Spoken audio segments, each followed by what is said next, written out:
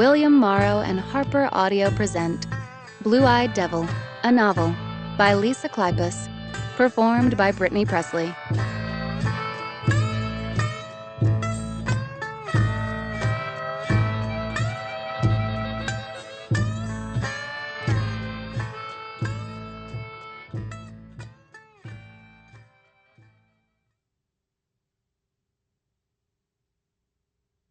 Chapter 1. I first saw him at my brother's wedding, at the back of the reception tent. He stood with the insolent, loose-jointed slouch of someone who'd rather spend his time in a pool hall. Although he was well-dressed, it was obvious he didn't make his living sitting behind a desk. No amount of Armani tailoring could soften that build. Big-framed and rugged, like a roughneck or a bull rider. His long fingers, clasped gently around a champagne flute, could have snapped the crystal stem with ease. I knew from a glance that he was a good old boy, able to hunt, play football and poker, and hold his liquor. Not my type. I was interested in something more. Even so, he was a compelling figure. He was good-looking, handsome, if you overlooked the crook in a nose that had once been broken. His dark brown hair, as thick and lustrous as mink fur, was cut in short layers. But it was the eyes that seized my attention. Blue, even at a distance. A volatile color. You could never forget once you'd seen it. It gave me a little shock when his head turned, and he stared right at me. I turned away immediately, embarrassed to have been caught staring. But awareness continued to spread over my skin, a heat so insistent that I knew he was still looking. I drank my champagne in fast swallows, letting the arid fizz soothe my nerves. Only then did I risk another glance. Those blue eyes glinted with an uncivilized suggestion. A faint smile was tucked in one corner of his wide mouth. Definitely wouldn't want to be alone in a room with that guy, I thought. His gaze moved downward in a lazy inspection, returned to my face, and he gave me one of those respectful nods that Texan men had raised to an art form. I deliberately turned away, giving full attention to my boyfriend, Nick. We watched the newlyweds dance, their faces close. I stood on my toes to whisper in Nick's ear. Our turn next. His arm slid around me. We'll see what your father has to say about it. Nick was going to ask Dad for permission to marry me, a tradition I thought was old-fashioned and unnecessary, but my boyfriend was being stubborn. What if he doesn't approve? I asked.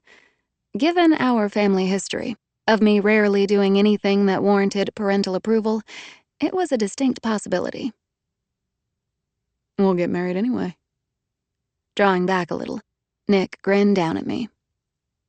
Still, I'd like to convince him I'm not such a bad deal.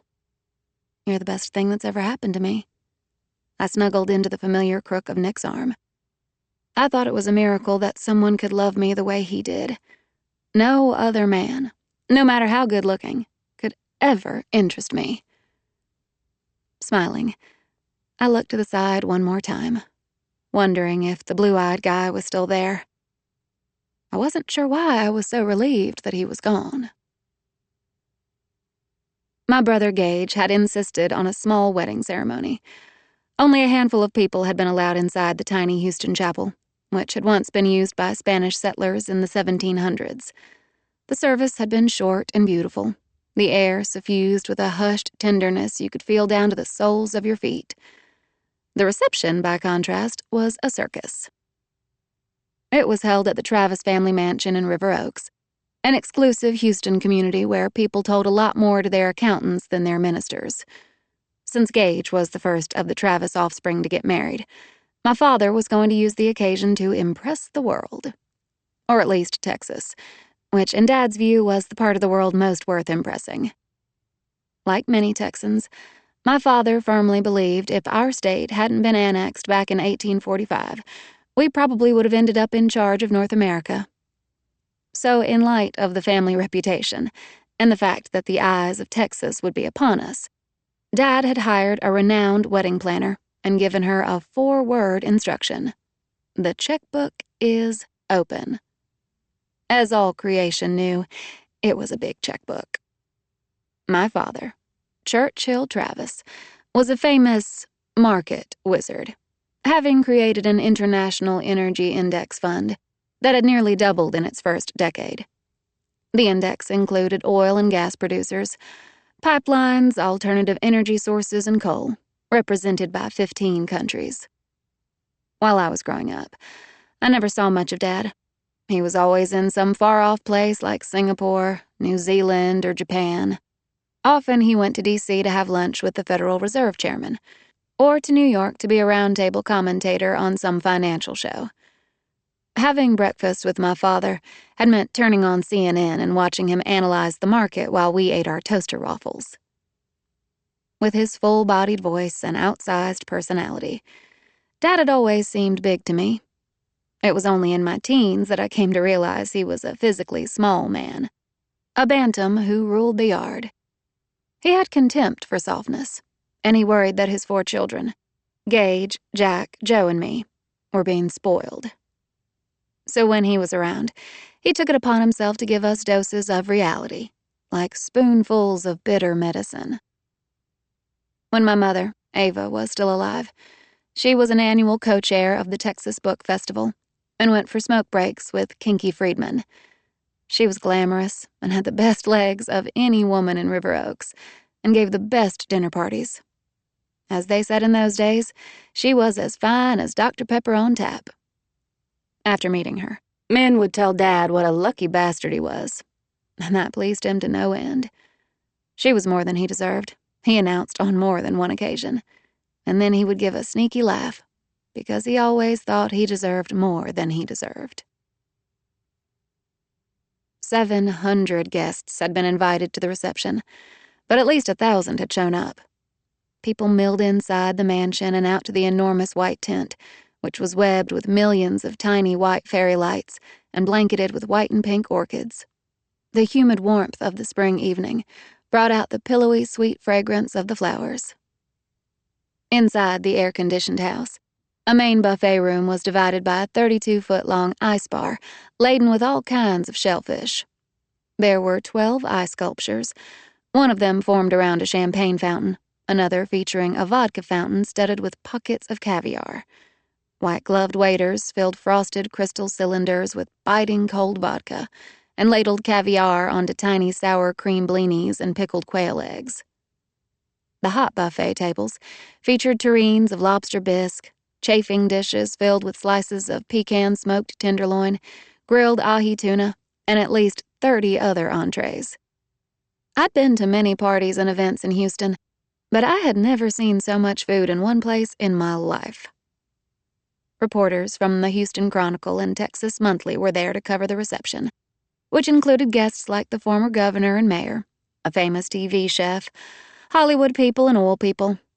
Everyone was waiting for Gage and Liberty, who had stayed behind at the chapel with the photographer. Nick was a little dazed. Coming from a respectable, middle-class background, this was a shock to his system. I and my fledgling social conscience were embarrassed by the excess. I had changed since going to Wellesley, a women's college with the motto, non ministrari sed ministrar. Not to be served, but to serve. I thought it was a good motto for someone like me to learn. My family had gently mocked that I was going through a phase. They, especially my father, thought I was a living cliché, a rich girl dabbling in liberal guilt. I dragged my attention back to the long tables of food. I'd made arrangements for the leftovers to be taken to a number of Houston shelters, which my family had thought was a fine idea. I still felt guilty.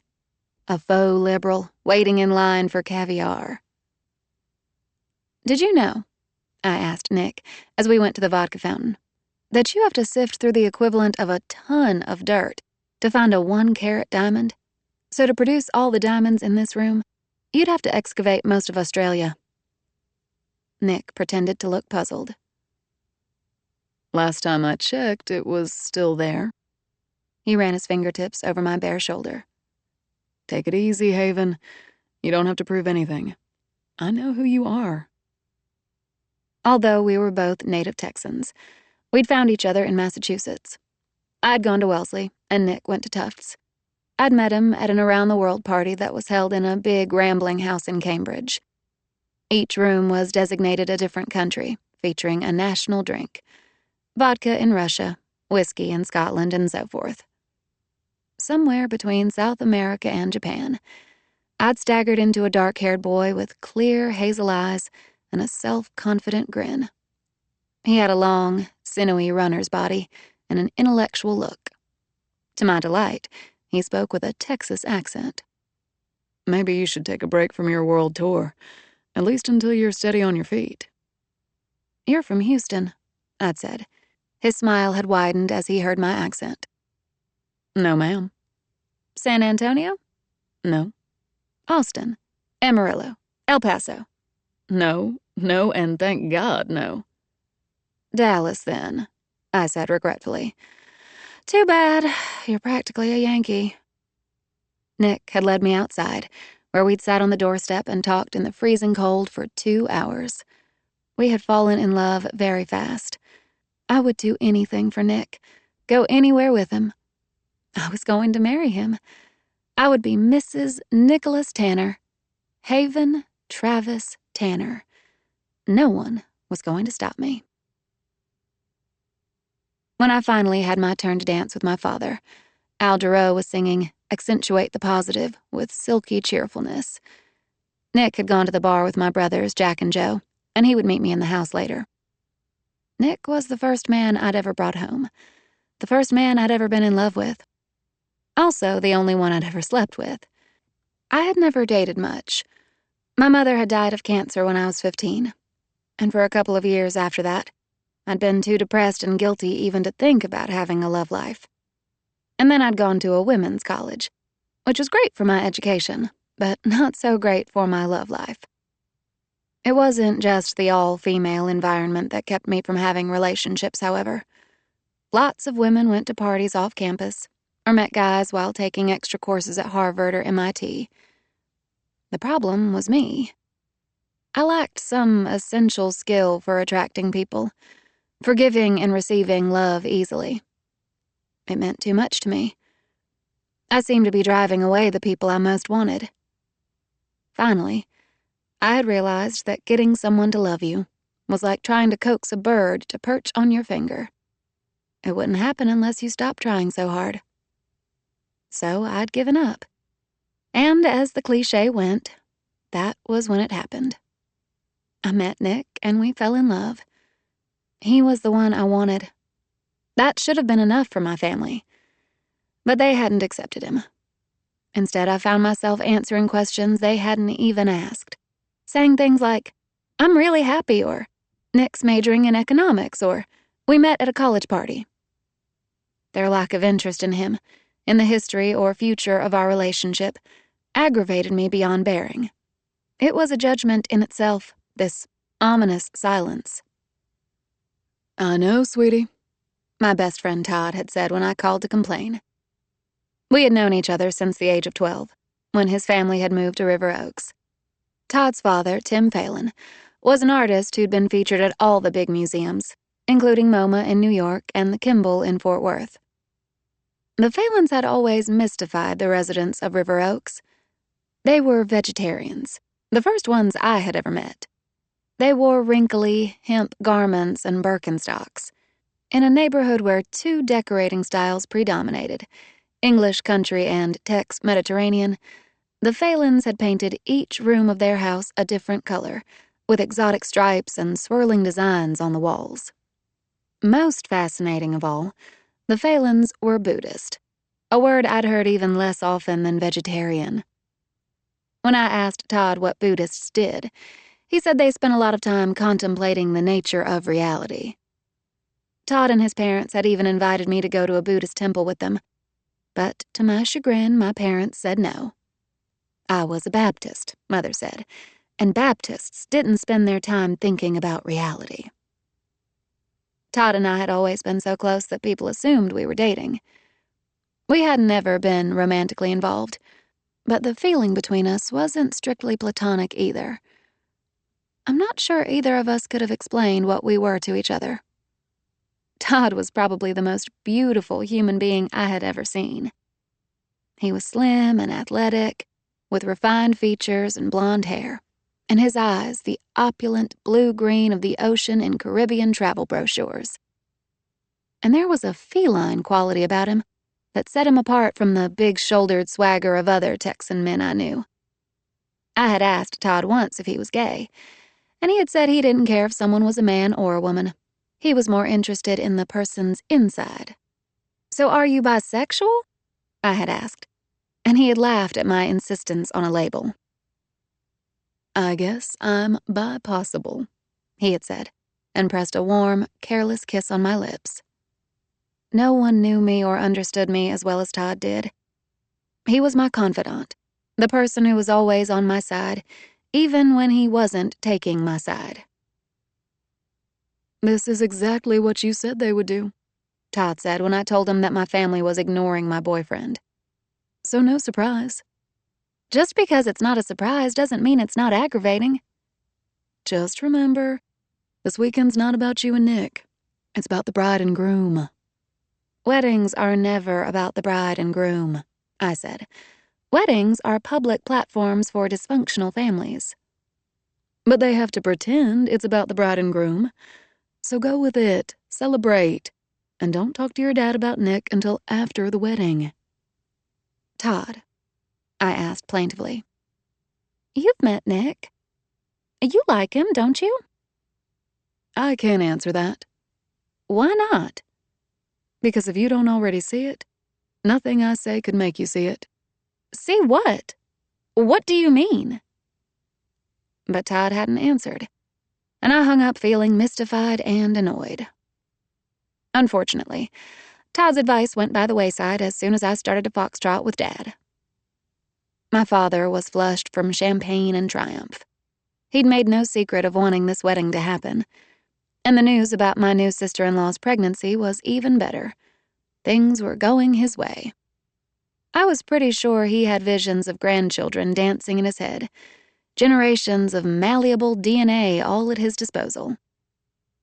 Dad was barrel-chested, short-legged, and black-eyed, with hair so thick you could hardly find his scalp beneath. All that and his German chin made him a striking man, if not a handsome one.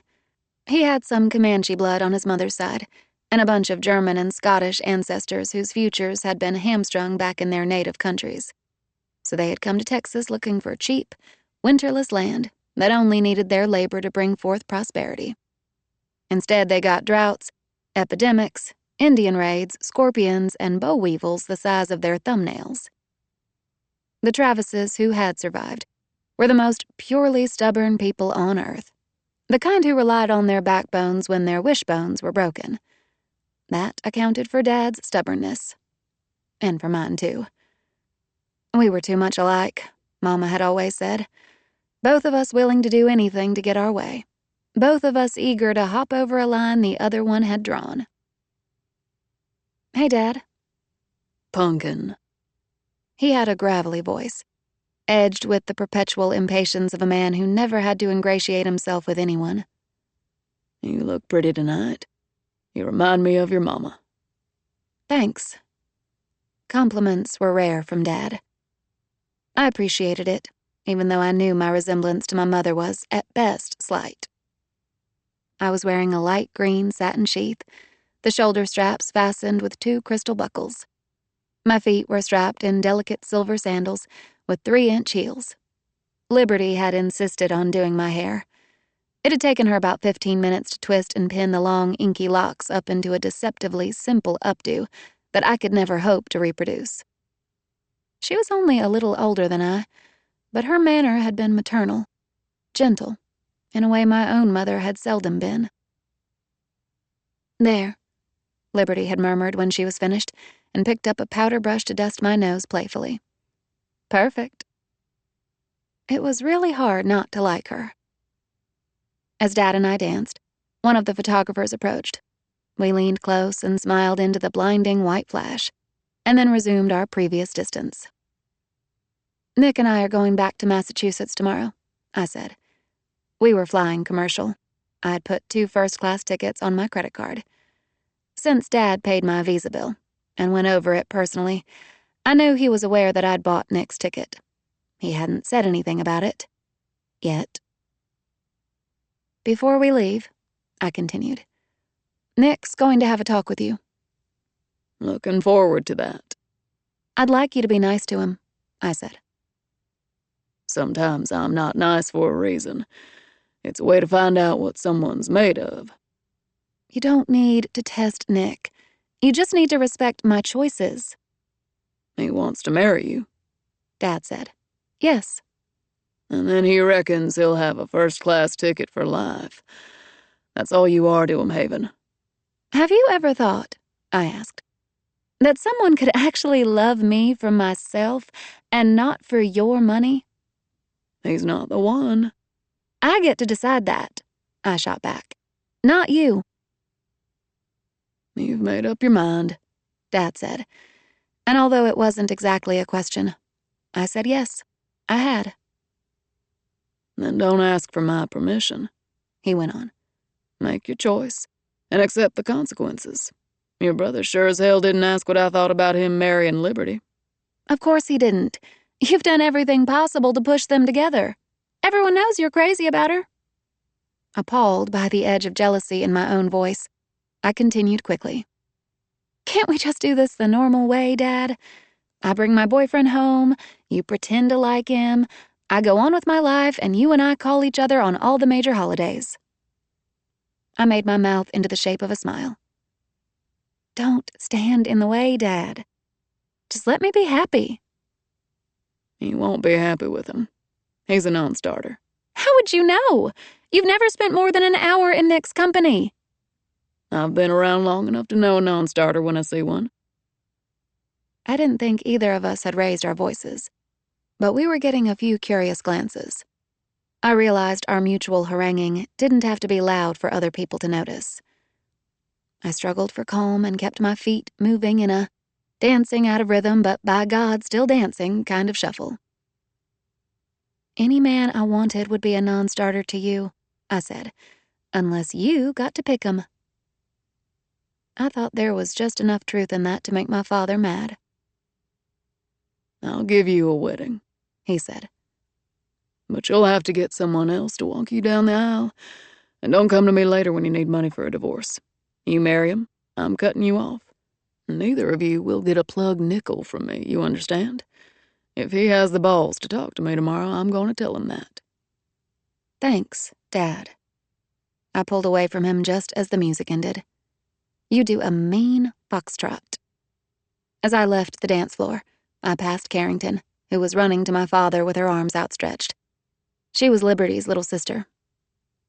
"My turn!" she cried, as if dancing with Churchill Travis were the best thing in the world. When I was 9, I thought bitterly, I'd felt that way about him too. I pushed my way through crowds of people, and all I could see were mouths and more mouths, talking, laughing, eating, drinking, air kissing. The accumulated noise was mind-numbing. I glanced at a wall clock in the hallway, an antique ball regulator that had once belonged to the Buffalo Bayou, Brazos, and Colorado Railway. 9 o'clock. In about a half hour, I was supposed to meet Liberty in one of the upstairs bedrooms to help her change into her going-away outfit. I couldn't wait to get through that particular ritual. There was only so much misty-eyed happiness I could take in one evening. The champagne had made me thirsty. I went to the kitchen, filled wall to wall with caterers and their staff, and managed to find a clean tumbler in one of the cabinets. Filling it with water from the sink, I drank in big, quenching gulps. "Excuse me," a waiter said urgently, trying to push by me with a steaming chafing dish. I shrank back to let him pass and wandered into the oval dining room. To my relief, I saw the familiar outline of Nick's head and shoulders near the dark arched doorway that led to the dine-in wine cellar. He had gone through the small, wrought iron gate and left it ajar.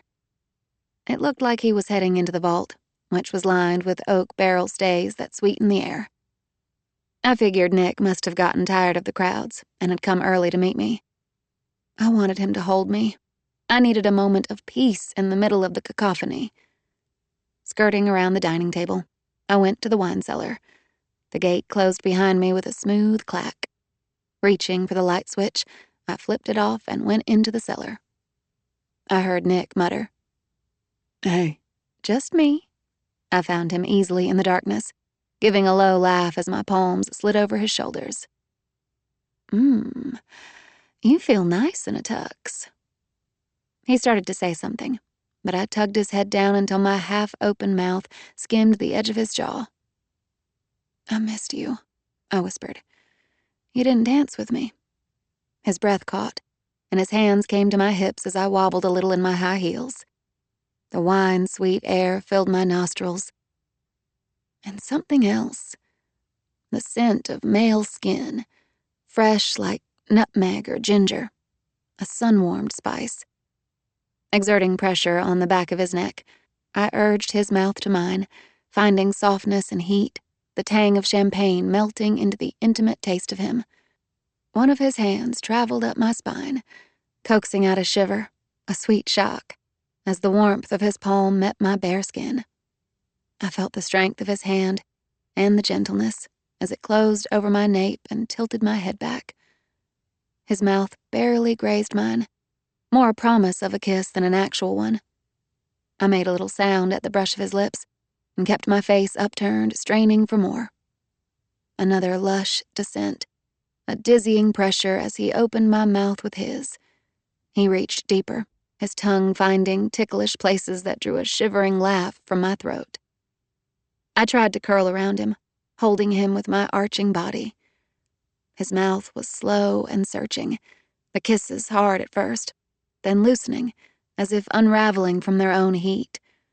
The pleasure thickened, hard flushes rising through me, bringing the desire to full slip ripeness. I wasn't aware of moving backward, but I felt the frame of the tasting table high against my bottom, the sharp edge digging into my flesh.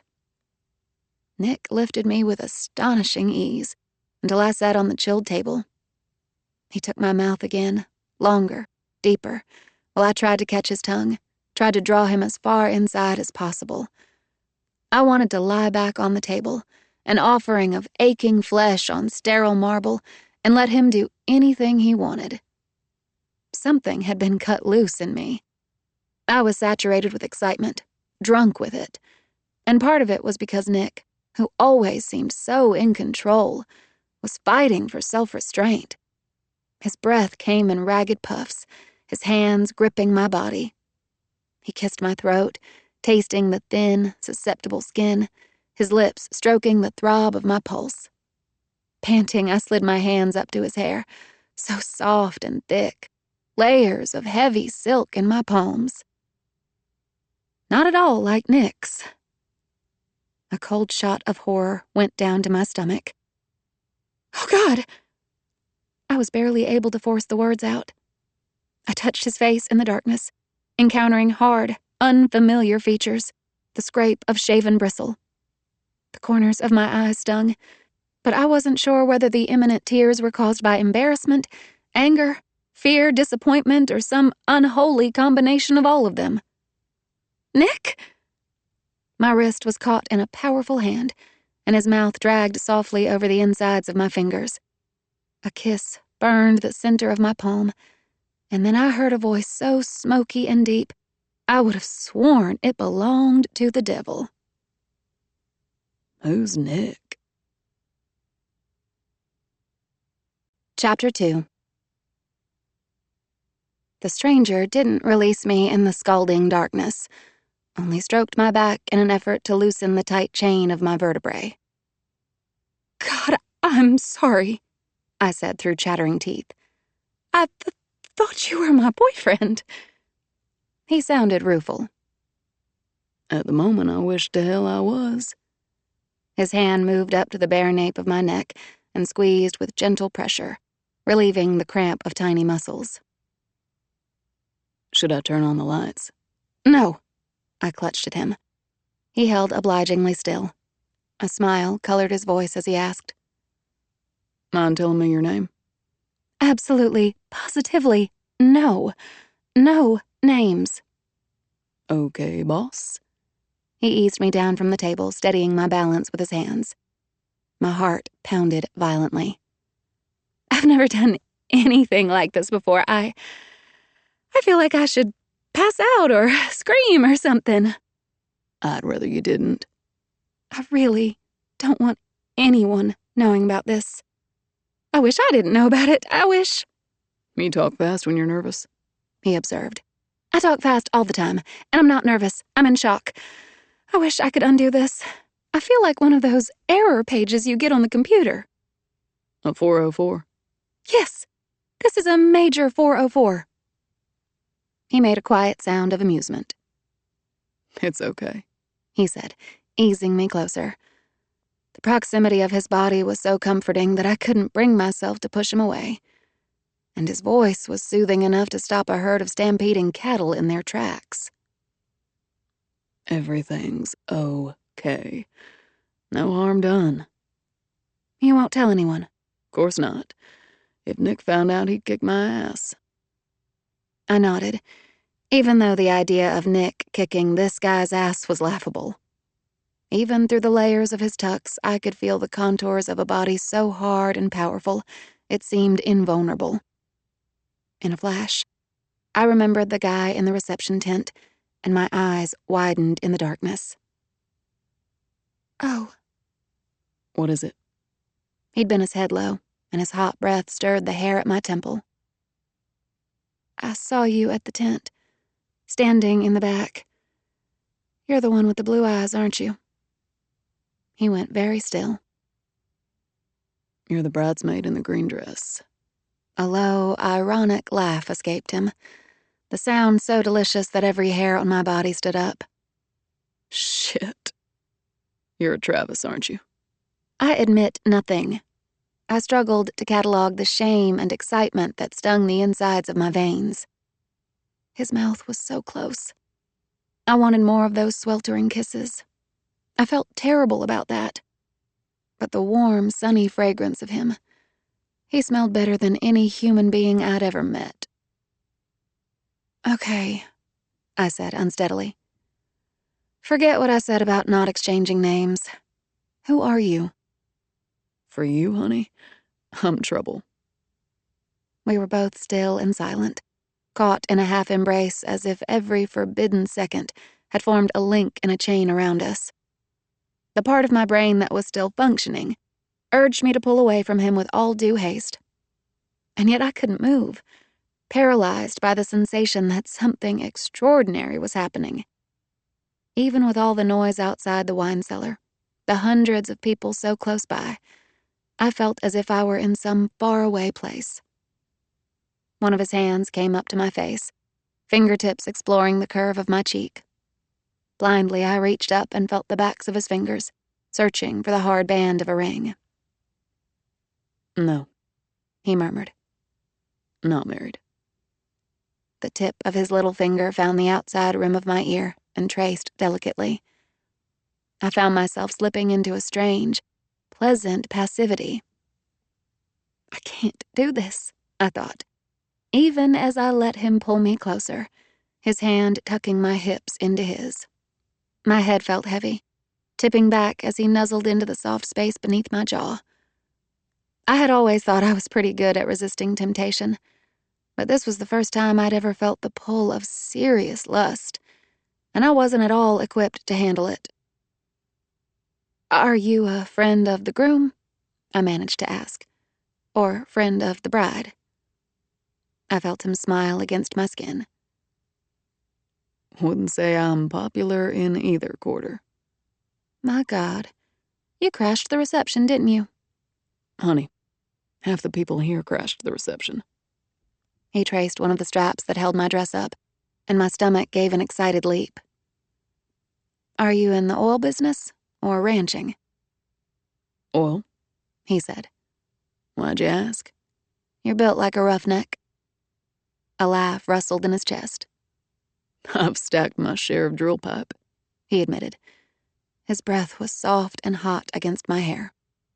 So, you ever go out with a blue-collar guy? I bet not.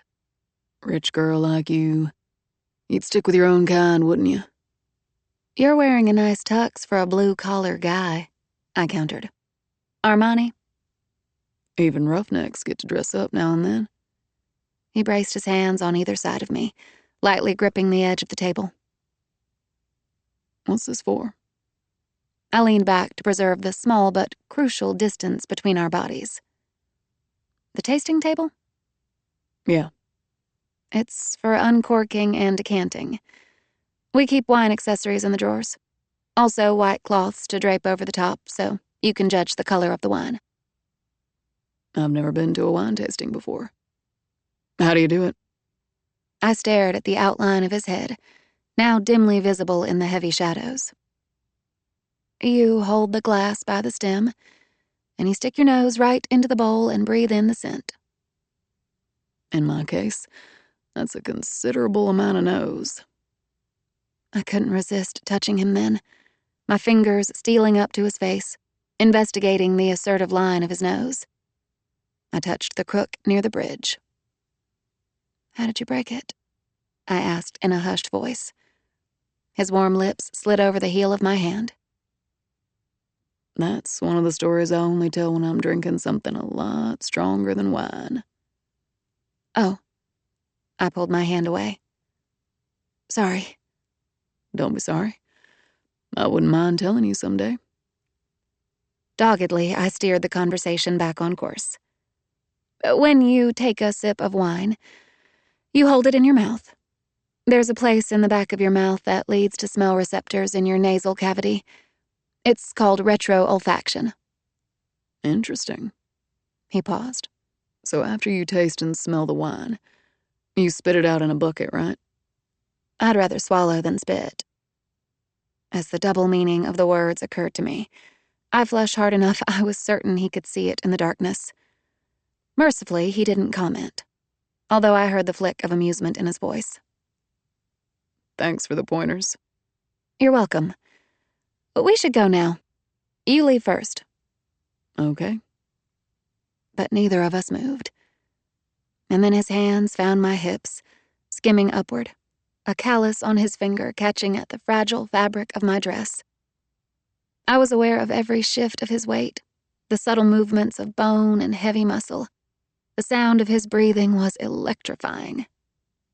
The long, work-roughened hands didn't stop until he was cradling my face with a tenderness that made my throat tight.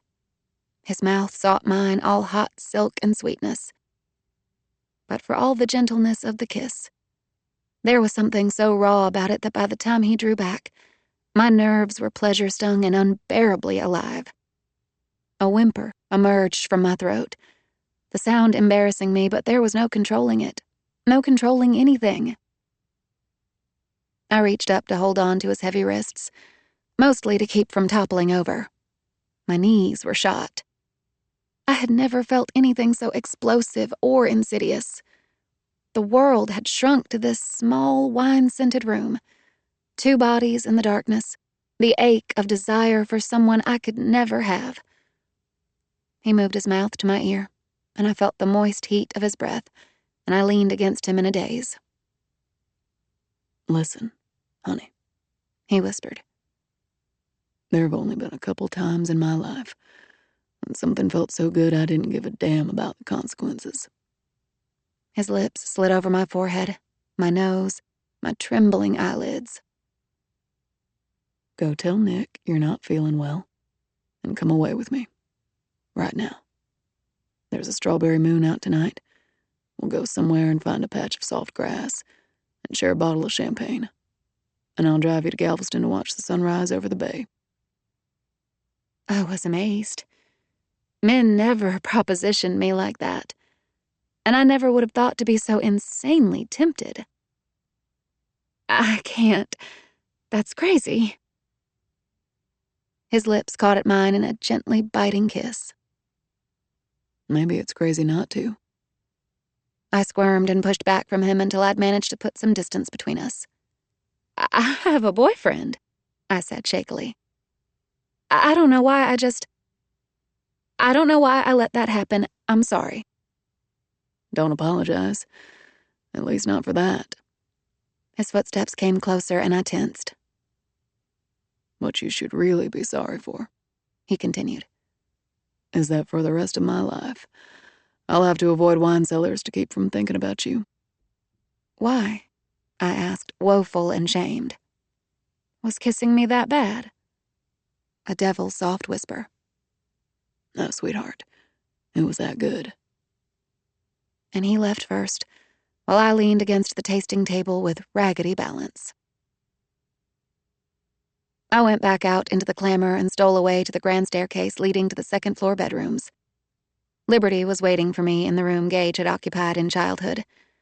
I had barged in there 1,000 times, wanting attention from the one person who always seemed to have time for me. I must have been a royal pain, chattering to him while he did his homework, dragging in my broken toys for him to fix. But Gage had tolerated it with what was, in retrospect, remarkable patience. I remembered the time I'd been about Carrington's age, maybe a little younger, when Jack and Joe had dropped my favorite doll out the window, and Gage had rescued her. I'd gone into Jack's room, a chaos of toys and books and discarded clothes, and I'd seen him and Joe kneeling by the open window. "What you doing?"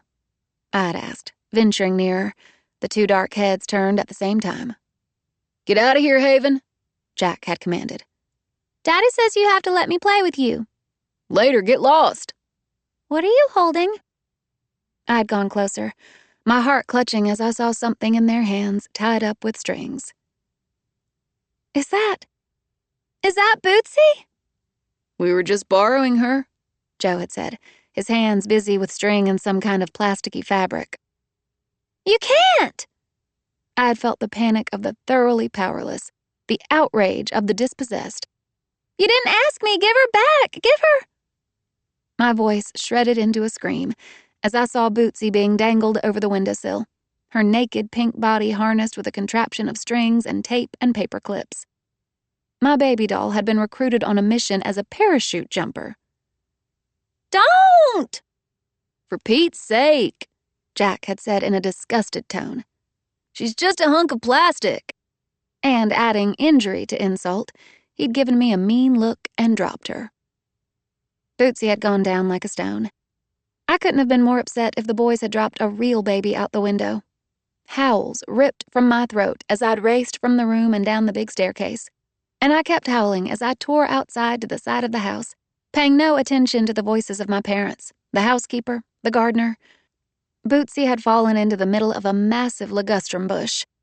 The only thing visible had been the crumpled parachute caught on a top branch, my doll hanging unseen in the green and white thicket.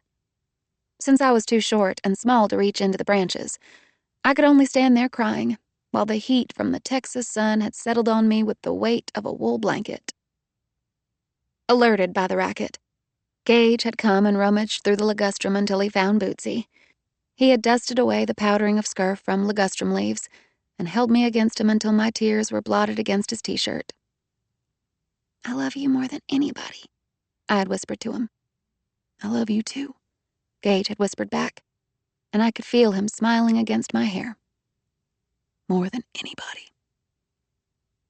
As I entered Gage's room now, I saw Liberty sitting on the bed in a heap of shimmering organza, her shoes on the floor, her veil a rich froth floating on the mattress.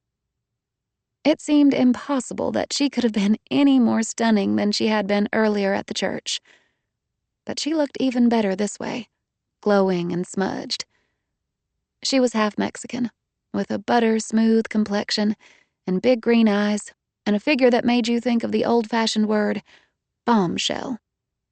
She was also shy, cautious. You got the sense that things hadn't come easy for her, that she'd had close acquaintance with hardship. Liberty made a comical face as she saw me. "My rescuer. You'll have to help me out of this dress. It has 1,000 buttons and they're all in the back." "No problem." I sat on the bed next to her, and she turned her back to make it easier for me. I felt awkward, struggling with unspoken tensions that no amount of niceness on her part would dispel. I tried to think of something gracious to say, I think today was the best day of Gage's life. You make him really happy. He makes me happy too, Liberty said. More than happy. He's the most incredible man. The most... She paused and lifted her shoulders in a little shrug, as if it were impossible to put her feelings into words. We're not the easiest family to marry into. A lot of strong personalities. I love the Travises, she said without hesitation. All of you. I always wanted a big family. It was just Carrington and me after Mama died. I'd never reflected on the fact that both of us had lost a mother while we were in our teens. Except it must have been much scarier for Liberty, because there'd been no rich father, no family, no nice house and cushy life, and she'd raised her little sister all by herself, which I had to admire. Did your mother get sick? I asked. She shook her head. Car wreck. I went to the closet and took down the white pantsuit hanging over the back of the door. I brought it to Liberty, who shimmied out of her wedding dress. She was a vision of sumptuous curves contained in white lace, the swell of her pregnancy more developed than I would have expected. Liberty dressed in white pants and matching blazer and low-heeled beige pumps. Going to the dresser, she leaned close to the mirror and neatened her smudged eyeliner with a tissue. Well, she said, this is as good as it's gonna get. You look gorgeous, I said. Droopy. In a gorgeous way. She looked over her shoulder with a dazzling grin. All your lipstick's gone, Haven. She motioned me to the mirror beside her. Nick caught you alone in a corner, didn't he? She handed me a tube of something shimmery and pale. Mercifully, before I had to answer, there was a knock at the door. Liberty went to open it, and Carrington came in accompanied by my Aunt Gretchen. Aunt Gretchen, my father's older sister and only sibling, was hands down my favorite relative from either side of the family. She had never been elegant like my mother. Gretchen was country-born, and as tough as any pioneer woman who ever crossed the Red River on the Cherokee Trace. Back then, Texas women had learned to take care of themselves because the men were always gone when you needed them. The modern versions were still like that, iron-willed beneath their coating of Mary Kay cosmetics. By all rights, Aunt Gretchen should have been a tragic figure. She'd been engaged 3 times and had lost all 3 fiancés. The first in the Korean War, the second in a car accident, and the third to an undiagnosed heart ailment. Each time Aunt Gretchen had confronted the loss, grieved and accepted. She said she would never consider marriage again. It was clear she wasn't meant to have a husband. But Aunt Gretchen found all the fun she could out of life. She wore bright shades of coral and red, and always matched her lipstick to her clothes. And she wore jewelry on every appendage. Her hair was always teased and ratted into a puffy silver-white ball. When I was little, she had traveled a lot and nearly always brought presents for us. Whenever Aunt Gretchen dropped in to stay for a week or so, it had never been a convenient time for Mother. Putting 2 strong-minded women in the same house was like setting 2 trains on one track and waiting for the collision. Mother would have liked to limit Aunt Gretchen's visits, but she hadn't dared. One of the few times I ever heard my father speak sharply to my mother was when she was complaining about his meddlesome sister. I don't give a damn if she turns the whole house upside down, Dad said. She saved my life. When Dad was still in grade school, his father, my pawpaw, had left the family for good, telling people his wife was the meanest woman who ever lived, and crazy, too. And while he could have put up with a crazy woman, there was nothing worse than being married to a mean one. He disappeared from Conroe, where they had lived, and was never heard from again. A person might have hoped Pawpaw's leaving would have given Mawmaw cause for reflection, and maybe inspired her to be a little nicer. Instead, Mawmaw went the other way. She wore her arm out on her 2 children, Gretchen and Churchill, whenever she was provoked. And apparently just about everything provoked her. She'd reach for kitchen utensils, garden tools, anything she could get a hold of, and she'd beat her children half to death. Back then, people were more tolerant of such things, so there was no public interference in what was viewed as the family's private business. Gretchen knew she and her little brother were in for certain death if she didn't get them both out of there. She saved up money from taking in extra washing and sewing, and just after her 16th birthday, she got Churchill up in the middle of the night, packed their clothes in a cardboard suitcase, and walked him to the end of the street, where her boyfriend met them with his car. The boyfriend drove them 40 miles from Conroe to Houston and dropped them off with the promise he'd visit soon. He never did. That was fine with Gretchen. She hadn't expected him to. She had supported herself and Churchill with a job at the telephone company. Mama never found them, and it was doubtful she had even looked. Years later, when they figured Mama was too old to do them any harm, Gretchen had someone check on her. They found out she was living in a pitiful mess, with piles of trash and varmints all in her house. So Gretchen and Churchill had her put in a nursing home, where she happily bullied the other residents and the staff for about 10 years until she passed. Churchill never did go visit her, but Gretchen had from time to time. She would take Mama out to the local Luby's, maybe off to Beal's to buy some new house dresses, and return her to the nursing home. Was she nice to you when you took her places? I once asked Aunt Gretchen. The question had made her smile. No, honey. She didn't know how to be nice. Anything you did for her, she felt she was entitled and deserved even more. Well, why'd you go take care of Mama and visit her, after all she'd done? I'd have just let her rot. Well, Gretchen had pursed her mouth thoughtfully. I figured she couldn't help the way she was. She was broke when I got her. The past few years had slowed Gretchen down quite a bit. She'd become a little forgetful, a little querulous. She moved as if her joints weren't banded together as tight as they should have been. There was a new translucent quality to her thinned-out skin, blue veins showing underneath like a diagram sketch that hadn't been fully erased. She had come to live with us since Mother had died, which pleased Dad since he wanted to keep an eye on her. Bringing Carrington into the house seemed to have given Gretchen a much-needed jumpstart. No one could doubt the two of them adored each other. Dressed in pink and purple, her pale golden hair caught in a high ponytail with a huge, sparkly bow, Carrington was the picture of 9-year-old haute couture. She was carrying the bridal bouquet, the smaller version that had been made for Liberty to throw. "I'm gonna toss this," Carrington announced. "Liberty can't throw near as good as me." Gretchen came forward, beaming. You were the prettiest bride I've ever seen, she said, hugging Liberty. What are you going to wear for your going-away outfit? This is my going-away outfit, Liberty replied. You're wearing pants? It's an Escada suit, Aunt Gretchen, I said. Very stylish. You need more jewelry, Gretchen told Liberty.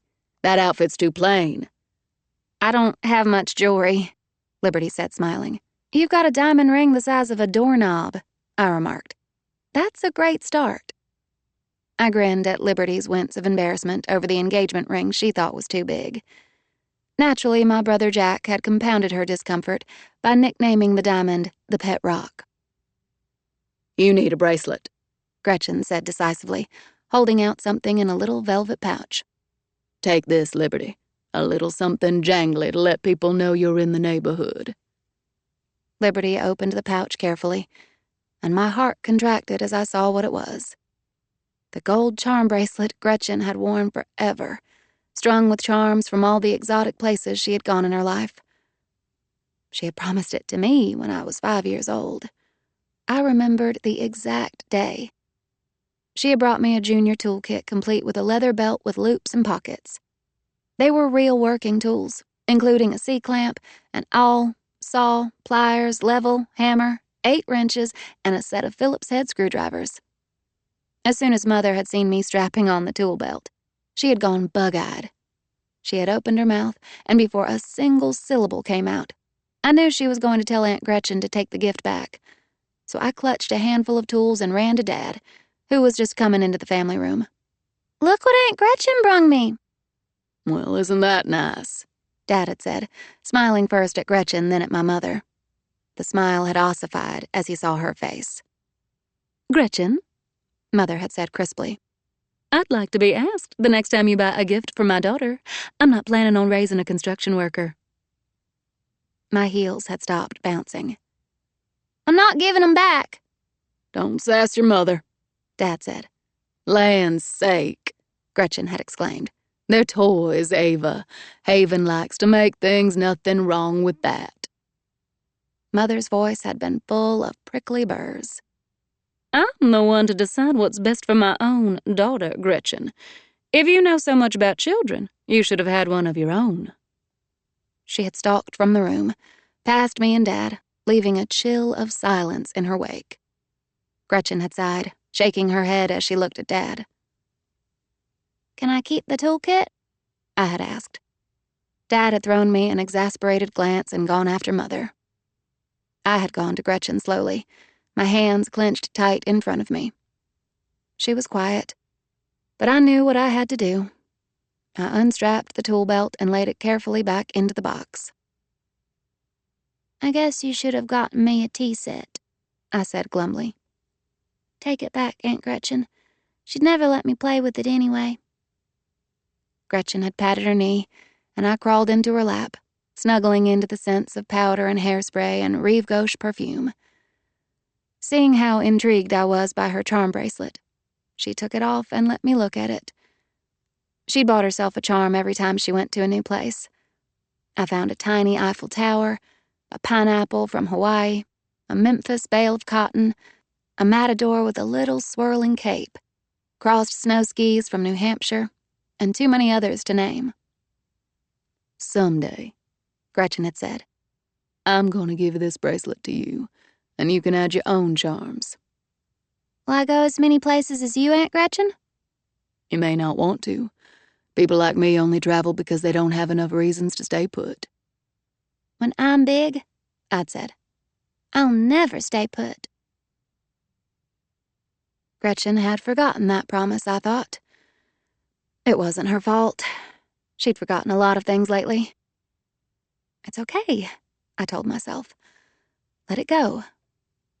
But I knew the story behind every charm, and it seemed as if Gretchen were taking those handfuls of memories away from me and bestowing them on Liberty. Somehow I forced a smile and held it. My aunt made a show of fastening the bracelet on Liberty's wrist. Carrington danced around the two of them with excitement, demanding to see the charms. My smile didn't feel like it was part of my face. It hung there like a picture on a wall, suspended by tacks and wires. I think I'm supposed to be doing something with this, I said lightly, picking the veil up from the bed, draping it over my arm. I'm a lousy maid of honor, Liberty. You should fire me. She threw me a quick glance. Despite my cheerful mask, she saw something that caused her to look troubled. When we all left the room, Carrington and Gretchen went first, and Liberty stopped me with a light touch on my arm. Haven, she whispered, the bracelet jingling. Were you supposed to have this someday? Oh, no, I said at once. I'm not a fan of charm bracelets. They catch on things. We walked downstairs, while Gretchen and Carrington waited for the elevator. As we got to the bottom step, someone approached in a long, relaxed stride. I looked up and saw a pair of startling blue eyes. A thrill of alarm ran through me as he stopped beside the newel post and leaned against it comfortably. My face turned aspirin white. It was him, the guy from the wine cellar, Mr. Blue Collar in a tux, big and sexy and as cocky as a junkyard dog. He gave me a brief and impersonal glance, his attention focusing immediately on Liberty. To my astonishment, Liberty regarded him with no awe or curiosity whatsoever, only a resigned grin. She stopped and folded her arms across her chest. A pony? For a wedding present? A smile touched his wide mouth. Carrington liked him when we went riding. His accent was a little more pronounced than it had been in the wine cellar, melting into the hot tar drawl you mostly heard in small towns or trailer parks. Figured you already have everything you need, so I got a little something for your sister. Do you know what it costs to stable that little something? Liberty asked without heat. I'll take 'em back if you want me to. You know Carrington would never forgive us. You've put my husband in a difficult position, Hardy. His smile turned gently mocking. You know how I hate to hear that. Hardy. I turned my face away and closed my eyes sickly, just for a second. Shit. Just shit. Not only had I kissed someone other than my boyfriend, he also happened to be an enemy of the family. My brother's worst enemy, who had deliberately ruined a huge biofuel deal that had meant a lot to Gage personally and professionally. From what little I knew, Hardy Cates had once been in love with Liberty, but he'd left her and broken her heart, and now he'd come back to make trouble. That kind always did. It was humiliating to realize that he hadn't been attracted to me at all, that his proposition in the wine cellar had been designed as another strike against the Travises. Hardy Cates wanted to embarrass the family, and he had no problem using me to do it. Haven, Liberty said. This is an old friend of mine. Hardy Cates, this is my sister-in-law, Haven Travis. Ms. Travis, he said softly. I braced myself to look at him. His eyes were an astonishing blue upon blue in his sun-cured complexion. Although he was expressionless, I noticed the tiny laugh lines that whisked outward from the corners of those eyes. He extended a hand, but I couldn't take it. I was actually afraid of what might happen, how I might feel if I touched him again. Smiling at my hesitation, Hardy spoke to Liberty while his gaze remained locked on mine. Your sister-in-law's a mite skittish, Liberty. If you're here to make a scene, she began calmly. His gaze moved to her. No, ma'am. Just wanted to give you my best wishes. Something softened in her face, and she reached out to clasp his hand briefly. Thank you. A new voice entered the conversation. Hey there. It was my brother Jack, looking relaxed. But there was a glint in his hard black eyes that silently warned of trouble to come. Mr. Cates, I've been told you weren't included on the guest list, so I have to ask you to leave. Hardy gave him a measuring glance. In the silence that followed, I went tense in every muscle, praying silently that a fistfight wouldn't break out at Gage's wedding. Glancing at Liberty, I saw she had turned pale. I thought vengefully that Hardy Cates was a selfish bastard, turning up at her wedding like that. No problem, Hardy said with soft insolence. I got what I came for. Let me show you out, Jack said. Liberty and I both let out our breaths as they departed. I hope he's gone before Gage sees him, Liberty said. Believe me, Jack will make sure of that. Now I understood why she had chosen my brother over that rascal. Cates is obviously a guy on the make, I said. He could probably sell butter to a cow. Hardy's ambitious, Liberty admitted. But he came from nothing. If you knew some of the things he had to overcome, she sighed. I bet within a year, he'll marry some River Oaks debutante who will help take him to the top. He'd need a lot of money for that. We River Oaks debutantes are expensive. Of all the things he wants, Liberty said, money's the easiest to get. Carrington ran up to us, having finally emerged from the elevator. Come on, she said in excitement. Everyone's going outside. The fireworks are about to start. Just what I need, I thought. More fireworks. The next morning, I was packing a suitcase in my room when Nick came in. We had occupied separate bedrooms during our stay in River Oaks, which Nick had said was just fine, because there was no way he was going to touch me when we were under the same roof as my father. He's old and he's only half your size, I had told Nick, laughing. What do you think he's going to do? Beat you up or something? It's the or something that scares me, Nick had said. As soon as Nick came into the room, I knew he had talked to my father. The stress showed on his face. He was hardly the first to come away looking like that after a heart-to-heart with Churchill Travis. I told you, I said. Dad's impossible. He wouldn't accept you no matter how wonderful you were. Were? He gave me a comical look. Are.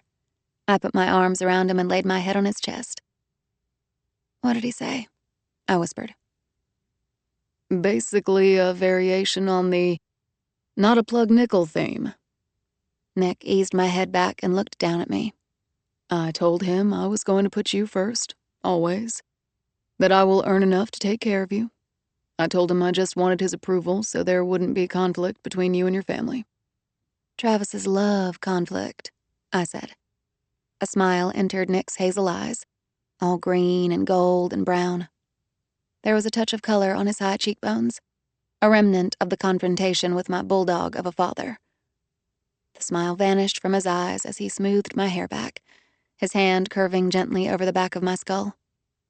He was handsome, grave, concerned. Is this what you want, Haven? I couldn't live with myself if I did something to hurt you. Emotion made my voice unsteady. The only thing that would hurt is for you to stop loving me. That's not even possible. You're the one, Haven. You're the one for me always. He bent his head, his mouth taking mine in a long, slow dream of a kiss. I responded avidly, lifting against him. Hey, he said softly. What do you say we get out of here and go get married? Chapter 3. Contrary to my expectations of elopement as a furtive, Elvis-supervised ceremony in Las Vegas, there were hotels in Florida, Hawaii, and Arizona that offered elopement packages, including the wedding service, the hotel stay, massages, and a meal plan. Gage and Liberty paid for our elopement to the Keys. It was their wedding present to me and Nick. Having taken a stand against my marriage to Nick, Dad went through with his threat to cut me off entirely. No money, no communication. He'll come around, my brothers told me. But I said emphatically that I didn't want Dad to come around. I'd had enough of him and his controlling ways for a lifetime. Liberty and I had our first argument when she tried to tell me that Churchill still loved me and always would. Sure he does, I told her curtly. As a pawn, as a child, but as an adult with my own opinions and preferences, no. He only loves people when they spend their lives trying to please him. He needs you, Liberty persisted. Someday. No, he doesn't, I said. He's got you. It was unfair of me to lash out at her, and I knew it, but I couldn't stop myself. You be the good daughter, I said recklessly. I've had enough of him for a lifetime. It was a long time before Liberty and I spoke again. Nick and I moved to Plano, north of Dallas, where Nick worked as a cost estimator at a construction firm. It wasn't something he wanted to do forever, but the pay was good, especially the overtime. I got an entry-level position as a marketing coordinator for the Darlington Hotel, which meant I assisted the director of communications with PR and marketing projects. The Darlington was a sleek, modern hotel, a single elliptical-shaped structure that would have looked phallic enough, except it had also been covered in a skin of pink granite. Maybe that subliminal suggestion was partly responsible for the Darlington having been voted as the most romantic hotel in Dallas. You Dallasites and your architecture, I told Nick. Every building in town looks like a penis or a cereal box. You like the red flying horse? Nick pointed out. I had to admit he was right. I had a weakness for that neon Pegasus, an iconic sign that had perched on top of the Magnolia Building since 1934. It lent a lot of personality to an otherwise sterile skyline. I wasn't sure what to make of Dallas. Compared to Houston, it was squeaky clean, cosmopolitan, tightly hinged, fewer cowboy hats, much better manners. And Dallas was a lot more politically consistent than Houston, which had drastic public policy swings from election to election. Dallas, so tasteful and composed, seemed to feel it had something to prove, like a woman who was too concerned about what to wear on the second date. Maybe that had something to do with the fact that, unlike most great cities of the world, it had no port.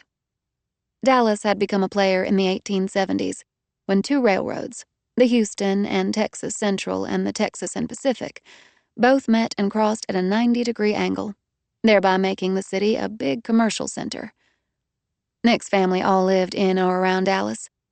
His parents had divorced and married other people when he was still a kid. Between all the stepsisters and stepbrothers and half-sisters and half-brothers and the full-blood siblings, I had trouble figuring out who belonged to whom. It didn't seem to matter, though, because none of them were close. We bought a small condo with 2 parking spaces and access to a community pool. I decorated the condo with cheap, brightly colored contemporary furniture and added some baskets and Mexican ceramics. In our living room, I hung a huge framed reprint of an old travel poster featuring a dark-haired girl holding a basket of fruit beneath a huge banner reading, "Visit Mexico, Land of Splendor." "It's our own special style," I told Nick when he complained that our furniture was crap and he didn't like Southwestern decor. "I call it IKEA Loco. I think I'm onto something. Soon everyone will be copying us. Besides, it's all we can afford." "We could afford a fucking palace," Nick replied darkly, "if your father wasn't such an asshole." I was taken aback by the flash of animosity, a lightning strike that had come out of nowhere. My pleasure in the condo was an irritant to Nick. I was just playing house, he told me. When I'd lived like middle-class people for a while, he'd like to see if I was still so happy. "Of course I will be," I said. "I have you. I don't need a mansion to be happy." It seemed at times that Nick was a lot more affected by my changed circumstances than I was. He resented our small budget for my sake, he said. He hated that we couldn't afford a second car. "I really don't mind," I said, and that made him angry because if he minded it, so should I. After the storms had passed, however, the peace was all the sweeter. Nick called me at work at least twice a day just to see how things were going. We talked all the time.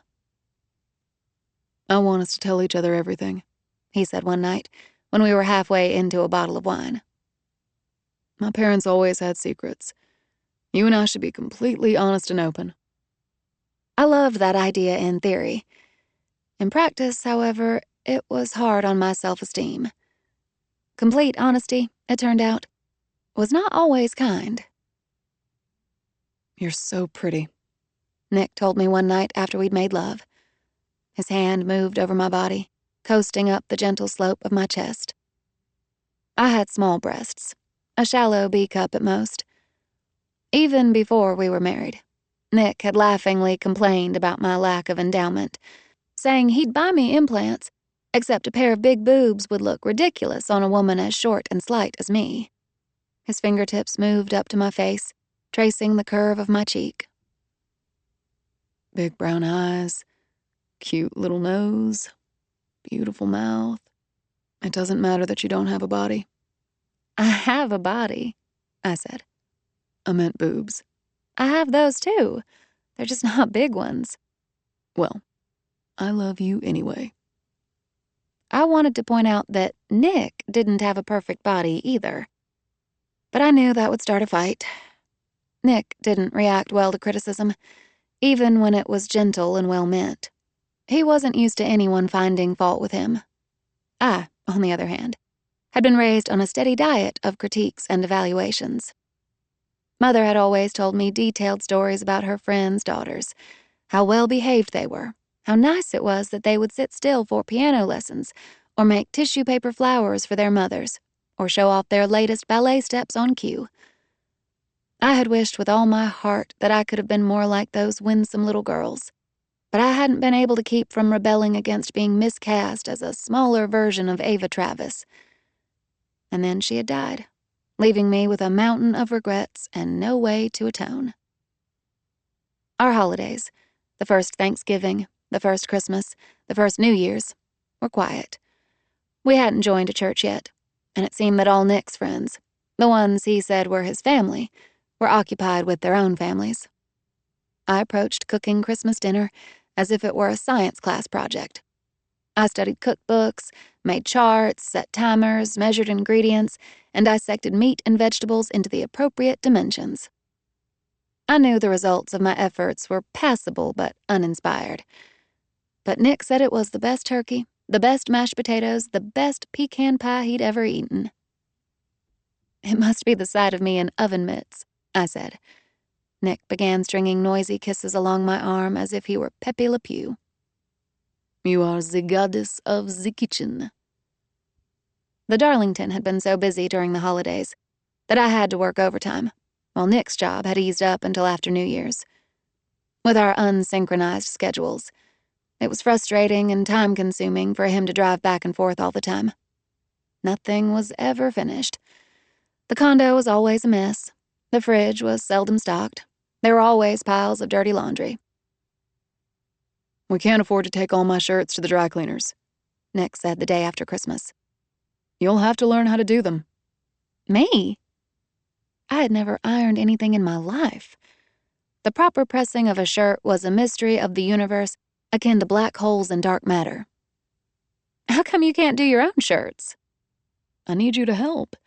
Is it too much to ask for you to give me a hand with my clothes? No, of course not.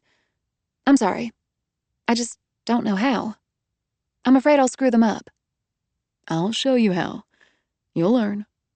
Nick smiled and patted me on the backside. You just have to get in touch with your inner Martha Stewart.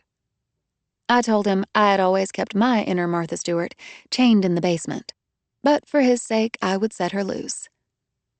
Nick was patient as he took me step by step through the process, showing me exactly how he liked his shirt starched and ironed. He was particular about the details. At first, it was sort of fun. In the same way grouting is fun when you first do it, until you face an entire bathroom full of tiles. Or a laundry basket crammed with unwashed shirts. No matter how I tried, I could never seem to get the shirts exactly the way Nick liked them. My ironing technique became the focus of a near daily inspection. Nick would go to our closet, file through the row of pressed garments, and tell me where I'd gone wrong. You need to iron the edges more slowly to get all the little creases out. Or, you need to redo the armhole seams. You need to use less starch. The back's not smooth enough. Exasperated and defeated, I finally resorted to using my personal money. We each had the same amount to spend each week, to have Nick's shirts professionally laundered and pressed. I thought it was a good solution, but when Nick found a row of shirts hanging in plastic coverings in the closet, he was pissed. I thought we agreed, he said shortly, that you were going to learn to do them. I used my own money. I gave him a placating smile. I'm ironing deficient. Maybe I need a multivitamin. He refused to smile back. You're not trying hard enough. I found it hard to believe we were having an argument over something as trivial as shirts. It wasn't really about the shirts. Maybe he felt I wasn't contributing enough to the relationship. Maybe I needed to be more loving, more supportive. He was going through stress. Holiday stress, work stress, newlywed stress. I'll try harder, I said. But sweetheart, is there anything else bothering you? Something we should talk about besides ironing? You know I'd do anything for you. Nick gave me a cold stare. All I need is for you to fucking get something right for a change. I was angry for approximately 10 minutes. After that, I was suffused with fear. I was going to fail at marriage, the most important thing I had ever tried to do. So I called Todd, who sympathized and said everyone had stupid arguments with their partner. We agreed it was just part of a normal relationship. I didn't dare talk to anyone in my family because I would have rather died than let Dad suspect the marriage wasn't going well. I apologized abjectly to Nick. No, it was my fault, he said, wrapping his arms around me in a warm, firm hug. His forgiveness was such a relief, I felt tears spring to my eyes. I'm asking too much of you, he continued. You can't help the way you were brought up. You were never expected to do things for other people. But in the real world, it's the small gestures, the little things, that show a guy you love him. I'd appreciate it if you'd make more of an effort. And he rubbed my feet after dinner and told me to stop apologizing. The next day, I saw a new can of spray starch in the laundry closet. The ironing board had been unfolded and set up for me, so I could practice while Nick started dinner. We went out one night with 2 other couples, who were guys from the construction firm Nick worked at, and their wives. I was excited about doing something social. It had been a surprise to discover that, although Nick had grown up in Dallas, he didn't seem to have any old friends to introduce me to. They had all moved away or weren't worth bothering with, he had told me. I was eager to make some friends in Dallas, and I wanted to make a good impression. At lunch hour, I went to the hotel salon and had one of the stylists trim several inches of my long hair. When she was finished, the floor was littered with wavy black locks, and my hair was medium length and sleek. You should never let your hair get longer than this, the stylist told me. The way you had it before was too much for someone as petite as you. It was overwhelming your face. I hadn't mentioned to Nick that I was getting a haircut. He loved it long, and I knew he would have tried to talk me out of it. Besides, I thought once he saw how flattering it was, not to mention easier to care for, he would change his mind. As soon as he picked me up, Nick started to frown. Looks like you've been busy today. His fingers were tight on the steering wheel. Do you like it? It feels great. I shook my head from side to side like a hair model. It was about time I had a good, healthy trim. That's not a trim. Most of your hair is gone. Every word was edged with disapproval and disappointment. I was tired of my college look. I think this is more polished. Your long hair was special. Now it looks ordinary. I felt as if someone had just emptied a syringe of liquid anxiety into my veins. I'm sorry if you don't like it, but it was too much work. And it's my hair anyway. Well, I'm the one who has to look at you every day. My skin seemed to shrink until my body was compressed in a tight envelope. The stylist said it was overwhelming my face. I'm glad you and she think the world needs to see more of your goddamned face, he muttered. I endured about 15 minutes of thick, choking silence while Nick maneuvered through the 6 o'clock traffic. We were going straight to the restaurant to meet his friends. By the way, Nick said abruptly, just so you won't be surprised, I've told people your name is Marie. I stared at his profile in complete incomprehension. Marie was my middle name, the one no one had ever used unless I was in trouble. The sound of Haven Marie had always been a sure sign that something had hit the fan. Why didn't you tell them my first name? I managed to ask. Nick didn't look at me. Because it makes you sound like a hick. I like my regular name. I don't want to be Marie. I want... Jesus, can't I just have a normal wife with a normal name? He was turning red, breathing hard, the air clouded with hostility. The whole situation felt unreal. I was married to a man who didn't like my name. He'd never said anything about it before. This isn't Nick, I told myself. The real Nick was the guy I'd married. I glanced at him covertly. He looked like an ordinary, exasperated husband. He was asking for normal, and I wasn't altogether certain what that was. I worked to steady my own breathing. We were almost at the restaurant. We couldn't walk in there looking like we'd just had a fight. My face felt as if it had been coated with glass. Okay, I said. So we'll be Nick and Marie tonight. Okay. He seemed to relax a little. After that evening, which had gone well, Nick hardly ever called me Haven, even when it was just the 2 of us. He said it would be too confusing when we went out with other people, if I wasn't used to being called Marie. I told myself it could be a good thing, this name change. I would let go of my past baggage.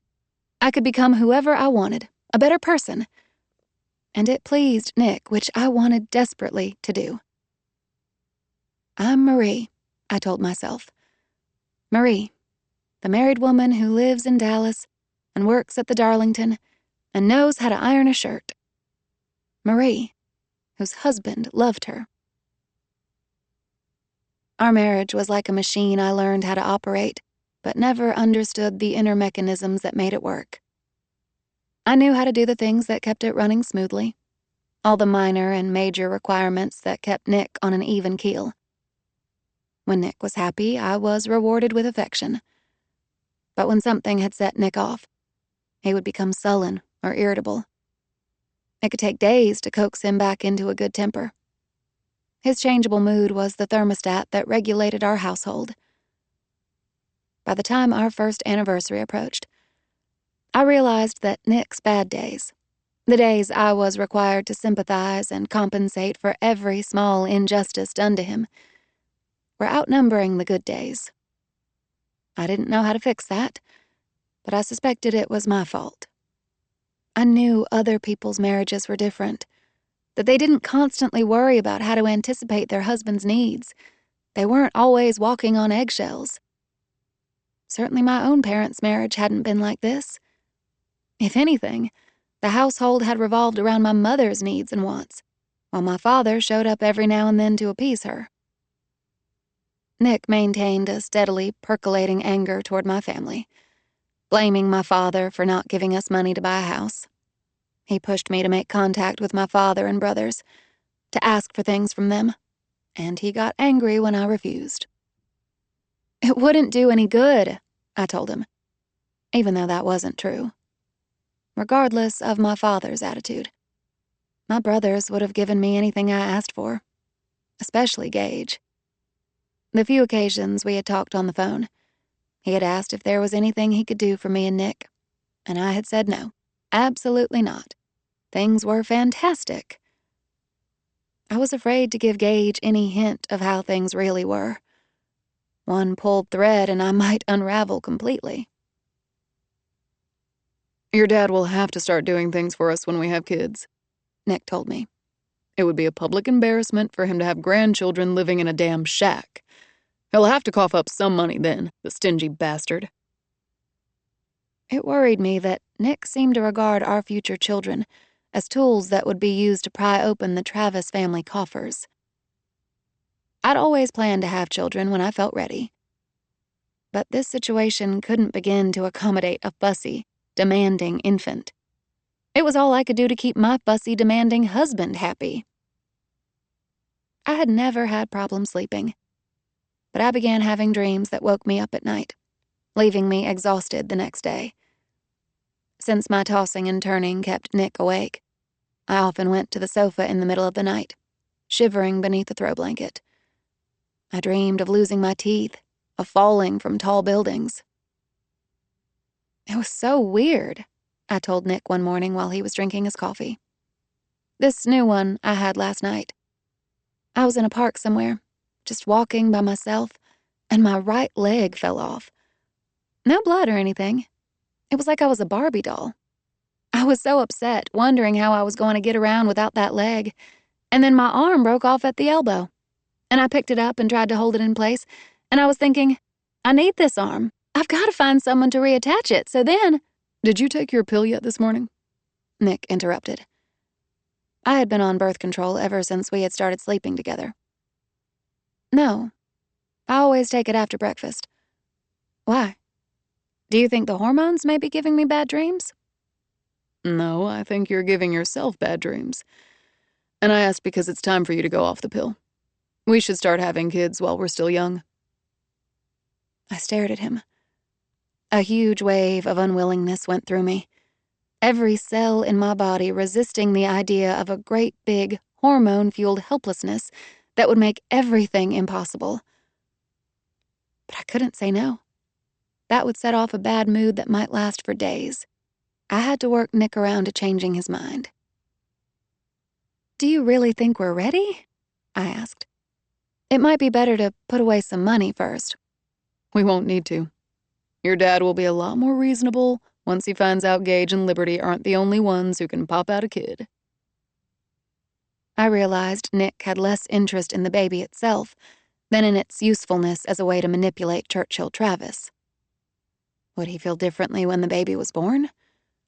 Would he be one of those fathers who melted at the sight of the small person he had helped to bring into the world? as hard as I tried to imagine it. I couldn't see Nick summoning the patience to deal with a screaming infant, a messy toddler, a needy child. It frightened me, thinking of how tightly I would be bound to him, how dependent I would be once we had a baby together. I went into the bathroom to get ready for work, brushing mascara onto my lashes, slicking on lip gloss. Nick followed, rummaging through the assortment of cosmetics and hair products I had set out on the counter. He found the round plastic container my birth control pills came in and flipped it open to reveal the wheel of pastel-covered tablets. You don't need these anymore. He tossed the pills into the trash. I need to finish the cycle, I protested. And usually before you try to get pregnant, you go in to get a checkup. You're healthy, you'll be fine. He put a hand on my shoulder, forcing me up as I bent to retrieve the pills. Leave them. A disbelieving laugh bubbled from my throat. I had been conditioned over months to tolerate Nick's whims for the sake of harmony. But this was too much. I was not going to be forced into having a baby neither of us was ready for. Nick, I'd rather wait. I picked up a hairbrush and began to drag it through my tangled hair. And this really isn't a good time to talk about having children, with both of us getting ready for work and... I'll decide what we talk about and when. The explosive intensity of his voice startled me into dropping the hairbrush. I didn't realize I had to make a goddamn appointment with you to talk about our personal life.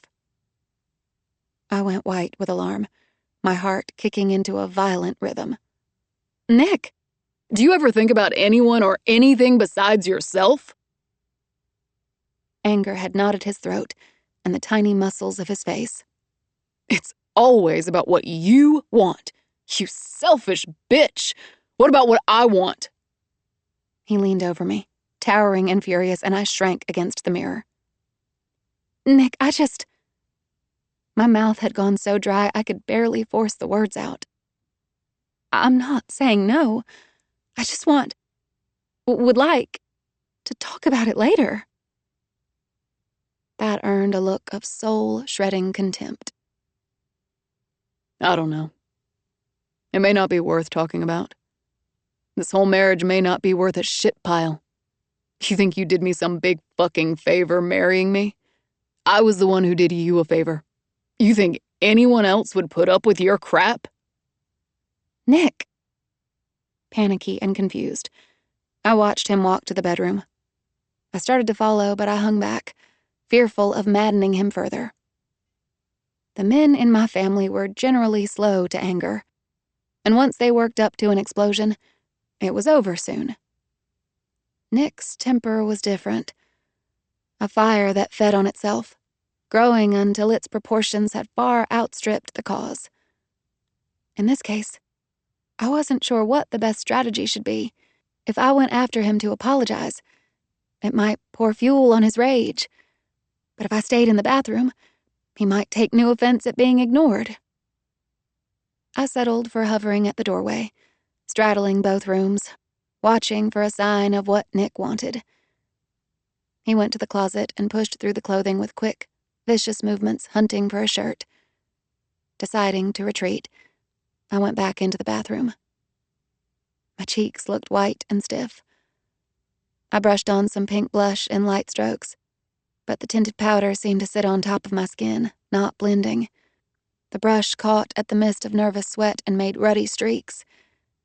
I reached for a washcloth, about to clean it all off, and that was when the world seemed to explode. Nick had come back, cornering me, clutching something in one fist, screaming. I'd never had someone scream into my face like that before, certainly not a man, and it was a kind of death. I was reduced to the level of an animal under attack, unable to slip beyond the whiteness of fear, frozen in mute incomprehension. The thing in his hand was a striped shirt. I had ruined it somehow. A mistake. But Nick said it was sabotage. I had done it on purpose, he said. He needed it for an important meeting this morning. And I said, no, I didn't mean to. I'm so sorry. But every word brought murderous heat to his face, and his arm drew back, and the world caught fire. My head snapped to the side, my cheek blazing, and droplets of sweat and tears went flying. A burning stillness settled. The veins in my face felt huge and pumping. I was slow to comprehend that Nick had hit me. I stood swaying, blank, using my fingertips to explore where the heat had turned to numbness. I couldn't see through the blur in my eyes, but I heard Nick's voice, thick with disgust. Look what you made me do. He went back into the bedroom. No retreat. I couldn't run from the apartment.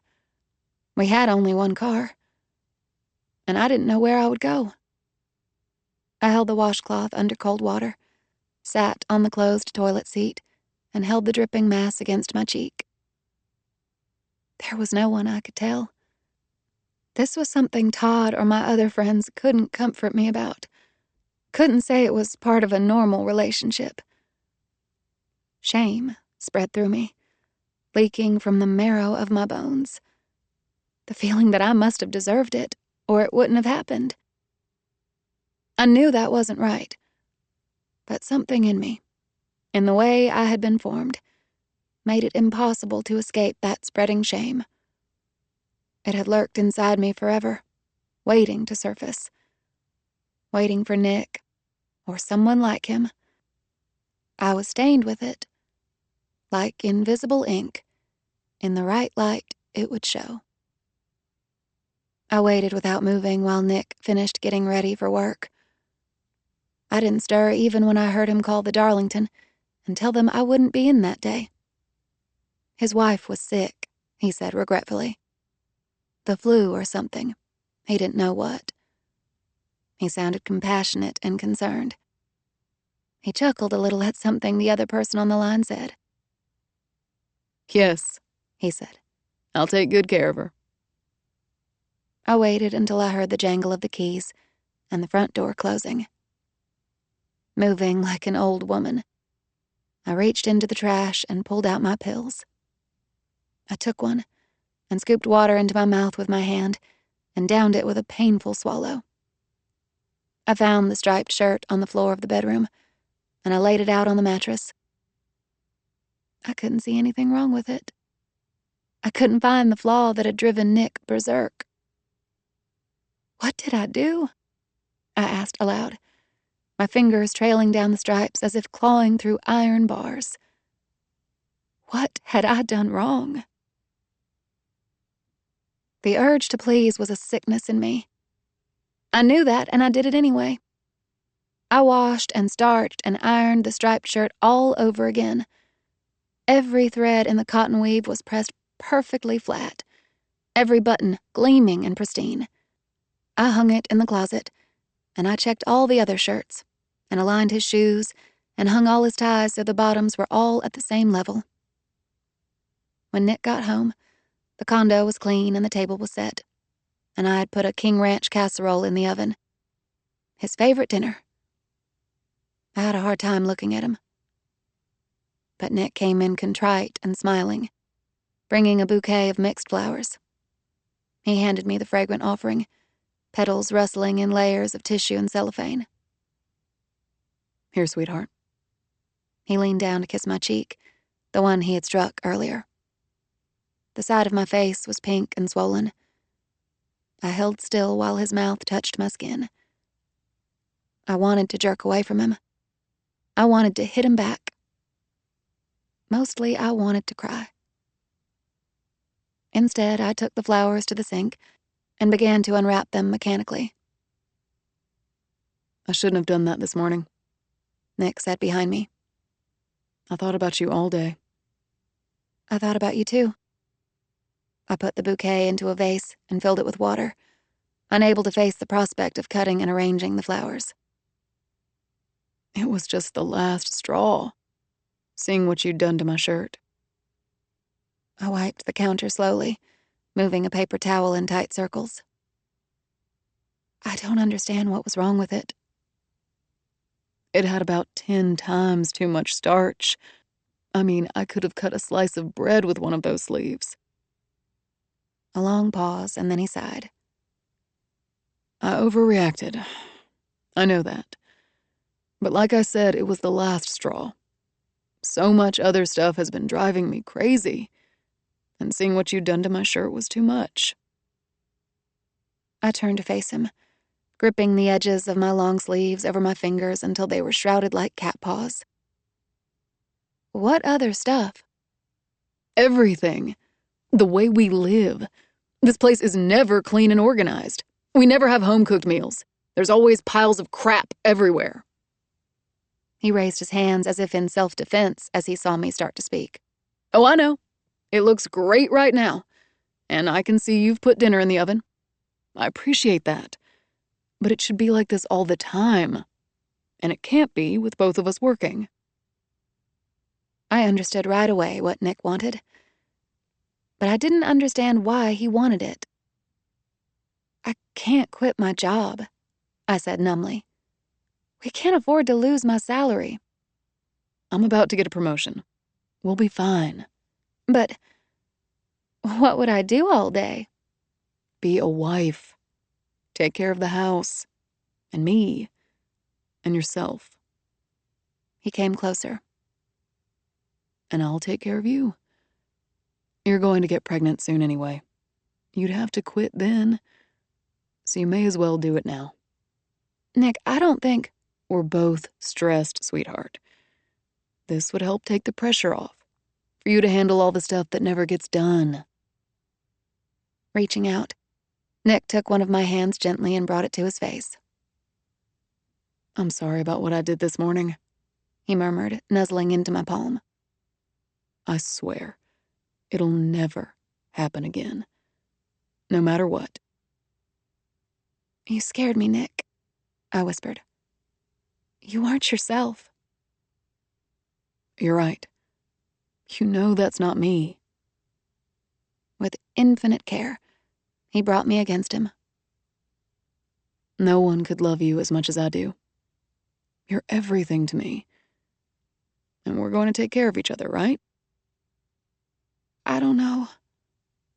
My voice was scratchy and tight. I had never been so torn, wanting to stay and wanting to leave, loving and fearing him. You can always get another job if you want, Nick said reasonably. But let's try it this way. I want you to be free for a change. I heard myself whisper, Please don't do it again, Nick. Never, he said at once, kissing my head, my ear, my neck. His fingers came very gently to my reddened cheek. Poor baby, he murmured. I'm so glad I did it open-handed, or you'd have a hell of a bruise. Chapter 4. Little by little, our marriage closed around me.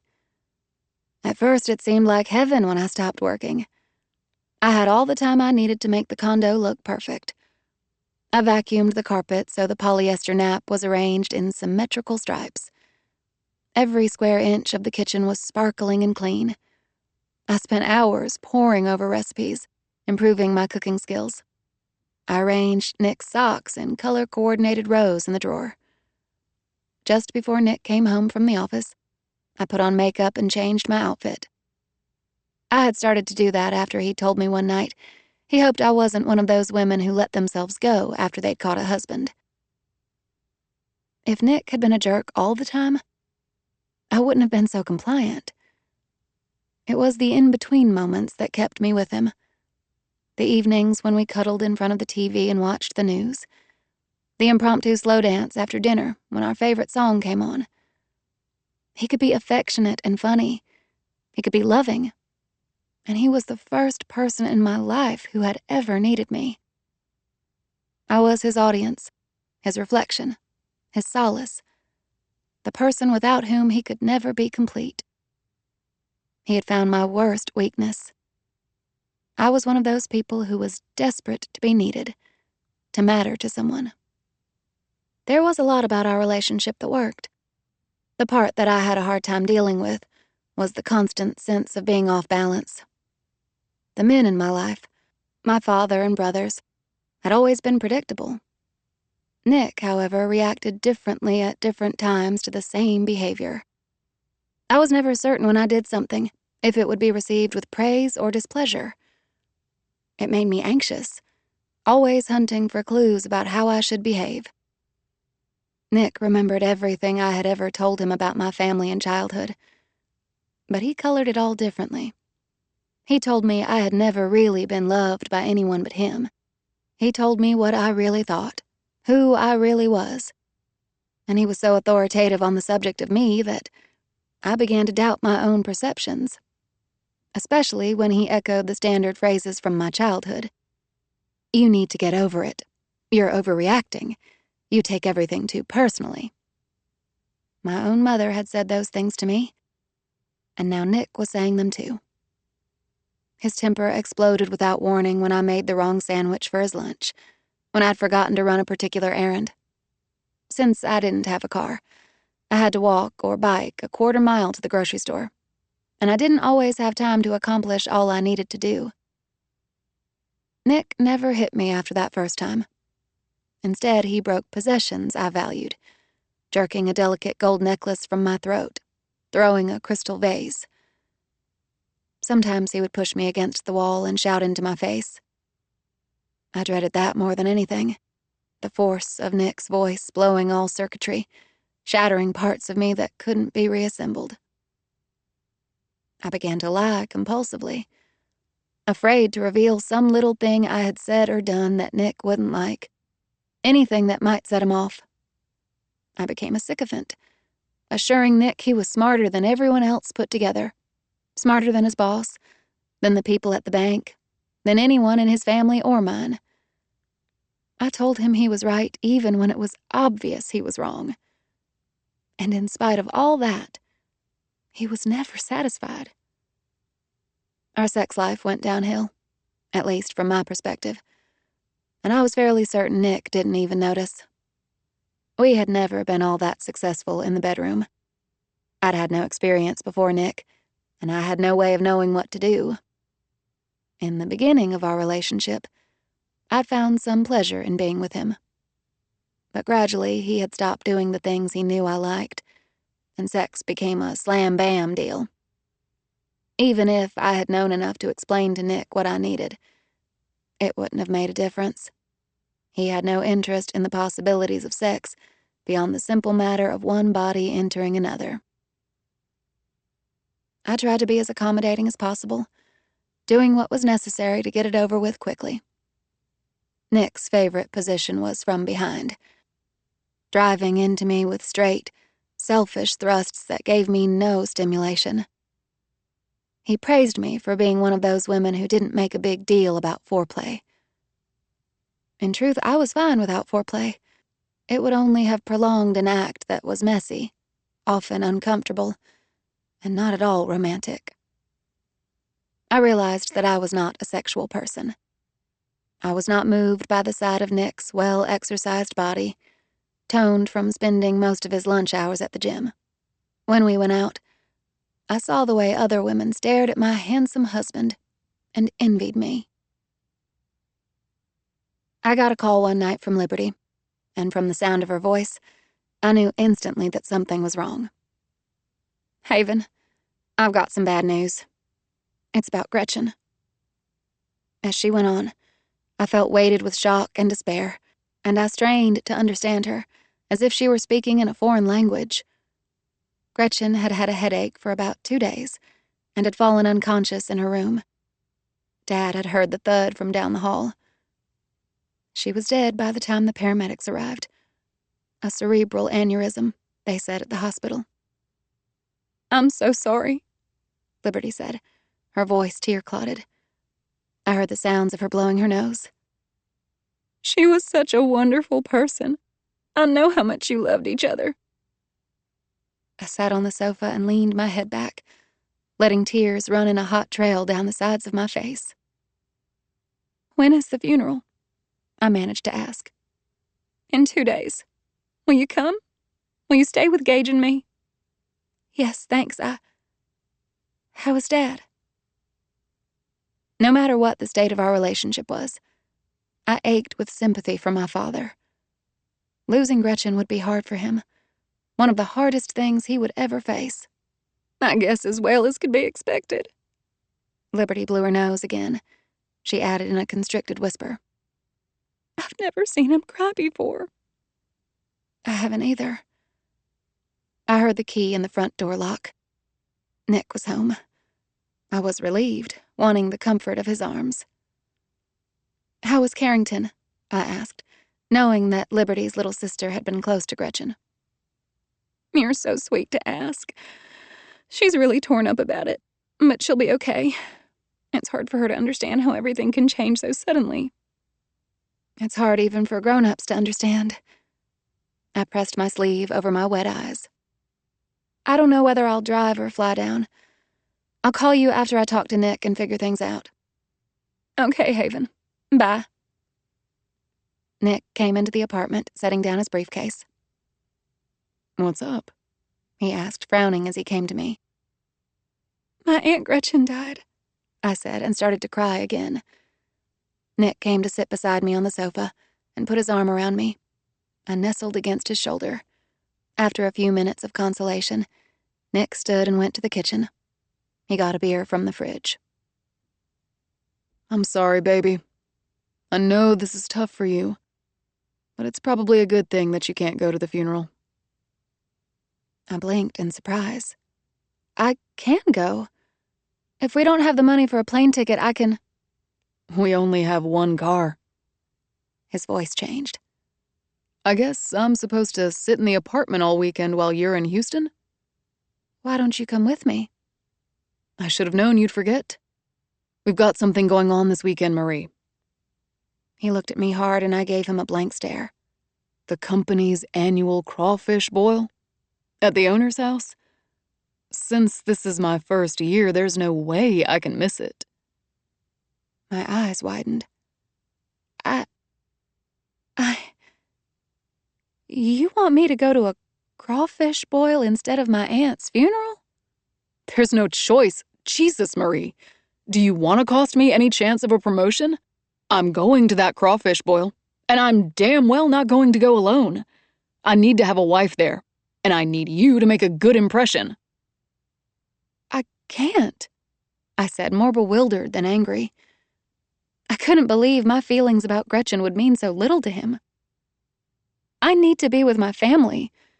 People will understand if you tell them, I'm your family. Nick threw the beer, the full can hitting the edge of the sink with an explosion of foam. Just who is paying your bills, Marie? Who's keeping a roof over your head? Me. No one in your fucking family is helping us. I'm the breadwinner. You do what I say. I'm not your slave, I shot back. I have the right to go to Gretchen's funeral, and I'm going to... Try it, he sneered, reaching me in 3 angry strides. Try it, Marie. You've got no money and no way to get there. He clenched my arms and shoved me hard, and I went stumbling back against the wall. God knows how such an idiot managed to graduate from college, he said. They don't give a shit about you, Marie. Try to get that through your thick head. I sent Liberty an email telling her I couldn't go to the funeral. I didn't explain why, and there was no reply from her. Since there were no calls from the rest of my family, I was pretty sure I knew what they thought of me for not going. Whatever they thought, however, it wasn't nearly as bad as the things I was thinking about myself. I went to the crawfish boil with Nick. I smiled the whole time. Everyone called me Marie. And I wore elbow-length sleeves to cover the bruises on my arms. I didn't cry one tear on the day of Gretchen's funeral. But I did cry on Monday, when I got a small package in the mail. Opening it, I found Gretchen's bracelet with all its jaunty, jingly little charms. Dear Haven, read Liberty's note. I know you were meant to have this. Halfway through our 2nd year of marriage, Nick's determination to get me pregnant had become all-consuming. I half suspected he would kill me if he knew I was still secretly taking birth control pills. So I hid them in one of my purses, shoved back in a corner of our closet. Convinced that the problem was me. It couldn't possibly be him. Nick sent me to the doctor. I cried in the doctor's office for an hour, telling him I felt anxious and miserable and had no idea why. And I came home with a prescription for antidepressants. You can't take that crap, Nick said, crumpling the slip of paper and tossing it into the trash. It might be bad for the baby. Our non-existent baby. I thought guiltily of the pill I took every morning, a secret act that had become my last desperate bid for autonomy. It was difficult on the weekends, when Nick watched me like a hawk. I had to dash into the closet when he was in the shower, fumble for the cardboard wheel, pop a pill out and take it dry. If he caught me, I didn't know what he'd do. What did the doctor say about getting pregnant? Nick asked, watching me closely. He said it could take up to a year. I hadn't mentioned a word to the doctor about trying to get pregnant. Only asked for my birth control prescription to be renewed. Did he tell you when the best days were? The days you were most fertile? Right before I ovulate. Let's look at the calendar and figure it out. How long into the cycle do you ovulate? 10 days, I guess. As we went to the calendar, which I always marked with an X on the days my period started, my reluctance didn't seem to matter to Nick. I was going to be invaded, impregnated, and forced to go through the birthing process simply because he had decided so. I don't want it, I heard myself say in a sullen tone. You'll be happy once it happens. I still don't want it. I'm not ready.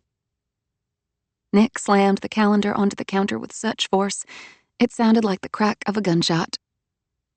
You'll never be ready. It'll never happen unless I push you into it.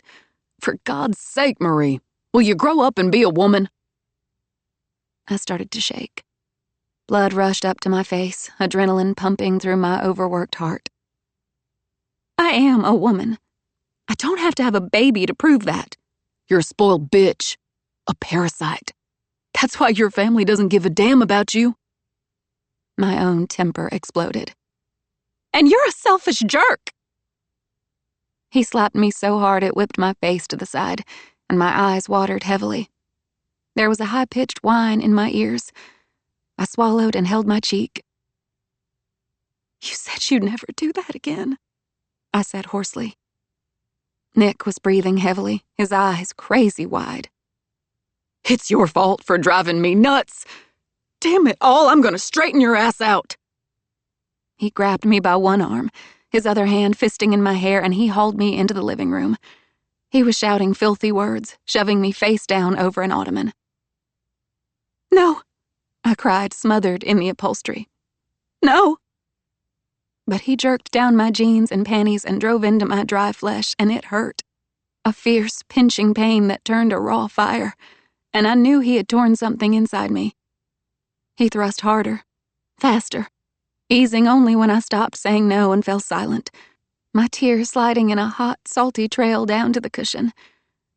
I tried to think beyond the pain, told myself it would be over soon. Just take it. Take it. He'll be done in a minute.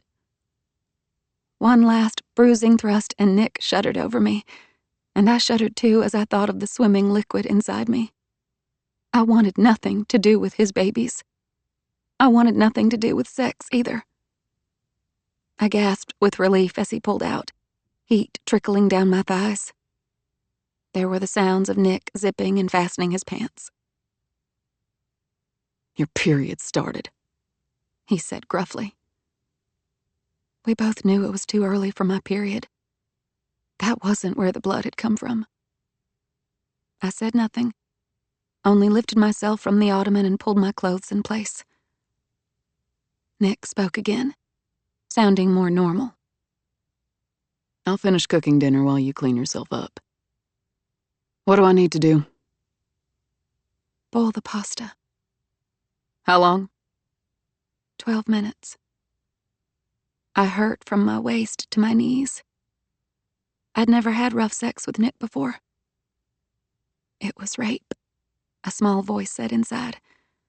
But I immediately told myself that if I had only relaxed a little more, been less dry, it wouldn't have hurt nearly as much. But I didn't want it, the voice persisted. I stood and flinched at the brutal throbbing soreness and began to hobble to the bathroom.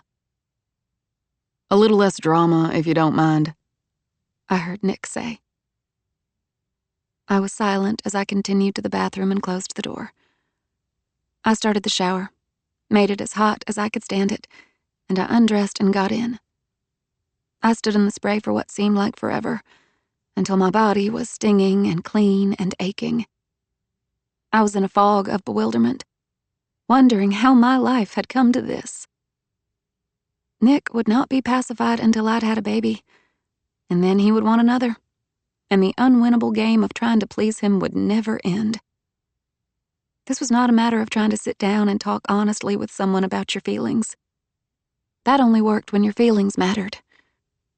Nick, even when he seemed to be listening, was only gathering points to be used against me later.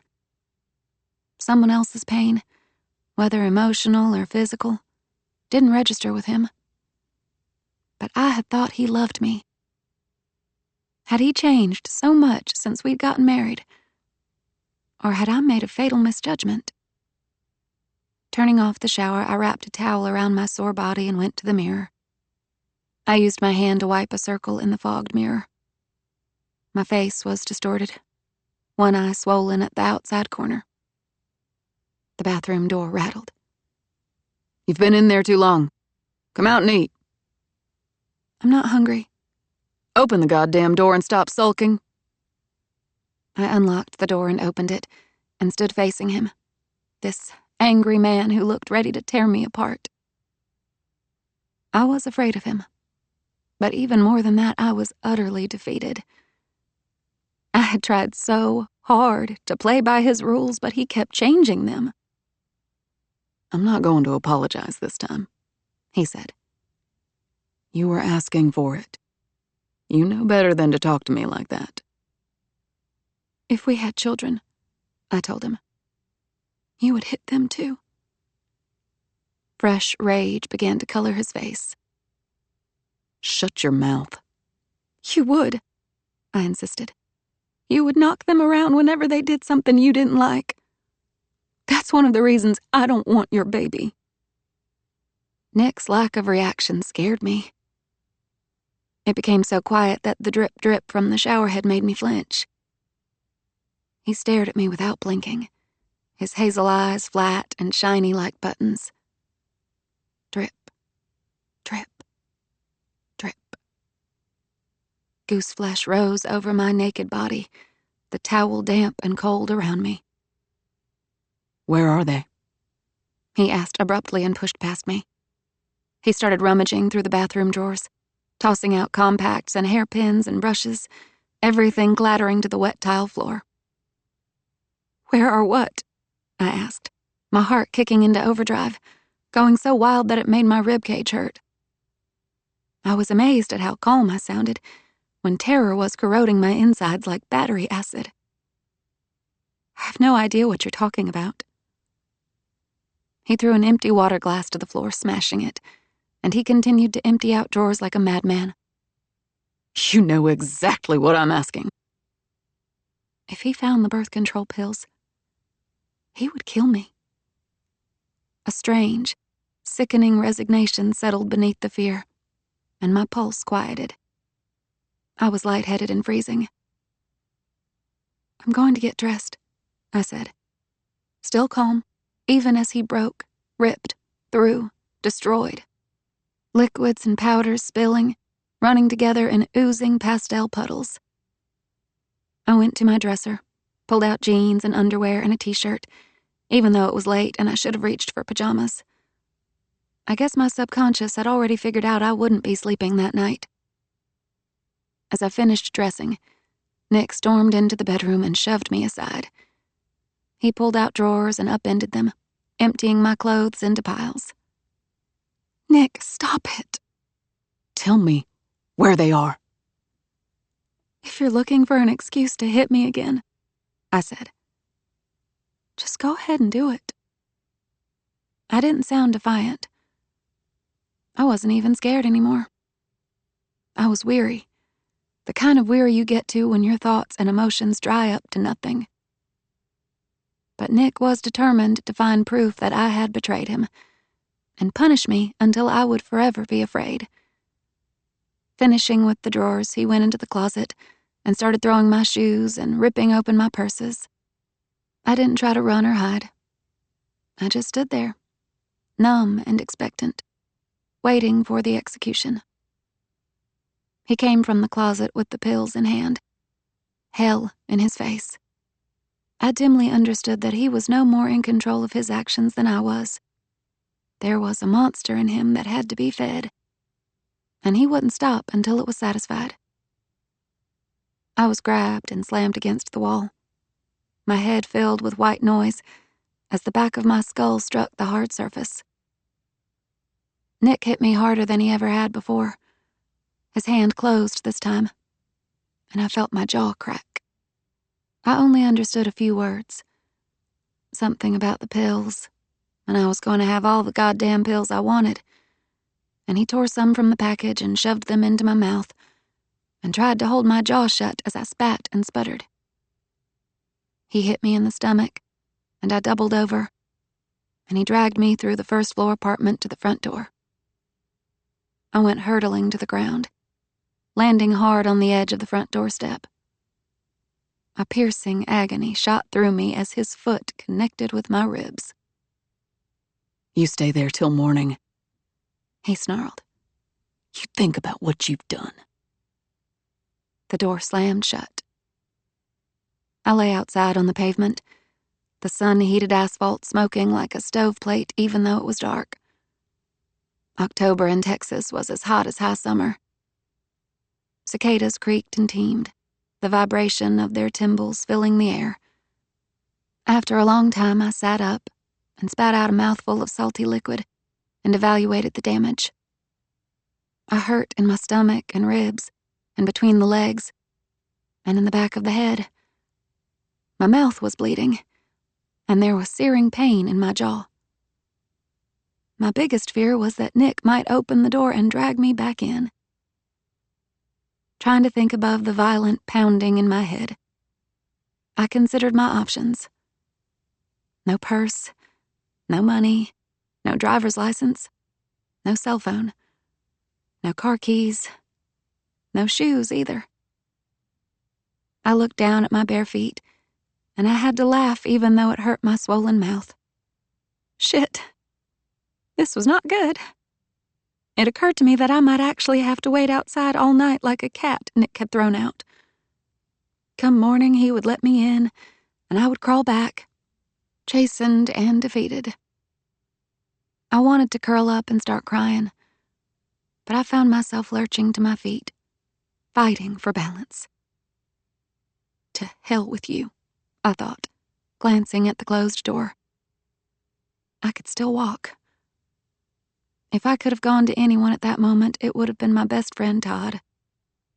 I needed his understanding and comfort.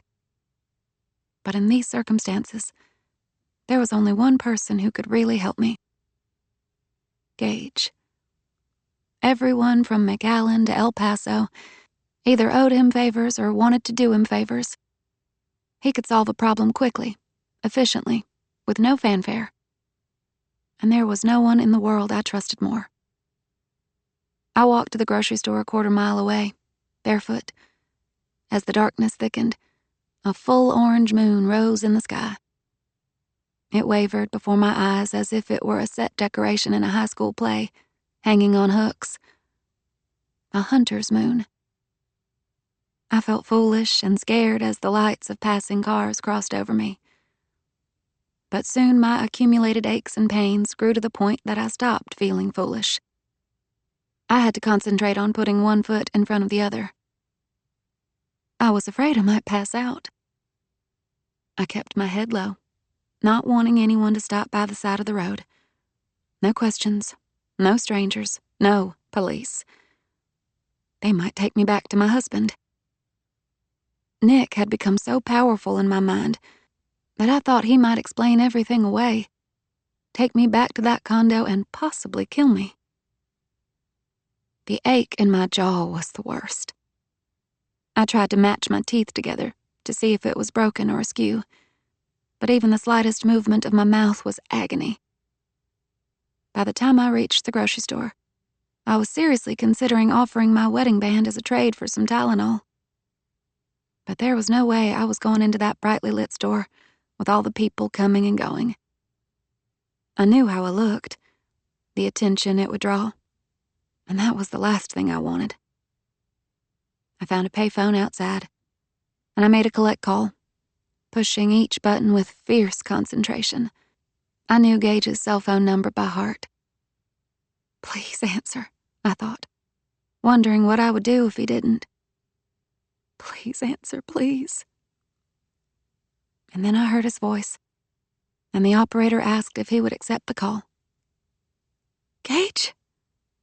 I held the receiver with both hands, gripping as if it were a lifeline. Yeah, it's me. What's going on? The task of answering, explaining, was so overwhelming that for a moment I couldn't speak. I need you to come get me, I managed to whisper. His voice became very calm, gentle, as if he were speaking to a child. What happened, darling? Are you all right? No. A brief, electric silence, and then he asked urgently. Where are you, Haven? I couldn't answer for a moment.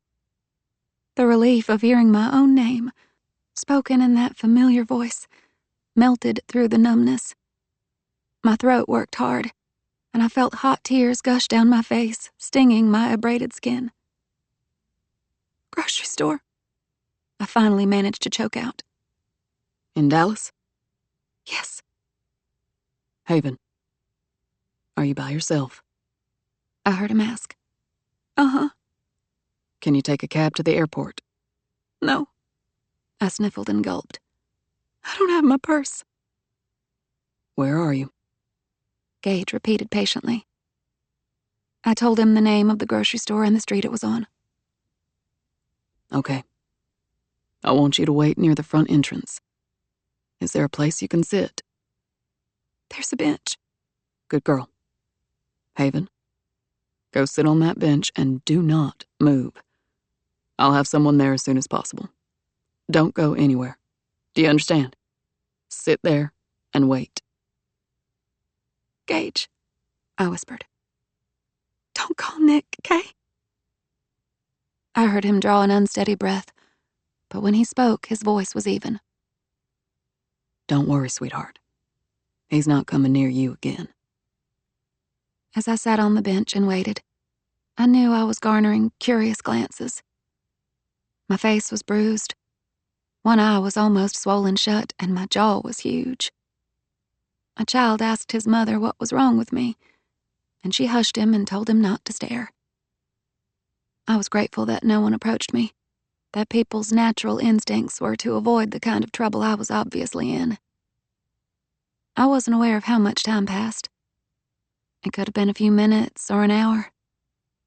But eventually, a man approached the bench, a young black guy wearing khakis and a button-down shirt.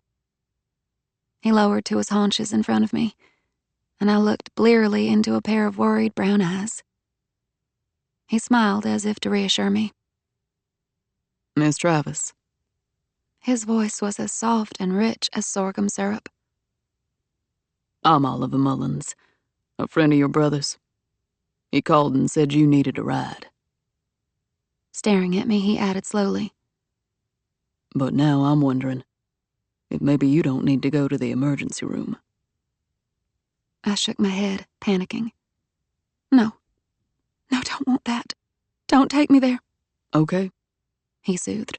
okay, no problem. I'll take you to the airport. Let me help you to my car. I didn't move. Promise we're not going to the emergency room. I promise. I absolutely promise. still didn't move. "Can't get on a plane," I mumbled. It was getting really hard to talk.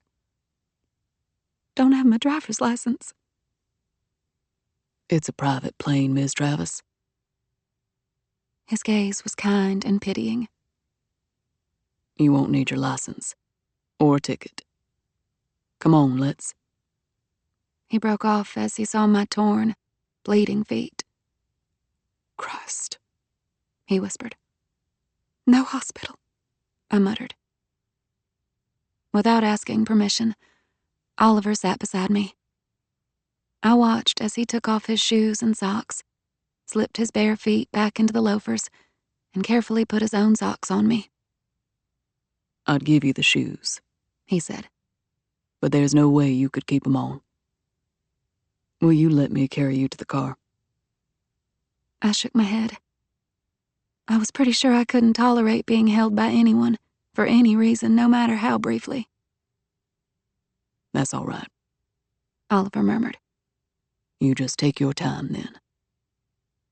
He stood and waited patiently while I struggled up from the bench, his hands half raised as if he had to stop himself from reaching for me.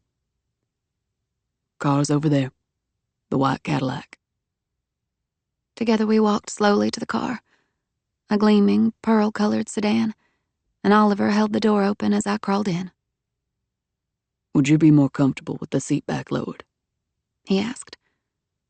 I closed my eyes, too exhausted to answer. Oliver leaned down, pressed a button, and eased the seat back until I was half reclining. He went to the other side, got in, and started the car. The Cadillac purred smoothly as we pulled out of the parking lot and onto the main road. I heard the sound of a cell phone being flipped open and a number being dialed. Gage, Oliver said after a moment. Yeah, I got her. Headed to DFW right now. Have to tell you, though, he knocked her around pretty good. She's a little out of it. A long pause, and Oliver answered quietly. I know, man. More talking on the other end. Yeah, I think she's okay to travel. But when she gets there... I think so, definitely. I'll let you know when she takes off. No problem.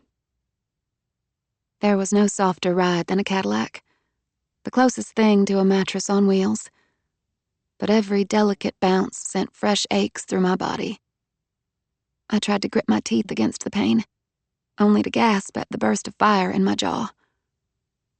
I heard Oliver's voice between the loud throbs of the pulse in my ears. Feel like you're going to get sick, Miss Travis. I made a small negative sound. No way was I going to do that. It would hurt too much. A small plastic trash receptacle was settled carefully in my lap. Just in case.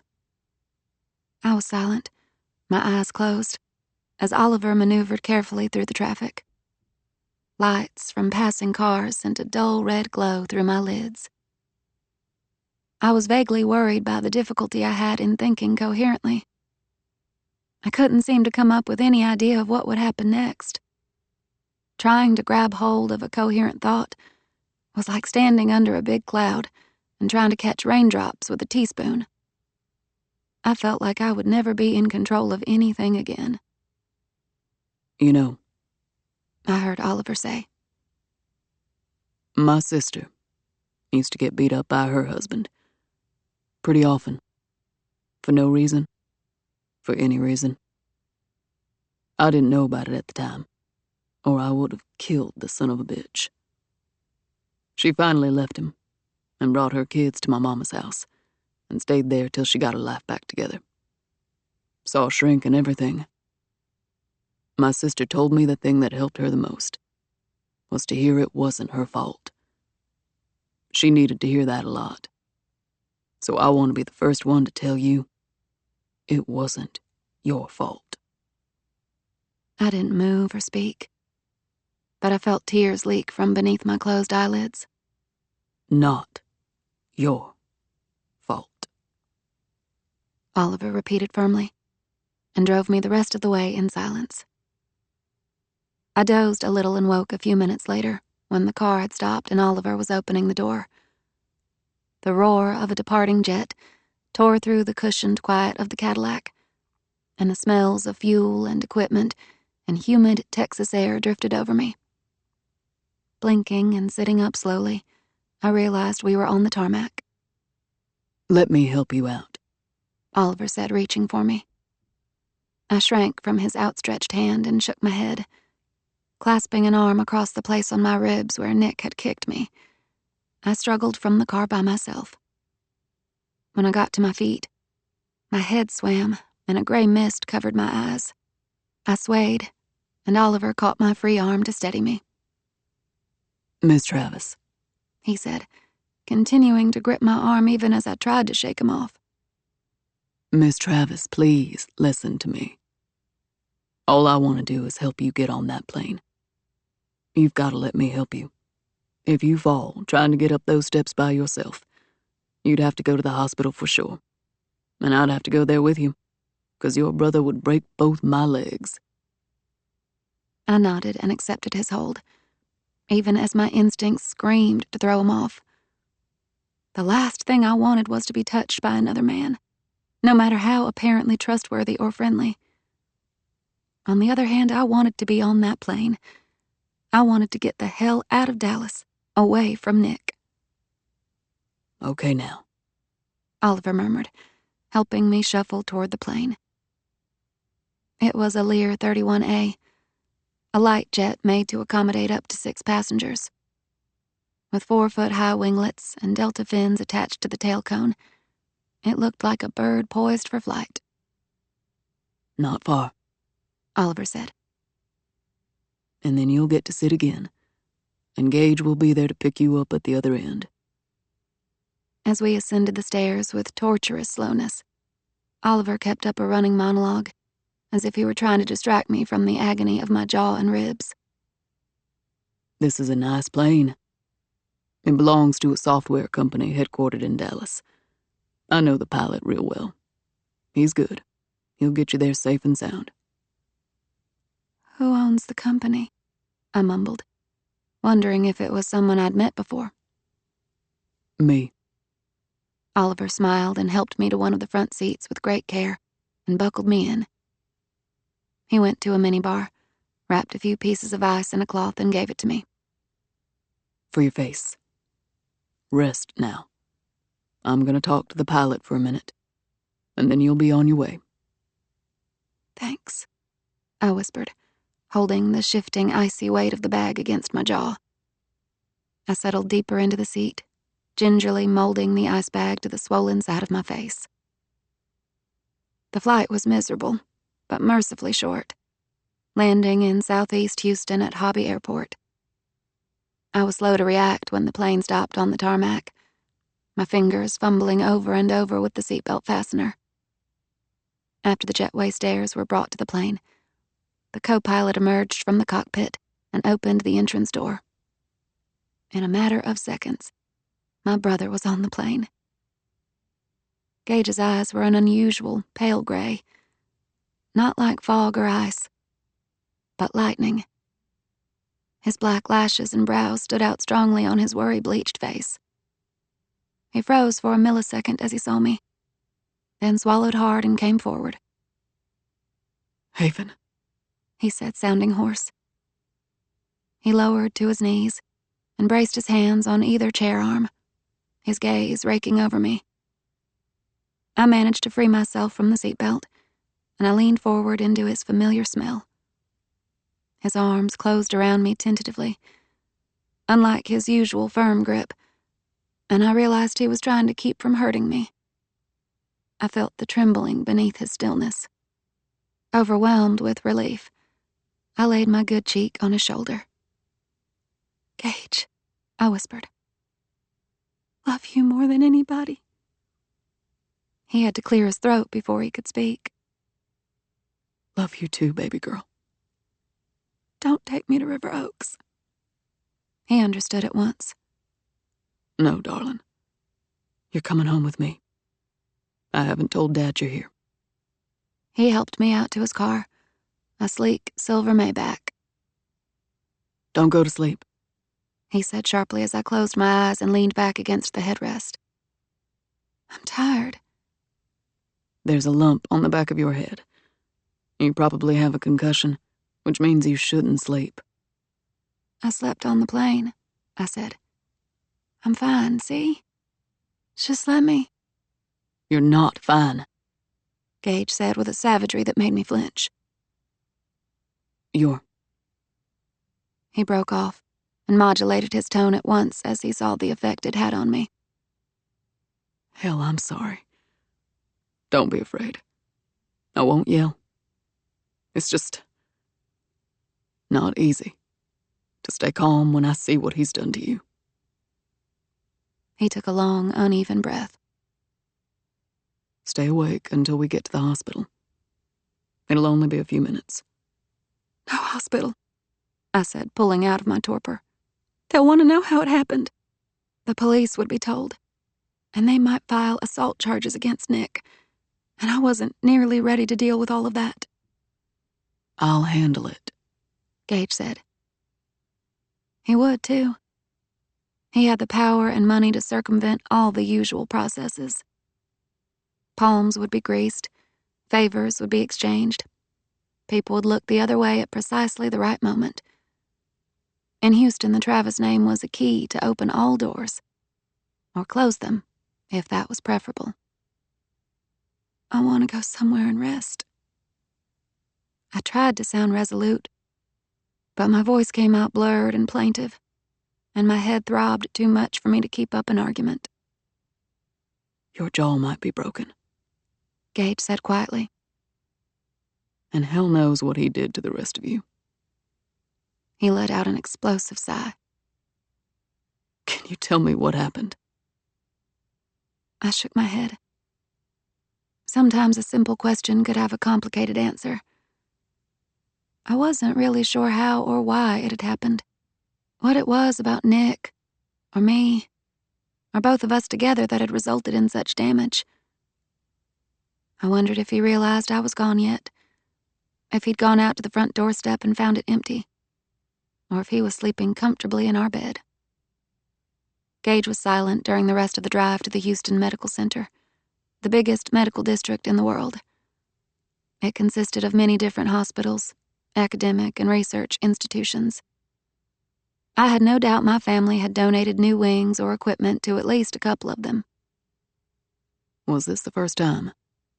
Gage asked as we pulled up to the emergency room parking lot. No. He muttered a few choice words. If I'd ever thought the bastard would raise a hand to you, I'd never have let you go with him. You couldn't have stopped me, I said thickly. I was determined. Stupid. Don't say that. Gage looked at me, his eyes filled with anguished fury. You weren't stupid. You took a chance on someone, and he turned out to be... Shit, there's no word for it. A monster. His tone was grim. A walking dead man. Because when I get to him... Please. I'd had enough of angry voices and violence for one night. I don't know if Nick realized how much he hurt me. One small bruise is enough to warrant me killing him. He got me out of the car, picking me up and carrying me as if I were a child. I can walk, I protested. You're not walking through the parking lot in your socks. Damn it, Haven, give it a rest. He carried me to the emergency room waiting area, which was occupied by at least a dozen people, and set me gently beside the reception desk.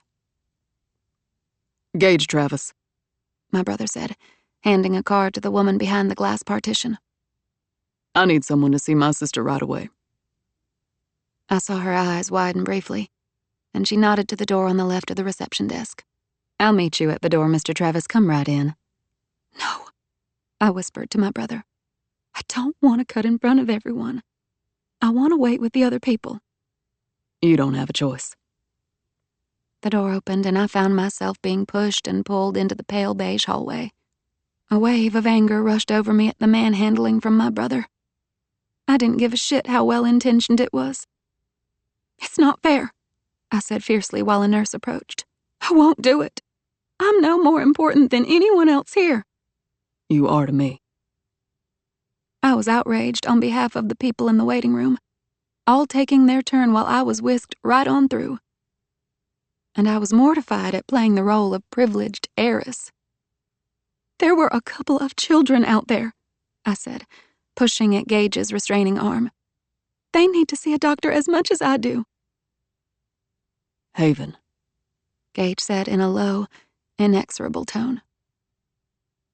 everyone in that waiting room is in better shape than you. Shut up.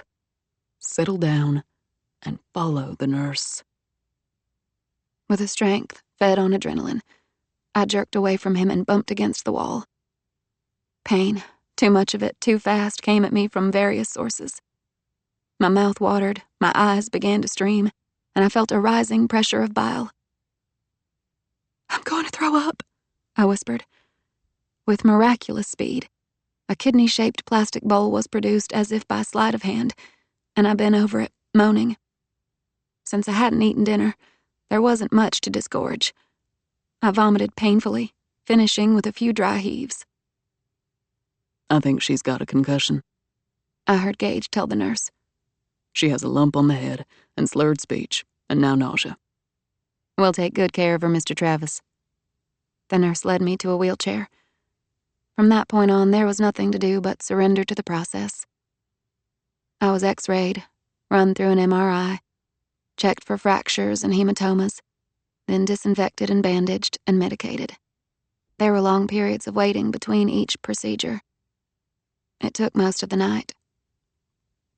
As it turned out, I had a middle rib fracture, but my jaw was only bruised, not broken. I had a slight concussion, but not enough to warrant a stay in the hospital, and I was dosed with enough Vicodin to make an elephant high. I was too annoyed with Gage, and too exhausted to say much of anything after I'd been checked out. I slept during the 15-minute ride to Gage's condo at 1800 Main, a Travis-owned building made of glass and steel. It was a mixed-use structure, with multi-million-dollar condos at the top and offices and retail space at the base. The distinctive glass, segmented pyramid surmounting the building had earned 1800 Main a semi-iconic status in the city. I had been inside 1800 Main a couple of times to eat at one of the downstairs restaurants, but I had never actually seen Gage's place. He had always been intensely private. We rode a swift elevator to the 18th floor. The condo door was open before we even made it to the end of the hallway.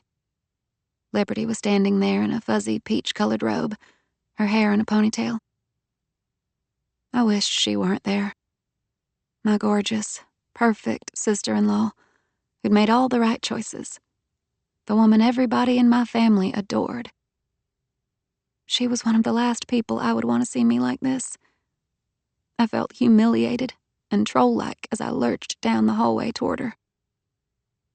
Liberty drew us both into the condo, which was ultra-modern and starkly furnished, and closed the door. I saw her stand on her toes to kiss Gage. She turned to me. "Hope you don't mind," I began, and fell silent as she put her arms around me. She was so soft, smelling like scented powder and toothpaste, and her neck was warm and tender. I tried to pull back, but she didn't let go. It had been a long time since I'd been held this long by an adult woman. Not since my mother. It was what I needed. "I'm so glad you're here," she murmured. I felt myself relaxing, understanding there was going to be no judgment from Liberty. Nothing but kindness. She took me to the guest bedroom and helped me change into a nightshirt and tucked me in as if I were no older than Carrington. The room was pristine, decorated in shades of pale aqua and gray. "Sleep as long as you want," Liberty whispered and closed the door. I lay there dizzy and dazed. My cramped muscles released their tension, unraveling like braided cord. Somewhere in the condo, a baby began to cry and was swiftly quieted. I heard Carrington's voice, asking where her purple sneakers were. She must have been getting ready for school. A few clanks of dishes and pans. Breakfast being prepared. They were comforting sounds, family sounds, and I drifted gratefully to sleep. Part of me wishing I would never wake up. After you've been systematically abused, your judgment erodes to the point where it's nearly impossible to make decisions. Small decisions are as tough as big ones. Even choosing a breakfast cereal seems filled with peril. You are so scared about doing the wrong thing, being blamed and punished for it. You'd rather have someone else take the responsibility. For me, there was no relief in having left Nick. Whether or not I was still with him, I was buried in feelings of worthlessness. He had blamed me for causing the abuse, and his conviction had spread through me like a virus. Maybe I had caused it. Maybe I had deserved it. Another side effect of having lived with Nick was that reality had acquired all the substance and stability of a jellyfish. I questioned myself and my reactions to everything. I didn't know what was true anymore. I couldn't tell if any of my feelings about anything were appropriate. After sleeping about 24 hours, with Liberty checking on me occasionally, I finally got out of bed. I went to the bathroom and inspected my face in the mirror.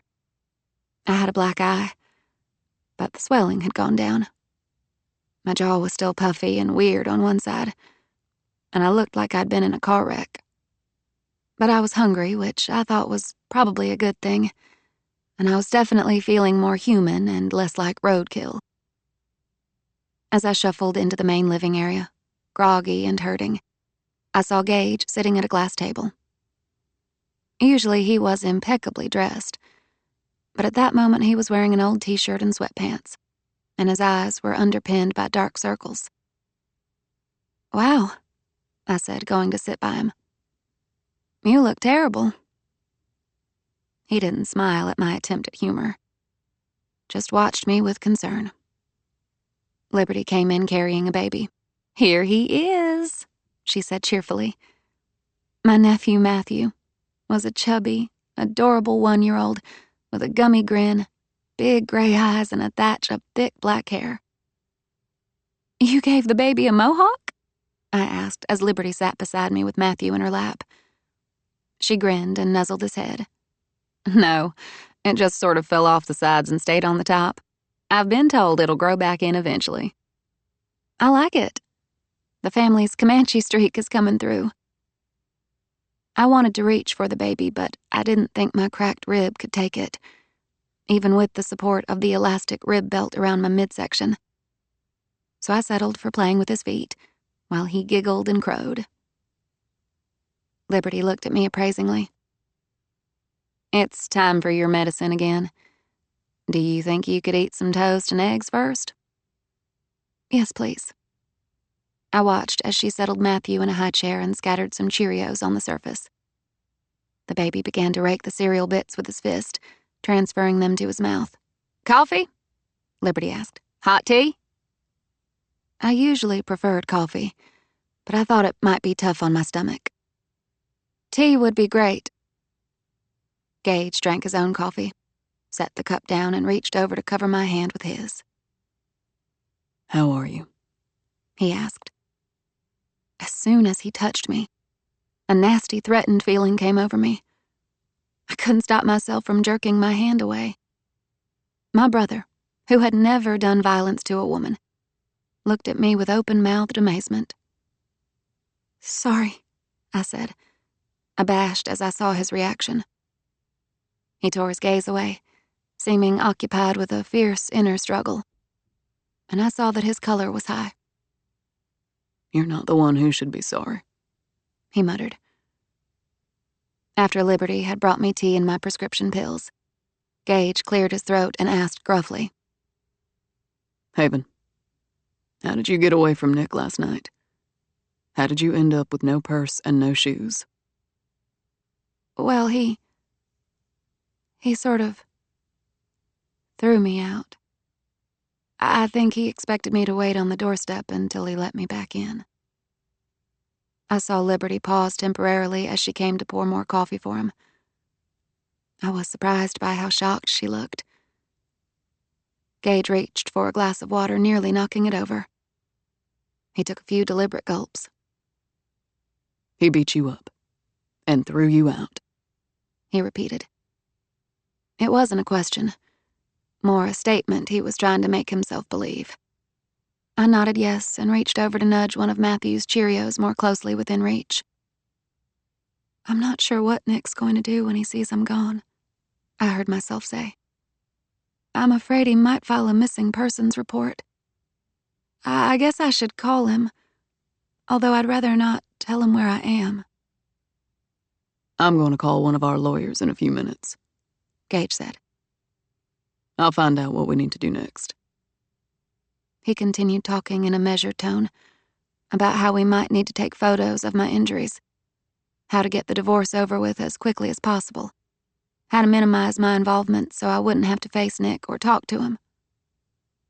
Divorce? I asked stupidly, while Liberty set a plate in front of me. I don't know if I'm ready for that. You don't think you're ready? Have you looked in the mirror, Haven? How much more of a pounding do you need to be ready? I looked at him, so big and decisive and strong-willed, and everything in me rebelled. Gage, I just got here. Can I have a break? Just for a little while, please? The only way for you to get a break is to divorce the son of a... Gage paused and glanced at his attentive baby. Gun. I knew my brother was trying to protect me, that he wanted what was best for me. But his protectiveness felt like bullying, and it reminded me of Dad. I know that, I said. I just want to think about things before I talk to a lawyer. God help me, Haven. If you're actually considering going back to him... I'm not. I'm just tired of being told what to do and when to do it. All the time. I feel like I'm on a runaway train. I don't want you making decisions about what I should do next. Fine. Then you make them. Fast, or I will. Liberty intervened before I could reply. Gage, she murmured. Her slim fingers went to the taut surface of his clenched bicep and stroked lightly. His attention was instantly diverted. He looked at her, the lines on his face smoothing out, and he took a deep breath. I had never seen anyone wield that kind of power over my authoritative brother, and I was impressed. This is a process, she said gently. I know we want Haven to skip over the middle part and get right to the end. But I think the only way for her to get out of it is to go through it, step by step. He frowned but didn't argue. They exchanged a private glance. Clearly there would be more discussion later, out of my hearing. He turned back to me. Haven, he said quietly. What would you say if one of your friends told you her husband had thrown her out on the doorstep one night? What would your advice be? I'd tell her to leave him right away, I admitted. But it's different when it's me. Why? He asked in genuine bewilderment. I don't know, I answered helplessly. Gage rubbed his face with both hands. He stood from the table. I'm going to get dressed and go to the office for a while. I won't make any calls. He paused deliberately before adding, Yet. Going to the high chair, he lifted Matthew and held him aloft to make him squeal with delight. Lowering the wriggling body, Gage kissed his neck and cuddled him. Hey, partner, you be a good boy for Mommy while I'm gone.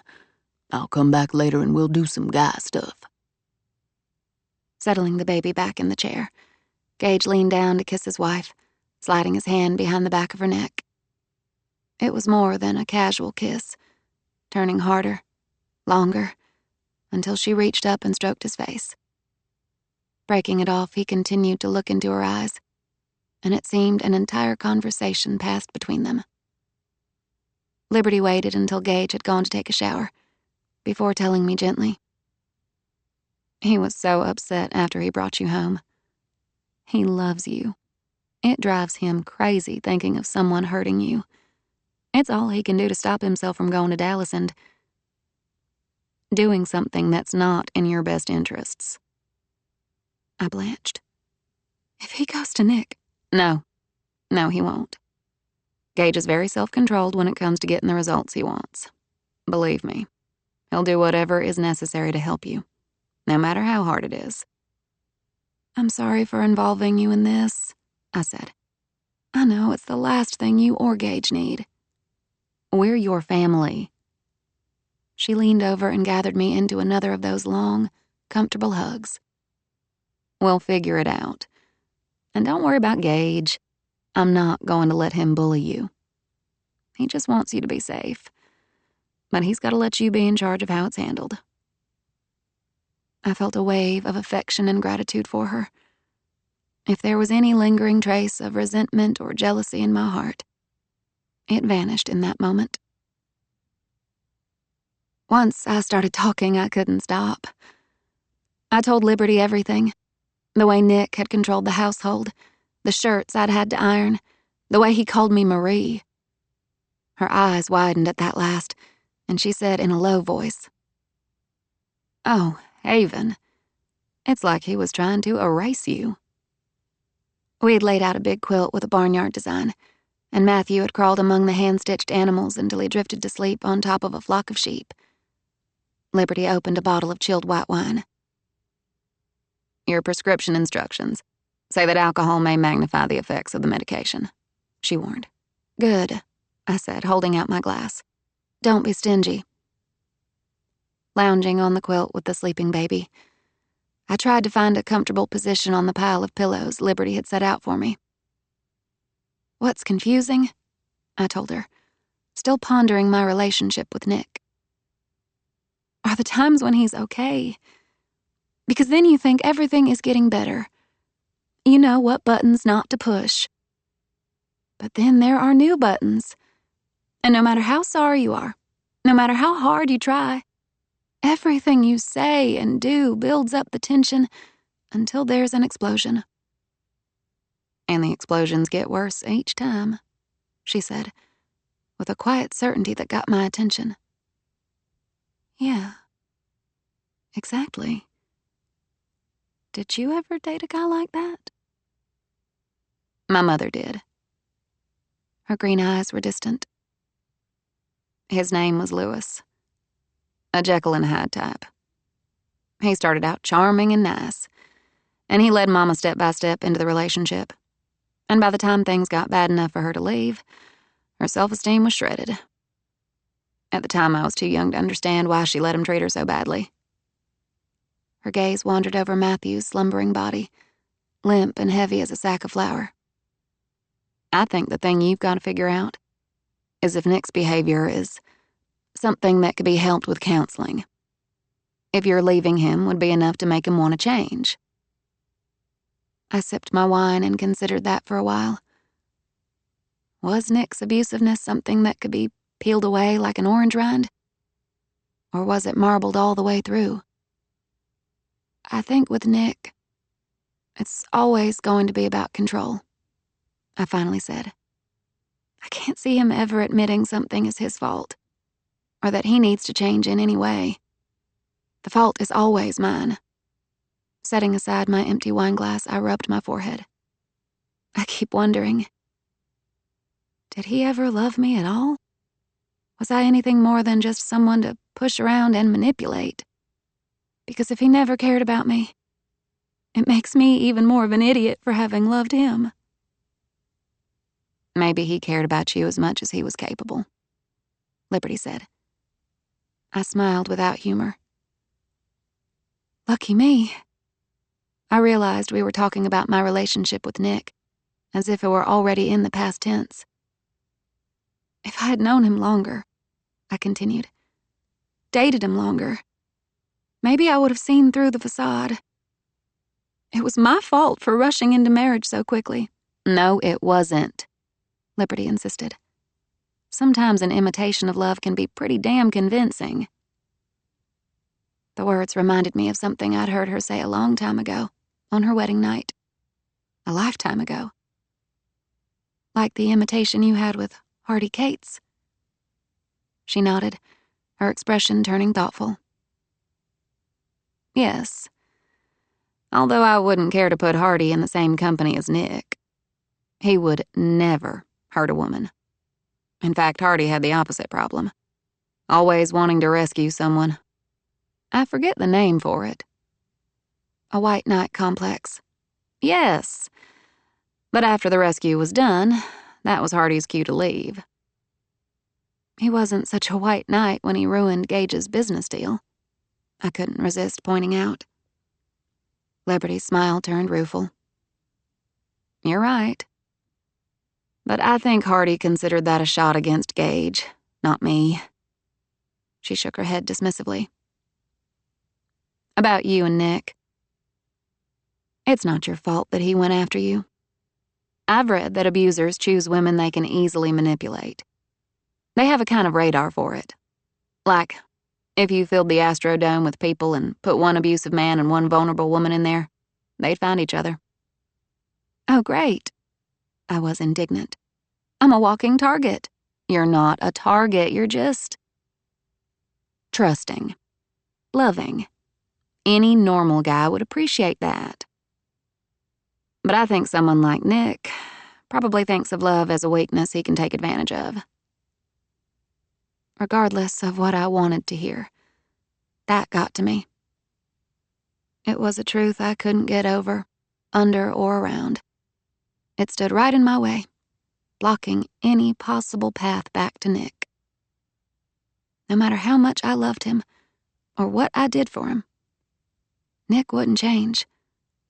The more I tried to please him, the more contempt he would have for me.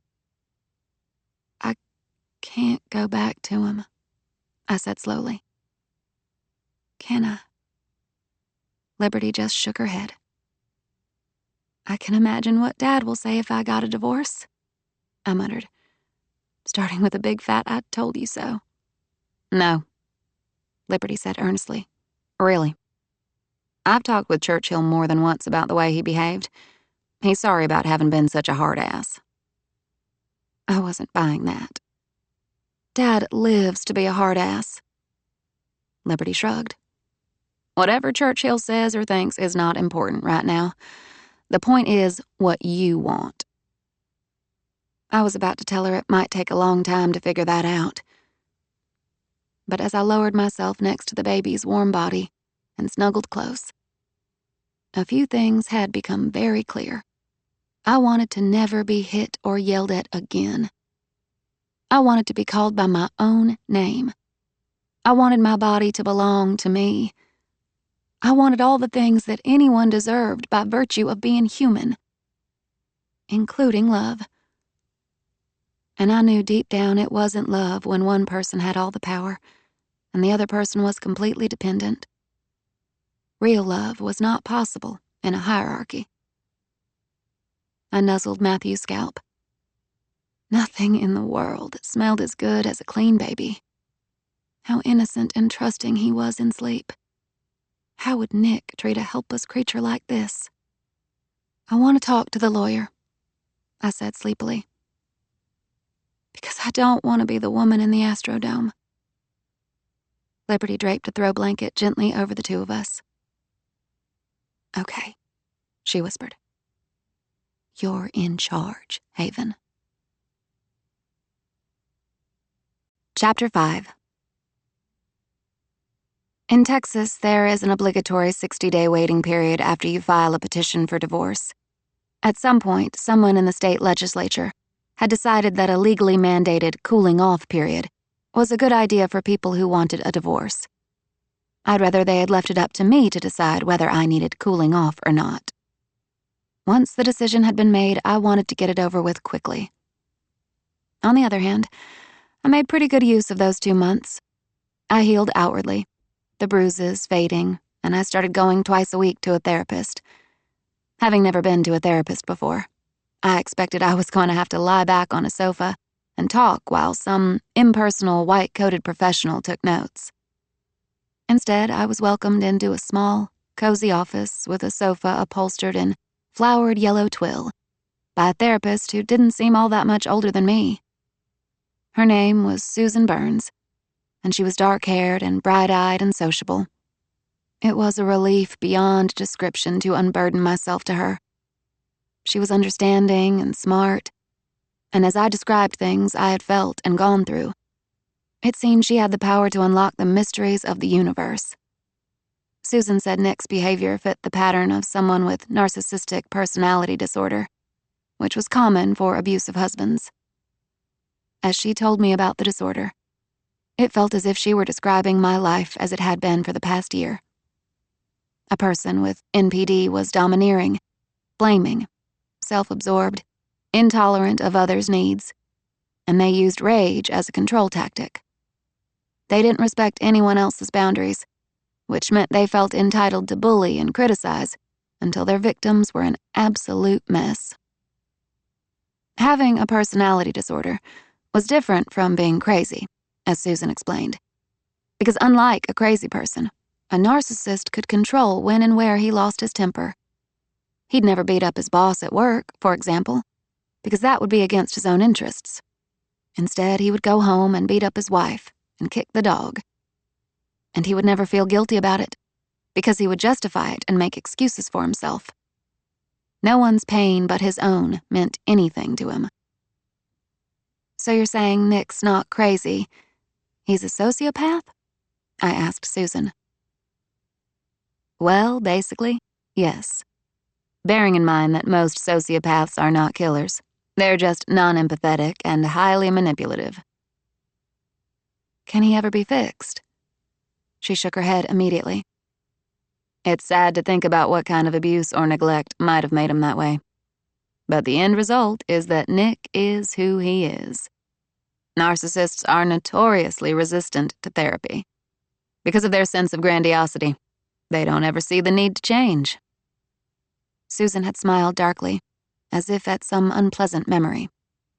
Believe me, no therapist wants a narcissist to walk in the door. It only results in massive frustration and a waste of time. What about me? I brought myself to ask. Can I be fixed? At that point, my eyes stung and I had to blow my nose, so Susan had to repeat her answer. Of course you can, Haven. We'll work on it. We'll do it. At first, I was afraid I was going to have to work on forgiving Nick. It was an indescribable relief to hear Susan say no. I didn't need to stay trapped in the cycle of abuse and forgiveness. Victims of abuse were often burdened with the so-called responsibility of forgiving, even rehabilitating their tormentors. That wasn't my job, Susan said. Later, we could find some level of resolution, so the poison of my relationship with Nick wouldn't spill into other areas of my life. But right now, there were other things to concentrate on. I discovered I was a person with weak boundaries. I had been taught by my parents, especially my mother, that being a good daughter meant having no boundaries at all. I'd been raised to let Mother criticize and have her way all the time, and make decisions for me that she had no business making. But my brothers didn't have that kind of relationship with her, I told Susan. They had boundaries. They didn't let her mess with their personal lives. Sometimes a parent's expectations of sons and daughters are very different, Susan replied wryly. My own parents insist that I'm the one who should take care of them in their old age, but they would never think of demanding that from my brother. Susan and I did a lot of role-playing, which felt mortifyingly silly at first. But as she pretended by turns to be Nick, my father, a friend, a brother, even my long-gone mother, I practiced standing up for myself. It was hard. Muscle-knotting, perspiration-inducing work. No is a vitamin. That phrase became my mantra. I figured if I told it to myself often enough, I would start believing it. Gage handled as much of the divorce proceedings as I would allow. And, possibly because of Liberty's softening influence, he changed his approach to me. Instead of telling me how things were going to be, he patiently laid out choices and explained them, and didn't argue with my decisions. When Nick had dared to call the condo and demanded to talk to me, and I'd said all right, Gage had forced himself to hand the phone to me. It had been quite a conversation, mostly one-sided, with Nick talking and me listening. My husband poured it on, progressing from guilt to fury to pleading, telling me it was my fault as much as his. You couldn't just give up on a marriage when you hit a rough spot, he said. It was more than just a rough spot, I said. People who loved each other found a way to work things out, he said. You don't love me, I said. He said he did. Maybe he hadn't been the best husband, but I damn sure hadn't been the best wife. I'm sure you're right, I told him. But I don't think I deserve getting a cracked rib. He said there was no way he'd cracked my rib. That must have happened accidentally when I fell. I said he'd pushed me, hit me. And I was astonished when Nick said he didn't remember hitting me. Maybe one of his hands had slipped. I wondered if he really didn't remember. If he could actually rewrite reality for himself. Or if he was just lying. And then I realized it didn't matter. I'm not coming back, I said. And every comment he made after that, I repeated it. I'm not coming back. I'm not coming back. I hung up the phone and went to Gage, who had been sitting in the living area. His hands had clenched so hard in the arms of the leather chair that his fingertips had riveted deep gouges in the smooth hide. But he had let me fight my battle alone, as I had needed to. I had always loved Gage, but never so much as then. I filed for a divorce on the grounds of insupportability, meaning the marriage had become insupportable because of personality conflicts that had destroyed the legitimate ends of the marriage relationship. That was the quickest way to end it, the lawyer said, if Nick didn't contest it. Otherwise, there would be a trial, and all kinds of nastiness and humiliation in store for both parties. Haven, Gage said to me in private, his gray eyes kind, the set of his mouth grim. I've tried my best to hold back and do things your way. But I have to ask you for something now. What is it? You and I both know there's no way Nick's going to let the divorce go uncontested. Unless we make it worth his while. You mean pay him off? I said, my blood simmering as I thought of Nick getting a financial reward after the way he'd treated me. Well, remind Nick that I've been disinherited. You're still a Travis. And Nick will play his part to the hilt. A poor, hard-working guy who married a spoiled rich girl, and now he's being tossed aside like a bartender's rag. If he wants, Haven, he can make this process as long and difficult and public as possible. Give him my share of the condo, then. That's all the community property we've got. Nick will want more than just the condo. I knew what Gage was leading up to. He wanted to pay Nick off, to keep him quiet long enough to let the divorce go through. Nick was about to get a big, fat reward after all he'd done to me. I got mad enough to start shaking. I swear, I said with blistering sincerity, if I manage to get rid of him, I will never get married again. No, don't say that. Gage reached for me without thinking, and I shrank back. I still didn't like to be touched, especially by men, which Susan had said was a protective mechanism and would get better in time. I heard Gage utter a quiet curse, and he dropped his arms. Sorry, he muttered and heaved a sigh. You know, putting a bullet in his head would be a lot cheaper and quicker than a divorce. I glanced at him warily. You're kidding, right? Right.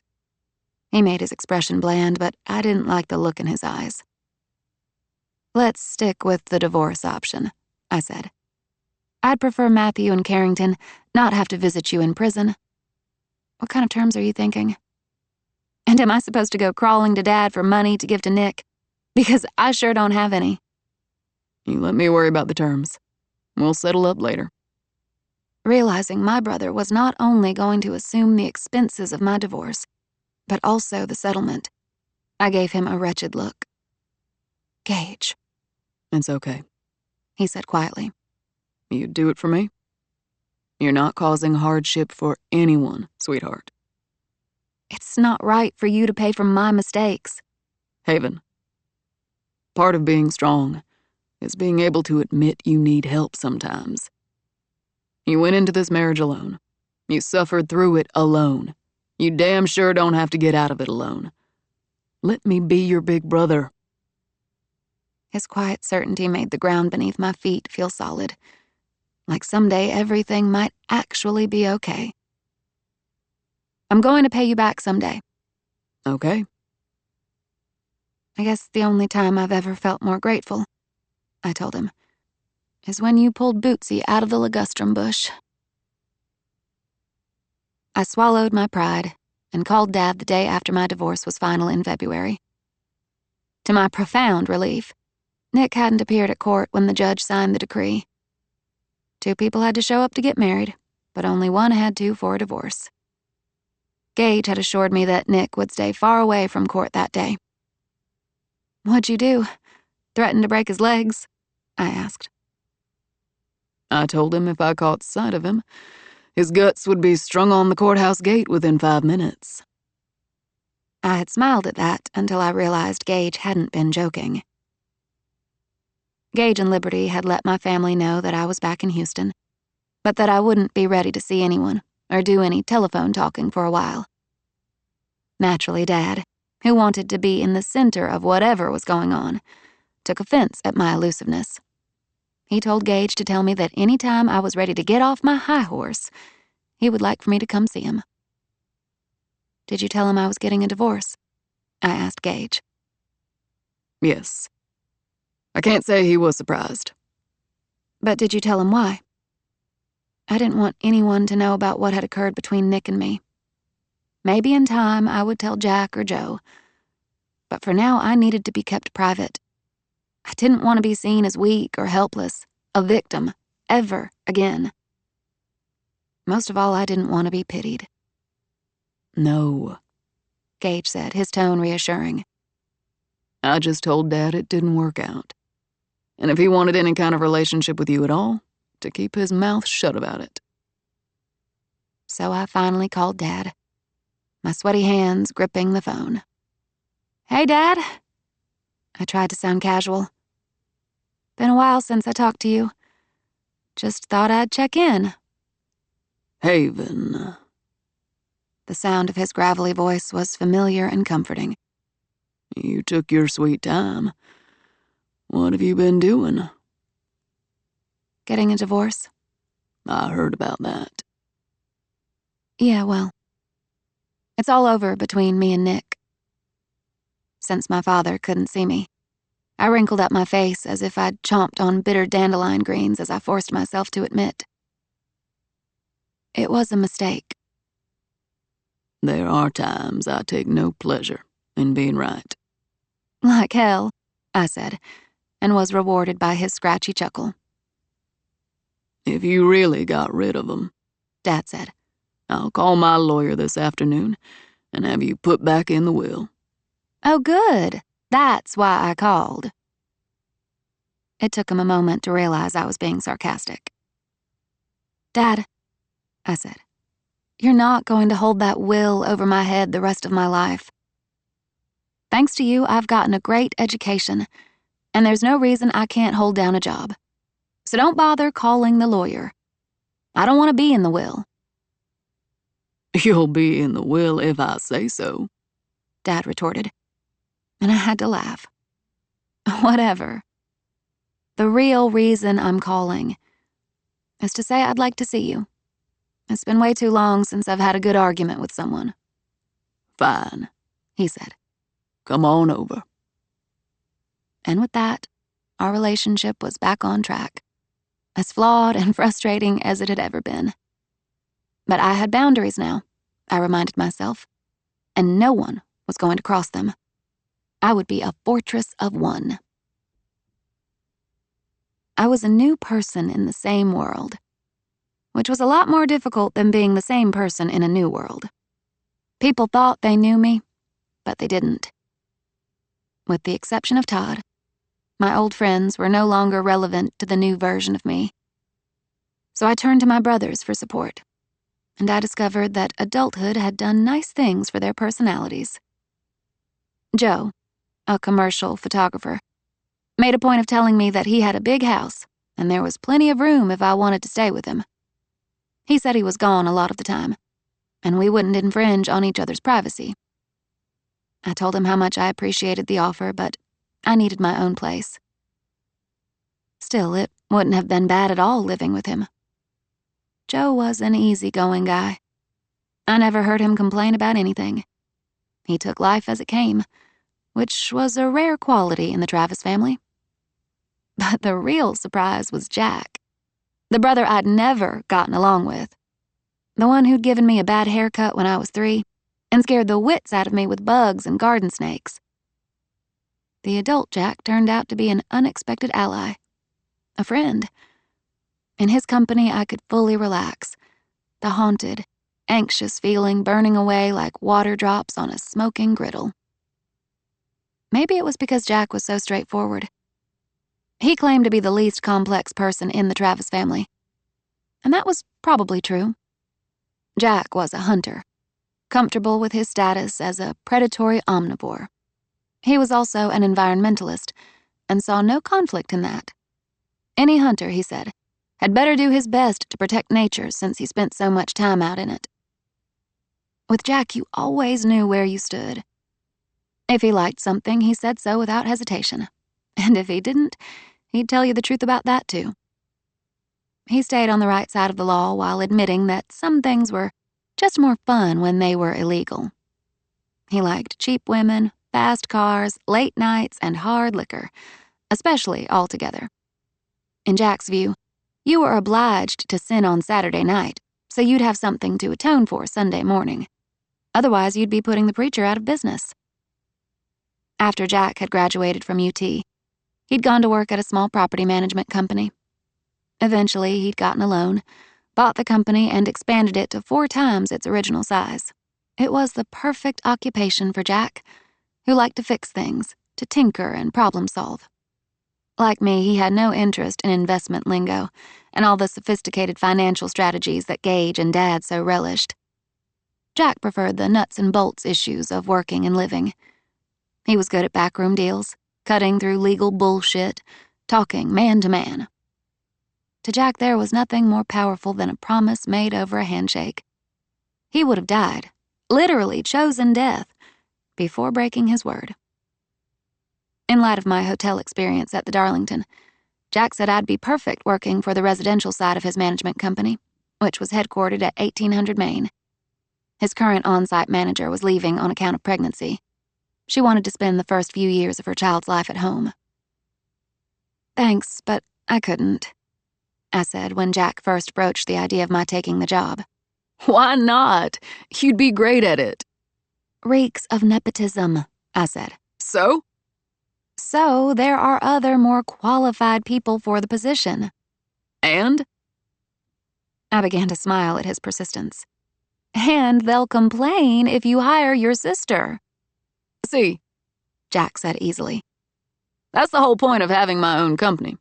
I can hire Bozo the fucking clown if I want. "That's so flattering, Jack." He grinned.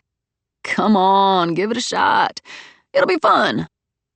"Are you offering to employ me so you can keep an eye on me?" Actually, we'll hardly see each other. We'll both be so damn busy all the time. I liked the sound of that, being busy all the time. I wanted to work, to accomplish things, after the past couple of years of being Nick's personal slave. You'll learn a lot, Jack coaxed. You'd be in charge of the money stuff. Insurance, payroll, maintenance bills. You'd also negotiate service contracts, purchase supplies and equipment, and you'd work with a leasing agent and an assistant. As the on-site manager, you'd live in a one-bedroom unit in the building. But you wouldn't be stuck in the office all the time. You'll have a lot of outside meetings. Later, when you're ready, you could get involved in the commercial side of things, which would be a help since I'm planning to branch out into construction management and then maybe... Who'd be paying my salary? I asked suspiciously. You or Dad? Jack looked affronted. Me, of course. Dad doesn't have shit to do with my management company. He owns the building, I pointed out. You're employed by me and my company. And believe me, 1800 Main is not the only client we've got. Not by a long shot. Jack gave me a look of exaggerated patience. Think it over, Haven. It'd work out great for both of us. It sounds great, I said. And I can't tell you how much I appreciate it. But I can't start out at the top, Jack. I don't have enough experience. And it doesn't look good for either of us for you to give me a job like that when I haven't paid any dues. What if I start out as the manager's assistant? I could learn from the ground up. You don't have to pay dues, Jack protested. You ought to get something for being a Travis. Being a Travis means I should pay extra dues, I said. He looked at me and shook his head and mumbled something about liberal Yankee shit. I smiled at him. You know it makes the most sense. And it's only fair to give the manager's job to someone who's really earned it. This is business, Jack said. Fairness doesn't have crap to do with it. But he relented eventually and said far be it from him to keep me from starting at the bottom, if that was what I really wanted. Hack it all off, I told Liberty, sitting in her bathroom, draped in plastic. I'm so sick of all this hair. It's hot and tangly, and I never know what to do with it. I wanted a new look to go with my new job, and as a former hairstylist, Liberty knew what she was doing. I figured anything she did to me was bound to be an improvement. Maybe we should do it in stages, Liberty said. It may be a shock if I take too much off at once. No, you can't donate it if it's less than 10 inches long. Just go for it. We were going to give the foot-long rope of hair to the Locks of Love program, which made wigs for children who suffered from medical hair loss. Liberty combed my hair deftly. It's going to release some curl once I shorten it, she said. All this weight is dragging your hair down. She plaited it and sawed the entire length off at the nape. I held the braid while Liberty brought a Ziploc bag, and I dropped it inside the plastic pouch and sealed it with a kiss. Good luck to whoever wears it next, I said. Liberty spritzed my hair with water and moved all around my head with a straight razor, slicing off angled pieces until there were heaps of hair on the floor. Don't be nervous, she said, as she caught me examining a lock that had fallen onto my plastic-covered lap. You're going to look great. I'm not nervous, I said truthfully. I didn't care how I looked, as long as it was different. She blow-dried my hair using a round brush, ran her fingers through it to make it piecey, and beamed in satisfaction. Take a look. I stood and got a mild shock. A nice one. At my reflection. Liberty had given me long bangs that swept across my forehead and a short, layered bob, the feathered ends turning up gently. I looked stylish, confident. It's flippy, I said, playing with the layers. You can turn the ends under or out, she said, smiling. Do you like it? I love it. Liberty turned me around so we could both see the cut in the mirror. It's sexy, she said. You think so? I hope not. She smiled at me quizzically. Yes, I do think so. Why don't you want to look sexy? False advertising, I said.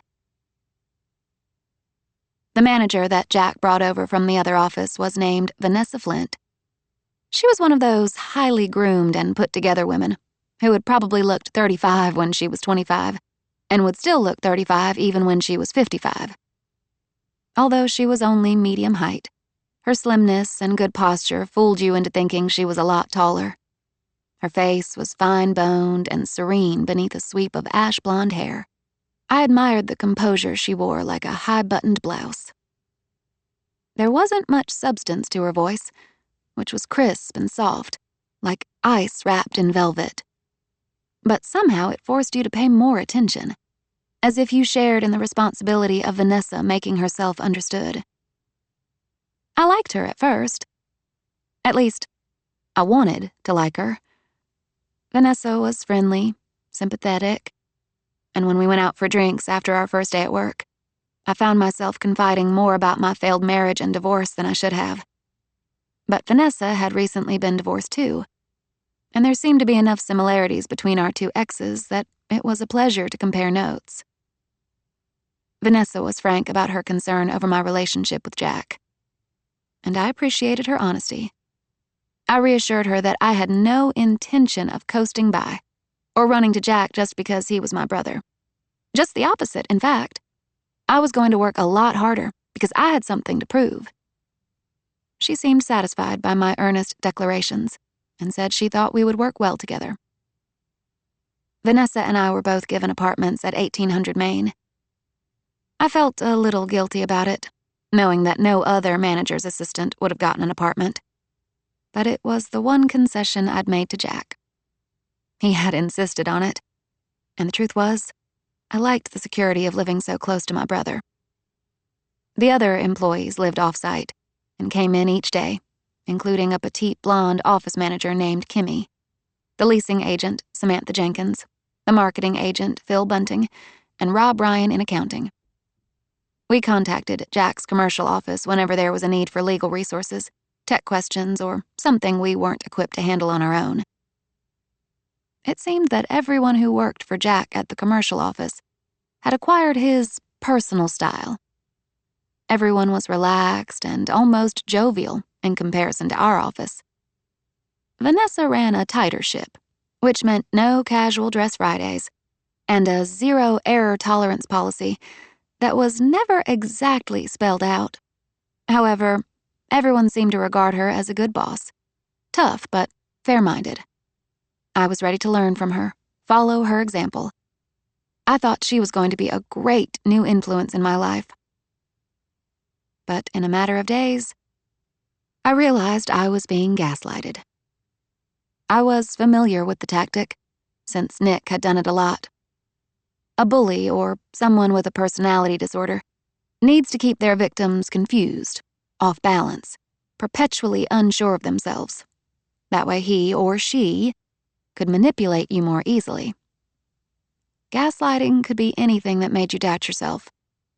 For example, a bully would make a statement about something, and when you'd agree with it, he'd disagree with his own original statement. Or he'd make you think you'd lost something when you hadn't, or accuse you of forgetting something when he'd never asked you to do it in the first place. What worried me was that I seemed to be Vanessa's only target. No one else seemed to be having a problem with her. She would misplace a file and tell me to get it for her, turning up the tension until I was scrambling to find it. If I couldn't come up with it, she accused me of hiding the file somewhere. And then the file would turn up in some weird place, like beneath a plant on top of a cabinet, or wedged between the printer cart and her desk. She gave people the impression that I was scatterbrained and disorganized, and I had no proof of her mischief-making. The only thing that kept me from doubting myself was my own shaky sense of sanity. There was no predicting Vanessa's moods or requests. I learned to save everything after she asked me to write 3 different drafts of a letter and then decided on the first version after I'd deleted it. She would tell me to be at a meeting at 1:30, and when I arrived, I was a half hour late, and she swore she'd told me 1 o'clock. She said I must not have paid attention. Vanessa let it drop to me that she'd had an assistant named Helen for years, and she would have brought Helen with her to the new job, except that I'd already been given the position. It hadn't occurred to me that I would have broken up a long-running professional partnership and robbed someone of a position they deserved. When Vanessa had me call Helen, who was still at the old office, to find out the name and number of Vanessa's favorite manicurist, I took the opportunity to apologize to Helen. God, don't be sorry, Helen said. It was the best thing that ever happened to me. I wanted to quit right then. But I was stuck, and Vanessa and I both knew it. With my skimpy resume, I couldn't quit a job right after starting one, and I didn't know how long it would take me to find something else. Complaining about Vanessa was out of the question. It would make me look like a prima donna, or paranoid, or both. So I decided I would stick it out for a year. I would make some contacts and dig my own way out. Why me? I asked my therapist, Susan, after describing the situation with Vanessa. She could focus on anyone in that office as a target. Do I give off victim signals or something? Do I seem weak? I don't believe so, Susan said gravely.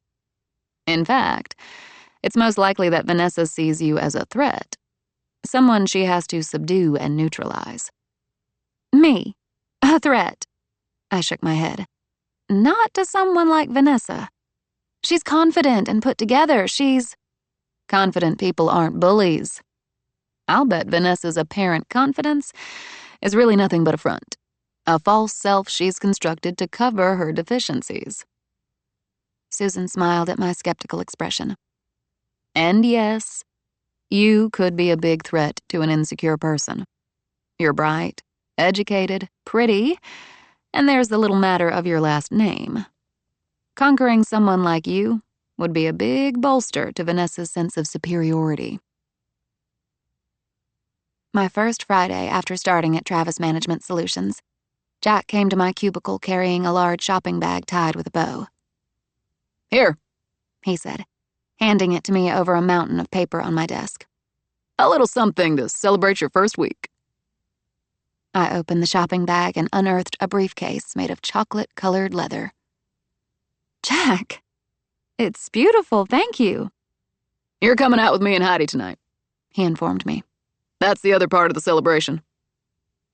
Heidi was one of a virtual harem of women that Jack dated interchangeably. Since he was so open about not wanting to be tied down, none of them seemed to expect any form of commitment from him. I don't want to be a third wheel on your date, I protested. You won't bother us, he said. And you're not even a full-sized wheel. More like a training wheel. I rolled my eyes, having already accepted a long time ago that being the target of short jokes from my towering brothers was an inescapable fact of life. I'm tired, I said. Trust me, I'm not up to partying with you and Heidi. One drink and I'll probably pass out. Then I'll put you into a cab and send you home. Jack gave me an inexorable look. I'll haul you out of here if I have to, Haven. I mean it. Even though I knew he would never use force on me. I felt myself blanch, and I went stiff in my chair. Don't touch me, I wanted to say. But the words were locked behind my teeth, thrashing like caged wild birds. Jack blinked in surprise, staring at me. Hey, I was just kidding, honey. For God's sake, don't look at me like that. It makes me feel as guilty as shit, and I don't even know why. I forced myself to smile and relax. Sorry. Bad memory.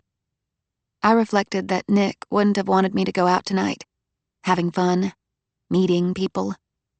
He would have wanted me to stay at home, isolated. Just for that, I decided, I would go out to spite him. Okay, I heard myself say. Maybe for a little while.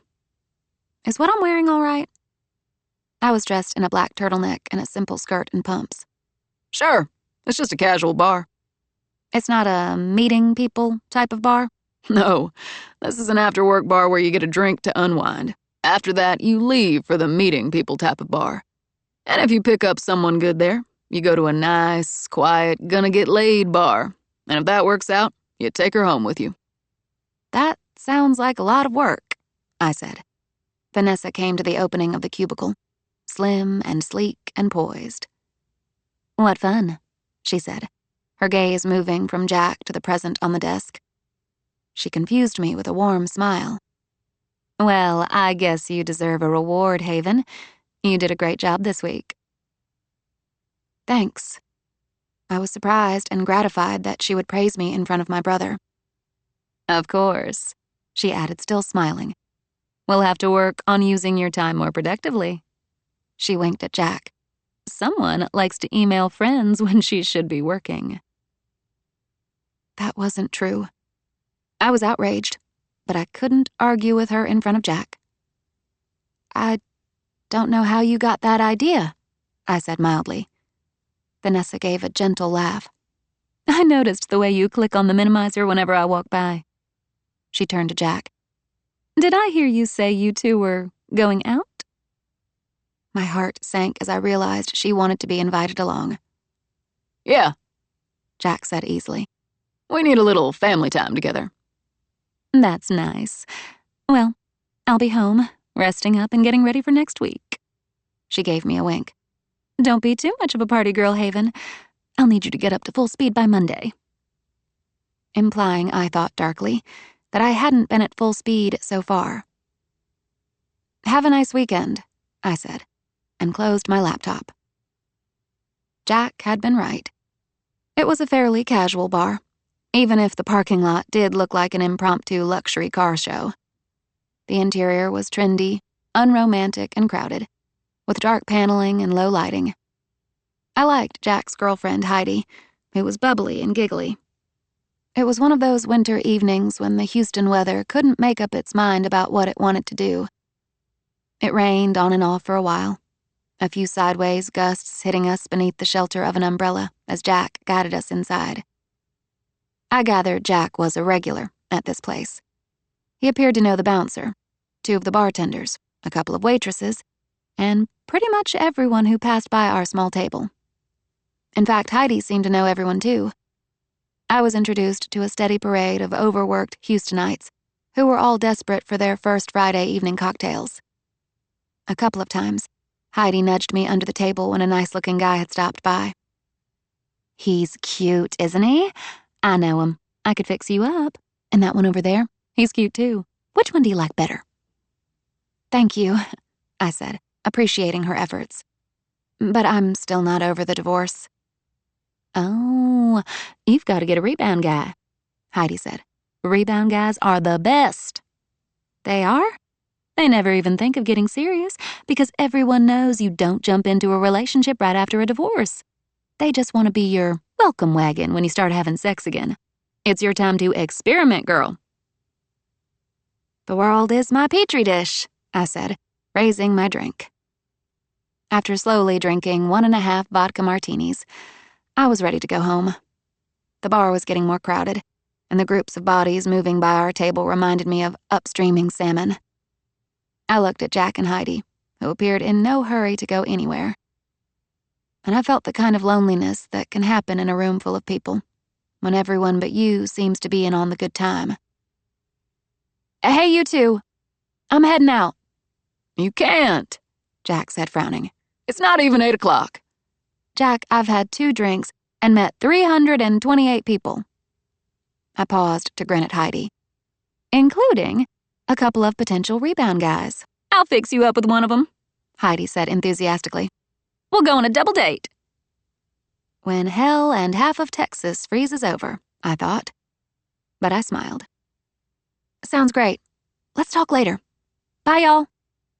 Jack began to stand. I'll help you get a cab. No, stay with Heidi.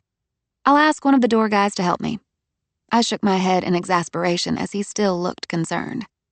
I can find the front door and get a cab. In fact, 1800 Main is close enough I could even walk. Don't even think about it, he said. I'm not planning to walk. I was just pointing out. Never mind, have fun. Relieved at the prospect of going home and taking off my high-heeled pumps, I plunged into the mass of jostling bodies. It gave me a clammy feeling, being close to so many people.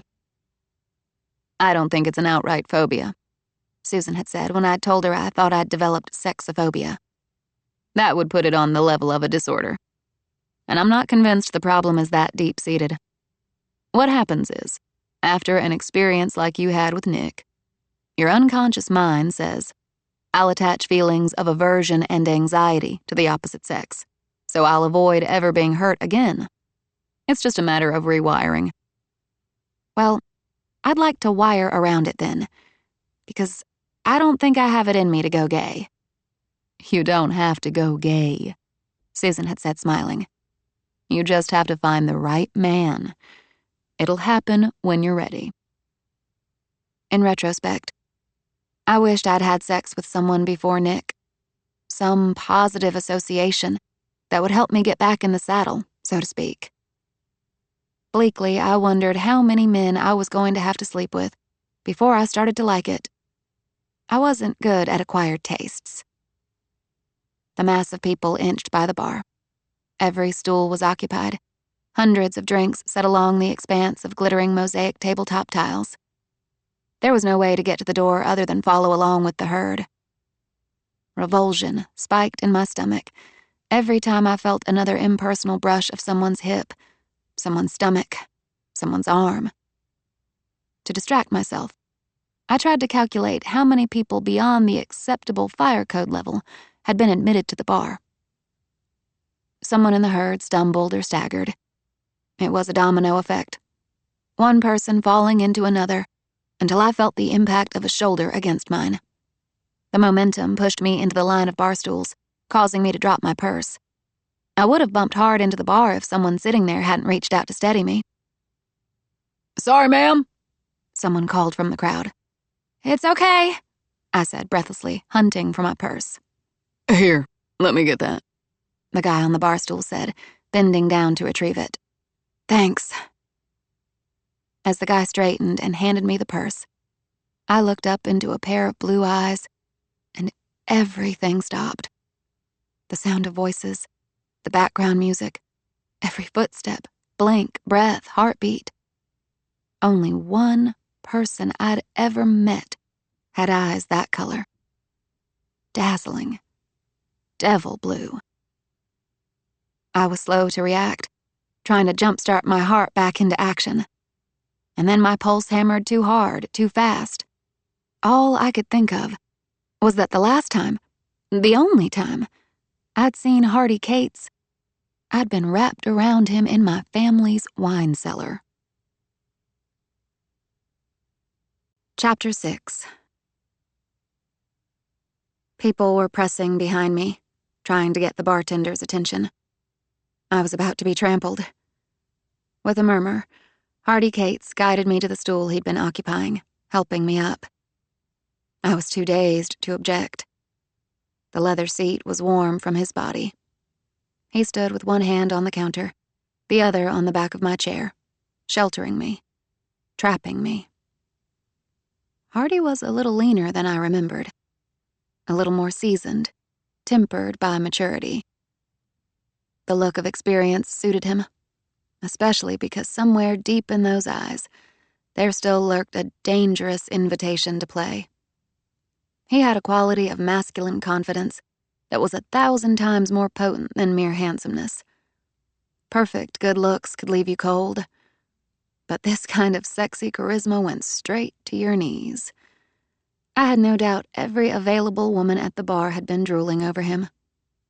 In fact, just beyond the outline of his shoulder, I saw the leggy blonde in the next chair glaring at me.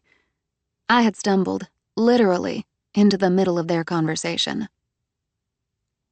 Miss Travis. Hardy looked at me as if he couldn't quite believe I was there. Pardon? I mean, Mrs. Tanner. No, it's Travis, again. Aware that I was stammering, I said baldly, I'm divorced. There was no change in his expression, except for a slight widening of those blue-on-blue eyes. He picked up his drink and tossed back a swallow. When his gaze returned to mine, he seemed to be looking right inside me. I flushed hard, remembering the wine cellar again. The blonde was still giving me the evil eye. I gestured to her awkwardly and babbled. I'm sorry to interrupt. I didn't mean to. Please, you go on with your... It was nice seeing you, Mr. Hardy. You're not interrupting anything. We're not together. He glanced over his shoulder, the yellow bar light sliding over the layers of his shiny dark hair. "Excuse me," he said to the woman. "I have to catch up with an old friend." "Sure," she said with a dimpled smile. Hardy turned back to me and the woman's face changed. From the look she gave me, I should have dropped dead on the spot. "I'm not going to take your chair," I said, beginning to slide off the bar stool. "I was just heading out. It's so crowded in here." My breath caught as my legs touched his, and I scooted up onto the stool again. "Give it a minute," Hardy said. "It'll thin out soon." He gestured for a bartender who appeared with miraculous speed. "Yes, Mr. Cates?" Hardy looked at me, one brow lifting. "What'll you have?" "I've really gotta go," I wanted to tell him, but it came out as, "Dr. Pepper, please." "Dr. Pepper. Extra cherries," he told the bartender. Surprised, I asked, "How did you know I like maraschinos?" His mouth curved with a slow burn of a smile. For a moment, I forgot how to breathe. "Just figured you for the type who likes extra." He was too big, too close. I still hadn't rid myself of the habit of assessing a man in terms of how much damage he could do to me. Nick had left bruises and fractures, but this guy could kill a normal person with a swipe of his hand. I knew that someone like me, with all my baggage and my possible case of sexophobia, had no business being around Hardy Cates. His hands were still on either side of me, braced on the chair arm and the countertop. I felt the tension of opposing urges, the desire to shrink away from him, and an attraction that prickled like sparks inside me. His silver gray tie had been loosened, and the top button of his shirt was unfastened, revealing the hint of a white undershirt beneath. The skin of his throat was smooth and brown. I wondered for a second what his body felt like beneath the layers of thin cotton and broadcloth, if he was as hard as I remembered. A tumult of curiosity and dread caused me to fidget on the chair. I turned gratefully as the bartender brought my drink, a highball of sparkling Dr. Pepper. Bright red cherries bobbed on the surface. I plucked one from the drink and pulled the fruit from its stem with my teeth. It was plump and sticky, rolling sweetly on my tongue. "Did you come here alone, Miss Travis?" Hardy asked. So many men his size had incongruously high voices. But he had a deep voice, made to fill a big chest. I considered telling him to call me by my first name, but I needed to keep every possible barrier between us, no matter how slight. "I came with my brother Jack and his girlfriend," I said. "I work for him now. He has a property management company. We were celebrating my first week." I picked out another cherry and ate it slowly, and found that Hardy was watching me with an absorbed, slightly glazed expression. "When I was little, I could never get enough of these," I said.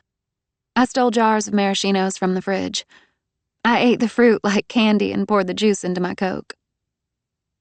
"I bet you were a cute little girl. A tomboy." "Absolutely a tomboy," I said. "I wanted to be like my brothers. Every Christmas I asked Santa for a tool set." "Did he ever bring you one?" I shook my head with a rueful smile. "Lots of dolls, ballet outfits, an easy bake oven." I washed down another cherry with a swallow of Dr. Pepper. "My aunt finally gave me a junior toolkit, but I had to give it back. My mother said it wasn't appropriate for little girls." The corner of his mouth quirked. "I never got what I wanted either." I wondered what that was, but getting into personal subjects with him was out of the question. I tried to think of something mundane, something about work. "How's your EOR business going?" I asked. From what I knew, Hardy and a couple of other guys had started a small enhanced oil recovery company that went into mature or spent fields after the big companies were through with them. Using specialized recovery techniques, they could locate leftover reserves called bypassed pay. A man could make a lot of money that way. We're doing okay. Hardy said easily. We've bought up leases for some mature fields and got some good results with CO2 flooding, and we bought an interest in a non-operated property in the Gulf. We're getting some good play out of it. He watched as I drank my Dr. Pepper. You cut your hair, he said softly. I lifted a hand and scrubbed my fingers through the short layers. It was in the way. It's beautiful. It had been so long since I'd gotten a compliment of any kind that I was desperately tongue-tied. Hardy was watching me with an intent stare. I never thought I'd have a chance to say this to you. But that night... I'd rather not talk about that, I said hastily. Please. Hardy fell obligingly silent. My gaze focused on the hand resting on the countertop. It was long-fingered and capable. A workman's hand. His nails were clipped nearly to the quick. I was struck by the scattering of tiny, star-shaped scars across some of his fingers. What are those marks from? I asked. His hand flexed a little. I did. Fencing work, after school and during summers while I was growing up. Put up barbed wire for the local ranchers. I winced at the thought of the wicked barbs digging into his fingers. You did it with your bare hands? Until I could afford gloves. His tone was matter-of-fact, but I felt a twinge of shame, aware of how different my privileged upbringing had been. And I wondered about the drive and ambition it must have taken for him to climb from a trailer park life, the aluminum ghetto, to where he'd gotten in the oil business. Not many men could do that. You had to work hard, and you had to be ruthless. I could believe that about him. Our gazes caught, held, the shared voltage nearly causing me to fall off the bar stool. I flushed all over, heat gathering beneath my clothes, inside my shoes, and at the same time I was overtaken by a nervous chill. I had never wanted to get away from anyone so fast. Thanks for the drink. My teeth were chattering. I have to go. It was nice to see you. Good luck with everything. I got off the chair and saw with relief that the crowd had thinned out, and there was a negotiable path to the door. I'll walk you to your car, Hardy said, tossing a bill on the counter. He picked up the jacket of his business suit. No thanks, I'll get a taxi. But he walked with me anyway. You'll lose your place at the bar, I muttered. There's always another place at the bar. I felt the casual pressure of his hand at the small of my back, and I recoiled instinctively. The light touch was instantly withdrawn. Looks like it's still raining, he said. Do you have a coat? No, I said abruptly. It's fine, I don't mind getting wet. Can I drive you somewhere?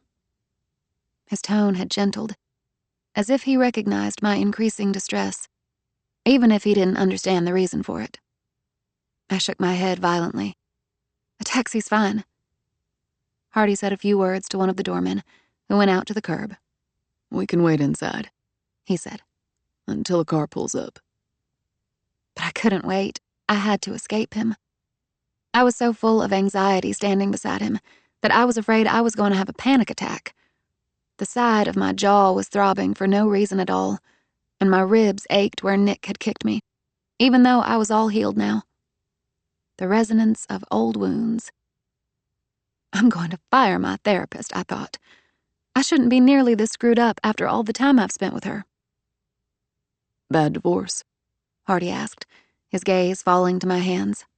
I realized I was clutching my purse in a death grip. No, the divorce was great, I said. It was the marriage that sucked. I forced a smile. Gotta go. Take care.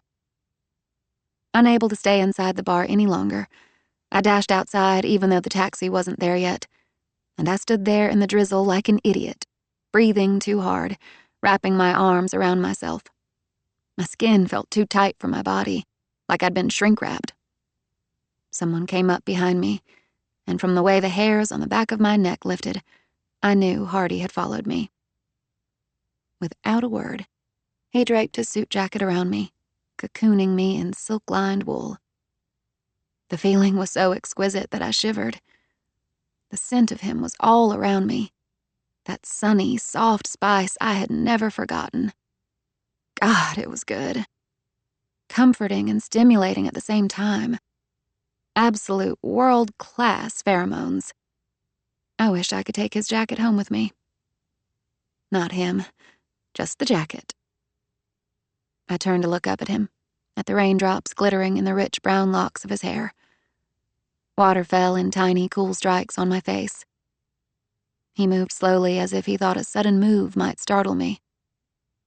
I felt one of his palms curve along the side of my face, his thumb wiping at the raindrops on my cheek as if they were tears. I'd ask if I could call you, I heard him say. but I think I know the answer. His hand moved to my throat, caressing the side with the backs of his fingers. He was touching me, I thought, dazed. But at that moment, I didn't give a damn. Standing in the rain, wrapped in his jacket, was about the best feeling I'd had in a year. His head lowered over mine, but he didn't try to kiss me. Just stood looking into my face, and I stared up into intense blue. His fingertips explored the underside of my jaw and wandered to the crest of my cheek. The pad of his thumb was slightly calloused, sandpapery like a cat's tongue. I was filled with mortified fire as I imagined what it might feel like if he... No. It would take years of therapy before I'd be ready for that. Give me your phone number, he murmured. That would be a bad idea, I managed to say. Why? Because there's no way I could handle you, I thought. But I said, my family doesn't like you. Hardy grinned unrepentantly, his teeth white in his tanned face. Don't tell me they're still holding that one little business deal against me. The Travises are sort of touchy that way. And besides, I paused to lick a raindrop from the corner of my mouth, and his gaze followed the movement alertly. I'm not a substitute for liberty. Hardy's smile vanished. No. You could never be a substitute for anyone. And that was over a long time ago. It was raining harder now, turning his hair as dark and slick as otter's fur, his lashes spiking over brilliant blue eyes. He looked good wet. He even smelled good wet, all clean skin and drenched cotton. His skin looked warm beneath the mist of droplets. In fact, as we stood there surrounded by the city, and falling water and lowering night, he seemed like the only warm thing in the world. He stroked a sodden curl back from my cheek, and another, his face still severe. For all his size and strength, he touched me with a gentleness Nick had never been capable of. We were so close that I saw the texture of his close-shaven skin, and I knew that the masculine smoothness would be delicious against my lips. I felt a sharp, sweet ache somewhere beneath my ribcage. Wistfully, I thought of how much I wished I had gone with him that night at the wedding, to drink champagne under a strawberry moon. No matter how it might have ended, I wished I had done it. But it was too late now. A lifetime too late. A million wishes too late. The taxi pulled up. Hardy's face remained over mine. I want to see you again, he said in a low voice. My insides turned into a mini Chernobyl. I didn't understand myself, why I wanted so much to stay with him. Any rational person would know that Hardy Cates had no real interest in me. He wanted to annoy my family and get my sister-in-law's attention. And if doing that meant screwing a girl from the other side of the tracks, so much the better. He was a predator, and for my own sake, I had to get rid of him. So I plastered a disdainful smile over the panic and gave him a look that said, I've got your number, pal. You'd just love to fuck a Travis, wouldn't you? Even as I said it, I cringed inwardly at my own deliberate crudeness. Hardy responded with a long stare that fried every brain cell I possessed. And then he said softly, "Just one little Travis." I went scarlet. I felt myself clenching in places I didn't even know I had muscles, and I was amazed that my legs still worked as I went to the taxi and got in. "Where do you live?" Hardy asked, and like an idiot, I told him. He handed a 20 to the cabbie. A huge overpayment since 1800 Main was only a few blocks away. "Drive careful with her," he said, as if I were made of some fragile substance that might shatter at the first bump on the road. "Yes, sir." And it wasn't until the cab pulled away that I realized I was still wearing his jacket. The normal thing would have been to have the jacket dry cleaned immediately. There was a service in the building, and have someone take it to Hardy on Monday. But sometimes normal just isn't happening. Sometimes crazy feels too good to resist. So I kept the jacket, uncleaned, all weekend. I kept stealing over to it and taking deep breaths of it. That damned jacket, the smell of Hardy Cates on it, was crack. I finally gave in and wore it for a couple of hours while I watched a DVD movie. Then I called my best friend Todd, who had recently forgiven me for not talking to him in months, and I explained the situation to him. I'm having a relationship with a jacket, I said. "Was there a sale at Neiman's?" No, it's not mine. It's a guy's jacket. I went on to tell him all about Hardy Cates, even going so far as to describe what had happened at Liberty and Gage's wedding almost 2 years ago, and then about meeting him in the bar. So I just put on the jacket and watched a movie in it, I concluded. In fact, I'm wearing it right now. How far outside of normal is that? On a scale of 1 to 10, how crazy am I? "Depends. What movie did you watch?" Todd, I protested, wanting a serious answer from him. "Hey, Vin, don't ask me to define the boundaries of normal. You know how I was raised. My father once stuck strands of his own pubic hair onto a painting and sold it for $1 million. I had always liked Todd's father, Tim Phelan, but I'd never understood his art. The best explanation I'd heard was that Tim Phelan was a revolutionary genius whose sculptures exploded conventional notions of art and displayed common materials like bubblegum and masking tape in a new context. As a child, I had often wondered at the perplexing role reversal of the Phelan household, in which the parents seemed like children, and their only child, Todd, had been the grown-up. It had only been at Todd's insistence that the family kept standard hours for eating and sleeping. He had dragged them to parent-teacher conferences, even though they didn't believe in the grading system. Todd had no luck, however, in curbing their wild house decorating. Sometimes Mr. Phelan would pass through the hallway, pause to sketch or paint something right on the wall, and continue on his way. Their house had been filled with priceless graffiti. And at holiday time, Mrs. Phelan would hang the Christmas tree, which they called a Bodhi bush, upside down from the ceiling. Now, Todd had become an enormously successful interior designer, mostly because of his ability to be creative without going too far. His father disdained his work, which pleased Todd tremendously. In the Phelan family, Todd had once told me, beige was an act of defiance.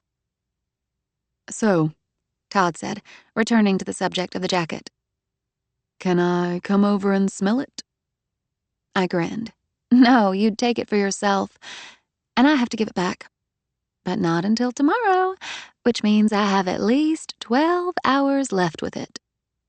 "I think you need to talk with Susan this week about why you're so afraid of a guy you're attracted to that you can't handle anything more than fondling his jacket, while he's not in it."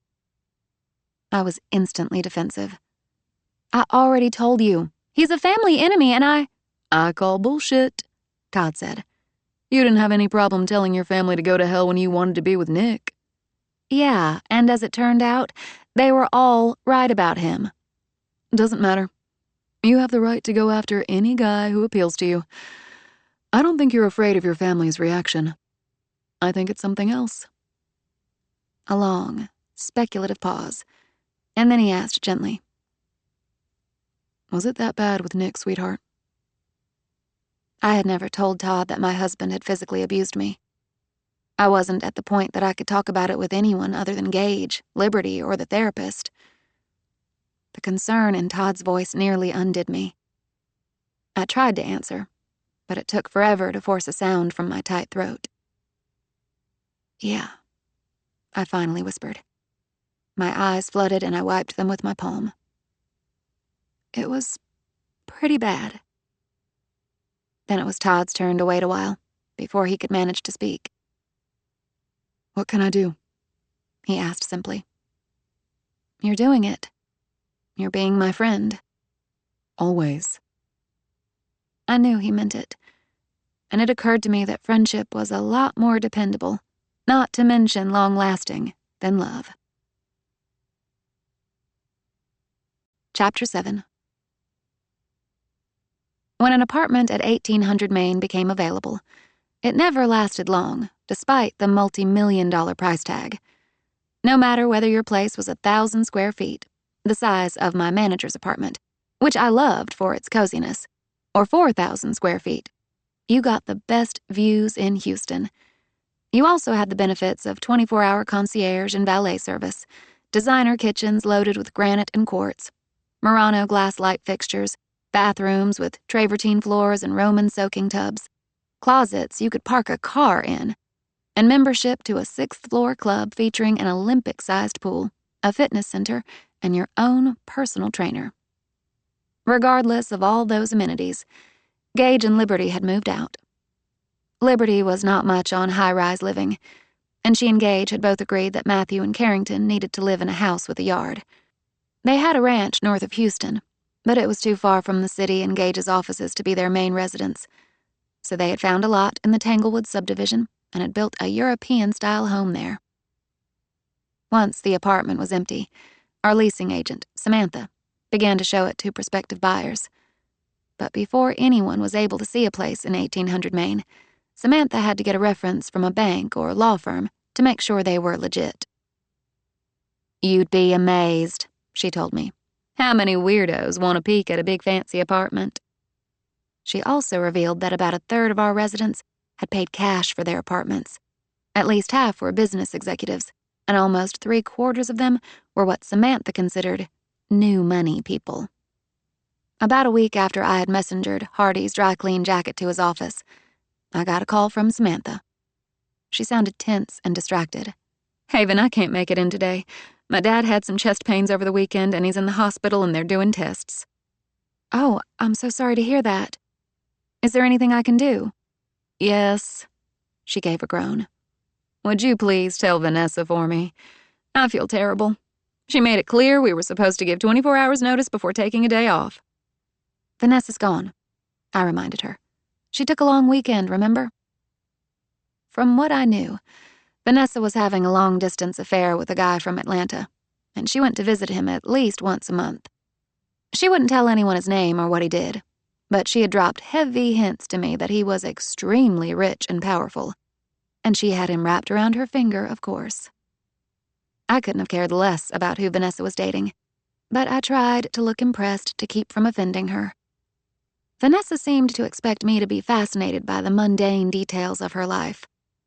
Sometimes she repeated the same stories, like the one about being caught in traffic, or what her masseur had said about what great shape she was in, 2 and 3 times, even when I reminded her she'd already told me. I was certain it was deliberate, although I couldn't figure out why she did it, or why I seemed to be the only one she did this to. Is there anything else, Sam? I asked. I would really appreciate it if you could go to my computer and print out the latest marketing plan file for Mr. Travis. He was coming by today, and he really needs to take a look at it. I'll make sure he gets it, I said. And one more thing. There's a guy coming to the office at 9 to look at the condo. Could you show him around for me? Tell him I'm sorry I couldn't make it, and I'll be available by cell to answer any questions. Sure. Is he qualified? He's so qualified it sort of makes me dizzy to be in the same room with him. A dramatic sigh. Single and loaded. Damn it. I was really looking forward to this showing. The only thing that makes me happy is knowing Vanessa won't get to meet him either. I chuckled. I'll make sure to say some nice things to him about you. Thanks. And make sure he has my cell number. Got it. As I mulled over the phrase, single and loaded, a funny shiver chased down my spine, and somehow, I knew who Mr. Single and Loaded was, and I wondered what the hell he was up to. Samantha, I asked suspiciously. What's his? Call waiting, she said. It's Dad, I gotta go. The connection terminated and I put down the phone. I went to Samantha's computer and pulled up her schedule, just as the concierge, David, beeped on the intercom. Samantha, Mr. Cates is here in the lobby. As my suspicion was confirmed, I found myself out of breath. I was simultaneously stunned, worried, and oddly amused. My voice sounded strange to my own ears. Samantha's not here today, I told David. Tell Mr. Cates that Miss Travis will be doing the showing. I'll be down in just a minute. Yes, Miss Travis. I did a quick, discreet check in a compact mirror, applied some tinted lip balm, and pushed the long bangs back from my forehead. I was wearing dark brown wool trousers and a matching V-neck wrap sweater. Unfortunately, I had chosen flats for comfort that day. If I'd known I would see Hardy Cates, I would have worn my tallest heels to give him less of a height advantage. I looked into Samantha's file on Hardy and skimmed the pre-qualification report, and nearly dropped it as I saw the numbers. When Hardy said his company was doing okay, he had neglected to mention that he was in the process of becoming obscenely rich. That property in the Gulf they were getting good play out of must have been a major find. A really major find. Hardy Cates was on his way to becoming a big-time oil man. I was certainly the last person who could hold that against him. My father had huge ties to the oil industry, and even my oldest brother, with his alternative energy company, hadn't cut fossil fuels entirely from his repertoire. Sighing, I closed the file and took the elevator to the residential lobby.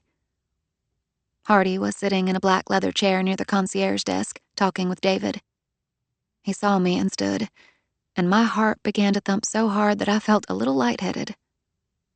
I put on a business face, a business smile, and extended a hand as I reached him.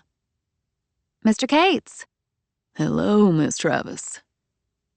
A hard, impersonal grip of our hands, and we stood facing each other. We might have been strangers, but there was a glint in Hardy's eyes that drew heat to the surface of my skin. I'm sorry Samantha wasn't available this morning, I said. I'm not. He swept a quick, thorough glance over me. Thanks for returning the jacket. You didn't have to have it cleaned. That certainly got David's attention. He looked from one of us to the other with indiscreet interest. I'm afraid all I'm going to be able to do, I said to Hardy briskly, is take you on an initial walkthrough so you can get an idea of what the apartment looks like. I'm not a leasing agent, so Samantha's the only one who can answer your questions definitively. I'm sure you'll be able to answer any questions I've got. We went to the elevator, and a pair of women walked out, one older, one around my age. They looked like a mother and daughter heading out to do some shopping. As I got into the elevator and turned to face out, I saw that both women had glanced back for a better look at Hardy. I had to admit, the man looked amazing in jeans. The ancient denim clung lightly to his hips and followed the long lines of some remarkable thigh muscles. And although I made a point of not checking out his rear view, my peripheral vision was having a very good day. I pushed the button for the 18th floor. As the elevator whooshed up, we occupied separate corners. Hardy studied me with frank interest. His blue cashmere sweater lay softly over the hard lines of his torso. I appreciate you taking some time out for me today, Miss Travis. I decided we had to go on a first-name basis. He'd started to say Miss Travis with a touch of overdone respect that bordered on mockery. You can call me Haven, I muttered. Haven, he repeated. The sound of my name and that melted tar drawl gave me a pang of uneasy pleasure. "What are you doing here?" I asked tersely. "Are you really interested in this condo?" Why wouldn't I be? "I saw your address on the pre-qualification form. You're at Post Oak right now. I don't see why you'd want to move from there." I'm only leasing that place, he said evenly. I haven't bought it, and I like this location better. I narrowed my eyes. "You know who used to live in this apartment, right?" Your brother and sister-in-law. So what? "So I think there's something weird about you wanting to move into Gage and Liberty's old place." You got another apartment available? I'll look at that one too. We stepped out of the elevator into the H-shaped layout of corridors, all serene in varying shades of cream and gray. I turned to face Hardy, the air between us nearly crackling with challenge. 1800 Main isn't that much better than Post Oak, I said. In fact, in terms of bang for the buck, you're probably better off staying where you are. Hardy lifted a brow, looking amused. Are you trying out some new kind of sales tactic on me? No, I'm wondering what your ulterior motive is. What's your best guess? I stared straight into those fathomless eyes. I think you've got some leftover hang-up about my sister-in-law. Hardy's smile fled. You're way off on that one, honey. We never even slept together. I wish Liberty all the best, but I don't want her that way. He stepped closer, not touching me, but I felt like he was just about to... Well, I didn't know what. I felt a nervous chill chase down my back. So take another guess, he said. You can't keep me out of here if you can't come up with a good reason for it. I stepped back from him and took a shaky breath. You're a hellraiser, I said. That's a pretty good reason. The corner of his mouth twitched. I got all that out of my system in my 20s. You look like you've still got some left in you. No, ma'am. I'm completely tame. I had an inkling of what he must have been like as a naughty schoolboy, trying to convince his teacher of his innocence. And his sneaky charm was so irresistible that I had to turn away to hide a smile. Sure you are, I said, leading him to the apartment. Stopping at the door, I began to punch numbers into the combination touchpad.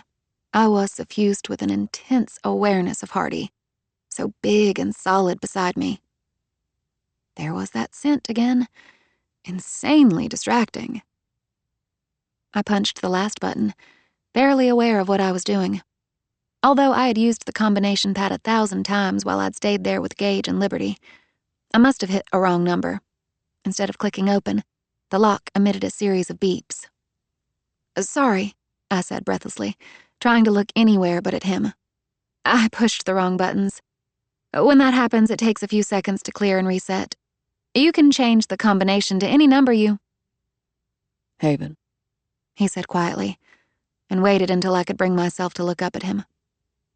I gripped the door handle as if hanging on for dear life. I had to clear my throat before I could make a sound. What? Why do I make you so nervous? His voice was soft, reaching inside me to a raw, tender place. A mocking smile touched his lips. You afraid I'm going to make a move on you? I couldn't answer. I can't stand this, I thought desperately. Heat washed over me, color layering on color. My heart worked in painful beats. All I could do was stare at Hardy without blinking, my back pressing against the door while he bent over me. He moved closer, imparting the pressure of his body until I felt the touch of hard muscle in several places at once. I closed my eyes, mortified by the rapid gusts of my breathing. Then let's get it over with, Hardy murmured. So you'll stop worrying. His dark head bent. He eased his mouth over mine. I put my fists between us, my arms clasped over my chest in a tight blockade. I couldn't make myself push him away, but neither could I let him hold me full on.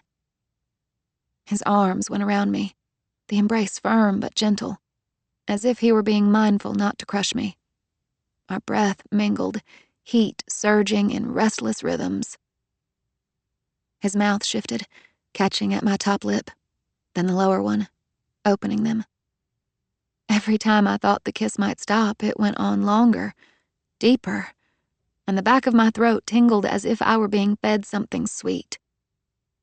I felt the silken stroke of his tongue, a soft taste, another. I went weak against him, dissolving in sensation. His tenderness disarmed me until I almost forgot about the knot of fear in my stomach. I stood there breathing him, feeling him. But he was all around me. He could overpower me so easily if he chose. I couldn't handle feeling that defenseless, no matter how gentle he was. Turning my mouth away from his, I broke the kiss with a whimper. Hardy's lips grazed the top of my head, and he released me slowly. He looked down at me, blue heat in his eyes. "Now show me the apartment," he whispered. Purely by luck, I couldn't yet pull a coherent thought from my brain. I managed to dial the right combination and open the door. Since I wasn't certain how far I could walk without staggering, I let Hardy do his own exploring. He wandered through the 3-bedroom apartment, checking out the finishes, the appliances, the views from every room. In the main living area, a wall of nothing but windows revealed a spectacular view of Houston, the unzoned city sprawling outward in a mix of offices and strip malls and mansions and shacks, the cheap and the great mingling freely. Watching Hardy's long, lean form silhouetted against those windows, I thought the apartment suited him. He wanted to show people he'd arrived. And you couldn't blame him for that. In Houston, if you wanted a place at the table, you had to have the clothes, the cars, the high-rise apartment, the mansion, the tall blonde wife. Needing to break the silence, I finally found my voice. "Liberty told me you used to work on a drilling rig." I leaned against the kitchen counter as I watched him. "What did you do?" He glanced at me over his shoulder.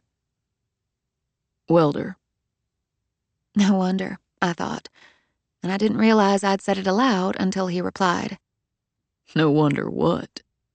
Your shoulders and arms," I said, abashed. "Oh." He turned to face me, his hands still tucked in his pockets. "Yeah. They usually get the bigger guys to do the onboard welding, the stuff they can't do in shore-based shops. So I had to carry a 70-pound power con all around the rig, up and down stairs and ladders. That whips you into shape real fast." A power con is some kind of generator?" He nodded. The newer models are built with the handles farther apart, so 2 people can carry them. But the older version, the one I had to lug around, could only be carried by 1 guy. Hell, my muscles would get so sore. He grinned and rubbed the back of his neck, as if recalling long-ago discomforts. You should have seen the other rig welders. They made me look puny. "I honestly can't imagine that," I said. His smile lingered as he approached me, coming to lean on the other side of the counter. "Did you like being a rig welder?" I asked hesitantly. "I mean, was it what you wanted to do?" I wanted to do anything that would get me out of welcome. "That's the town you grew up in?" He nodded. Blew out one of my knees playing football, so no chance of a scholarship. And in Welcome, if you don't make it to college, your options are limited. I knew how to weld from my fence work. It didn't take much to get certified. And I had a buddy who worked as a rig roustabout. He told me the welders made $80 an hour.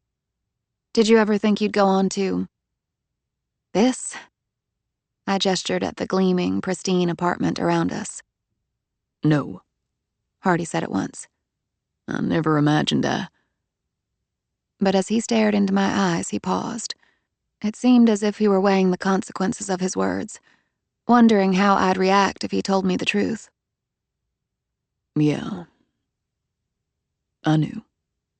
He finally said, his voice soft. I always knew I'd do whatever it took. Living in a trailer park, running in a pack of barefoot kids. My whole life was already set out for me, and I sure as hell didn't like the looks of it. So I always knew I'd take my chance when I got it. And if it didn't come, I'd make something happen.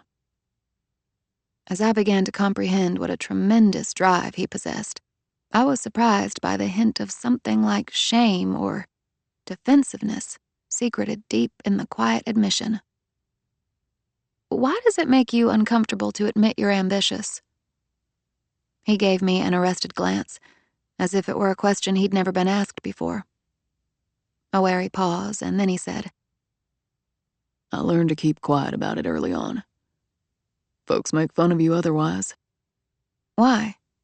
It's like crabs in a box. Seeing my incomprehension, he explained.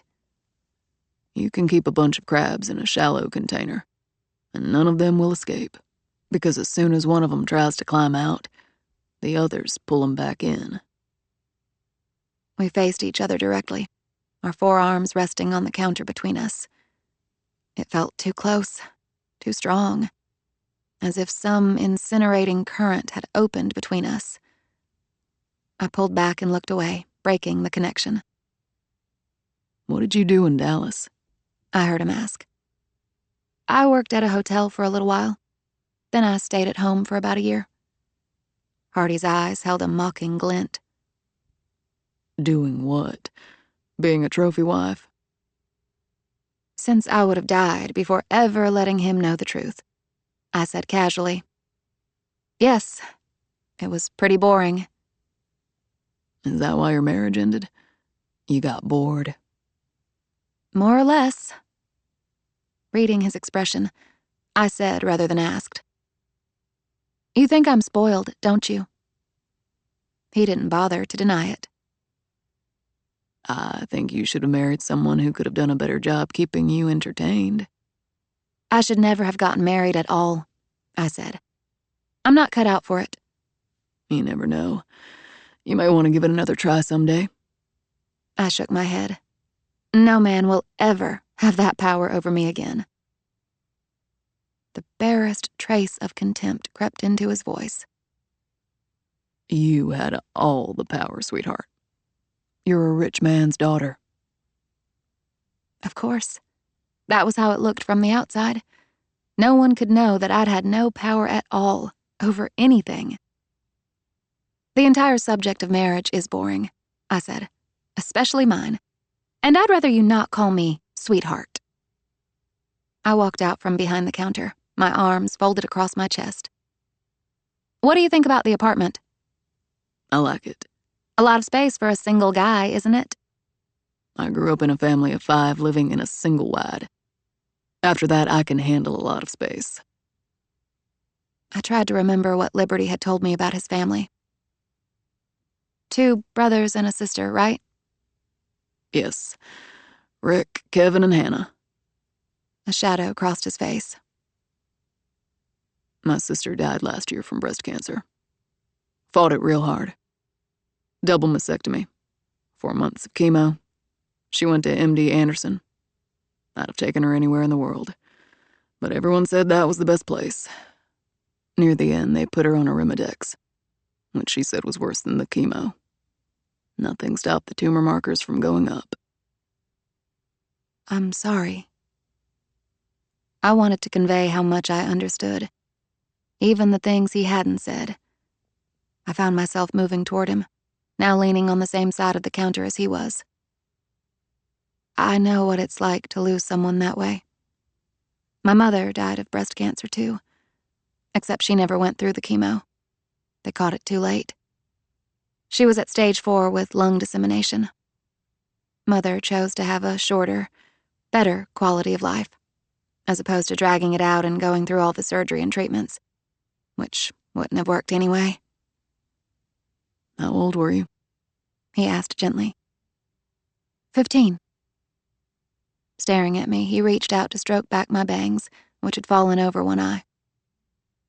Haven. Tell me not to take the apartment and I won't. Otherwise, I want it. It's up to you. My eyes widened. Your decision has nothing to do with me. Don't make me part of it. Would it bother you if I lived here?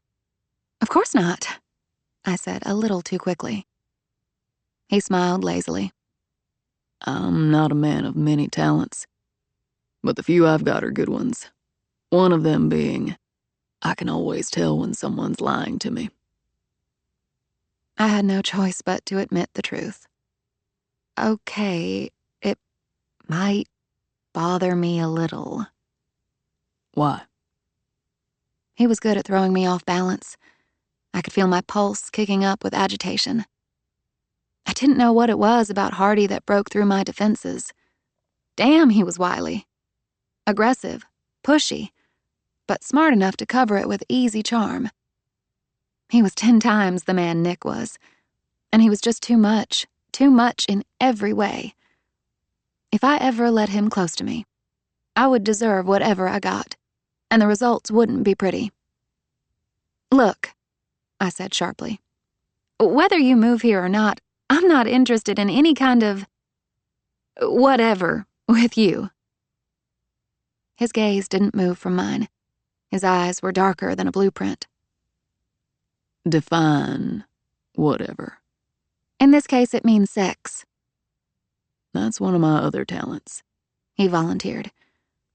As distraught as I was, I almost smiled. I'm sure that will make some of the female residents of 1800 Maine very happy. I paused for emphasis. But I won't be one of them. Understood. So where do I end up, Haven? Here or Post Oak? I made an impatient gesture to indicate it was of no consequence. Move here if you want. It's a free country. Okay, I will. I didn't like the way he said it, as if we had just made some kind of bargain. Chapter 8. Like hell he's gonna live here, Jack said indignantly, pacing around my office later that day. He had dropped by for a quick visit to see how things were going. Although he would never admit it, I thought that Jack was mildly relieved that Vanessa was gone. Whenever she was around, she sent out discreet signals that she was angling for some kind of a relationship that went beyond business. Thankfully, he didn't seem interested. While Jack fumed about Hardy, I sat behind my desk, trying to figure out some new software that had gone contrary on me. Here's the way I'm looking at it, I said, looking up from my laptop. Keep your friends close, keep your enemies closer. What better way to find out what Hardy Cates is up to than have him in our building? That made Jack pause. I guess there's some sense in that. But why does he want to live here? If this is some whack deal about Gage and Liberty... No, I honestly don't think that's it. I think he would have taken another apartment if it were available. Jack sat on the edge of my desk. He's got something up his sleeve, I guarantee it. He sounded so certain that I gave him a questioning glance. Have you met him before? Yeah, about a year ago. He was going out with a girl I used to date, and I happened to see her at a club, and we all talked for a few minutes. What did you think about him?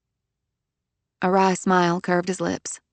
Hate to admit it, but if it weren't for the shit he pulled with Gage's biofuel deal and crashing the wedding, I might have liked the guy.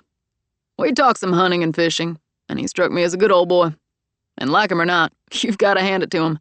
That company of his is kicking ass. Why do you think that is? He's pulled together a great team, and he can negotiate a tight deal. But mostly he's got the knack for finding oil. Call it luck, call it skill, but some people got it and some don't. Maybe he's not college smart, but he's smart in a way they can't teach. Man, I wouldn't underestimate him. Jack dragged his hand through his dark hair, looking thoughtful. Joe's met him.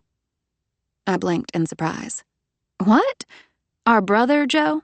Yeah. Joe took his picture for that thing they did on him in Texas Monthly last year. What a coincidence, I said slowly. What did Joe say about him? Can't remember. I'll have to ask him. Jack frowned. You think Kate's has some kind of revenge thing going on against the Travises? For what? Because Gage married his old girlfriend. That would be taking things a little far, I said skeptically. I mean, they never even slept together. Jack's brows rose. How do you know? He said so. You were talking about sex with Hardy Cates? He asked in the same tone he would have used for Et tu, Haven. Not like that, I said uncomfortably. It was sort of a casual reference. Jack gave me a long, hard stare. If he so much as glances in your direction, I'm gonna wipe the floor with his ass. Jack, hush. And I'm gonna make that real clear to him before the contracts are signed. If you embarrass me that way, I'm going to find a new job. I swear it, Jack. Not a word to Hardy. A long silence while my brother stared at me. Are you interested in Kate's? He asked. No! Good. Because, and don't take this personal, I have no confidence in your ability to pick a decent guy for yourself. If you like someone, he's probably scum. That is a huge boundary violation, I said indignantly. A what? That means I don't make any comments about the kind of women you date, and you have no right to judge my choices. Yeah, but... Jack stopped and scowled. You're right. It's none of my business. It's just... I'd like you to find some nice guy with no weird fucking baggage. I had to laugh. My irritation vanished, and I reached over to pat his hand. If you ever meet one, I said, let me know. My cell phone rang, and I fished it out of my purse. Bye, Jack, I said, and flipped the phone open. Hello? Haven. The sound of Hardy's voice gave me a subtle, pleasurable jolt.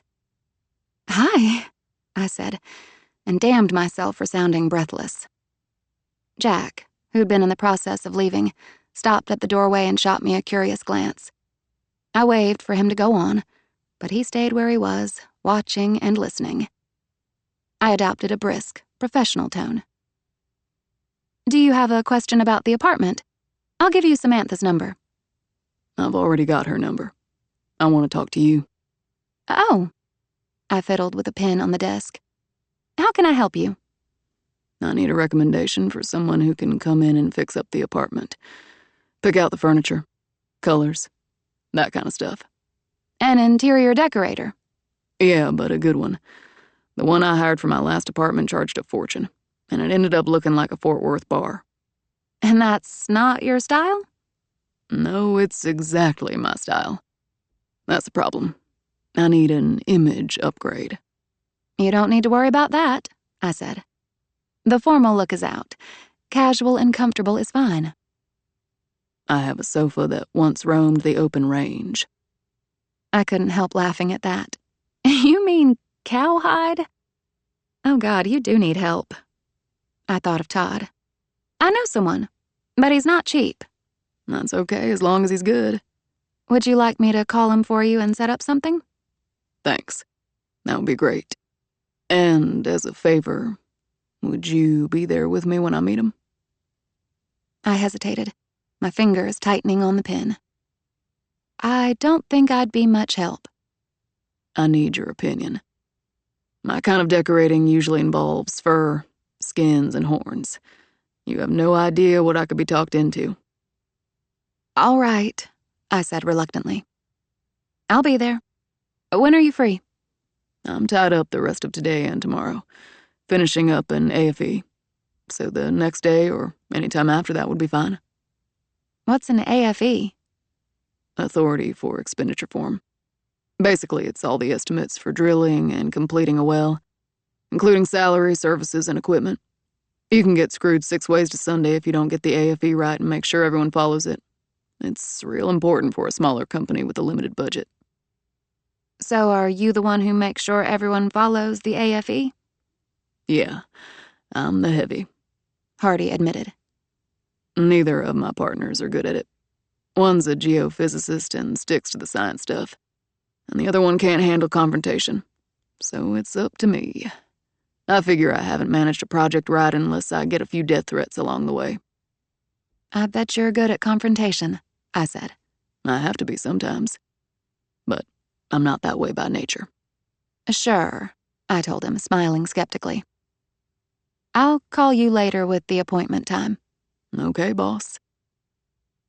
The smile was still tucked in the corners of my lips as I looked up and saw Jack there.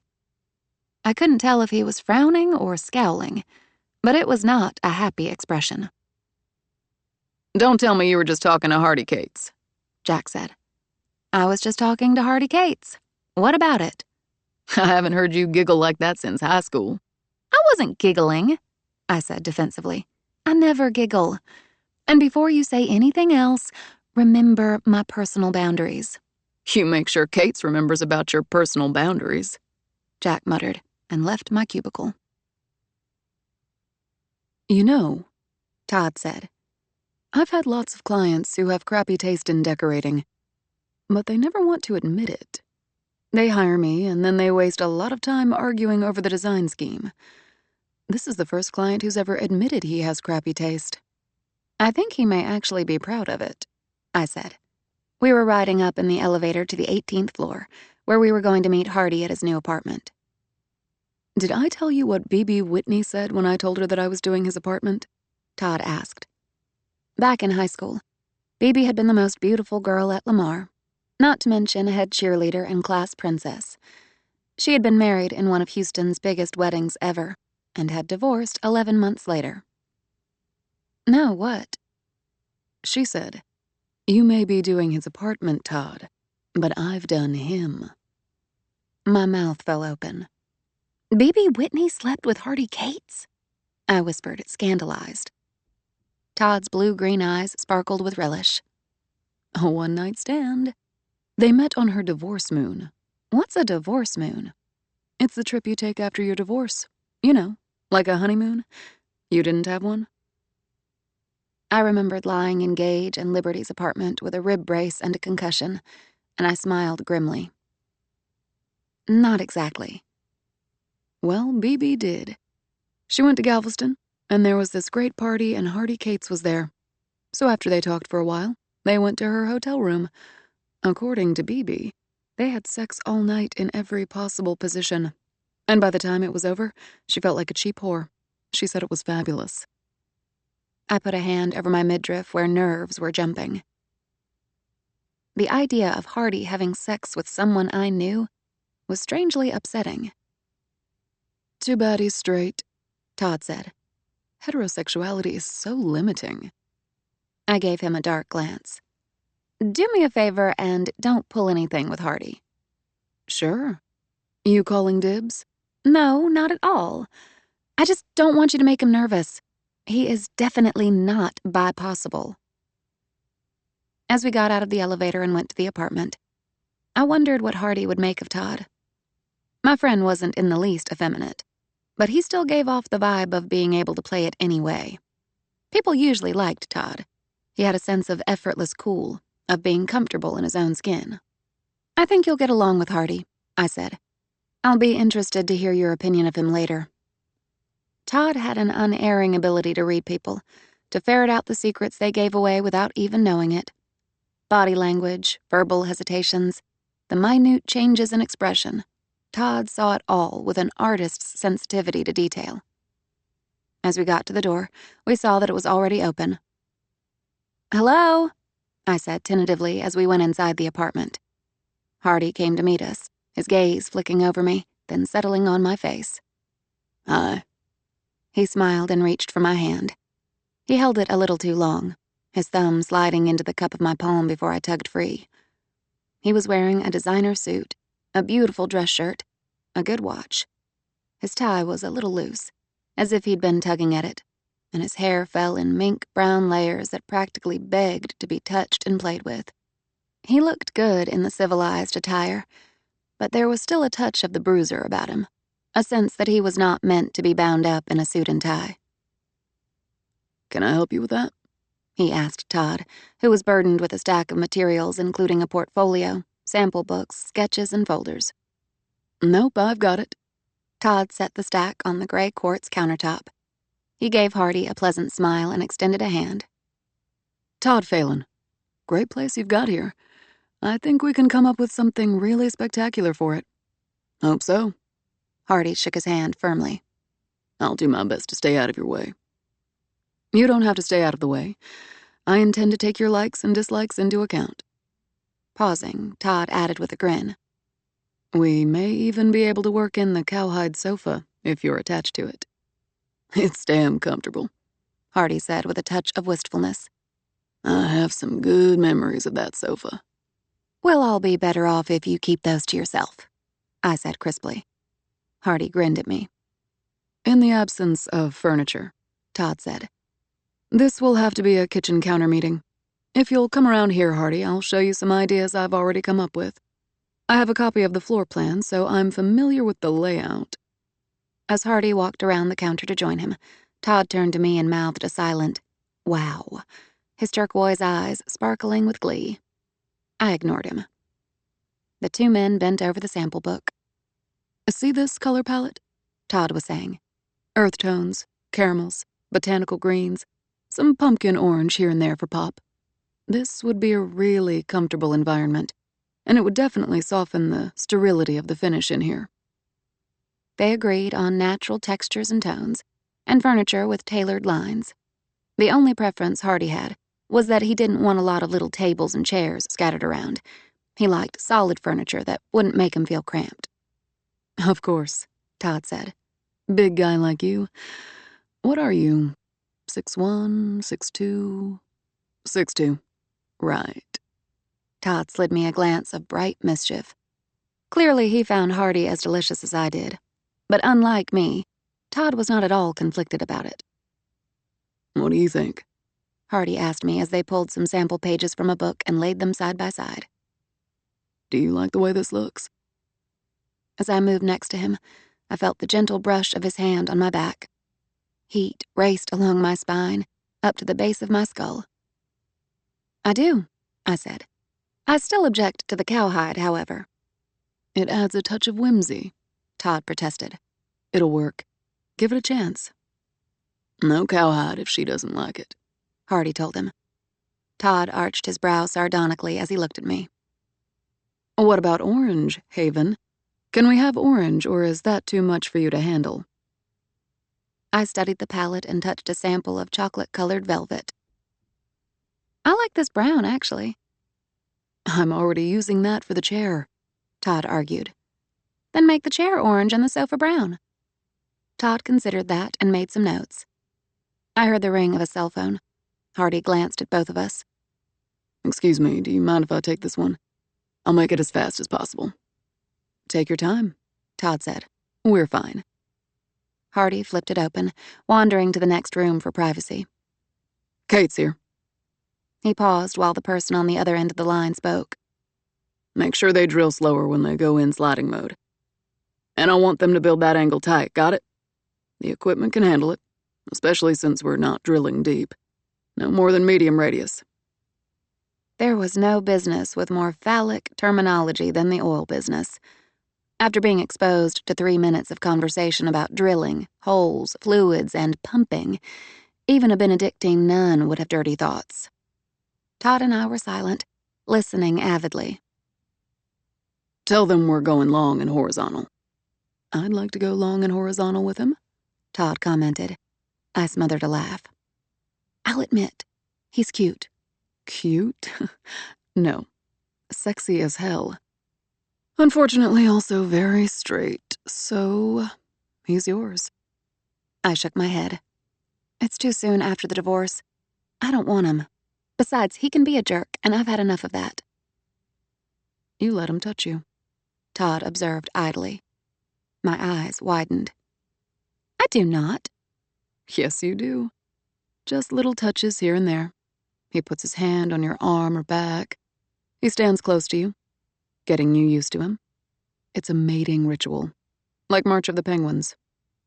It has nothing to do with mating rituals. It's a Texas thing. People are touchy-feely here. Especially when they want to bone you into the middle of next week. Todd, shut up, I muttered, and he snickered. We both looked hastily down at the sample book, as Hardy came back into the room. A few more minutes of discussion, and then Hardy glanced down at his watch. I'm sorry to have to ask this, but would either of you mind if we cut this a few minutes short?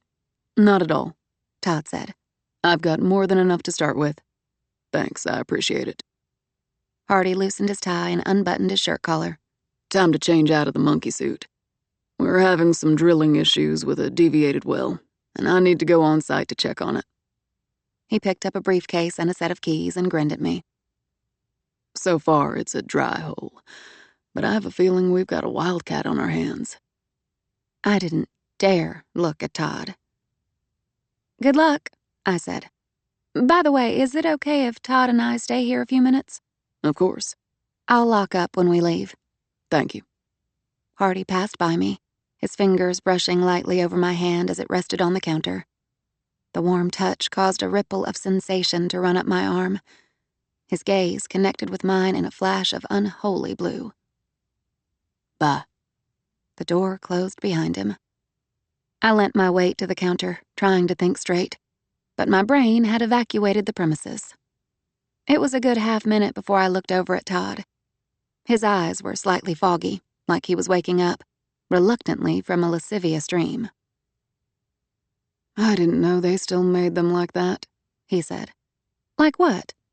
Cool, tough, retro manly. The kind who only cries if someone just ran over his dog. The big-chested guy we can indulge our pathetic daddy complexes with. I don't have a pathetic daddy complex. Oh? Tell me you haven't imagined sitting on his lap. Todd grinned as I flushed. You know what it is you smell on him, Haven? Testosterone. It's leaking out of his pores. I covered my ears with my hands, and he broke out laughing.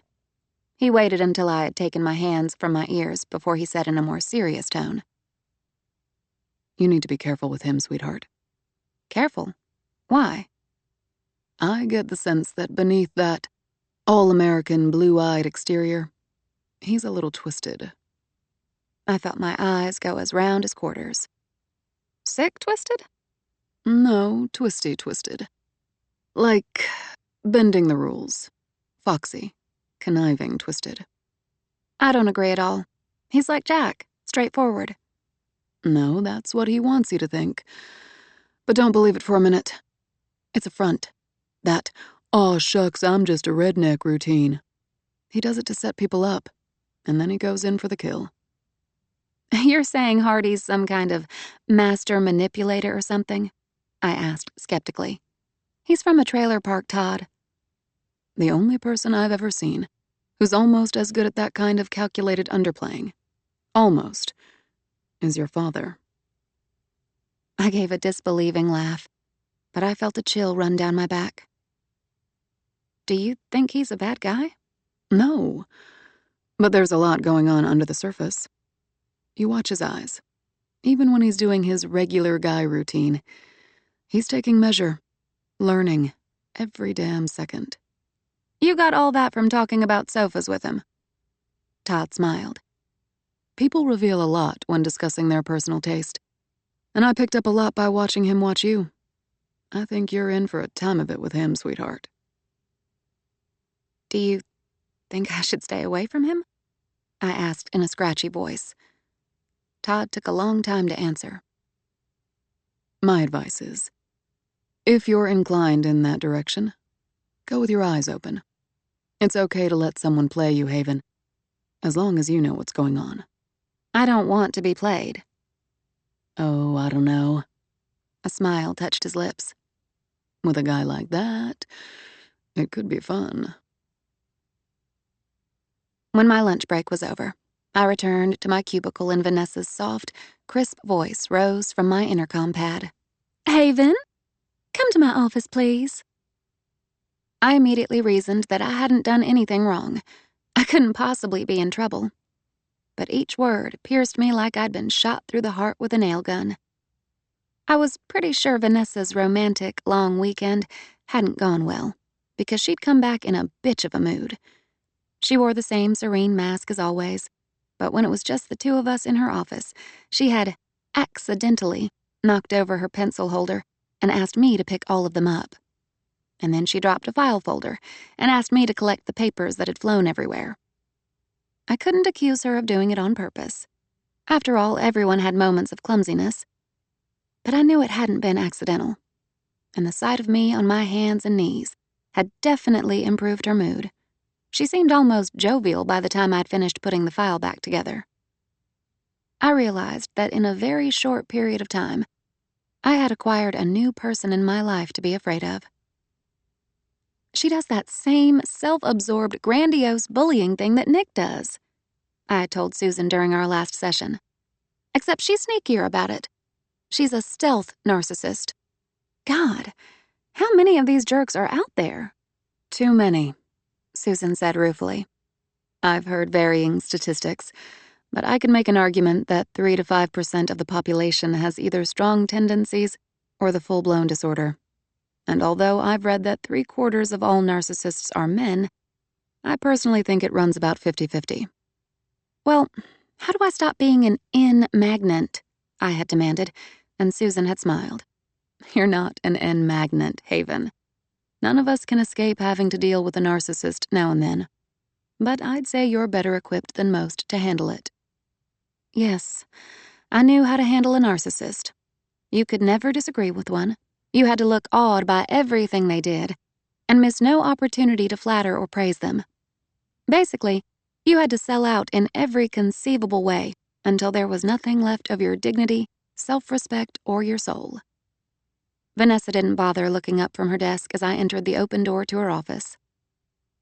"I'd like you to knock before coming in," she said, still concentrating on her computer screen. "Oh, sure." I went back to the doorway, knocked on the door jamb, and waited for a response. Vanessa said nothing, only kept typing. I stood in the doorway and waited for a full 2 minutes until she finally paused to glance at me. "Come in." "Thank you," I said with exquisite politeness. "Have a seat." I took the chair across from her desk and looked at her expectantly. It was unfair that someone so rotten on the inside could be so pretty. Her eyes were round and light in her oval face, and her hair was a perfect pale sweep across her shoulders.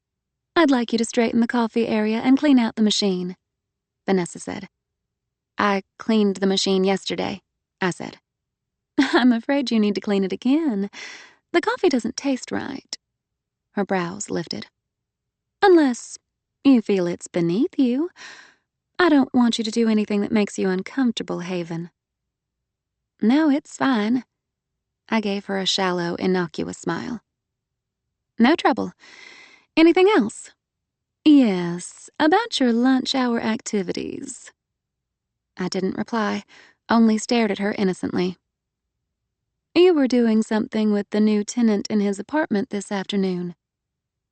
"I introduced him to an interior decorator," I said. "He asked me to." "You didn't clear it with me." "I didn't realize I had to," I said slowly. "It was more of a personal favor." "Well, I have a rule that I should have explained before, Haven. There is no getting personal with any of the tenants in this building. It can lead to trouble, and it can get in the way of doing your job effectively." "Believe me, I wouldn't." I stopped, completely thrown off guard. There is absolutely nothing going on between me and Mr. Cates. Some of my genuine consternation must have gotten through to Vanessa, because it was obvious she was pleased. Her face softened with the kind concern of an older sister. "I'm glad to hear that, because someone with your history of failed relationships could make a huge mess of things." My history of failed relationships? I'd only had one failed marriage. I burned with the desire to remind Vanessa that she'd been through a divorce too, and she was hardly one to talk. But somehow I managed to keep my mouth shut while my face flooded with red. "So," Vanessa said with a gentle smile, "no more private meetings with Mr. Cates, right?" I looked into those clear eyes at her smooth, tranquil face. "Right," I half whispered. Anything else? As a matter of fact, I noticed one of the vending machines near the conference room wasn't working. I'd like you to read the service number on the machine and call for it to be fixed. I'll do it right away. I forced my lips into a smile and stood. Okay if I go now? Yes. I left her office and went to clean the coffee machine, thinking grimly that anything Vanessa Flint could dish out, I could take. Chapter 9. Vanessa's warning about staying away from the tenants hadn't been necessary. I had already decided to take Todd's assessment of Hardy to heart. I wasn't going anywhere near him. My rebound guy, when and if I found one, was not going to be manipulative or twisty-twisted. He was going to be someone I could handle, someone who wouldn't overwhelm me. And although Hardy was only about 7 or 8 years older than me, he'd had infinitely more experience in just about every way. As far as sex was concerned, he'd gone around the sugar bowl, as Aunt Gretchen would have put it, just a few too many times. But the day after Hardy had moved into 1800 Main, I found a wrapped package on my desk, tied with a neat red ribbon. Since it wasn't my birthday or any gift-giving holiday I could think of, I was mystified. Kimmy stood at the entryway of my cubicle. "It was dropped off a few minutes ago," she said, "by one of the cutest guys I've ever seen. All blue eyes and bronzy muscles." "I think it was the new tenant," I said, approaching the package like it might contain a bomb. "Mr. Cates." "If that's the kind of tenant we're attracting," Kimmy said, "I will work here forever, for no pay." "I'd steer clear of him if I were you." I sat at my desk. "He's no respecter of women." "One can only hope so," she said. I shot her a distracted glance. "Did Vanessa see him bring it in? Did she meet him?" Kimmy grinned. "Not only did she meet him, she was smacking her lips over him, like Samantha and I were, and she tried her best to find out what was in that package, but he wouldn't tell her." Great, I thought, and repressed a sigh. It didn't take a genius to figure out I'd be cleaning the coffee machine at least 10 times that day. "Well, aren't you going to open it?" "Later," I said. God knew what was in that box. I was going to wait until I could unwrap it in private. "Haven, you're crazy if you think you can take that present out of the office without letting Vanessa know what it is." Although Kimmy seemed to like our boss, it was common knowledge that no detail of what went on in the office escaped Vanessa's notice. I set the wrapped box on the floor. It was heavy, with a metallic rattle coming from inside. Was it an appliance of some kind? God, please let it not be some bizarre sex toy. I don't have to let her pry into the details of my private life. Uh-huh. Kimmy gave me a skeptical glance. "Wait until Vanessa gets back from lunch. Your privacy will last about as long as an ice cube in Brownsville." It was no surprise, of course, when Vanessa came straight to my cubicle when she returned. She was dressed in a pristine white skirt suit, with an ice-pink blouse that matched her nails and delicately glossed lips. I tensed as she half sat on the edge of my desk, looking down at me. "We had a visitor while you were out," she remarked with a smile. "Apparently, you and Mr. Cates have gotten friendly." "I'm friendly to all the tenants," I said. She looked amused. "How many of them are you exchanging gifts with, Haven?" I stared at her without blinking. "Mr. Cates and I are not exchanging gifts." "Then what is that?" She pointed to the box beside my desk. "I assume it's a thank you gesture, because I recommended the interior decorator." "You assume?" She laughed gently. "Well, let's stop assuming and find out what it is." I fought to keep the desperation from my voice. "I'm too busy to deal with that right now. I've got a lot of—" "Oh, there's always time for presents," Vanessa said brightly. "Go on, Haven. Open it." Silently, I damned her, myself, and most of all Hardy Cates for putting me in this position. Reaching for the box, I hefted it to my lap. At the first sound of ripping paper, the other employees, including Kimmy, Rob, and Phil, appeared at the entrance to my cubicle. I now had an audience. "Hey," Kimmy said with a grin. "You're finally opening that thing." Grimly, I tore off the wrapping, wadded it up, and deposited it in the wastebasket. The gift, whatever it was inside an innocuous white box. If it was something embarrassing, I thought, I was going to kill Hardy Cates within the hour. Holding my breath, I lifted the lid and discovered a case of sturdy, pink, molded plastic.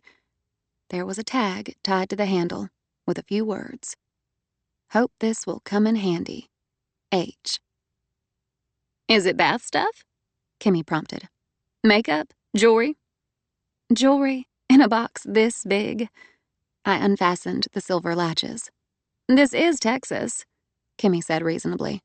"Go on," Vanessa prompted, as I hesitated before lifting the lid.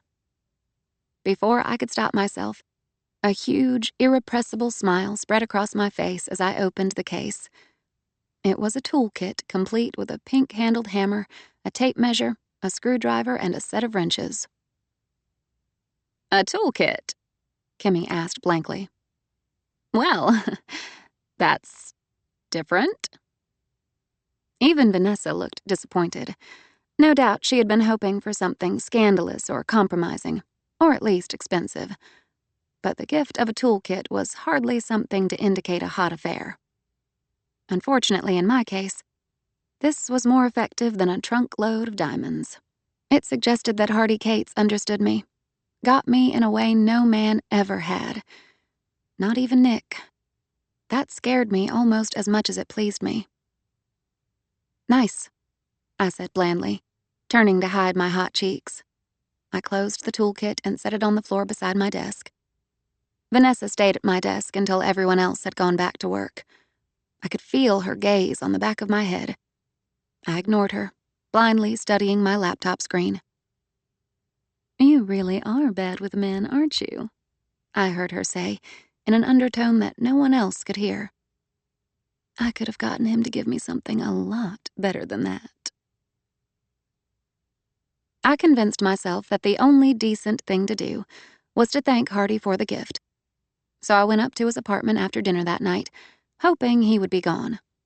My plan was to leave a bottle of wine and a note on the threshold and avoid any actual contact with him. But as I walked out of the elevator on the 18th floor, I saw Hardy punching the combination code on the door lock. He had just finished a workout.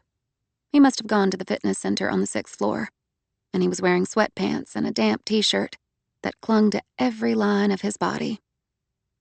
He was built, but not beefy, just powerful, ripped. I could see indentations of muscle all down his back. His biceps strained the sleeves of his shirt. The hair at the back of his neck was sweat-soaked. A sheen of exertion covered his skin. He was a big, steaming male, and I could almost smell the salt and fresh sweat and hot skin from where I stood. I felt the confusing, opposing pulls of repulsion and craving. I wanted to taste him. I wanted to put my mouth on him, any part of him. I also wanted to run as fast as possible in the opposite direction. I managed to smile, clutching the bottle of wine against my front as he turned to glance at me over his shoulder. "Hey," he said softly, his gaze locking on mine. "Hey." It seemed to take an absurdly long time to reach him, as if the hallway had become a conveyor belt moving in the opposite direction. When I finally got to him, I held out the wine bottle in an awkward motion. "Thank you," I said. "For the present. I love it."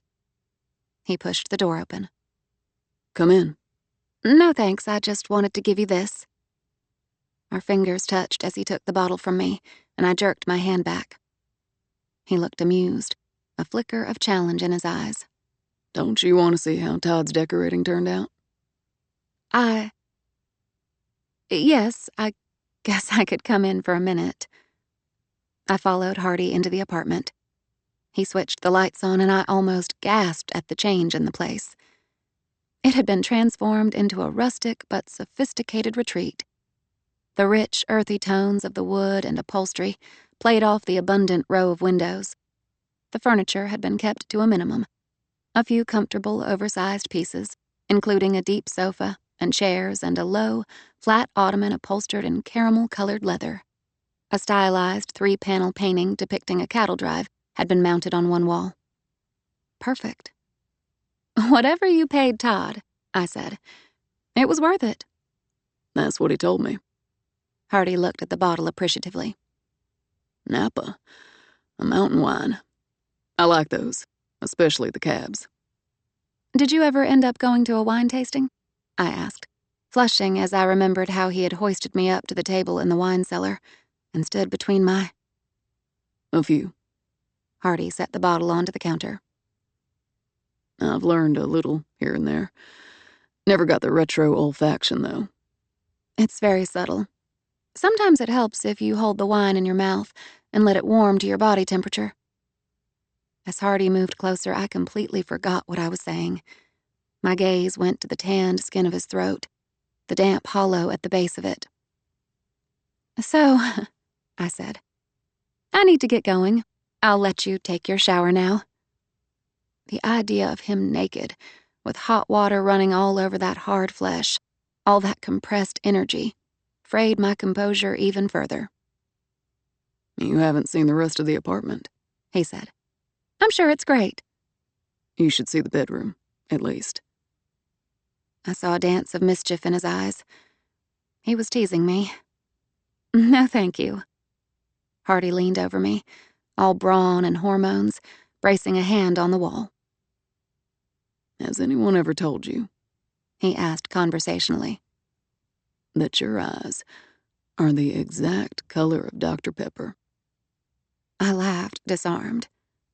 "Do you get far with lines like that?" He seemed to relish my amusement. Far enough. With the right woman. I'm not the right woman. You and Todd, you been friends for a long time? I nodded. Since middle school. A frown wove between his dark brows. You ever go out with him? You mean on a date? No.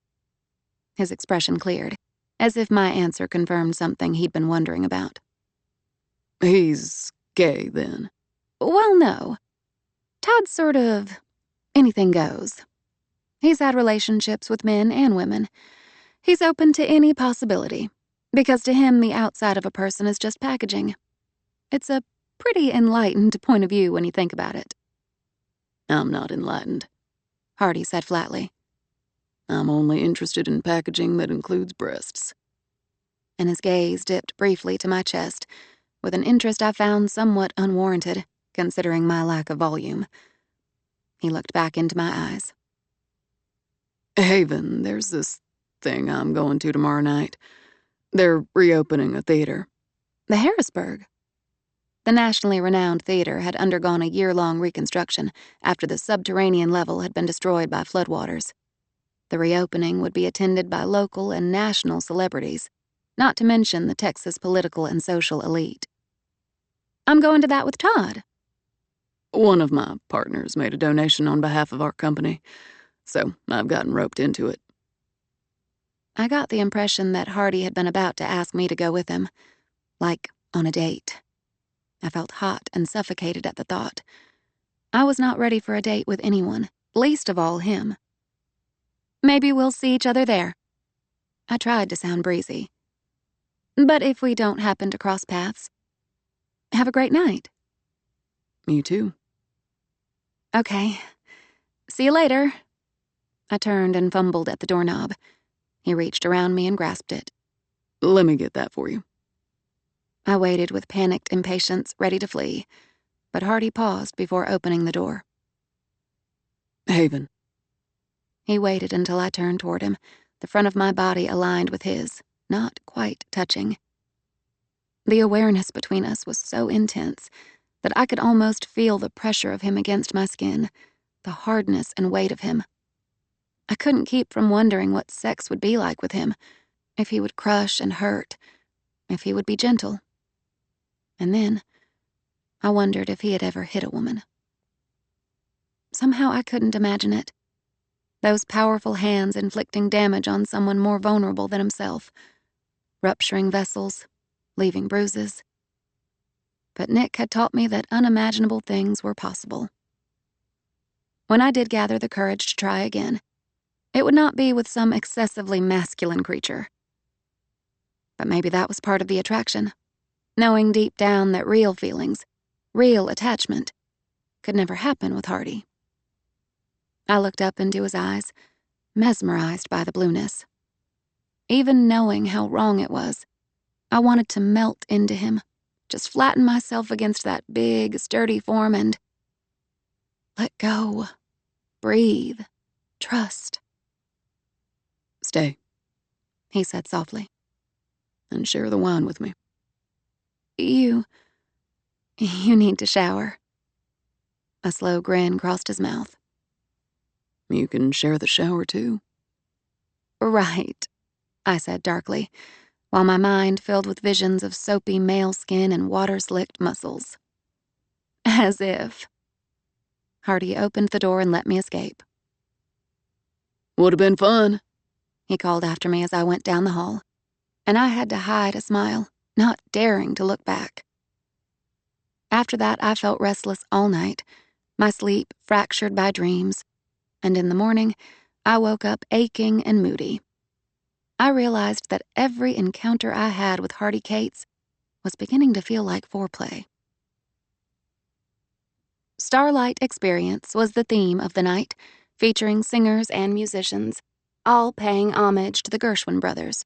At least 500 people milled through the building, while breezy, jazzy music filled the air. Gershwin was a perfect choice for the evening, giving it a feeling of spontaneous, thrown-together pleasures. The Harrisburg actually consisted of 2 stages, the upstairs one about 4 stories high, a large, traditional proscenium theater for spectacle productions, but the lower theater was the one I found more interesting. It was a modular stage with a segmented floor, each section mounted on its own independent pneumatic pistons.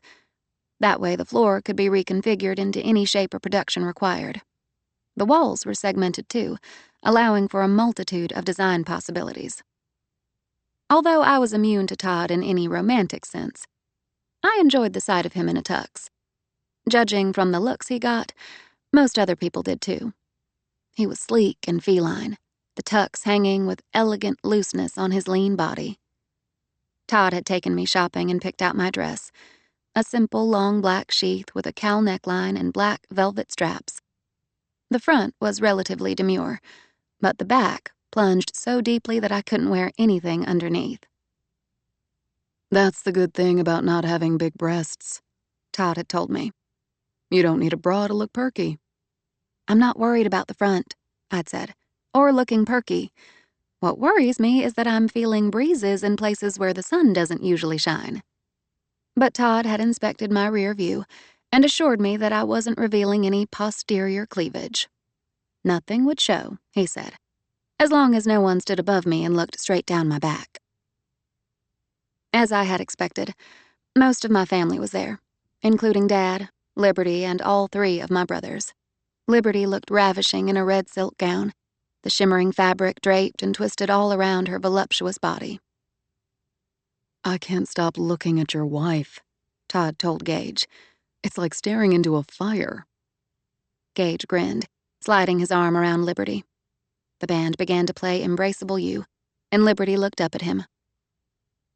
You want to dance? Gage said, interpreting her expectant glance, and she nodded. He took her hand and murmured, Come on, then. In a low tone that made her blush. Their fingers tangled tightly as he led her away. She's got you well trained, boy, Todd called after them and sat beside Jack and me. On the other side of the table, a never-ending parade of people came to pay homage to Dad. She's good for him, Jack commented, watching Liberty dance with his brother. He's loosened up a lot since they got married, and I never thought I'd see Gage so crazy about anyone. I grinned at Jack. It'll be that way for you, too. Someday you'll meet someone, and you'll feel like you've been hit on the head with a 2x4. I feel like that every Saturday night, Jack informed me. Your date's a hottie, Todd said, as Jack's girlfriend du jour made her way to our table, back from the ladies' room. What's her name? Is that Heidi? Jack paled. No. God, please don't call her that. That's Lola. She and Heidi had a public catfight last week. Over what? I asked, and rolled my eyes as I saw the guilty look on my brother's face. Never mind, I don't want to know. There's something else you probably don't want to know, Todd told me. In response to my puzzled look, he nodded toward the other side of the table, where Dad was still holding court. My heart clutched as I saw Hardy Cates standing there shaking hands with him.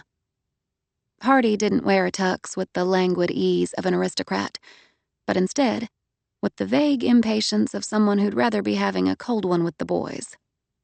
Leashed and restrained in civilized clothing, he seemed more a force of nature than ever. My father was staring at him with narrow-eyed interest. As usual, he was as subtle as a pickaxe. And as usual, everyone held their breath when he spoke. You planning to mess with the Travises? Dad asked in a tone of amiable interest. You trying to put something over on us? Hardy met his gaze squarely, a young scoundrel sizing up an old scoundrel, not without respect. No, sir. Then why have you taken up living in my building? A slight smile touched Hardy's lips. Travises aren't the only ones who want a view from the top floor. I didn't have to look at my father's face to know he loved that. Loved it. On the other hand, he wasn't one to forget old scores. All right, he said to Hardy. You paid your respect to the big dog. You can go along now. Thank you, but you're not the Travis I came to see. And Hardy looked at me. I was being pursued, right in front of my family. I threw Todd a quick, desperate glance, pleading silently for help, but he was enjoying the show way too much. While the collective gaze of the Travis clan focused on me, I looked back at Hardy, and in as normal a tone as I could manage, I said, "Hello, Mr. Cates. Are you having a good evening?" Hoping to. A world of trouble lurked in those two words. Hey, Cates, Jack said, standing and clapping Hardy on the shoulder. What do you say we go get a beer at the bar? Hardy didn't budge. No thanks. It's on me. I insist. As if things weren't bad enough, Gage and Liberty returned to the table. And Gage, who was more than a little territorial where his wife was concerned, fixed Hardy with a stare that promised death. Liberty seized Gage's hand and gripped it tightly. "Hardy," she said with a relaxed smile. "It's been a long time. How are you?" Great. You? "Wonderful," she said. "We have a little boy now, Matthew." I heard about that. Congratulations. Gage stared at Hardy in a way that raised the hairs on my arms. What do you want? He asked quietly. Hardy's gaze turned to me and held as he answered. I want to dance with your sister. Before I could even answer, Gage said, Not a chance. And Jack said almost simultaneously, I don't think so. My father glanced at me from across the table and raised his brows. And my brother Joe chose that moment to come up behind my chair and rest a hand on my shoulder. We having a problem? He asked of no one in particular. I felt smothered by them, the men in my family, who were so determined to protect me that they weren't even considering my opinion on the matter. I pulled away from Joe's hand. No problem, I told him. Mr. Cates just asked me to dance, and I'm going to. No way in hell, Joe said, putting his hand back on my shoulder. Irritably, I dug my elbow into his side. I didn't ask for your opinion. Maybe you should, Joe muttered, giving me a hard look. Need to talk to you, Haven. Later, I said, mortified. We were causing a scene. People were looking. Now, Joe insisted. I stared at him in disbelief. For God's sake, I said. Even for a family of crazy Texan control freaks, this is ridiculous. Hardy had begun to scowl. "Well, you have a committee meeting to decide if you're allowed to dance," he told me. "I'll be at the bar." And he sauntered off while I glared at Joe, who was usually the least interfering brother. Of course, that wasn't saying much, but still. "'Scuse us," Joe said to the rest of the Travises, and he led me away from the table. "What's going on?" I demanded in a taut whisper as we meandered through the crowd. "Why is it such a big deal if I dance with Hardy Cates?" "The guy's trouble," Joe said calmly. "And everyone knows it. With all the men here to choose from, why give him a second thought? Are you that determined to push the family's buttons?" Newsflash, Joe. There are some things in life I get to decide without taking the family's buttons into consideration. "You're right," he allowed after a moment. "But I'm still not going to keep quiet if I see you walking toward another hole in the ground. Not if there's a chance I can stop you from falling into it." "Whatever I do or don't do with Hardy Cates, it's my business," I said. "I'll handle the consequences." "Fine. As long as you understand that the chances of being set up and used are high." I glanced at him sharply. "Why do you say that?" 2 years ago, not long after you got married, I was called to do the Texas Monthly shoot for the piece they did on Cates, at his request. I spent the better part of the day with him. We talked about a lot of stuff, but what I realized near the end of the shoot was that every thread of conversation had led back to one person. He kept asking questions, digging up information, wanting private details. "About Liberty," I muttered. "Hell no, not about Liberty. About you." "What?" I asked faintly. He said you two had met at the wedding. My heart seemed to stop. "Did he tell you how?" "No, but it made an impression on him, to say the least. So I made it clear you were off limits. Told him you were married. And that didn't seem to matter to him one damn bit. He still wanted to know more. I got a bad feeling about it even then." Joe stopped and looked down at me with eyes the same dark brown as my own. "And now you're coming off a divorce, and vulnerable, and he's after you." "He's not after me. He just asked me to dance." "He's after you," Joe repeated firmly. "Of all the women in this room, you're the one he went for. Why do you think that is, Haven?" A wave of coldness went through me. Shit. Maybe I was being the woman in the Astrodome again. Maybe my attraction to Hardy was a form of self-destructive masochism. "He's got some kind of plan," Joe said. "He wants to make his mark, get back at the Travises, get something from us. And he'll have no problem using you to do it, because he's figured out there's no bigger turn-on for you than a guy your family doesn't approve of." "That's not true," I protested. "I think it is." Joe dragged his hand through his hair, looking exasperated. "For God's sake, Haven, find someone else. You want to meet guys I know a ton of?" "No," I said sullenly. "I don't want to meet anyone." "Then let's go back to the table." I shook my head. The idea of returning to my family's table like a chastened child was unbearable. "You want to dance?" Joe asked. That provoked a reluctant grin from me. "With my brother? No, that would be too pathetic. Besides, you hate dancing." "True," Joe said, looking relieved. "I'm going to the ladies' room to check my makeup," I said. "I'll be back at the table in a few minutes." After Joe left me, I wandered disconsolately through the room. Obviously, I shouldn't have gone to the theater opening. I should have stayed home. I needed to think about things, including the question of why, in spite of my better judgment and my family's conviction that it was a mistake, I was still attracted to Hardy Cates. But before I was even aware I was doing it, I had gone to the bar. It was easy to locate Hardy's tall, rangy form. He was half leaning against the bar, a rocks glass in his hand. It appeared he was talking to someone, although his shoulder blocked the view. I approached him hesitantly, tilting my head a little as I tried to get a glimpse of his companion. He was talking to a woman. Naturally. It was inconceivable that a man with his looks wouldn't attract female attention. The woman was slim and busty and dressed in a sparkling gold gown.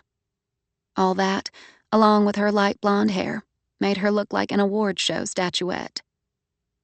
I stiffened as I saw her face. "Hi, Vanessa," I said weakly.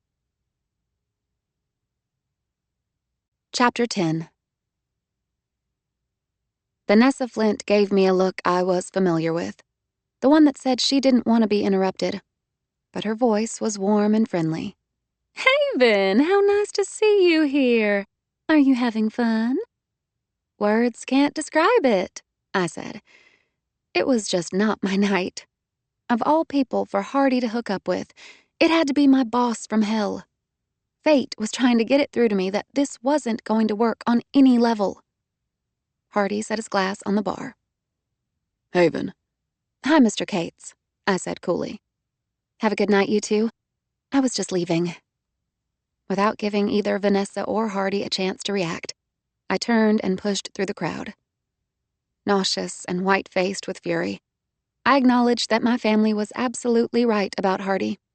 He was trouble I didn't need. I'd made it about halfway through the room when I felt him come up behind me, his touch on my arm. I stiffened and turned to face him. His face was as hard as granite. "Go back to Vanessa," I told him. "If she thinks I've taken you away from her, I'll be cleaning the office bathroom for the next week." I wasn't with her. I was having a drink. Was I supposed to wait alone in the corner while you were trying to make up your mind about me? "Not in the corner, no." I glared at him. "But you could have at least waited 5 minutes before finding a replacement." She wasn't a replacement. I was waiting for you. And it took you a hell of a lot longer than 5 minutes to decide if you wanted to dance with me. I'm not going to take that shit from you or your family, Haven. After the way you've behaved in the past, what do you expect? Flowers and a parade? They have every right to distrust your motives. What about you? What do you think my motives are? I don't think you want me to answer that in front of all these people. Then we'll go somewhere private, he said through clenched teeth. Because I'm going to have an answer, by God. Fine. My mind went blank, frozen in white panic as I felt him take my wrist. The last time I'd been handled by an angry man, I'd ended up at the hospital. But his grip, firm as it was not painful. I forced myself to relax and go along with him as he steered me through the crowd. A female singer was crooning Summertime, the dark, moody melody weaving around us like smoke. I was in a daze as we made our way out of the room, past the crush in the lobby. We reached a set of doors, but we were forced to stop as someone stepped in our way. Gage. His eyes flashed like bottled lightning as he glanced over both of us, missing no detail, including the way Hardy was gripping my wrist. Do you need me? Gage asked me quietly. Hardy looked like he was ready to commit murder. She's fine, he said. My brother paid no attention to that, only kept his gaze on me. I felt a wave of gratitude for him, understanding how difficult it was for him to let me go off with a man he despised. But Gage knew it was my choice. He was there to offer help only if I wanted it. "It's okay," I said to him. "I don't need anything." My brother nodded, although it was obvious he was struggling not to interfere. As we left him, he looked as if he were watching me walk off with Lucifer himself. I knew Gage was afraid for me. He didn't trust Hardy Cates. Neither did I, come to think of it. Hardy pulled me past the set of doors and around a corner, working deeper into the building until we finally stopped in some kind of maintenance stairwell, which smelled of concrete and metal and musty dankness. It was quiet except for a dripping sound and the broken rhythms of our breathing. A light from somewhere above shed uncertain fluorescence over us. Hardy faced me, looking huge and dark against a background of concrete. Now, he said brusquely. Tell me what you wouldn't say back there. I let him have it. I think if I were anyone but a Travis, you wouldn't give me the time of day. I think you want to show my brother Gage that if he got Liberty, you're going to get back at him by sleeping with his sister. I think you have more hidden agendas than you can admit even to yourself. I stopped with a gasp as he grabbed me. A wild feeling pumped through me. A mixture of fear and anger and, unbelievably, arousal. Wrong, he bit out, his accent heavy and charred with scorn. I'm not that complicated, Haven. The truth is, I've wanted you ever since I met you in that damned wine cellar, because I got a bigger charge out of that 5 minutes than I have with any woman before or since. No secret plot against your family, Haven. No hidden agendas. Plain and simple, I'm just interested in screwing your brains out. My face was stiff with offended bewilderment. Before I could string a few coherent syllables together, Hardy kissed me. I pushed at him, and his mouth lifted, and he muttered something that sounded obscene, but I couldn't quite hear it over the rampaging pulse in my ears. He took my head in both his hands, fingers shaping around my skull. His lips found mine again. The taste and heat of him were unbearably sweet as his tongue sank into my mouth. The pleasure of it went screaming through me, hunger striking against equal hunger, creating fire. I opened to him, shaking so hard I could barely stand. His arm went around me, shielding my back from the cold press of concrete, the other hand running down the front of my body. I kissed him back, licking into his mouth the way he was doing with mine. I was feeling too much, losing control. His mouth broke from mine, roughly searching the side of my neck. The rasp of his shaven jaw sent bolts of delight down to my stomach. I heard him mutter something to the effect that after going to a fancy college, I should at least be smart enough to know when a man wanted to go to bed with me, except that he said it a lot more crudely. I'm not a gentleman, he went on, gripping my body, his breath hot on my skin. I can't get you into bed with fancy words or nice manners. All I can tell you is that I want you more than I've ever wanted a woman. I'd break any law to have you. If you'd gone with me that night we met, I would have taken you to Galveston and kept you there for a week.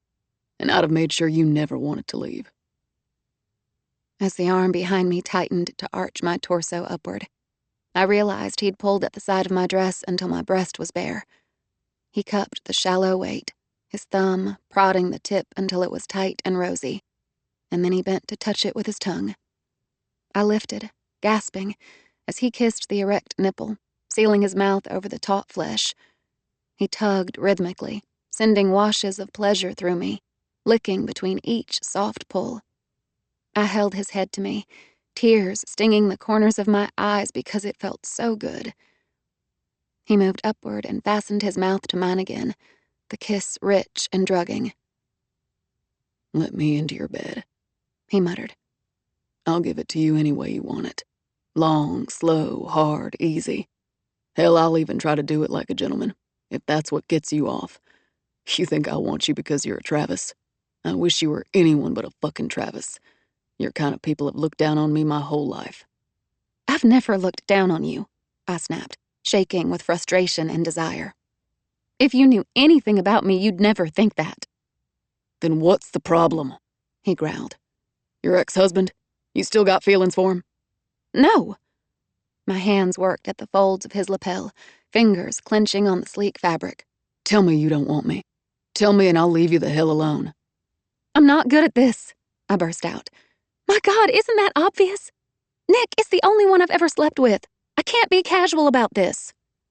I had never meant to admit that, but I was helpless, broken open, afraid I couldn't stand to be hurt the way Hardy was going to hurt me. Sex and pain and fear were all mixed up in my head. Hardy went still. In one blistering moment, everything changed. He forced my face upward, his hand cupping the back of my head. His eyes were blue even in the darkness as he stared at me. Slowly, his grip gentled, turning protective, his free hand stroking the goose flesh on my upper arm. I realized he was stunned. It hadn't occurred to him that I might be too inexperienced to know how to play the game. Haven. The new softness in his voice made my trembling even worse. I didn't know. I thought. That I'm a spoiled River Oaks brat? A snob? Hush. But Hush. I fell silent and let him hold me. I was swallowed up in his embrace, clasped against that hard chest. Part of me wanted to escape. The other part of me craved this, being held, being touched.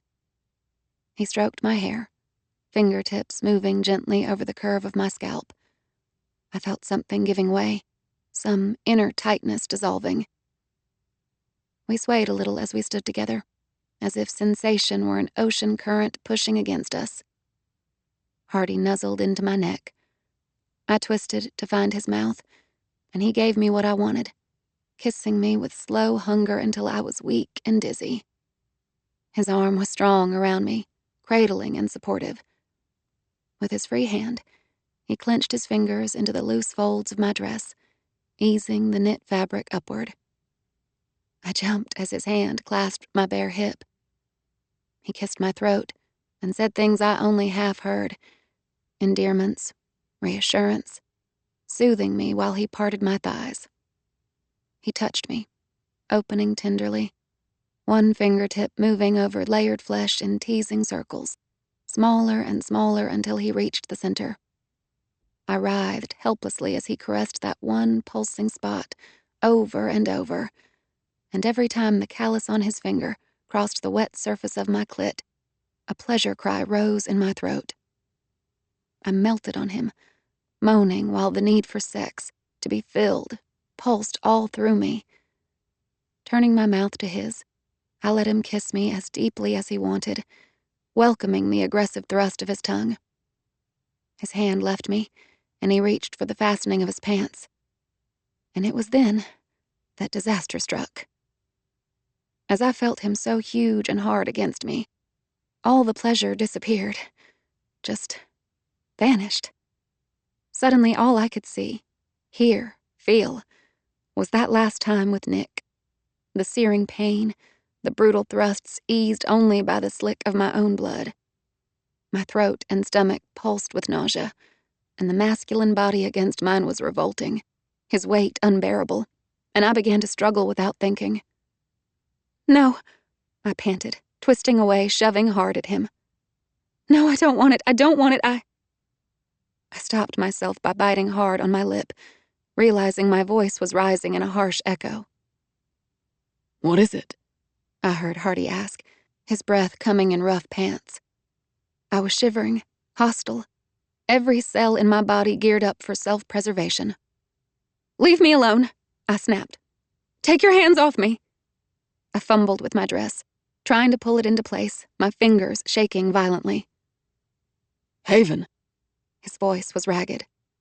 Did I hurt you? What is it? "I'm not into fucking in public places," I said coldly, edging toward the door. If he touched me again, I would fall apart. I would go crazy. And I don't like being pushed. Like hell I was pushing you. You wanted it. Don't flatter yourself, Hardy. He looked flushed and dangerously aroused and annoyed as hell. Slowly, he began to restore his own clothing. When he spoke again, his voice was low and controlled. There's a word, Haven, for a woman who does what you're doing. "I'm sure you know a lot of interesting words," I said. "Maybe you should go tell them to someone else." And before he could reply, I fled from the stairwell like an escapee from prison. Somehow I found my way back to the modular theater, the sounds of dancing and laughter swirling around me. I was terrified by the realization of how much was wrong with me, that I couldn't tolerate the normal act of having sex with a man I was attracted to. And I was humiliated by the way I had just behaved. Hardy had no choice but to think I was a bitch, a cock tease. He would never want anything to do with me again. That thought sort of relieved me, but at the same time I wanted to burst into tears. Todd found me immediately. He had been talking with the guy at the bar, his gaze leisurely sweeping the room when he saw me come in. He came to me, his gaze focused on my pale face and kiss-swollen lips. You look like you just banged the Dallas Cowboys, he said. First and second strings. Please, can you call me a cab? I whispered. Concern warmed his blue-green eyes. I'll take you home, sweetheart. Here, lean on me. But I flinched as he tried to put his arm around my shoulders.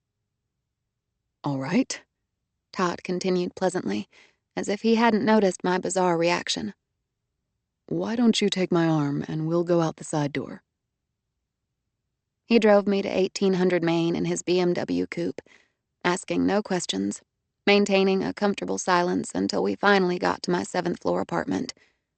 He had decorated it with an eclectic mix of antique shop furniture and a couple of his own cast-off pieces.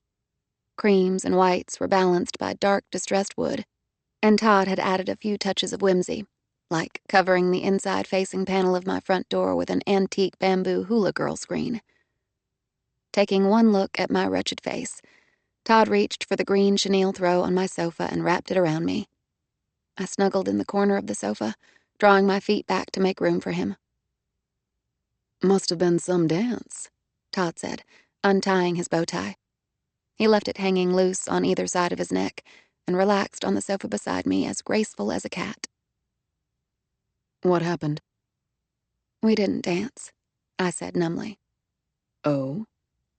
He took me to a dark corner somewhere. A stairwell. Purely for my vicarious enjoyment. Tell me, is he good? I could feel my face go crimson.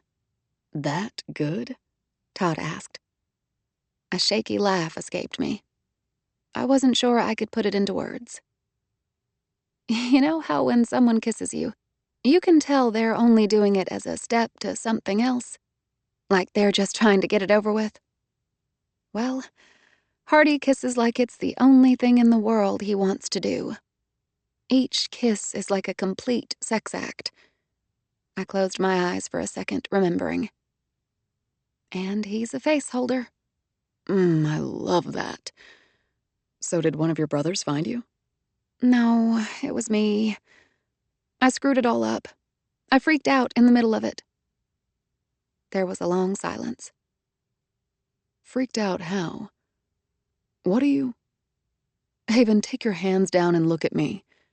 This is Todd. Just say it. I got scared. More than scared. I pushed him away and ran out of there as fast as I could. Scared by what? I felt his... Todd gave me a sardonic glance as I hesitated. Hard on, he suggested. Package? Lap taffy? Bait and tackle? Come on, Haven. Let's not talk about this like a pair of tweenies. I scowled defensively. My conversations don't usually include the subject of erections. Too bad, he said. All the best conversations do. Go on, sweetheart. I took a deep breath. While we were kissing, I felt his erection, and all the desire just disappeared. Poof! After what I went through with Nick, the feel of that has a lot of bad connotations for me. Went through what? He asked quietly. You've never told me, although I've had my suspicions. The night I left Nick, I looked away from Todd as I made myself say it. We had rough sex. Rough sex? Todd asked. Or rape? I don't know. I was drowning in shame. I mean, we were married. But I didn't want to do it, and he forced me, so I guess... It was rape, he said flatly. It doesn't matter if you're married or not. If you don't want to do it and someone forces you, it's rape. Holy shit. I'd like to kill the bastard. Todd's face was dark with a fury I'd never seen in him before. But as he stared at me, his expression changed. Haven, sweetheart. You know, if a woman's ready, aroused, it's not going to hurt. Especially if the man knows what he's doing, which I have no doubt Hardy does. Yes, but even though my mind knows it, my body doesn't. So as soon as I felt that huge thing pressing against me, I couldn't stop myself from going into a blind panic. I felt positively nauseous. God! I wrapped myself tighter in the green chenille as if it were a cocoon. Haven't you talked about this stuff with the therapist yet? I shook my head. We're still working on my boundary issues. And she's on vacation for the next 2 weeks, so I'll have to wait until she's back to help me deal with this. Sex isn't a boundary issue? I frowned at him. I've had a lot more important things to worry about than sex. Todd opened his mouth to reply, appeared to think better of it, and closed it again. After a moment, he said, So just when things were getting hot, you told Hardy to stop? Yeah. I rested my chin on my bent knees. And I wasn't very nice about it. What did he say? What was his reaction? He didn't say much of anything, but I could tell he was pissed. Well, yeah. Guys tend to get pretty frustrated when they're hung out to dry, sexually speaking. But the point is, Hardy didn't hurt you, right? He didn't try to make you do something you didn't want? No. I'd say that means you're pretty safe with him. I didn't feel safe. I think at this point, safety isn't a feeling. It's a process, starting with trust. Why don't you try telling Hardy some of the things you told me? He won't be able to handle it. I know he won't. He'll be headed for the exit door before I can even finish telling him what a basket case I am. You're not a basket case, Todd said calmly. And he's no fucking wimp, Haven. I think the reason you're drawn to him is that deep down, you know he can handle anything you could throw at him. But what if he doesn't want to? Here are your options. You can give him a chance to cowboy up, or you can walk away without ever finding out. And then you'll have to face the same deal with the next guy you're attracted to. Or what? I moistened my lips nervously. I could practice with you first. I had never seen Todd at a loss for words before, but his eyes widened, and his mouth opened and closed, fish-like, for at least 10 seconds. You're asking me to go to bed with you? He finally managed to ask. I nodded. If I'm going to freak out or throw up in the middle of it, I'd rather it be with you. And if I can manage to get through it with you, I'll know I can do it with Hardy. Oh, shit. Todd started to laugh helplessly, grabbing my hand and kissing the palm. Sweetheart. Haven. No. He kept my hand, laying his cheek gently against my palm. I would love to help you through this, little friend, and I'm totally honored that you asked. But right now, you don't want a fuck buddy. You want a hell of a lot more than that. And somewhere not far from here, there's a big, blue-eyed roughneck who's dying to show you a good time in bed. If I were you, I'd give him a try. I felt his smile press against the edge of my hand as he added, If you can get past him being so ugly and scrawny, that is. When he released my hand, I closed my fingers around my palm as if his kiss were a lucky penny. Todd, when you danced with Liberty, did she say anything about Hardy? He nodded. She told me in spite of that thing that went down with Gage's business deal, she doesn't see any danger in you and Hardy being interested in each other. Based on what she knows about him from the time they both lived in that little crap-hole town. Welcome. Yeah, whatever. Todd was not a fan of small-town living. Based on that, Liberty doesn't think he'd hurt you. She said Hardy had always gone out of his way to keep from leading her on, and he'd done what he could to help her. In fact, she thinks the two of you might even do each other some good. I can't imagine how, I said glumly, when I can't manage to be around his erection without freaking. Todd smiled. A relationship is about more than just an erection. Although, if you ask me, wondering what to do with one is a nice problem to have. After Todd had left, I took a long bath, pulled on a pair of flannel pajamas, and poured myself a glass of wine. I wondered where Hardy was at that moment, if he had stayed at the theater after I'd left. The temptation to call him was nearly overwhelming, but I wasn't certain what I wanted to say, how much I could bring myself to explain. I resumed my place in the corner of the sofa, staring at the phone in its cradle.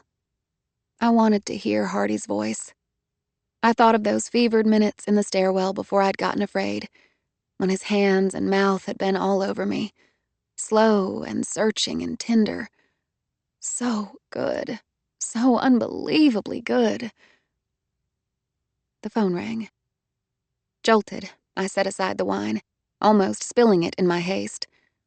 I snatched up the phone and answered in breathless relief. Hello? But the voice was not Hardy's. Hi, Marie.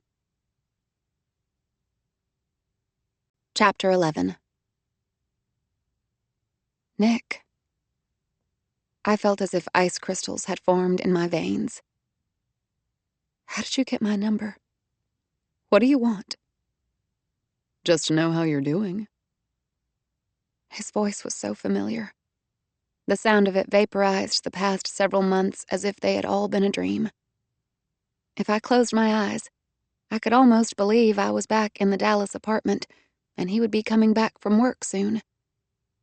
So I kept my eyes open, as if one blink would result in death. I stared at the weave of the cream sofa slipcover until each individual thread came into distinct focus. I'm great, I said. How about you? Not great. A lengthy pause. Still trying to make myself believe it's really over. I miss you, Marie. He sounded contemplative. Something in his voice drew out a dark, seeping guilt from my heart. It's Haven, I said. I don't answer to Marie anymore. I thought that would provoke him, but he stunned me by saying, Okay, Haven. Why are you calling? I asked abruptly. What do you want? Just to talk for a minute. Nick sounded resigned and a little wry. Are we still allowed to talk? I guess so. I've had a lot of time to think. I want you to understand something. I never meant for things to get out of hand the way they did. I gripped the phone so hard I was vaguely surprised the plastic didn't crack. I believed him. I had never thought Nick had wanted or planned to be the way he was. There were things in his background, his childhood, that had made him a damaged person. A victim, as surely as I had been. But that didn't mean he was off the hook for the harm he'd done me. I was filled with regret for what we'd lost, and what we'd never had. I felt sick and weary. Do you hate me, Haven? Nick asked softly. No. I hate what you did. I hate what I did too. He sighed. I keep thinking, if we'd had more time together, if we could have been allowed to work out our problems instead of having your brother come in and push that divorce through so fucking fast. You hurt me, Nick, was all I could say. You hurt me too. You lied to me all the time. About little things, big things. You always shut me out. I didn't know how else to handle you. The truth made you angry. I know. But it takes two people to make a good marriage. And I had a lot to deal with. Being rejected by your family. Having to work like a dog to provide for you. And you always blamed me for not being able to solve your problems. No, I protested. Maybe you blamed yourself, but I never felt like that. You were never really with me. Even when we slept together. I could tell you were never really into it. No matter what I did, you never responded to me the way other women did. I kept hoping you'd get better. Damn it, Nick knew how to get to me. How to reawaken the sense of inadequacy I'd struggled so hard to overcome. Nick knew things about me that no one else did. We would always be linked by our shared failure. It was part of our individual identities. It could never be erased. Are you dating anyone now? I heard him ask. I don't feel comfortable talking about that with you. That means yes. Who is he? I'm not dating anyone, I said. I haven't slept with anyone. You don't have to believe that, but it's true. Instantly, I despised myself for saying it, and for feeling that I was still accountable to him. I believe you, Nick said. Aren't you going to ask about me? No, I don't care if you're dating anyone. It's not my business. He was quiet for a moment. I'm glad you're okay, Haven. I still love you. That brought tears to my eyes. I was so glad he couldn't see them. I'd rather you didn't call me again, Nick. I still love you, he repeated and hung up. Slowly, I replaced the phone in the receiver and blotted the tears by doing a deliberate faceplant into the sofa. I stayed that way until I started to smother, and then I lifted my head and sucked in a deep breath. I thought I loved you, I said aloud, even though Nick couldn't hear me. But I hadn't known what love was, and I wondered how you could ever be sure, when you thought you loved someone, if you really did. The next day, it rained.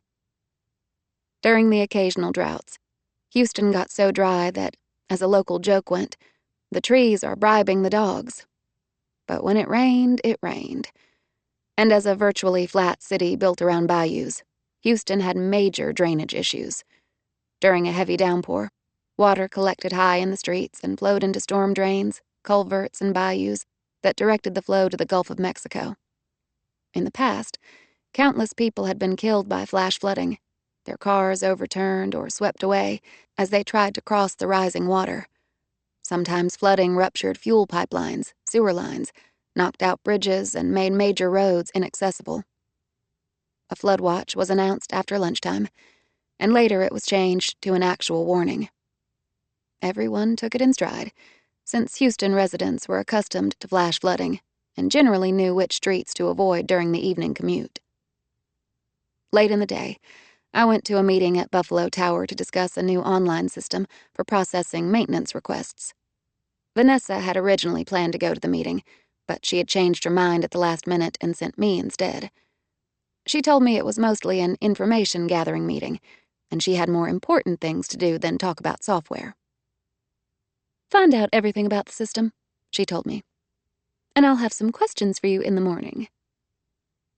I was pretty sure there would be hell to pay if Vanessa had a question I couldn't answer. So I resolved to find out every last detail about the software program, short of memorizing the source codes. I was relieved, but puzzled, that Vanessa had not mentioned one word about seeing me at the Harrisburg the previous night. And she didn't ask about Hardy.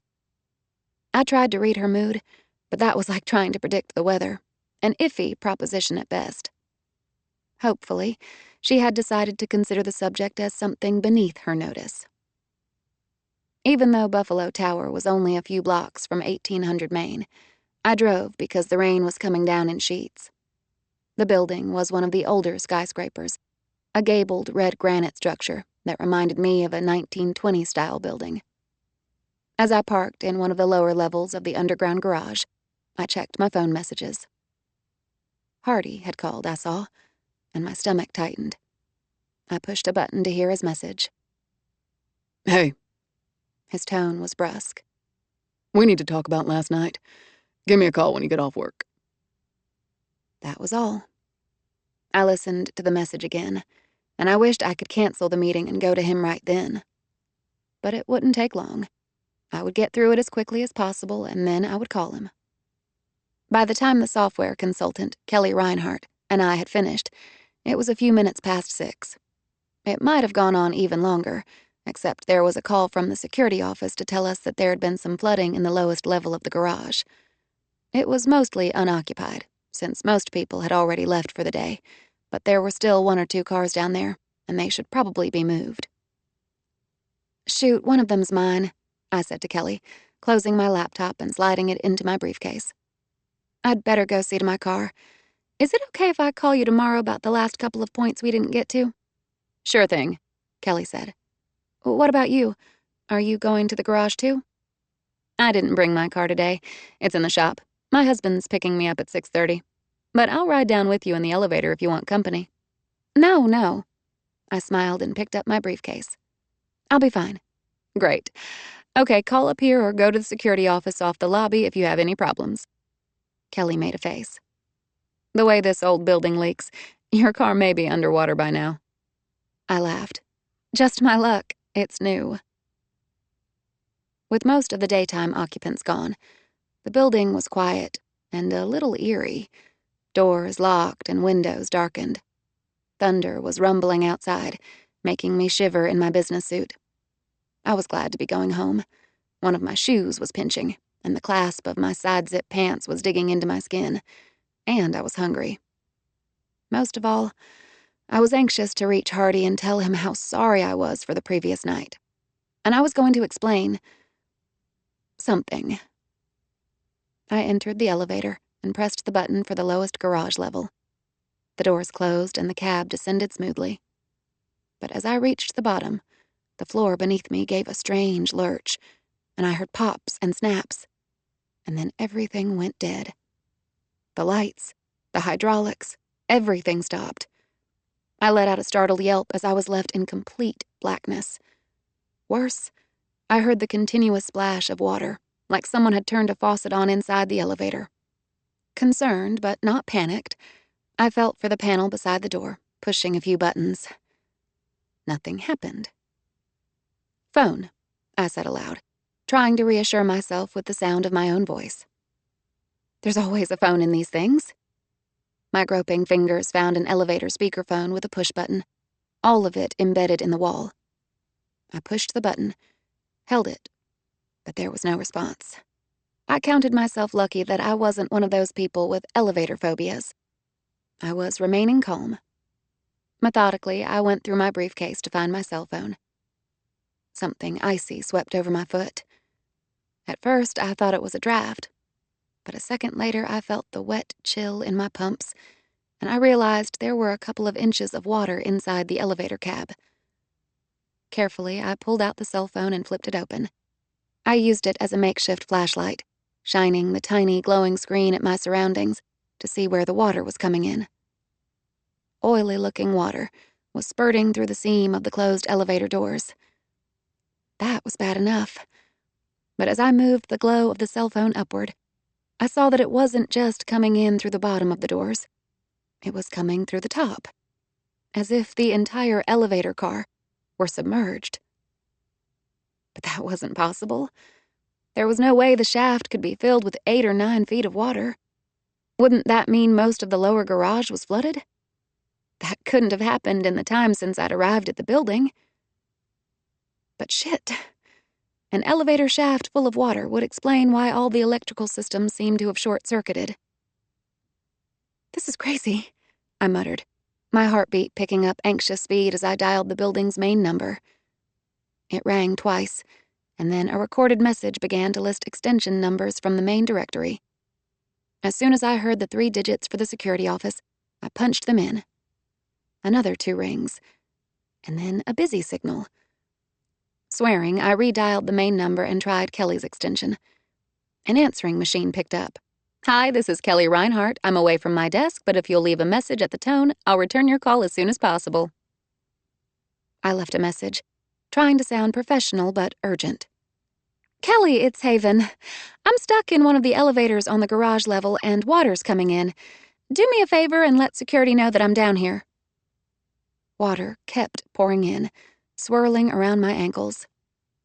As I ended the call, I saw that the low battery signal on my phone was flashing.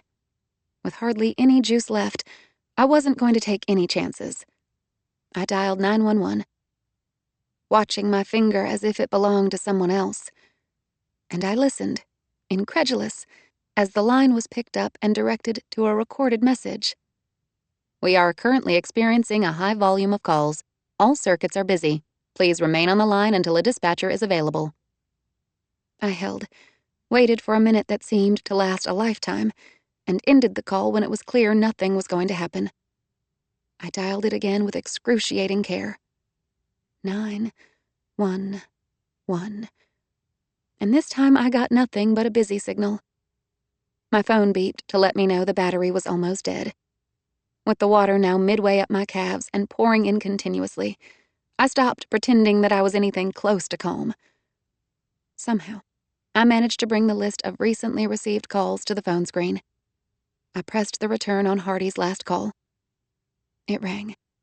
Once. Twice. I gasped with relief as I heard his voice. Kate's. Hardy!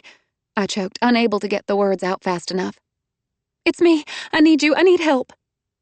He didn't miss a beat. Where are you? Buffalo Tower, elevator. I'm in an elevator stuck in the garage and there's water coming in. Lots of water. The phone beeped again. Hardy, can you hear me? Say it again. An elevator at Buffalo Tower. I'm stuck in the garage in an elevator, and it's flooding, and I need... The phone beeped and went dead. I was left in darkness once more. No! I half screamed in frustration. Damn it! Hardy! Hardy?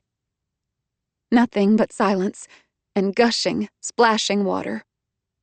I felt hysteria welling up, and I actually considered whether or not to give in to it.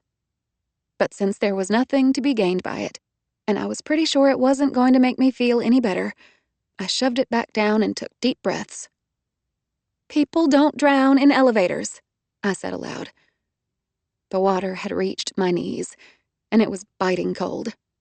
It also smelled bad, like oil and chemicals and sewage. I pulled my computer from my briefcase, opened it, and tried in vain to get any kind of internet signal. At least with the glowing screen open, it wasn't completely dark in the elevator. I looked at the ceiling, which was covered in wood paneling and tiny recessed lights, all out. Wasn't there supposed to be an escape hatch? Maybe it was concealed. I couldn't think of any way to get up there and search for it. I waded to the side of the door and tried the phone panel again, as well as all the buttons, and nothing happened. Taking off one of my pumps, I used the heel to bang on the walls and shout for help for a few minutes. By the time I got tired of pounding, I was submerged up to my hips. I was so cold that my teeth were chattering, and the bones in my legs were aching. Except for the water pouring in, everything was quiet. It was calm everywhere except inside my head. I realized I was in a coffin. I was actually going to die in this metal box. I'd heard it wasn't supposed to be a bad way to die, drowning. There were worse ways to go. But it was so unfair. I had never done anything with my life that was worth putting in an obituary. I hadn't accomplished any of the goals I'd had at college. I'd never made peace with my father, not in a real sense. I'd never helped people who were less fortunate. I'd never even had decent sex. I was certain that people facing death should be occupied with noble thoughts. But instead, I found myself thinking about those moments in the stairwell with Hardy. If I'd gone through with it, at least I would have had good sex for once in my life. But I'd blown even that. I wanted him. I wanted so much. Nothing was finished in my life. I stood there, waiting for my eventual drowning, not with resignation, but milling fury. When the water had reached the bottom edge of my bra, I was tired of holding the computer up, and I let it sink. It submerged and floated to the elevator floor in water so polluted you could barely see the glowing screen before it shorted out and went dark. It was disorienting, the cold blackness all around me. Huddling in the corner, I leaned my head against the wall and breathed, and waited. I wondered what it would feel like when there was no more air left, and I had to pull water into my lungs.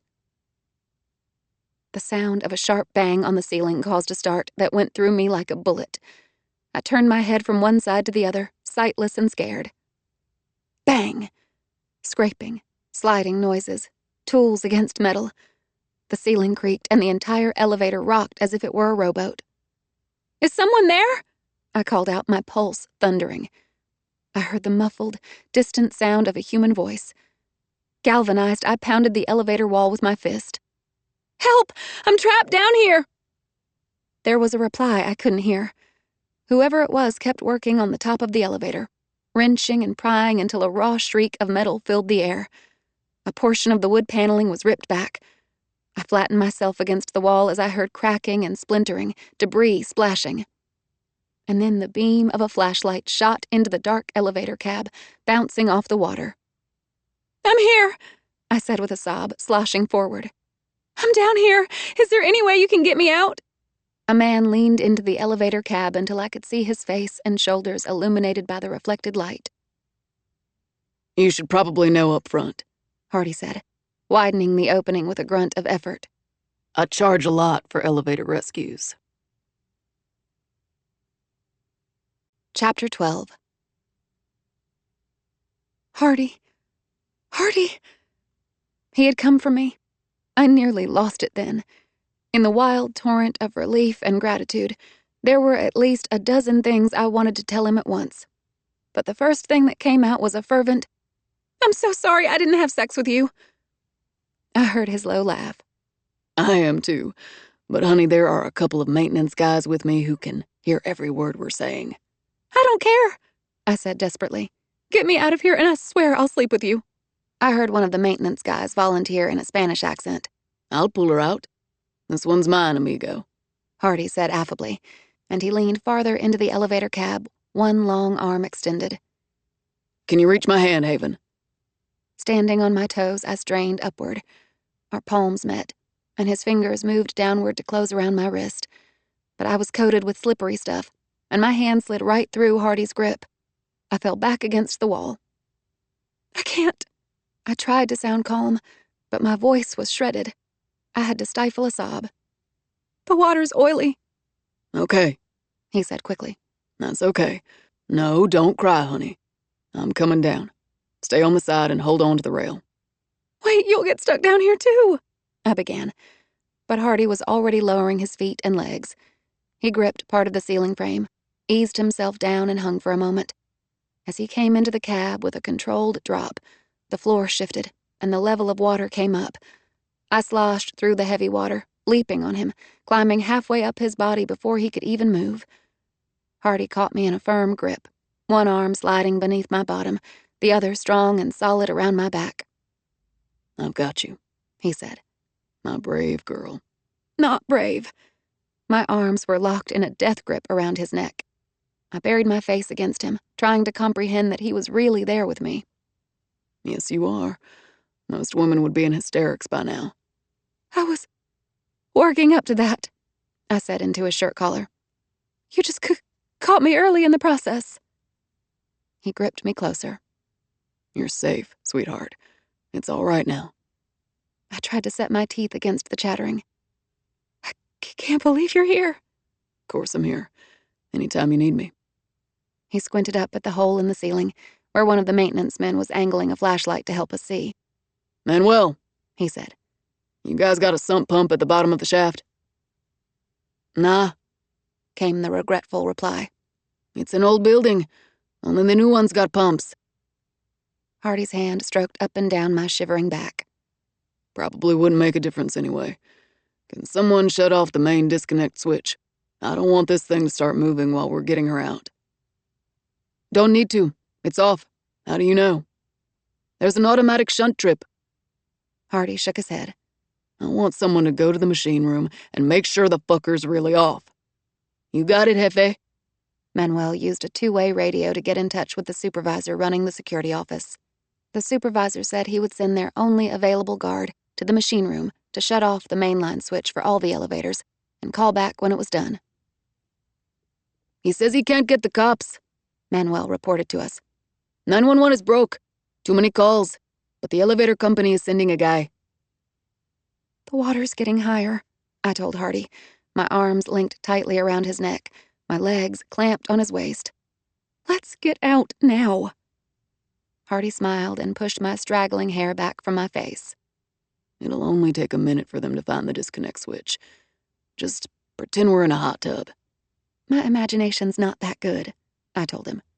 You've obviously never lived on a drilling rig. His hand rubbed over my shoulders. Are you hurt anywhere? Any bumps or bruises? No, I was just scared for a little while. He made a sympathetic sound, gripping me closer. You're not scared now, are you? No. It was true. It seemed impossible that anything bad could happen while I was holding on to those solid shoulders. I'm just cold. I don't understand where the water's coming from. Manuel says a wall between the garage and a drainage tunnel collapsed. We're getting runoff from some pretty big waterways. How did you find me so fast? I was just heading home when he called. I hightailed it over here and got a hold of Manuel and his buddy. We took the service elevator to the level just above this one, and I popped the doors open with a bent screwdriver. He kept smoothing my hair as he talked. The escape hatch on the elevator was a little harder. I had to knock a couple of bolts out with a hammer. We heard some static and a garbled voice from the two-way radio overhead, and Manuel called to us. Okay, Jefe. Switches off. Great. Hardy squinted at Manuel. I'm gonna hand her up to you. Don't let her fall into the hoistway. She's slippery. He pulled my head back until I was looking into his eyes. Haven, I'm gonna push you up, and then you get on my shoulders and let them pull you out. Got it? I nodded reluctantly, not wanting to leave him. Once you're on top of the elevator, Hardy continued, don't touch any of the cables or drive sheaves or any of that shit. There's a ladder attached to the wall of the elevator shaft. Be careful while you're climbing. You're as slick as a greased hog on ice. What about you? I'll be fine. Put your foot in my hand. But how are you? Haven, quit talking and give me your foot. I was amazed by the ease with which he lifted me, one big hand fitting under my bottom to boost me up to the two maintenance men. They gripped me beneath the arms and pulled me onto the top of the elevator, holding me as if they feared I might skid over the side. And I probably would have. I was so covered in slime. Normally, I could have clambered up the ladder with ease, but my feet and hands kept slipping on the metal. It required concentration and effort to make it to the landing, where Hardy had pried open the hoist doors. There were more people to help me, a couple of office workers, the security supervisor and guard, the newly arrived elevator technician, and even Kelly Reinhardt, who couldn't stop exclaiming in horror, saying over and over, I just saw her a half hour ago. I can't believe this. I just saw her. I ignored them all, not out of rudeness, but single-minded fear. I waited beside the open doors and refused to budge, calling out Hardy's name anxiously. I heard a lot of splashing and some grunting, and a few of the foulest curses I'd ever heard in my life. Manuel was the first to emerge, and his companion came next. Finally, Hardy crawled out of the hoistway, dripping and covered with the same dark slime I was, his business clothes plastered to his body. I was certain he didn't smell any better than I did. His hair was standing up in places. He was the most gorgeous man I'd ever seen in my life. I launched myself at him, wrapped my arms around his waist, and drove my head against his chest. His heart thudded strongly under my ear. How did you get out? I asked. I got a foothold on the handrail, did a pull-up on the top frame, and swung a leg up. I almost slipped back down again, but Manuel and Juan grabbed me. El mono, Manuel said as if to explain, and I heard a rumble of laughter in Hardy's chest. What does that mean? I asked. He called me a monkey. Reaching into his back pocket, Hardy extracted a wallet and fished out some dripping cash, apologizing for the condition it was in. They chuckled and assured him the money was still good, and they all shook hands. I stood with my arms clutched around Hardy as he spoke with the elevator technician and security office supervisor for a couple of minutes. Even though I was safe, I couldn't make myself let go of him, and he didn't seem to mind that I had attached myself to him, only ran his hand over my back now and then. A fire truck pulled up outside the building, lights flashing. Listen, Hardy said to the security supervisor, handing him a soggy business card. We're done talking for now. She's been through enough. I've got to take care of her and get us both cleaned up. If anyone wants to know something, they can reach me tomorrow. Right, The supervisor said. I understand. You let me know if I can help you in any way. Take care, y'all. He was nice, I said as Hardy guided me out of the building, right past the fire truck and a van with a camera crew emerging. He's hoping you don't sue his ass, Hardy replied. leading me to his car, which had been double parked. It was a gleaming silver Mercedes sedan, and the inside beige upholstery was buttery and perfect. "No," I said helplessly. "I can't get into that car when I'm all disgusting and dirty." Hardy opened the door and manhandled me inside. Get in, darling. We're not walking home. I cringed every second of the short drive to 1800 Main, knowing we were ruining the interior of his car. And there was worse to come. After Hardy parked in the garage beneath our building, we approached the elevator that went to the lobby. I stopped like I'd been shot and looked from the elevator to the stairs. Hardy stopped with me. The absolute last thing I wanted to do was get back on another elevator. It was too much. I felt every muscle tense in rejection of the idea. Hardy was silent, letting me struggle through it. "Shit," I choked out. "I can't avoid elevators for the rest of my life, can I?" Not in Houston. Hardy's expression was kind. Soon, I thought, the kindness would turn to pity. That was enough to spur me forward. "Cowboy up, Haven," I muttered to myself, and pushed the up button. My hand was shaking. While the elevator cab descended to the garage, I waited as if I were at the gates of hell. "I'm not sure I actually thanked you for what you did," I said gruffly. "So, thank you. And I want you to know I'm not usually troublesome. I mean, I'm not one of those women who needs to be rescued all the time." You can rescue me next time. That actually pulled a smile from me, despite my anxiety. It was exactly the right thing to say. The doors opened, and I just did it. Made myself walk into the metal box, and I hunched into the corner as Hardy followed. Before the doors had closed, Hardy had pulled me into a tight-bodied clinch, length to length, and our mouths came together, and it seemed as if everything I had felt that day, anguish, anger, desperation, and relief, all surged to a flashpoint of pure white heat. I responded with frantic kisses, pulling his tongue into my mouth, wanting the taste and feel of him all over me. Hardy gave a short, sharp pant, as if taken unawares by my response. He gripped my head in his hand, and his mouth worked over mine, hungry and sweet.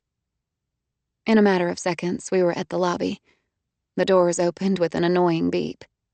Hardy pulled away and tugged me out of the elevator into the shining black marble lobby. I was sure we looked like a pair of swamp creatures as we went past the concierge desk to the main residential elevator. David, the concierge, gaped as he saw us. Miss Travis? My lord, what happened? I had a little, sort of, well, accident at Buffalo Tower, I said sheepishly. Mr. Cates helped me out.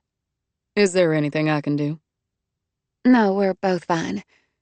I gave David a meaningful look. And there is really no need to tell anyone in my family about this. Yes, Miss Travis, he said a little too quickly.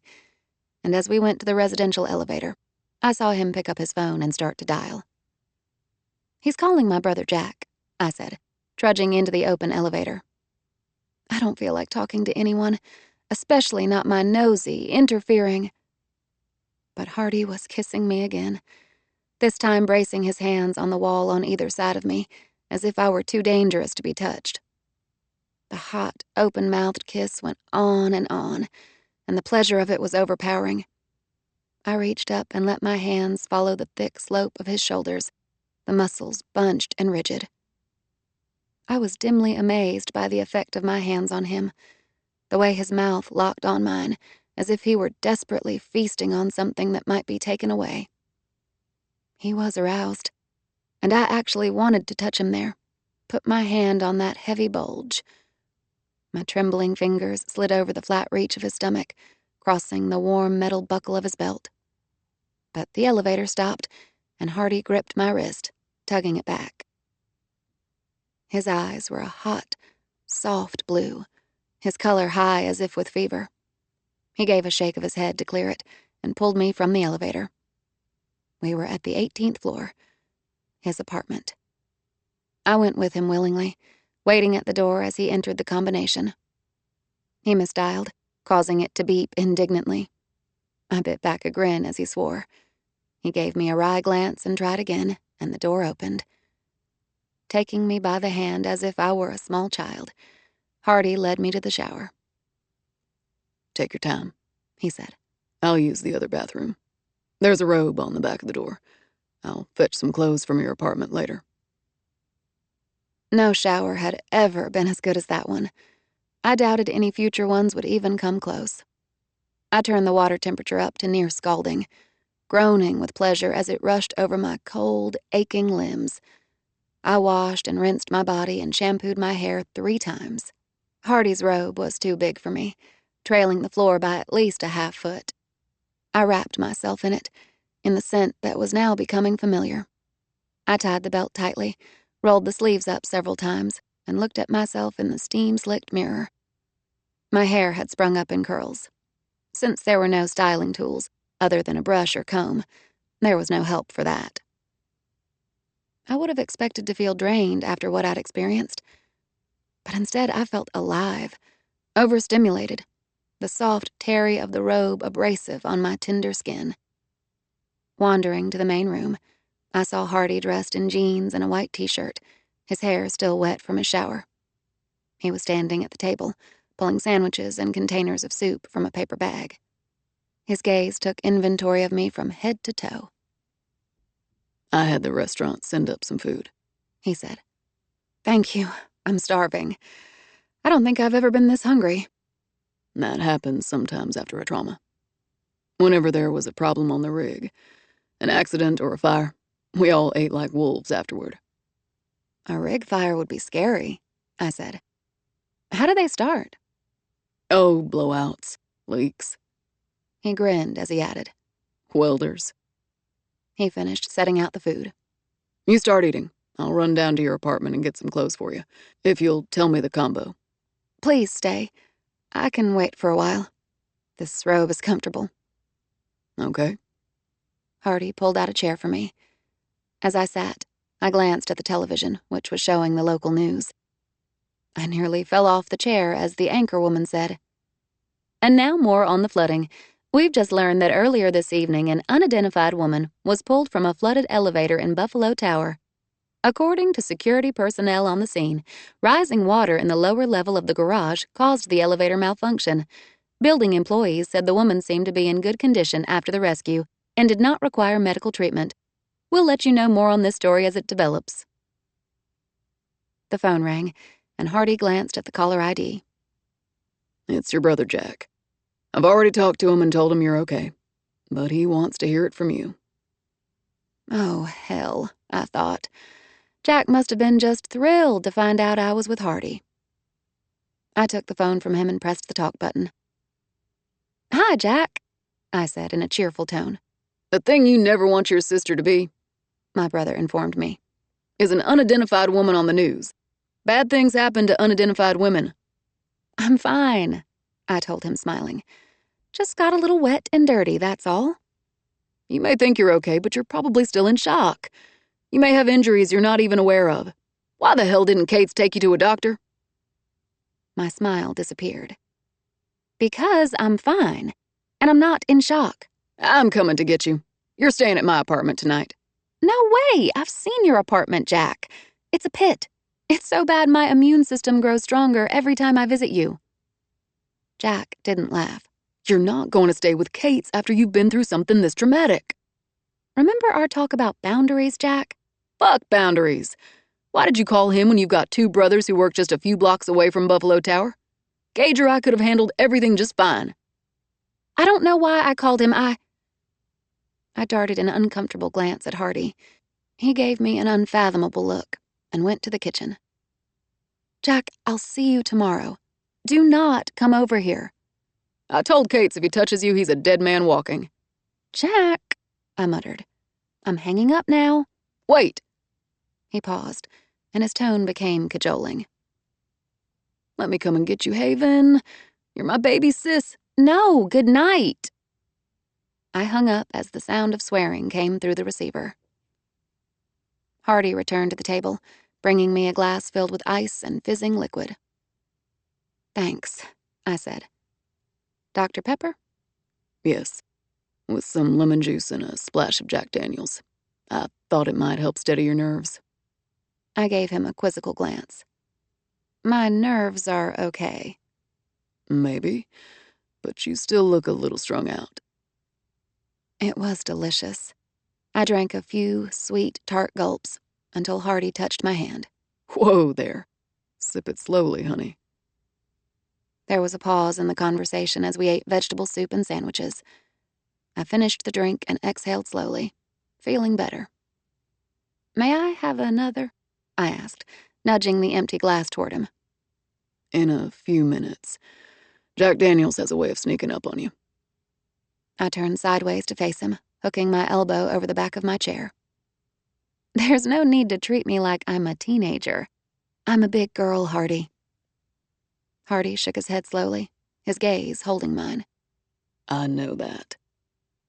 But in some ways you're still innocent." "Why do you think that?" His reply was soft. "Because of the way you handle certain situations." I felt a wash of heat over my face, as I wondered if he was referring to how I had behaved in the stairwell.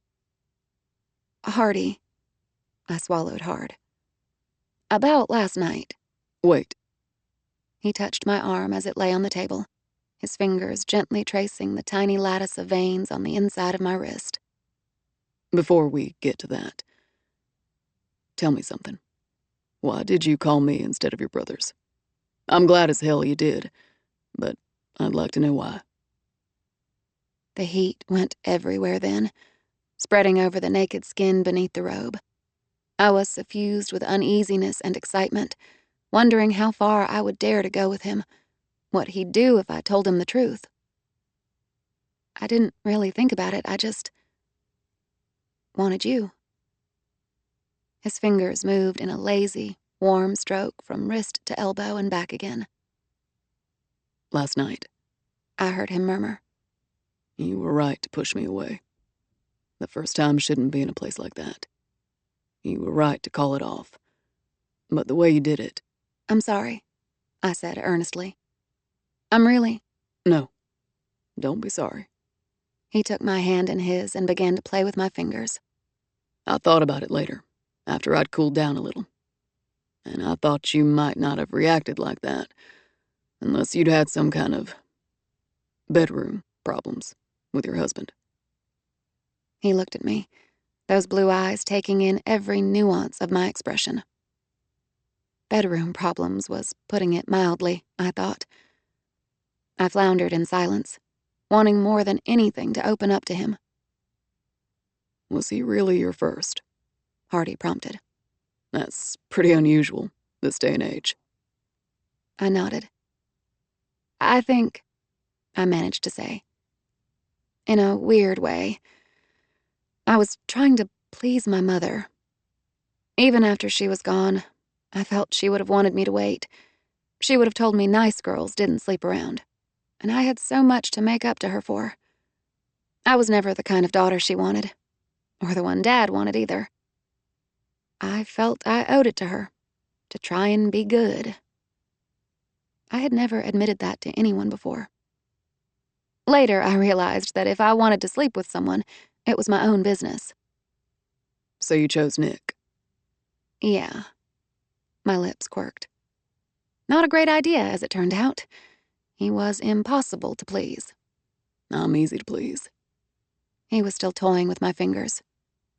"Good," I said unsteadily. "Because I'm pretty sure I don't know how to do it right." All movement stopped. Hardy looked up from my hand, his eyes bright with hunger. Heat. "I wouldn't." He had to pause to take an extra breath. His voice was raspy. "I wouldn't have any worries on that account, honey." I couldn't look away from him. I thought of being under him, his body inside mine, and my heart started thrashing. I needed to slow it down. "I'd like another Jack Daniels, please," I managed to say. "This time, no Dr. Pepper." Hardy let go of my hand, still staring at me. Without a word, he went to the kitchen and brought back 2 shot glasses and the bottle with its distinctive black label. He poured the shots in a businesslike manner, as if we were settling down for a game of poker. Hardy tossed his shot back, while I sipped mine, letting the smooth, slightly sweet liquid warm the surface of my lips. We were sitting very close. The robe had parted to reveal my bare knees, and I saw him glance down at them. As his head bent, the light rippled over his dark brown hair. I couldn't stand it anymore. I had to touch him. I let my fingers brush over the side of his head, playing in the silky, close-trimmed locks. One of his hands closed over my knee, engulfing it in warmth. His face lifted and I touched his jaw, the masculine scrape of bristle, laying my fingers against the softness of his lips. I explored the bold shape of his nose, one fingertip drifting to the tantalizing crook at the bridge. "You said you'd tell me someday," I said. "How you broke it." Hardy didn't want to talk about that. I could tell by the look in his eyes. Except that I had risked a lot by confiding in him, by being honest, and he wasn't going to back down from that. So he gave me a short nod and poured himself another shot, and to my regret, removed his hand from my knee. After a long pause, he said flatly, My dad broke it. He was a drinker. Drunk or sober, I think the only time he ever felt good was when he was hurting someone. He cut out on the family when I was still young. I wish to hell he'd stayed away for good.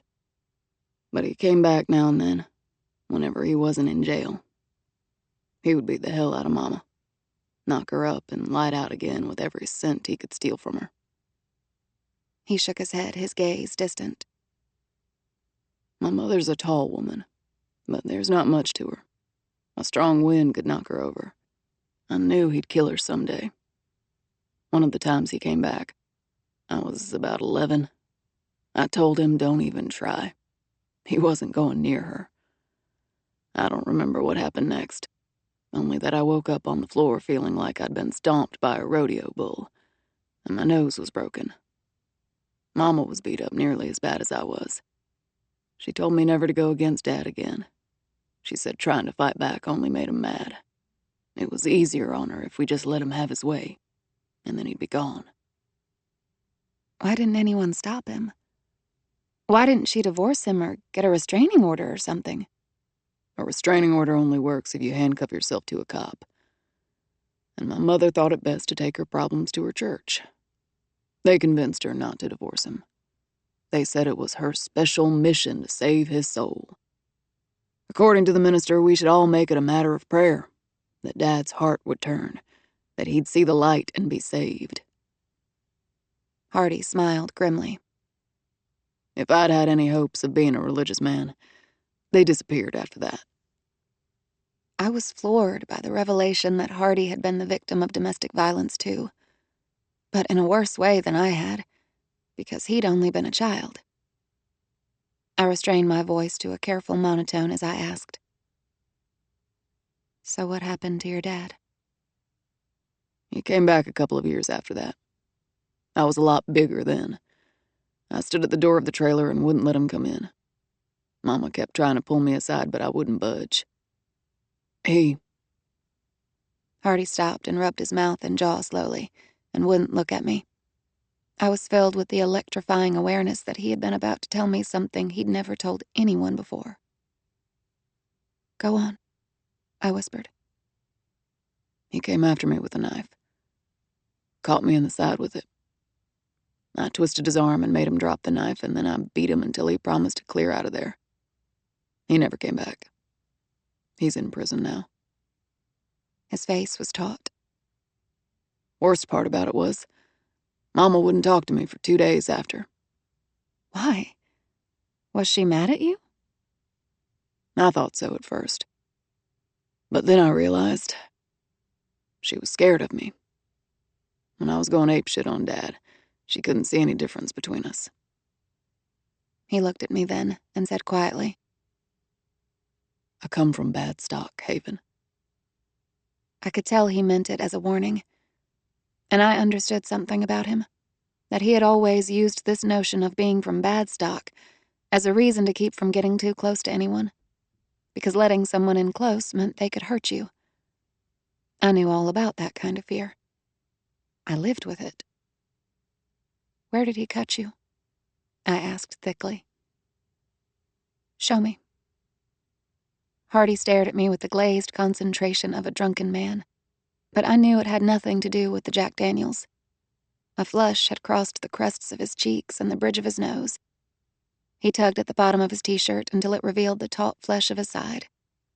A thin scar showed white against the silky tan, and he watched, transfixed, as I slipped out of my chair and knelt before him and leaned between his thighs to kiss the scar. He stopped breathing. His skin was hot against my lips, his leg muscles so tense they felt like iron. I heard a groan above my head, and I was plucked from between his knees as if I were a rag doll.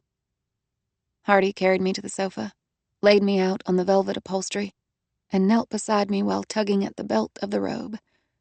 His mouth covered mine, burning and whiskey sweet as he pulled the front of the robe apart.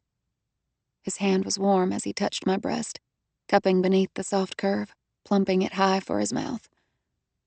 His lips covered the tight peak, and he drew his tongue over it in tender licks. I squirmed beneath him, unable to hold still. The nipple butted almost painfully, sensation darting to the fork of my body with every stroke and swirl. I moaned and put my arms around his head, my spine dissolving as he moved to the other breast. My fingers tangled in the silk of his hair, shaping to his skull. Blindly, I urged his mouth back up to mine, and he took it savagely, as if he couldn't get deep enough. The weight of his hand settled low on my stomach, spanning the soft curve. I felt the tip of his little finger resting on the edge of the dark triangle. Whimpering, I nudged upward. His hand slid lower, and as his fingertips played in the springy curls, my insides began to throb and close on the emptiness. Until that moment, I had never felt as if I could die from raw need. I moaned and pulled at his t-shirt. Hardy's mouth returned to mine, licking at the sounds I made as if he could taste them. "Touch me," I gasped, my toes curling into the velvet cushions. "Hardy, please." "Where?" came a devil whisper, while he stroked the damp curls between my thighs. I parted my knees, shaking all over. "There. There." He gave a sigh that was almost a purr, his fingers nudging me open, finding heat and syrup, centering on the place that drove me wild. His mouth rubbed over my swollen lips, dragging gently. His hand slid from between my legs, and he gathered me in his arms as if he meant to lift me. But instead, he just held me in a bundle of smoothness and trembling bones and gasping dampness. He dipped his head, kissing the arc of a knee, the plush give of a breast, the tight strain of my throat. "Take me to bed," I said hoarsely. I caught one of his earlobes between my teeth, drew my tongue over it. "Take me." Hardy shuddered and released me, and turned to sit on the floor facing away from me. He rested his arms on his bent knees and lowered his head, his breath coming in deep, harsh gusts. "I can't." His voice was muffled. "Not tonight, Haven." I was slow to understand. Trying to think straight was like pushing past layers of filmy curtains. "What is it?" I whispered. "Why not?" Hardy took an unnervingly long time to answer. He moved to face me, kneeling with his thighs spread. He reached out to cover me with the sides of the robe, the gesture so careful that it seemed even more intimate than what had gone before. "It's not right," he said. "Not after what you've just been through. I'd be taking advantage of you." I couldn't believe it. Not when everything had been going so well, when it seemed like all my fear had gone, not when I needed him so badly. "No, you wouldn't," I protested. "I'm fine.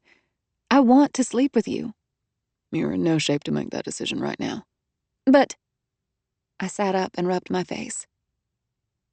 Hardy, don't you think you're being a little high-handed about this? After getting me all worked up, you... I stopped, as an awful thought occurred to me. This is payback, isn't it? For last night? No, He said in annoyance. I wouldn't do that.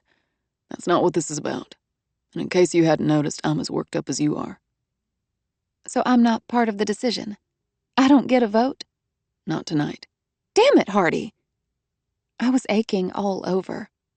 You're going to let me suffer just so you can prove some completely unnecessary point? His hand slid over my stomach. Let me finish you off. It was like being offered an extra appetizer when the entree wasn't available. No, I said, red-faced with frustration. I don't want a halfway job. I want a full, start-to-finish sex act. I want to be regarded as an adult woman who has the right to decide what to do with her own body. Honey, I think we just proved beyond the shadow of a doubt that I think of you as an adult woman. But I'm not going to take someone who's just been through a near-death experience, bring her up to my apartment and give her alcohol, and then take advantage of her while she's feeling grateful. It's not happening. My eyes widened. You think I would sleep with you out of gratitude? I don't know, but I want to give it a day or two to wear off. It's worn off already, you big jerk. I knew I wasn't being fair to him, but I couldn't help it. I was being left high and dry, just at the point when my body was about to go up in flames. I'm trying to be a gentleman, damn it all. Well, now's a fine time to start. I couldn't stay in his apartment another minute. I was afraid I'd do something to embarrass us both, like throw myself on him and beg. Struggling off the sofa, I retied the belt of the robe around my waist and headed for the door. Hardy was at my heels immediately. Where are you going? Down to my apartment. Let me get your clothes first. Don't bother. People wear robes when they're coming up from the pool. They're not naked underneath. So what? Are you afraid someone will be so overcome with lust he'll pounce on me in the hallway? I should be so lucky. I charged to the door and went out into the hallway. I was actually grateful for the surge of invigorating rage. It didn't leave much room for me to worry about the elevator. Hardy followed and waited beside me until the elevator doors opened. We went in together, both of us barefoot. Haven, you know I'm right. Let's talk about this. If you don't want to have sex, I don't want to talk about our feelings. He scrubbed his hand through his hair, looking confused. Well, that's for damn sure the first time a woman's ever said that to me. I don't take rejection well, I muttered. It's not rejection. It's a postponement. And if Jack Daniels makes you this ornery, I'm never pouring you another shot. It has nothing to do with the whiskey. I'm this ornery all on my own. It seemed Hardy realized that no matter what he said, it was only going to aggravate me further. So he remained strategically silent until we reached my door. I entered the combination and stepped over the threshold. Hardy stood looking down at me. He was disheveled and appetizing and sexy as all get out. But he wasn't apologetic. I'll call you tomorrow, he said. I won't answer. Hardy slid a long, lazy glance over me, the folds of his own robe wrapped around me, the tight clench of my bare toes. A hint of a smile deepened one corner of his mouth. You'll answer, he said. I closed the door smartly. I didn't need to see his face to know there was an arrogant grin on it. Chapter 13. I showed up for work at 8:30 the next morning and was immediately surrounded by Kimmy, Samantha, Phil, and Rob. They all expressed relief that I was okay and asked about the flooding and what it had been like to be trapped in the elevator and how I'd gotten out. I managed to call a friend of mine before my cell phone went out, I explained. He showed up and, well, everything was fine after that. It was Mr. Cates, wasn't it? Rob asked. David told me. Our tenant, Mr. Cates? Kimmy asked and grinned at my sheepish nod. Vanessa came to my cubicle looking concerned. Haven, are you all right? Kelly Reinhardt called and told me what happened last night. I'm just fine, I said. Ready for work as usual. She laughed. Maybe I was the only one who heard the condescending edge to it. You're a trooper, Haven. Good for you. By the way, Kimmy told me.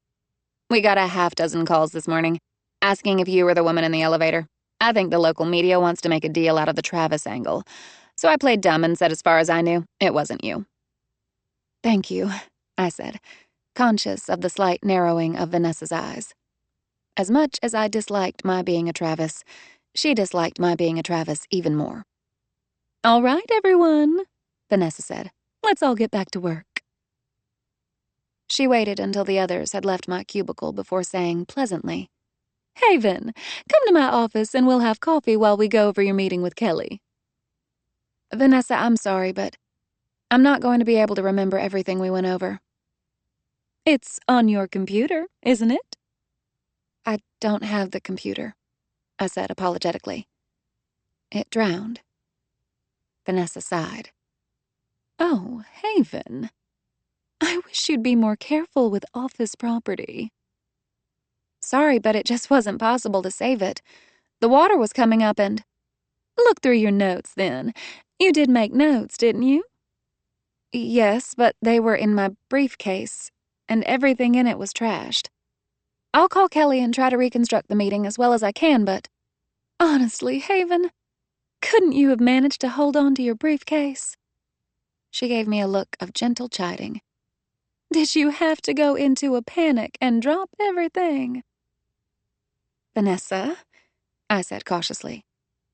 The leak in the elevator was more than just a puddle on the floor. Clearly, she didn't understand what had happened, but the last thing you could tell Vanessa was that she didn't understand something. She rolled her eyes and smiled as if I were a child telling stories. With your flair for drama, there's no telling what really happened. Hey! A rich, easy voice interrupted us. Jack. He came to the cubicle and Vanessa turned to face him. Her slim fingers gracefully tucked a lock of pale, perfect hair behind her ear. Hello, Jack. Hello yourself. He came in, surveyed me thoroughly, and reached out to pull me against his chest in a brief hug. I stiffened a little.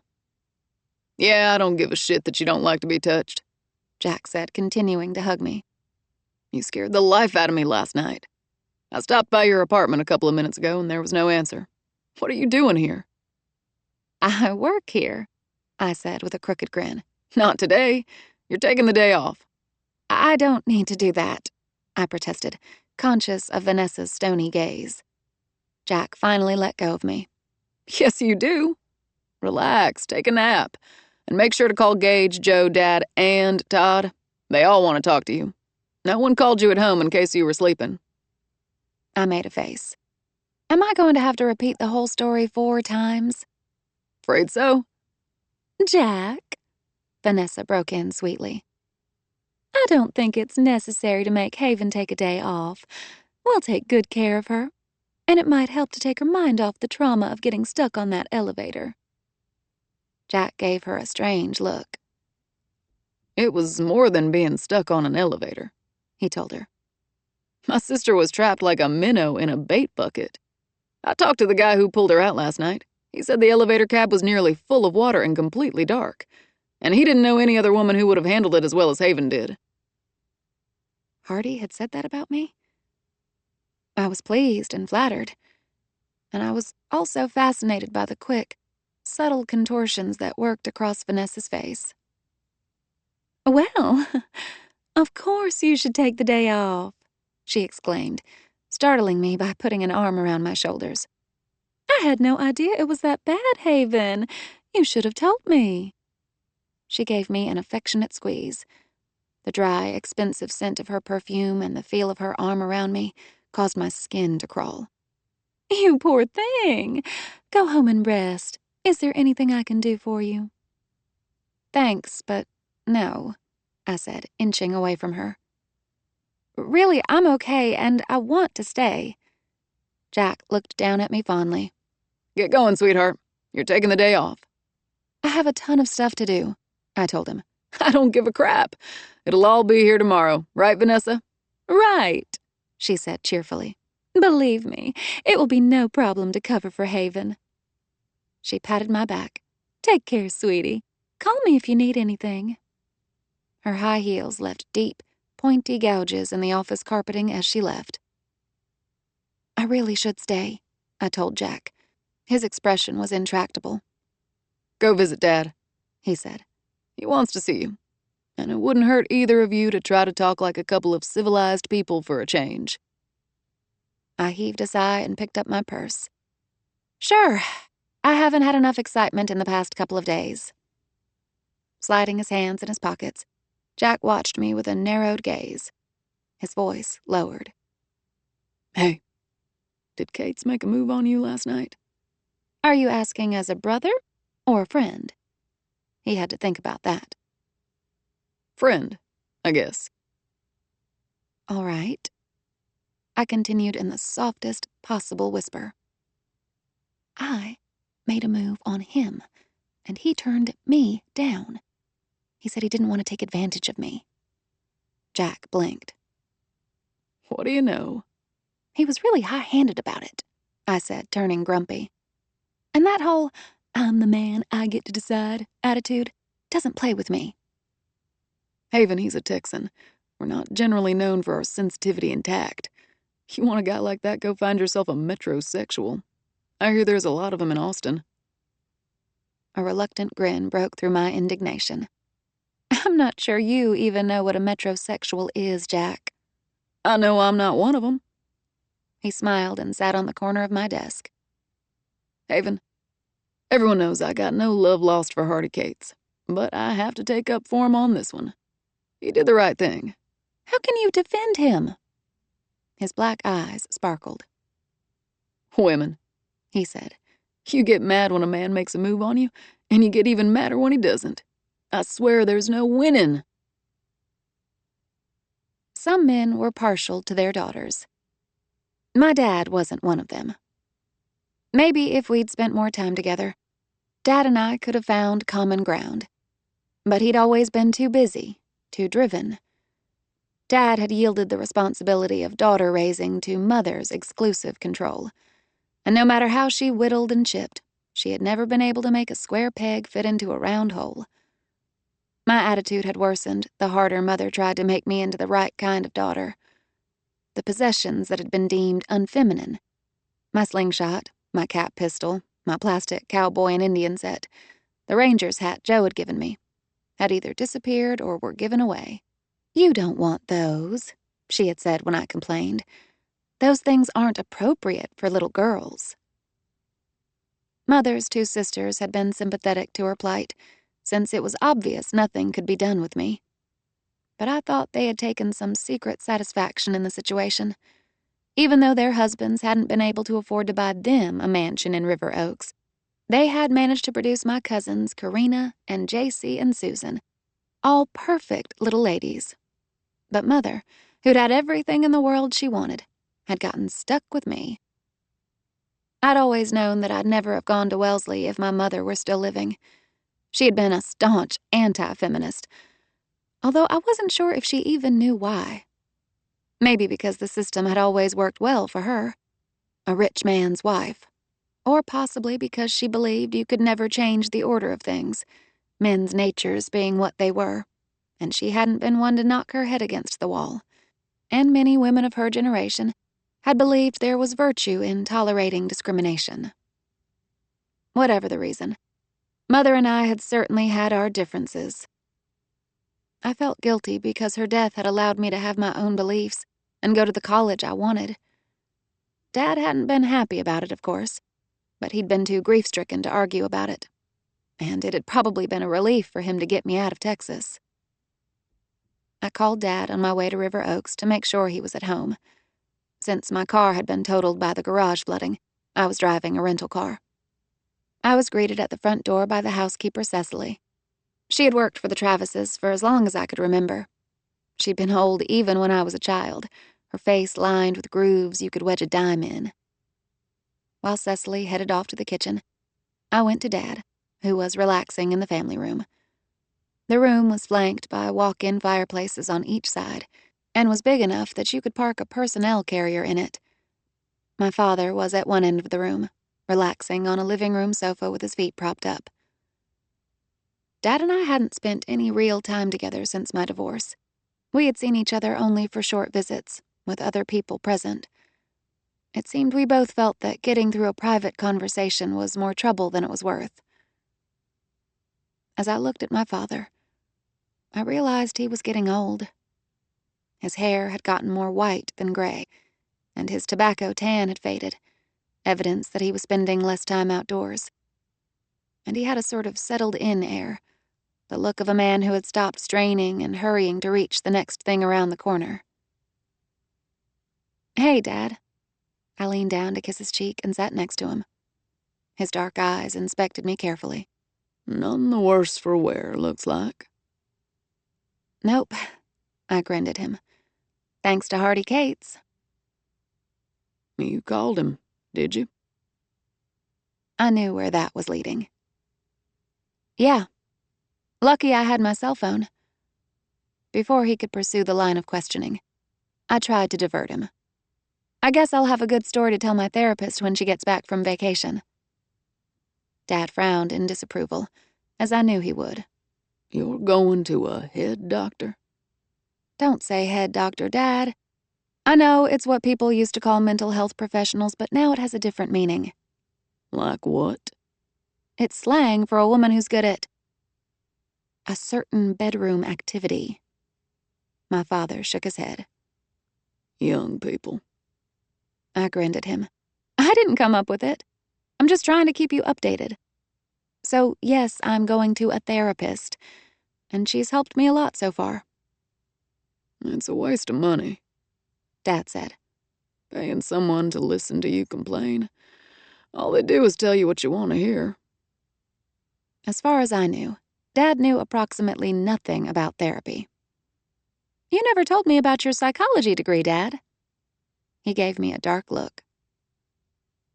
Don't tell people you're going to a therapist. They'll think something's wrong with you. "I'm not embarrassed for someone to know I have problems." The only problems you got are the ones you made for yourself, like marrying Nick Tanner when I told you not to. I smiled ruefully as I reflected that my father never missed a chance to say I told you so. "I've already admitted you were right about Nick. You can keep reminding me about it, and I can keep admitting I was wrong, but I don't think that's productive. Besides, you were wrong in how you handled it." His eyes glinted with annoyance. I stood by my principles. I'd do it again. I wondered where he'd gotten his notions of fathering. Maybe he thought it was good for his children to have the authority figure he'd never had. His fear of ever admitting he was wrong, about anything, seemed like strength to him. It seemed like weakness to me. "Dad," I said hesitantly, "I wish you could be there for me, even when I'm doing the wrong thing.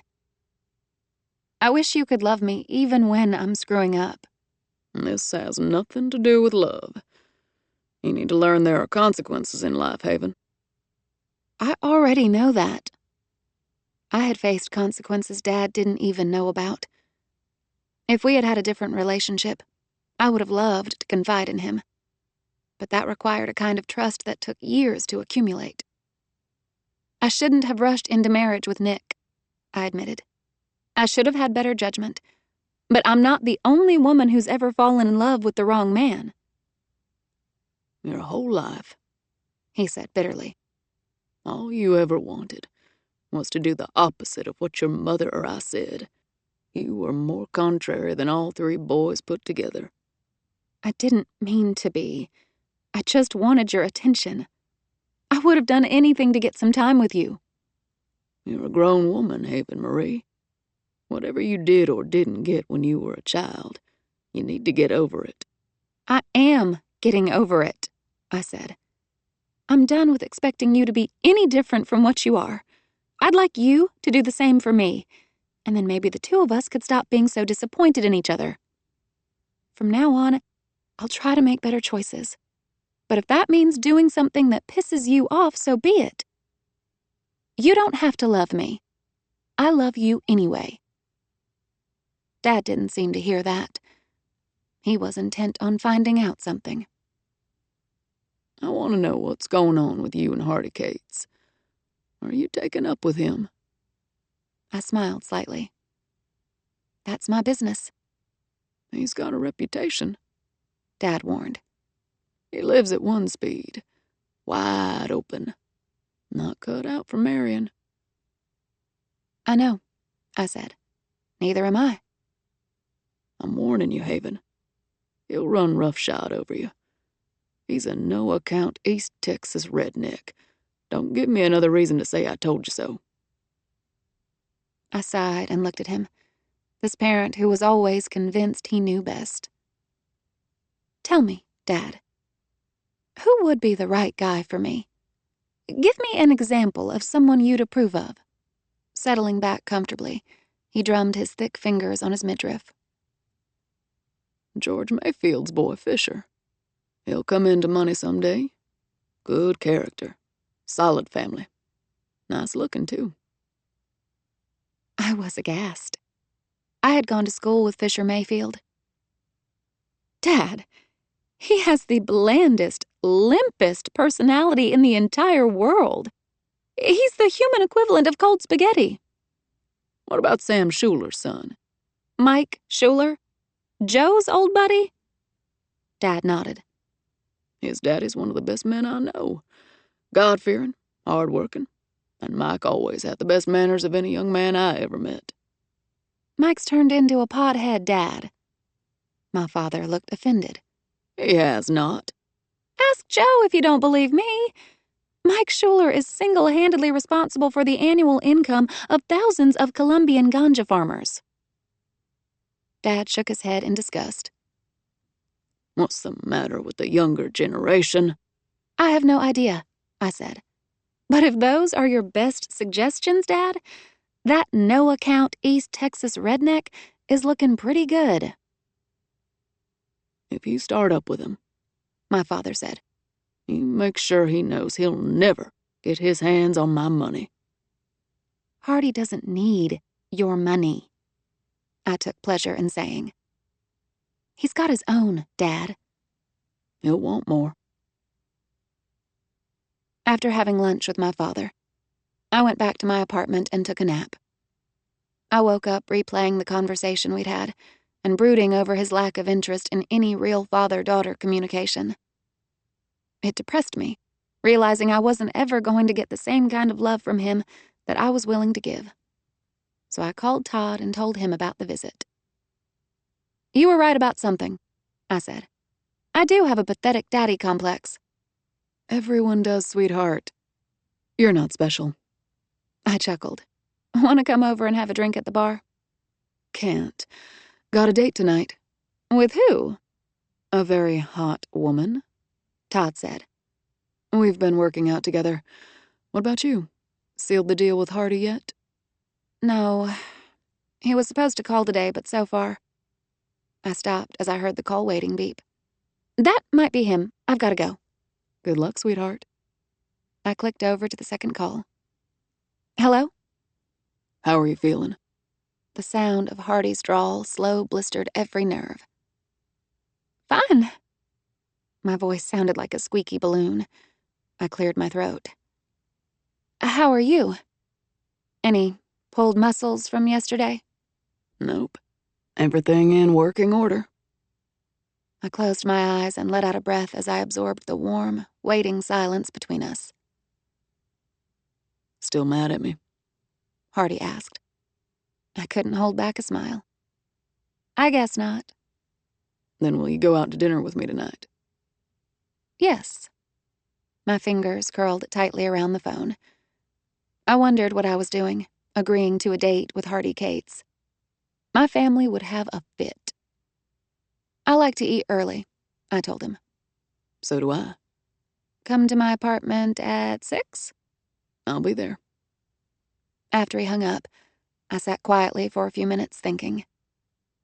I knew Dad would say I had no idea what I was getting into, going out with Hardy Cates. But when you started dating someone, you could never be sure what you were getting into. You had to give someone a chance to show you who he really was.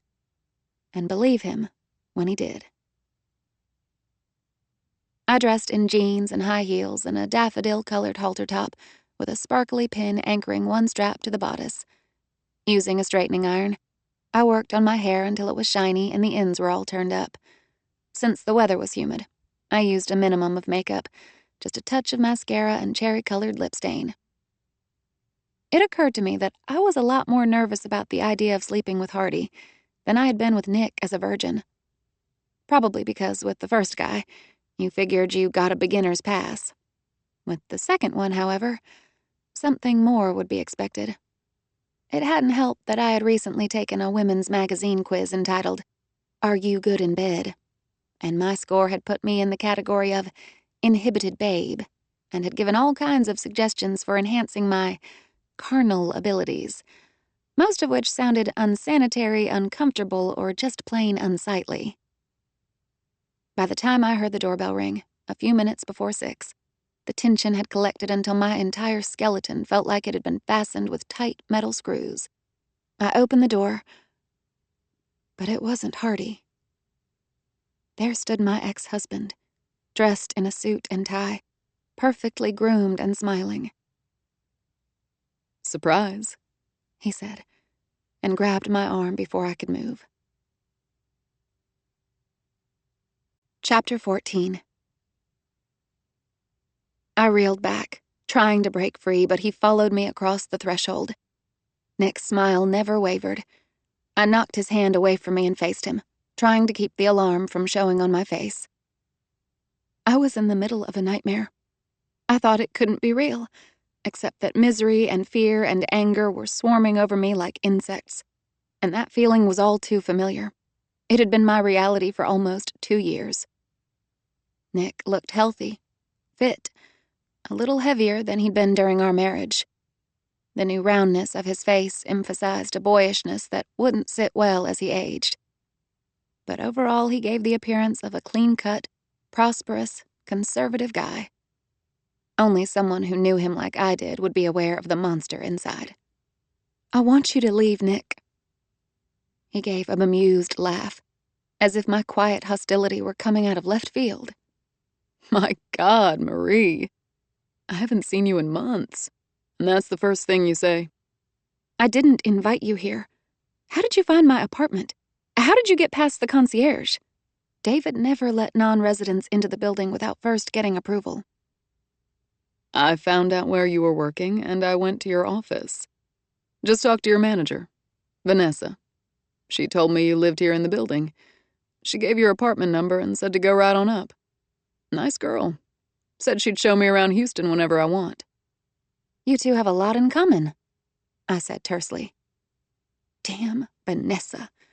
I had told her enough about my past to make her aware that I was not on good terms with my former husband. No surprise that she would make use of any opportunity to cause trouble. Nick ventured farther into my apartment. "What do you want?" I asked, backing away. "Just thought I'd drop by and say hi. I'm in town to interview for a job with an insurance company. They need an estimator. I'm sure I'll get it. I'm totally the best guy for the position." He was interviewing for a job in Houston? I was sick at the thought. A city with a population of 2 million was still not big enough for me to share with my ex-husband. "I'm not interested in your career plans." I tried to keep my voice steady. "You and I have nothing to do with each other anymore." I moved toward the phone. "Leave, or I'll have to call for building security." "Still the drama," Nick murmured, rolling his eyes. "I came to do you a favor, Marie. If you'd let me talk long enough to." "Haven!" I snapped. He shook his head as if he were confronting a small child who was having a temper tantrum. "Okay, Christ. I have some things that belong to you. I'd like to give them back." "What things?" "Stuff like a scarf, a purse, and that charm bracelet you got from your Aunt Gretchen." I'd had my lawyer request the return of the bracelet, and Nick had claimed it was lost. I had known better, of course, but the chance to have it back caused a stab of longing.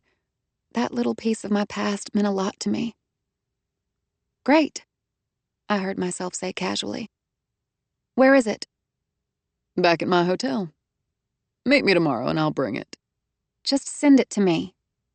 He smiled. You can't have something for nothing, Haven. You can have your things back, including that bracelet. But you have to meet me in person. Just to talk. A public place is fine if that's what you want. All I want is for you to leave. I wondered when Hardy would show up. Probably any minute now. And then there was no telling what would happen. Sweat gathered between my skin and clothes, making the fabric adhere in salty patches. I'm expecting someone, Nick. But instantly I knew that was the wrong thing to say. Instead of making him leave, it guaranteed that he would stay. Nick wanted to look at the next man in line. You said you weren't dating. Well, now I am. How long you known him? I stared at him coldly, refusing to answer. Does he know about me? Nick pressed. He knows I'm divorced. You fucked him yet? His tone was soft, but there was contempt and anger in his gaze. You have no business asking that. Maybe he'll have better luck thawing you out than I did. Maybe he already has, I shot back, and had the satisfaction of seeing his eyes widen in surprised fury. I saw movement, someone coming to the doorway. Hardy's long, lean form. He paused for a moment, assessing the situation, and his eyes narrowed as Nick turned to face him. I knew Hardy realized immediately who my visitor was. He could tell from the angry, bruised weight of the air and the bleached whiteness of my face. I had never expected to make direct physical comparisons between the two men. However, with both of them in the same room, it was impossible not to. Objectively speaking, Nick was more handsome, with smaller, more chiseled features. But Hardy's rough-cast good looks and self-assurance made Nick look callow, unformed. As Nick stared at Hardy, his aggressive stance softened and he actually moved back a half step. Whatever kind of man Nick had been expecting me to date, it wasn't this. My former husband had always felt superior to everyone. I had never seen him so visibly intimidated. It struck me that Hardy, a seasoned, high-octane male, was the authentic version of what Nick was always pretending to be. And because Nick knew deep down that he was a fraud as a man, he occasionally gave in to the explosive rages that I had been a casualty of. Hardy walked into the apartment and came to me without hesitation, brushing by Nick. I quivered as he slid his arm around me, his eyes dark blue as he stared down at me. Haven, he murmured. The sound of his voice seemed to unlock a tight clamp around my lungs. I hadn't been aware that I'd been holding my breath. I took in some air. His grip tightened, and I felt some of his vitality jolt into me like an electric current. Here, Hardy said, pressing something into my grasp. I looked down at the offering. Flowers. A gorgeous burst of mixed colors, rustling and fragrant in tissue wrapping. Thank you, I managed to say. He smiled slightly. Go put them in water, honey. And then, to my disbelief, I felt him pat my bottom familiarly, right in front of Nick. The classic male signal of, this is mine. I heard my ex-husband take a swift breath. Darting a glance at him, I saw the glow of anger begin at his shirt collar, rising fast. There had been a time when that flush of fury would have heralded untold misery for me. But no longer. I felt a strange mixture of emotions. A knee-jerk uneasiness at the sight of Nick's anger, a twinge of annoyance at Hardy, but mostly a sense of triumph, knowing that no matter how badly Nick wanted to punish me, he couldn't. And although I had never especially liked the fact that Hardy was so physically imposing, I relished it at that moment, because there was only one thing a bully like Nick respected, and that was a bigger bully. What brings you to Houston? I heard Hardy ask casually as I went to the kitchen sink.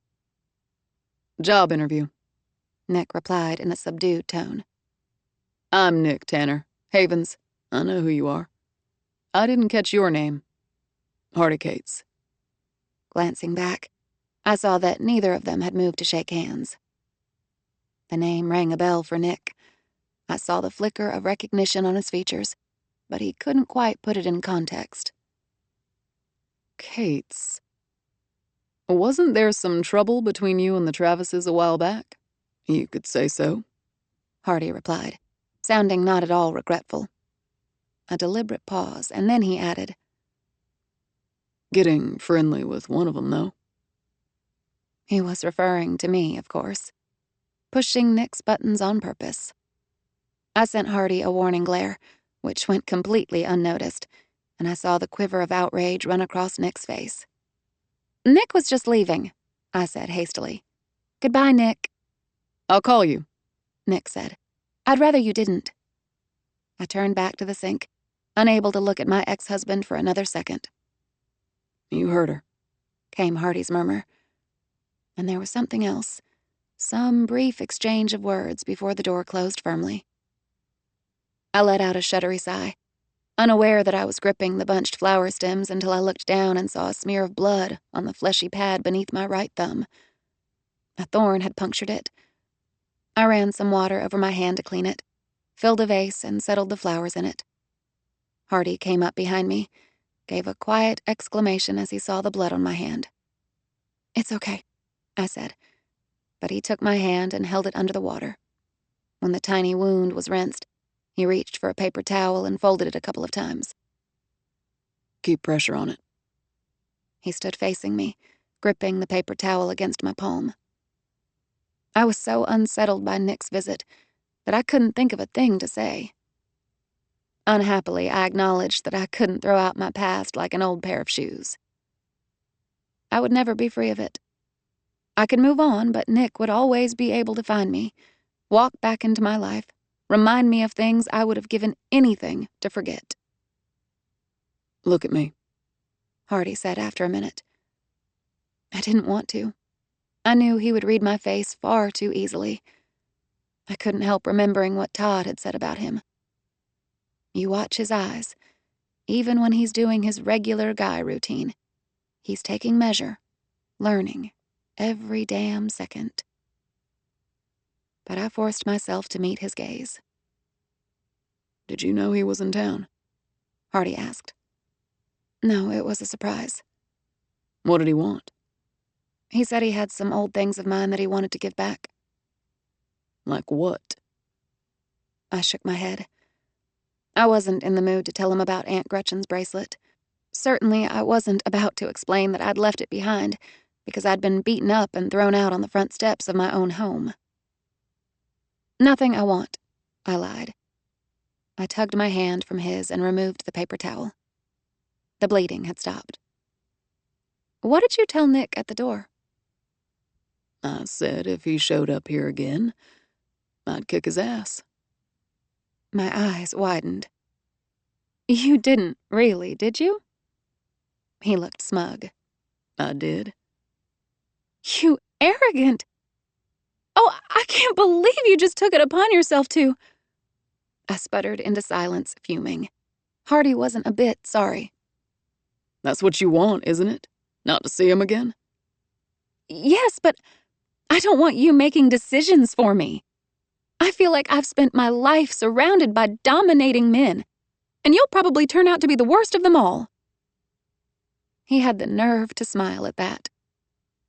You can handle me. I told you before, I'm tame. I gave him a dark glance. Yeah, like a buck-strapped rodeo horse. Hardy's arms went around me. He bent his head, and his low voice caressed my ear. I guess you got your work cut out for you. A baffling wave of heat went through me. Something rooted in excitement, too intense to name. And with that came a touch of queasiness, and I felt scared and all twisted up with desire. Worth a try, isn't it? Hardy asked. I wasn't entirely sure what we were talking about. I'm not trying anything with you until you promise to stop acting so high-handed. He nuzzled behind my ear. Haven, do you really think I'd stand aside politely while another man comes sniffing around my woman? If I let that happen, I wouldn't be a man, and I sure as hell wouldn't be a Texan. I wasn't breathing well. I'm not your woman, Hardy. Both his hands curved around my scalp, angling my face upward. His thumbs stroked over my cheeks. He gave me a look that dismantled my brain and set off an erotic flush that covered me from head to toe. That's something we're going to fix. More arrogance, I thought dimly. But much to the shame of my politically correct self, it was a huge turn-on, sending heat mainlining through every vein. My fists clenched reflexively in his shirt. It was a beautiful light gray shirt that probably cost the equivalent of the average mortgage payment, and I saw my finger had left a bright red splotch of blood on it. Oh no. What? Hardy looked down at my hand. Damn, it's bleeding again. We need to get you a Band-Aid. I don't care about my hand, it's your shirt. I'm so sorry. He seemed amused by my concern. It's just a shirt. I hope I haven't ruined it. Maybe it's not too late if I soak it in the sink. I began on the placket of buttons, wincing at the sight of the blood-stained fabric. Is it a silk blend? Maybe I shouldn't try to wash it. Forget the shirt. Let me see your hand. Is it dry clean only? What does the tag say? I never read the tag. Such a man. I undid another button. Another. My finger slowed but didn't stop. I was undressing him. Hardy didn't move, just watched me, his amusement evaporating. His chest went rigid beneath the blinding white undershirt, his breath coming faster as I made fumbling progress. I tugged the hem of the shirt free of his jeans, the thin fabric crumpled and warm from his body. Such a man. A good-looking, over-the-top male trying so hard not to seem dangerous. He was absolutely tantalizing. My hands shook as I reached for the cuffs of his sleeves, pushing the buttons through the crisp, starched layers of fabric. Hardy remained still as I tugged the shirt from his shoulders. When the shirt reached his wrists, he moved as if he were dreaming, slowly pulling his arms from the sleeves. He tossed the garment to the floor and reached for me. I went weak as his arms enclosed me, his mouth descending with hot, searching pressure. I reached around his back, beneath the t-shirt, finding the powerful muscles on either side of his spine. His lips slid to my throat, exploring gently until I squirmed and arched to get closer to him. Excitement roared through me, and I stopped thinking, stopped trying to control anything. Hardy lifted me until I was sitting on the small kitchen island, my legs dangling. I shut my eyes against the artificial glare of the overhead lights. His mouth came to mine, tender and devouring, while his hands closed over my thighs and stroked them apart. God, the way he kissed. It had never been like this with Nick or anyone, this urgent heat that melted me at the core. My clothes felt too tight, the halter top cinched over my breasts, and I tugged frantically at the straps to be rid of it. Hardy pushed my hands away. I felt him working at the straps, unhooking the closures at the back. The halter top loosened and fell to my waist. My breasts felt heavy, achy, the tips turning hard as they were exposed to cool air. Hardy slid an arm behind my back to support my faltering weight. He bent over me, his mouth hot as he navigated the pale slope of my breast. His lips traveled slowly to the deep pink crest. A moan swelled in my throat as he suckled, nibbled, moving from one breast to the other. Gasping, I held his head to me, the hair like thick silk, the scent of him as fresh as vetiver. He pulled me up, his arm amazingly strong, and he cradled my head in one hand to feed on my mouth again. His fingers clamped on a nipple still damp from his tongue. I clutched at him, so close, needing more, just a little more. He seemed to understand, murmuring against my throat. Hardy pulled at the fastenings of my jeans, unzipped them, began to tug them down over my hips. Then something in me snapped. I went cold for no reason, as if I'd just been dropped into a glacier lake. I saw Nick's face, felt Nick's arms around me, his legs pushing between mine. There was a bolt of pain in my chest, like the beginning of a heart attack, and my gut roiled. I came apart, crying out and shoving at him, nearly falling off the island. Hardy caught me, lowering my feet to the floor, but I was too far gone at that point, snapping at him. No, get away, don't touch me, don't. And I kicked and pushed and clawed away from him like a wild thing. I must have blanked out for a moment, because the next thing I knew, I was curled up on the sofa, and Hardy was standing over me. Haven, look at me, he said, and kept repeating it until I obeyed. I saw blue eyes, not hazel. I focused on them desperately.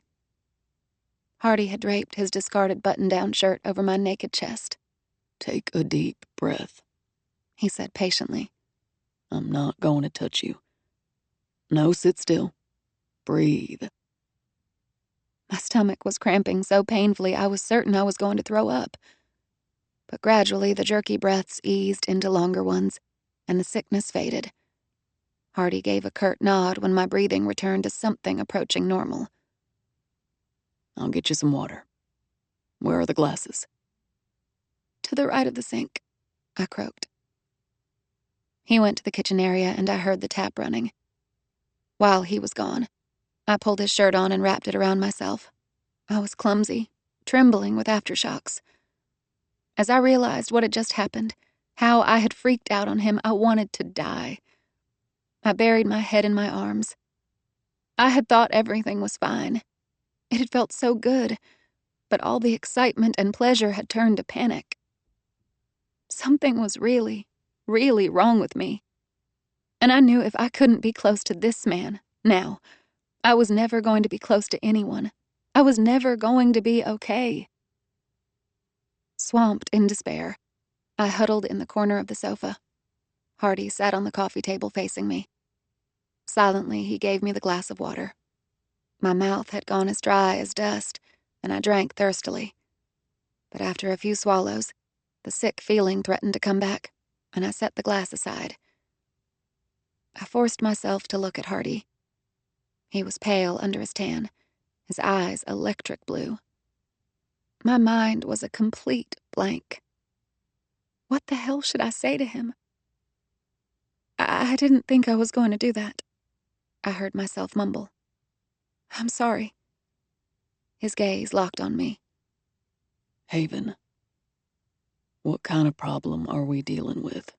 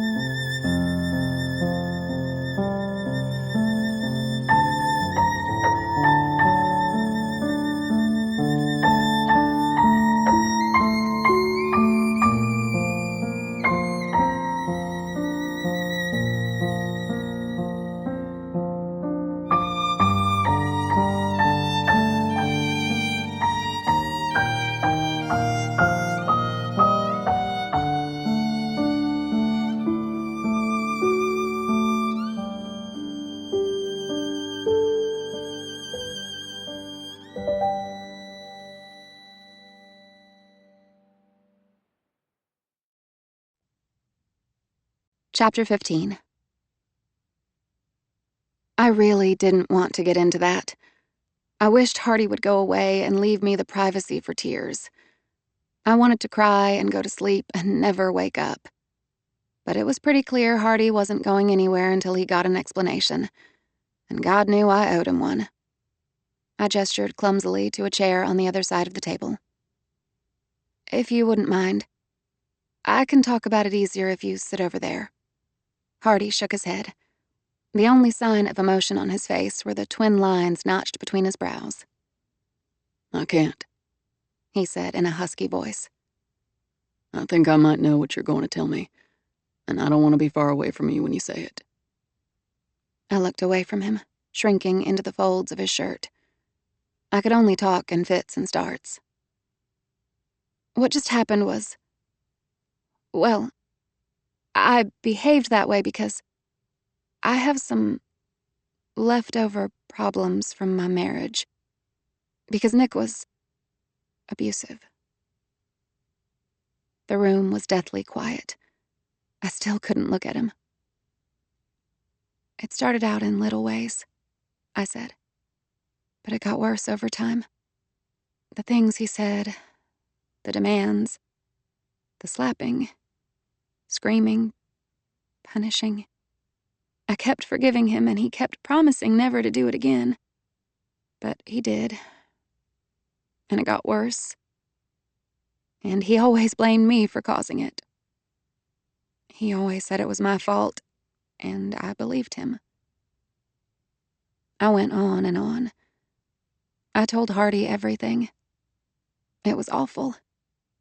It was a train wreck happening right in front of me, and I couldn't do anything about it. Except that not only was I watching, I was also the train. I confessed things that in a saner moment I would have had dignity or sense to filter out. But there was no filter. All my defenses were down. Hardy listened with his face averted, his profile shadowed, but his body was tense all over. The stark relief of jutting muscles in his arms and shoulders, more eloquent than words. I even told him about the last night with Nick. The rape, being thrown out, the barefoot walk to the grocery store. While I talked, I cringed at the ugliness of what I'd been through. There was a certain relief in it, though. An ease. Because I knew that with all the baggage I was unloading, any chance of a relationship with Hardy was vanishing, syllable by syllable. No man would want to deal with this. And that was for the best, because it was obvious I wasn't ready for a relationship anyway. So this was goodbye. I didn't mean to lead you on, I said to Hardy. I knew from the beginning I was playing with fire, having anything to do with you, but... My eyes watered and I blinked fiercely and talked in a rush. You're so good-looking and such a good kisser, and I wanted you so much last night that I thought I could go through with it, but I'm too screwed up and I just can't do it. I can't. I fell silent then. My eyes wouldn't stop leaking. I couldn't think of anything else to tell Hardy except that he could go if he wanted. But he stood and went to the fireplace and braced a hand on the mantel. He stared into the empty space. I'm going after your ex-husband, I heard him say softly. and when I finish, there won't be enough left of him to fill a fucking matchbox. I'd heard louder and more colorful threats, but never one delivered with a quiet sincerity that raised all the hairs on the back of my neck. Hardy turned to look at me then. I felt myself blanch as I saw his expression. It was not the first time I'd been alone in a room with a man who had murder in his eyes. This time, thankfully, the violence wasn't directed at me. All the same, it made me fidgety. Nick's not worth going to jail for, I said. I don't know about that. Hardy stared at me for a moment, registering my uneasiness. His expression deliberately softened.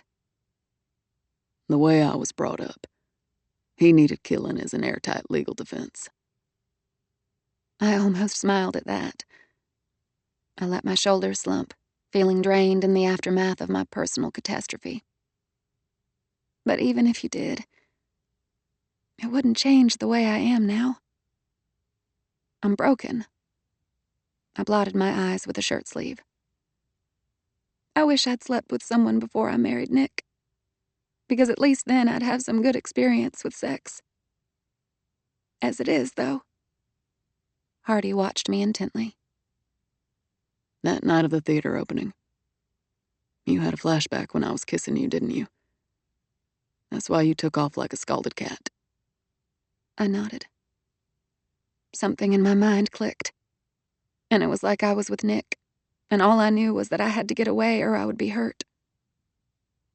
Was it always bad with him? It was mortifying, talking about my pitiful sex life. But at this point, I had no pride left. It started out okay, I guess. But the longer the marriage went on, the worse things got in the bedroom, until I was mostly just waiting for it to be over, because I knew it didn't matter to Nick if I was enjoying it or not. And it hurt sometimes when I was, dry. If a person could have died of embarrassment, I should have been laid out on a mortuary slab right then. Hardy came to sit on the sofa beside me, laying one arm along the back of it. I flinched at his nearness, but I couldn't look away from him.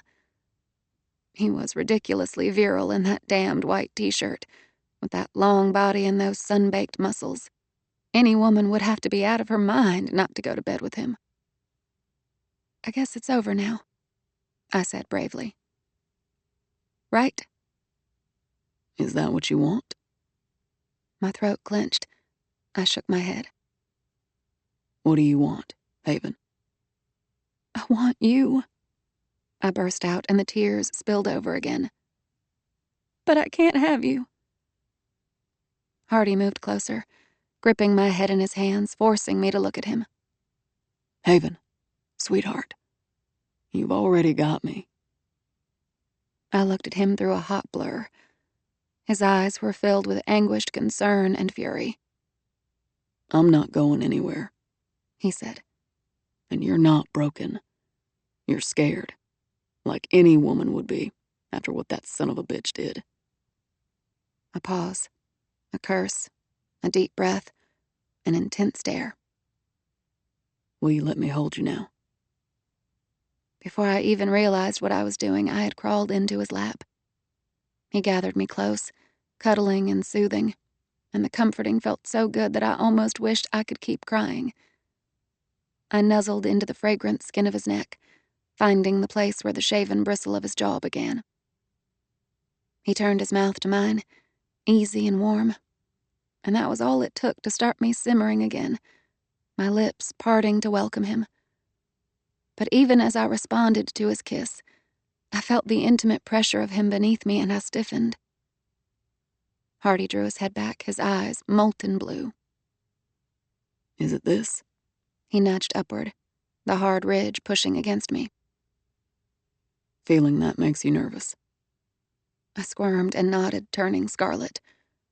But I didn't try to move off him, just sat there quivering. His hands traced down my shoulders and arms, caressing me through the shirt. Should I visit the therapist with you? Would that help? I couldn't believe he'd be willing to do that for me. I tried to imagine it, me and Hardy and Susan discussing my sex problems, and I shook my head. I want to fix it now, I said desperately. Let's go into the bedroom and do it. No matter what I say or even if I freak out. Just hold me down and keep going till it's finished and... Hell no, we're not going to do that. Hardy looked almost comically appalled. You're not a horse to be broken to saddle. You don't need to be forced, you need... He drew in a quick breath as I shifted my weight on his lap. Honey, he said in a strained voice. I don't do my best thinking when all the blood leaves my brain, so you should probably sit next to me. A warm pulse throbbed where we pressed, our flesh fitting exactly. I realized I wasn't quite as nervous, now that I'd had a few moments to get used to him. I settled a little deeper on him. Hardy closed his eyes and made a guttural sound. I saw the color heighten in his face, and I felt a rearing response in the thick pressure beneath me. Hardy's lashes lifted, his eyes bluer than usual against his rich, rosewood tan. He glanced at the front of my shirt, his shirt, where it gaped open to reveal the space between my breasts. Haven. His voice was hoarse. We're not going to do anything you're not ready for. Let's get you dressed, and I'll take you out to dinner. We'll have some wine, and you can relax. We'll figure this out later. But later was too late. I wanted to figure it out right then. I felt the heat coming off him, and I saw the mist of sweat on his throat, and I longed to kiss him. I wanted to give him pleasure. And please, God, I wanted at least one good memory to replace one of the bad ones. Hardy, I said tentatively, would you indulge me a little? A smile touched his mouth. He reached out and pulled the sides of the shirt closed and used the backs of his fingers to stroke my cheek. A little, he said. Or a lot. Just tell me what you want. I feel like if we went to the bedroom right now and just tried some things, I could handle it as long as you took it slow.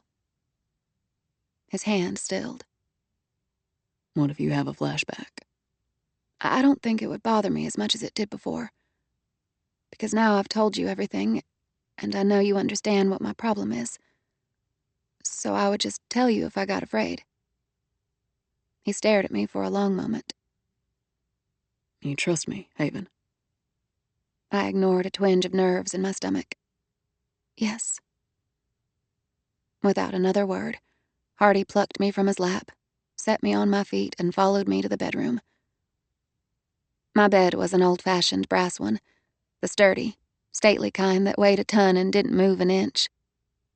It was covered in cream linen, and the pillows were made of lace taken from antique wedding dresses. In the feminine surroundings of my bedroom, Hardy looked even bigger and more masculine than usual. Such a normal act, two people going to bed together. But for me, it was invested with far too much significance, too much emotion, too much everything. The air conditioning imparted a soft chill to the room, the lace on the pillows fluttering like moth wings as the ceiling fan turned overhead. An antique Victorian lamp shed amber light across the bed. I tried to seem casual, sitting on the bed and working at the tiny straps of my high-heeled sandals. I wished I weren't stone-cold sober. A glass of wine might have loosened me up a little. Maybe it wasn't too late. Maybe I should suggest... Hardy sat beside me, reached for my foot and unfastened the miniature buckle. He squeezed my bare foot and ran his thumb along the arch before taking off the other shoe. Sliding an arm around me, he eased us both back onto the bed. I waited tensely for him to start. But Hardy only held me, warming me with his body, fitting an arm beneath my neck. One hand traveled over my back and waist and hips, up to the nape of my neck, as if I were a skittish animal. And it went on until the petting and soothing had lasted longer than any sex act I had ever engaged in with Nick. Hardy spoke against my hair. I want you to understand. You're safe. I'm not going to hurt you in any way. And if I do something you don't want, or you start to feel scared, I'll stop. I'm not going to lose control. I flinched as I felt a tug at the front of my jeans and heard the snap being unfastened. I'm just going to find out what you like. My fingers curled into his t-shirt as his hands ventured inside the loosened waist of my jeans.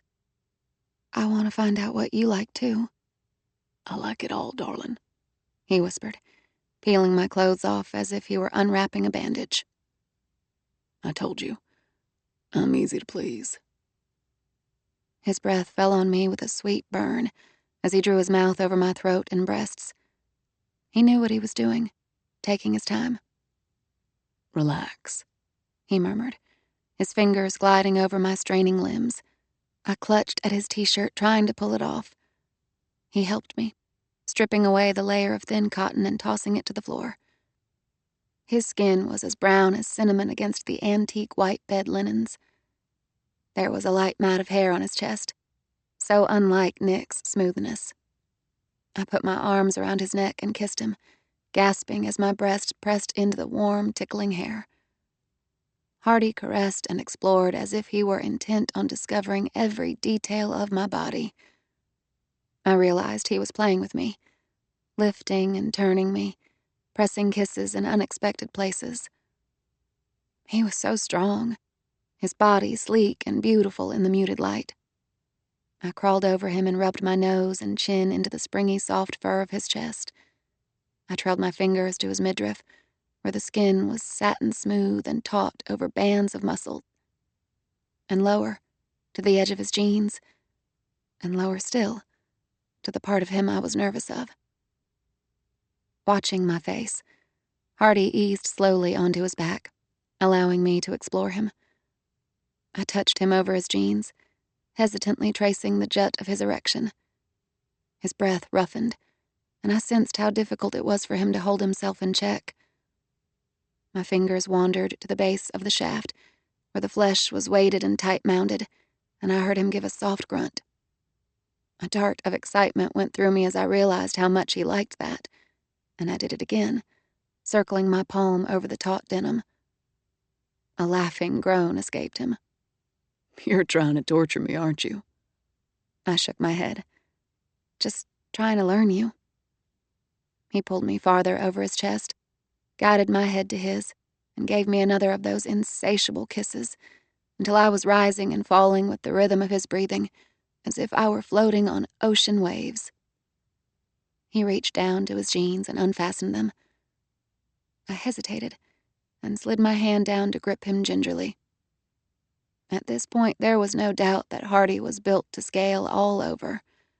It was, as Todd would say, quite a package. But instead of greeting the discovery with a hallelujah, I grimaced. "You're a lot for me to manage," I said doubtfully. "I wish I could start with something smaller and gradually trade up."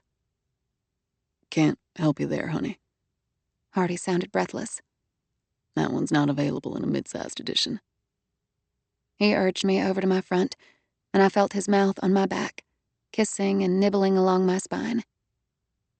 But I stiffened as I remembered how Nick used to take me from behind. His favorite position. All the thumping excitement died away, and I broke out in an anxious sweat. Hardy's mouth lifted from my skin, and he turned me to face him.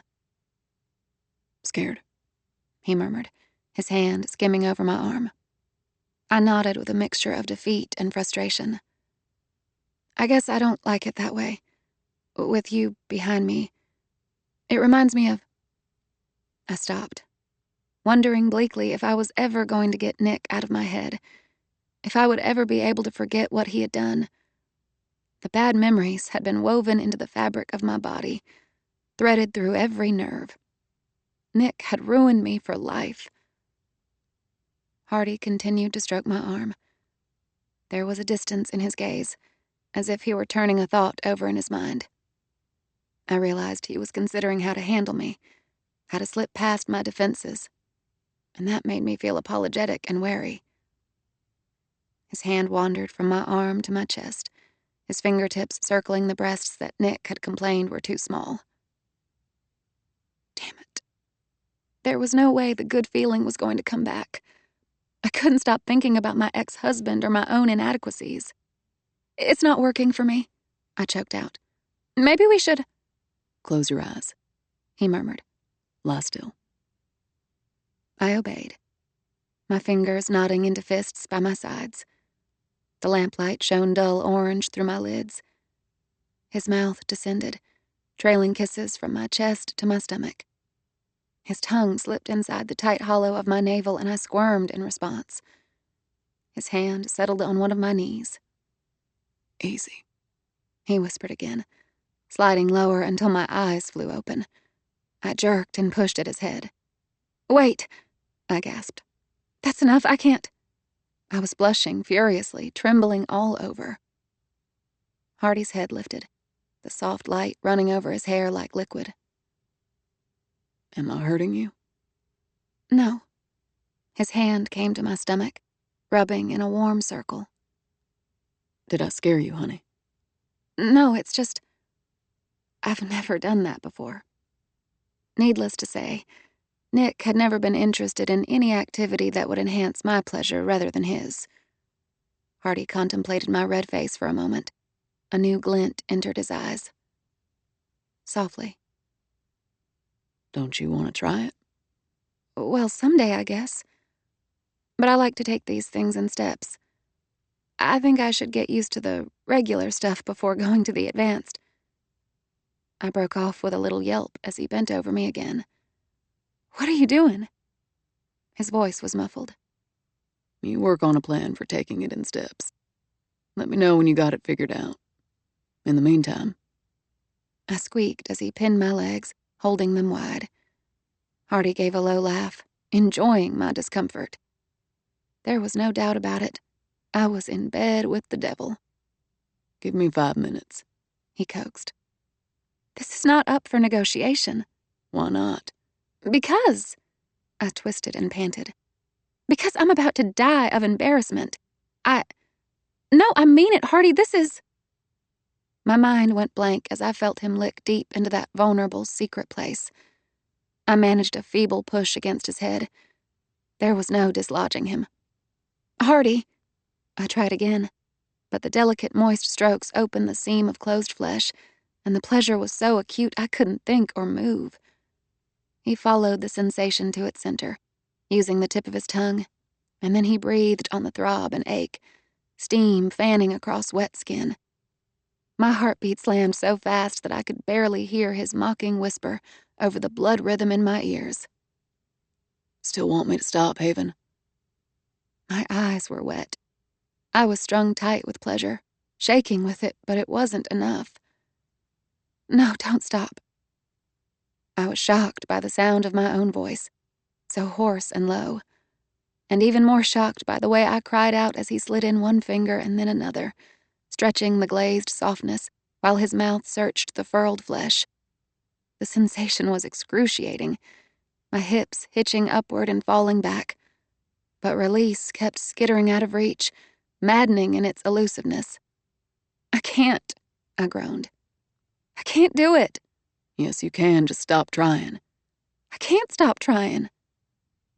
His wicked fingers began a slow in and out slide. I sobbed as a surge began, my flesh rippling, closing. His knuckles wriggled deeper. His tongue flicked steadily into his mouth. His mouth. I was gripped by an overpowering swell. Every heartbeat, breath, impulse guided into violent, tumbling spasms. I arched into the intense pleasure, my trembling hands secured around his head.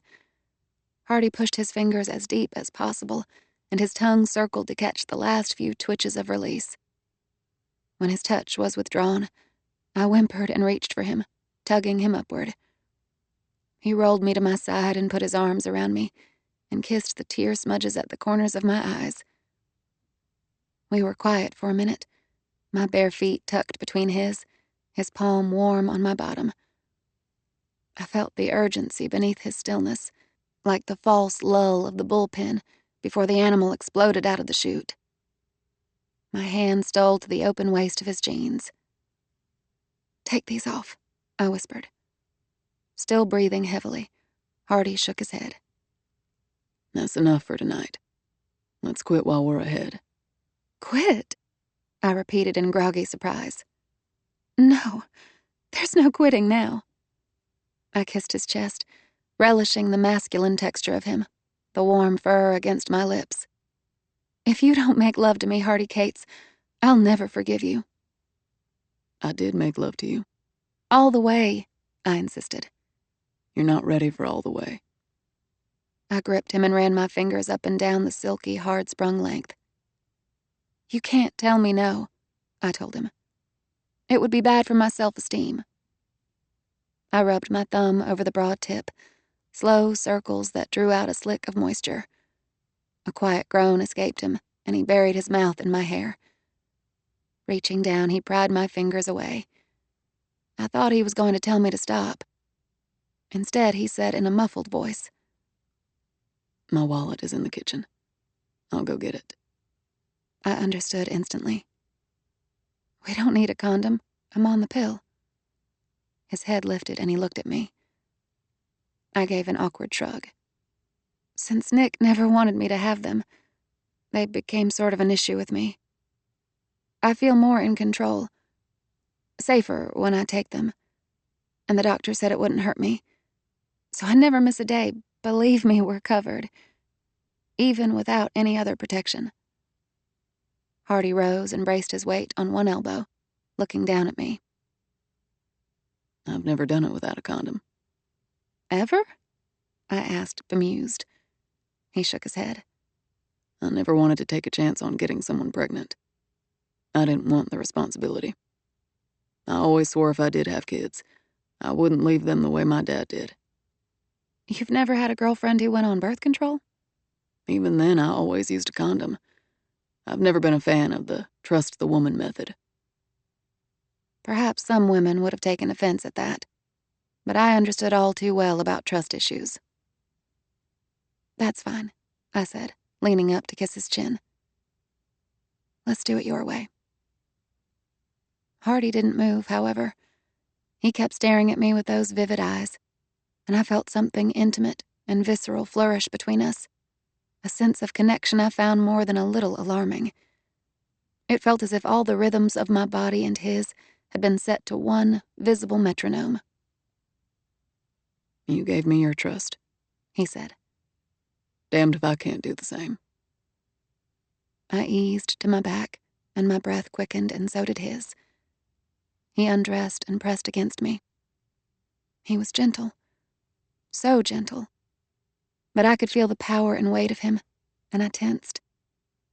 He nudged more strongly until we both felt the snug, supple yielding, softness giving way to hardness.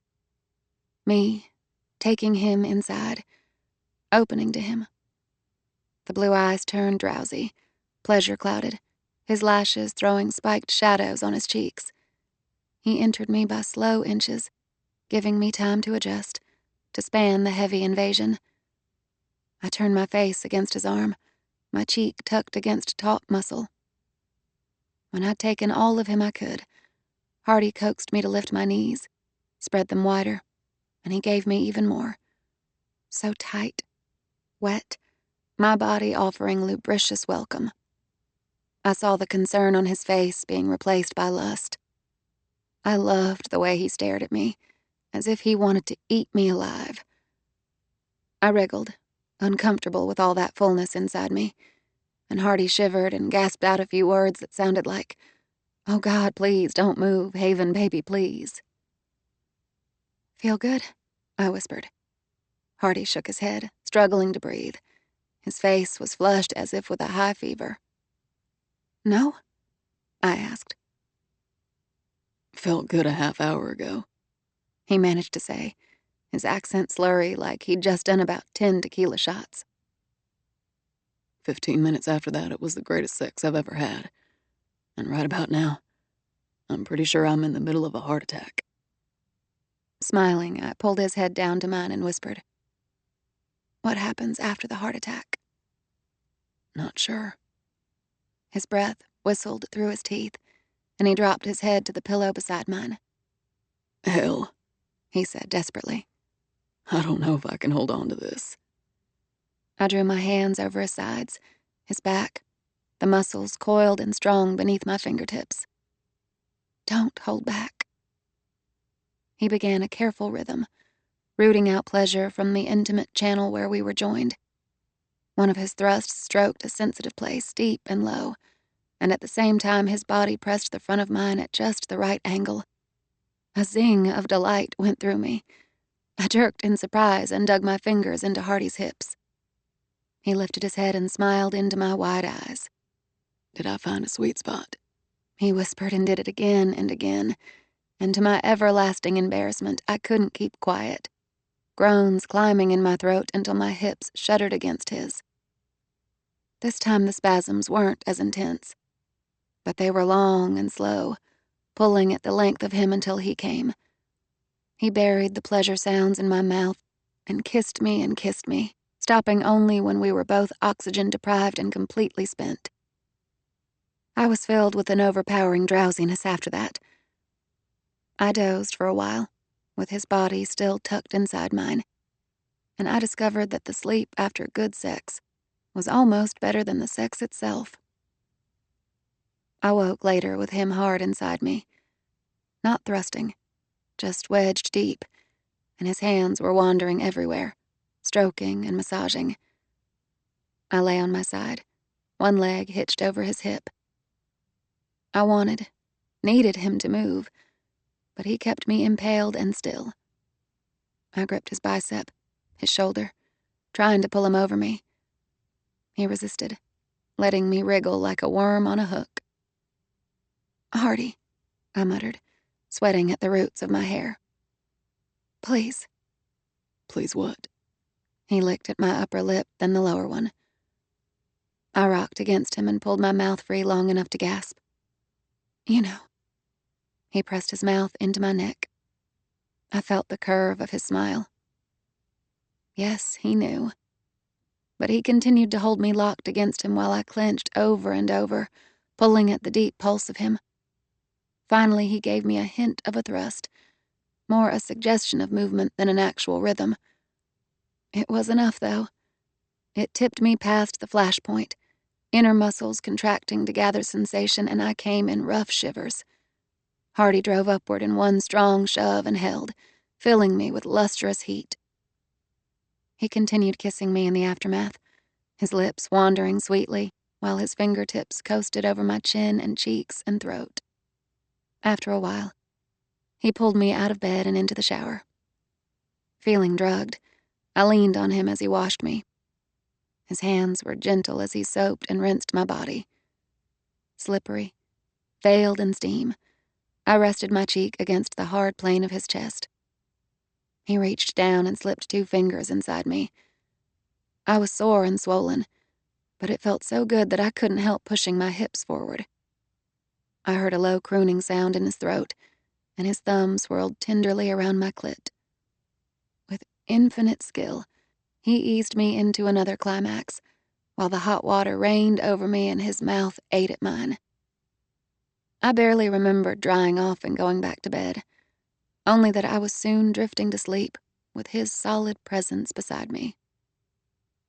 But sometime later, I woke from a nightmare, my body alarmed by the awareness of a man sleeping nearby. I woke with a start, thinking for a moment that I was back with Nick, that I hadn't escaped after all. There was movement beside me, a masculine weight, and I sucked in my breath sharply. Haven, came a dark murmur. The sound calmed me. bad dream. His voice was sleep-softened and thick, like crushed velvet. Uh-huh. His palm stroked a circle on my chest to soothe my rocketing heartbeat. I sighed and quieted in his arms. His lips moved down to my breasts, kissing the tender, hardened tips. I put my arms around his head, his hair soft against my inner wrists. He worked his way down slowly. My knees bent, and I felt his hands grip my ankles like warm, living manacles. Even in the darkness, I saw the broad span of his shoulders and the outline of his head anchored between my thighs. He lapped at me languidly, feeding off my pleasure, sending me into long, helpless shudders. And when I fell asleep this time, there were no more dreams. Chapter 16. I knew I looked like hell when I went into work the next morning, with dark circles under my eyes and whisker burns on my throat. I didn't care. I felt more at peace than I had in months, years, maybe ever. I could still feel the imprint of Hardy's body on mine, not to mention a trace of soreness that reminded me of all we'd done. And despite all the things I could and should have been worrying about, I decided to enjoy the simple human satisfaction of having been thoroughly made love to. Call in sick, Hardy had whispered in the morning. Spend the day in bed with me. I can't, I had protested. They need me at work. I need you. That had made me grin. You've had enough for now. Hardy had pulled me up on his chest and kissed me lustily. I haven't even gotten started, he'd said. In fact, I've been holding back on account of you being out of practice. We had finally agreed that we would both go to work, since it was Friday and we both had things that needed to be done. But at 5:30 that evening, the weekend would start. Before Hardy had left that morning, I made him a 5-egg omelet with cheese and spinach, a rasher of bacon, and 3 pieces of toast. He'd eaten every crumb. In response to my comment that he'd cleaned out the contents of my refrigerator, Hardy had replied that satisfying me took a lot of work, and a man had to keep his strength up. Smiling, I went into my cubicle and opened my laptop. I reflected that I was in such a good mood, nothing could spoil it. Then Vanessa appeared. I've sent you some emails about the latest maintenance contracts, she said without preamble. Good morning, Vanessa. Print out the attachments and make copies. Have them on my desk in an hour. Absolutely. I watched as she turned to leave. Wait, Vanessa. There's something we need to discuss. She looked back at me, stunned by my crisp tone, not to mention the absence of the word please. Yes? She asked with dangerous softness. I don't want you giving out my personal information to people. So if anyone asks for my home address or home number, do not give it to them unless you've checked with me. I think from now on that should be standard office policy for everyone's protection. Her eyes widened dramatically. I was trying to do you a favor, Haven. Your ex-husband said he had some things he wanted to return to you. Evidently, you left him in such a hurry you forgot to pack everything. Her voice turned soft, as if she were trying to explain something to a small child. Don't try to put me in the middle of your personal problems. That's not professional. I swallowed hard, longing to inform her that I hadn't left Nick. I'd been beaten up and thrown out. But one of Vanessa's favorite tricks was to make accusations in her gentlest voice until I ended up saying things I hadn't meant to say. I wasn't going to fall for it anymore, and there were some things in my private life that were going to stay private. You didn't do me a favor, I said calmly. Nick doesn't have anything I want, and you're not in the middle of anything, Vanessa. Vanessa shook her head and gave me a cool glance overlaid with pity. He told me a few things about how he'd been treated. He was very charming. A little sad, actually. I suppressed a bitter smile. How he'd been treated? That was what a narcissist did. He turned around and accused you of doing what he'd done, and he could be so convincing that you might even end up doubting yourself. I was sure Nick had told people that I'd treated him badly, that I'd walked out on him, but I couldn't control what he said or whether others believed him or not. He can be charming, I allowed. Every spider knows how to spin a web. There are 2 sides to every story, Haven. Condescension dripped from every syllable like rancid honey. Of course there are, but that doesn't mean both sides are valid. I probably should have shut my mouth right then, but I couldn't keep from adding. And some people are all bad, Vanessa. I wouldn't wish Nick on any woman. Even you, I thought privately. I never realized how naive you are, my boss said. I hope someday you learn to look at the world with a little more sophistication. I'll work on that, I muttered, and swiveled in my chair until my back was facing her. It was not a surprise when Nick called in the middle of the day. I'd already figured he'd gotten my work number from Vanessa, but the sound of his voice still caused my stomach to turn over. How was your date last night? Nick asked. I bet there wasn't much conversation going on after I left. Don't call me at work, I replied shortly. Or at home, for that matter. There's only one thing a woman wants from a gym rat like that, Nick continued. and it has nothing to do with talking. I smiled a little, enjoying the fact that my ex-husband was so intimidated by Hardy. He's not a gym rat, I said. He happens to be very intelligent and a good listener, which is a nice change. Nick didn't seem to notice that last comment. You didn't even go out. You stayed in the apartment and let him ball you all night, didn't you? I wondered if Nick had watched my apartment. That gave me the creeps. That's not your business, I said. I wish you'd have been half so willing to give it out while we were married. Put a wedding ring on you and you turn frigid. Once that comment would have hurt, and I might have even believed that I was frigid. Now I knew better, and I knew Nick for exactly what he was, a narcissist who was incapable of caring about anyone but himself. I could never change him or make him aware of his own flaws. Nick wanted what he wanted. He didn't understand himself any better than a shark was aware of why it wanted to kill and eat. It just did. Well, thank God you're rid of me, I said. Do us both a favor, and don't call again, Nick. What about your things? What about that bracelet from your aunt? If it means having to see you again, I said, it's not worth it. I'll throw it in the fucking garbage, he threatened. I'll pull it apart and... I've got work to do. And I hung up on him, feeling triumphant and disgusted at the same time. I decided not to tell Hardy, or anyone, about the call from Nick. It would take little provocation for Hardy to track my ex-husband down and wipe him off the planet. And while I wouldn't have minded having Nick gone for good, I wouldn't be too crazy about visiting Hardy behind bars.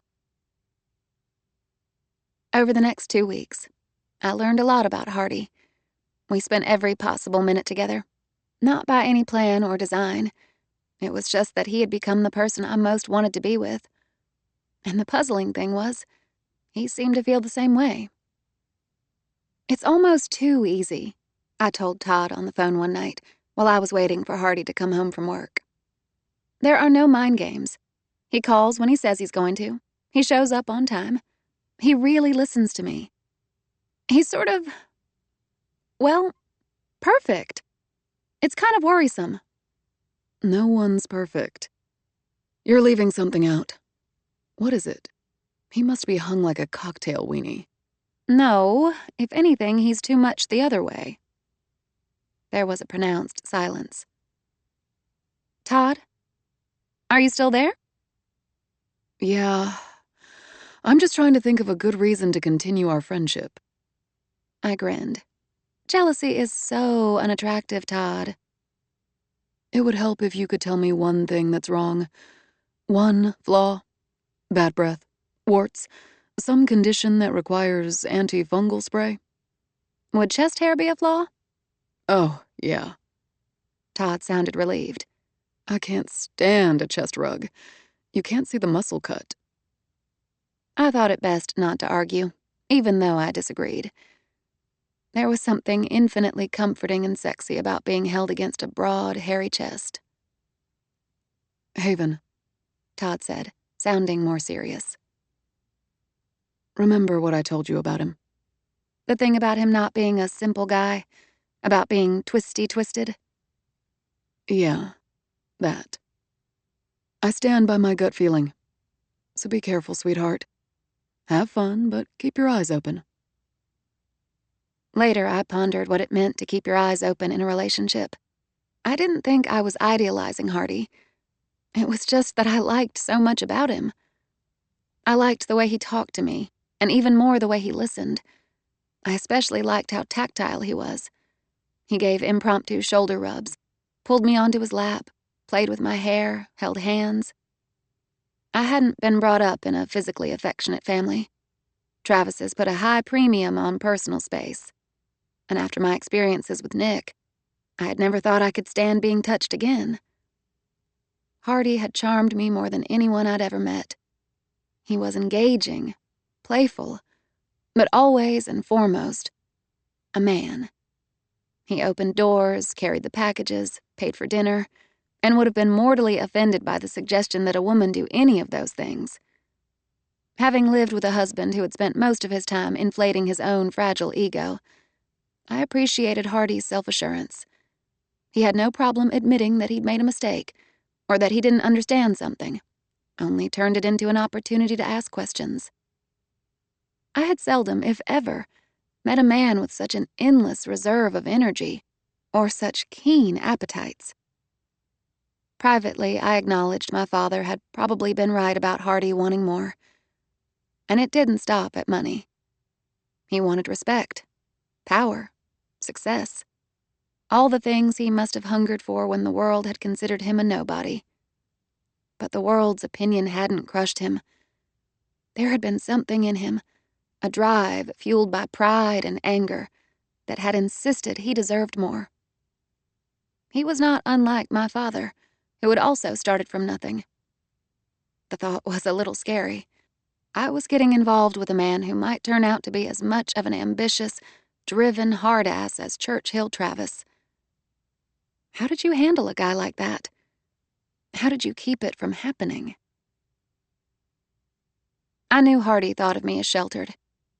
Compared to him, I probably was. When I had traveled overseas, I had gone with college friends and stayed in nice hotels that were paid for with my father's credit card. When Hardy had gone overseas, he had worked on offshore rigs in places like Mexico, Saudi Arabia, and Nigeria. 14 days on, 14 off. He'd learned to adapt quickly to foreign cultures and customs. And it struck me that this was the same way he was approaching Houston society. Learn the customs, adapt, find your way in. We talked far into the night, exchanging stories about growing up, past relationships, things that had changed us. Hardy was open about most things, but there were a few subjects he was not willing to discuss. His father, for example, and whatever he'd done to land in prison. And Hardy preferred to keep his mouth shut about his past love life, which made me rampantly curious. "I don't understand why you never slept with Liberty," I said to him one night. "Weren't you tempted? You must have been." Hardy settled me more comfortably on his chest. We were in his bed, a California king-sized, piled with pillows stuffed with Scandia down. It was covered in acres of 800 thread-count sheets and bedspreads of raw silk. Honey, any man over the age of 12 would be tempted by Liberty. Then why didn't you? Hardy stroked the line of my spine, gently investigating the shallow hollows. I was waiting for you. Ha! Rumor has it you were plenty busy with the ladies of Houston. I don't remember any of them, he said blandly. B.B. Whitney? Does that name ring a bell? Hardy gave me an alert glance. Why do you mention her? She was bragging to Todd about having slept with you on her divorce moon. He was quiet for a moment, his hand sifting through my hair. Jealous? Hell yes, I was jealous. In fact, I was astonished by the amount of emotional poison that came from imagining him in bed with BB in all her spray-tanned perfection. I nodded against his chest. Hardy rolled me to my back and looked down at me.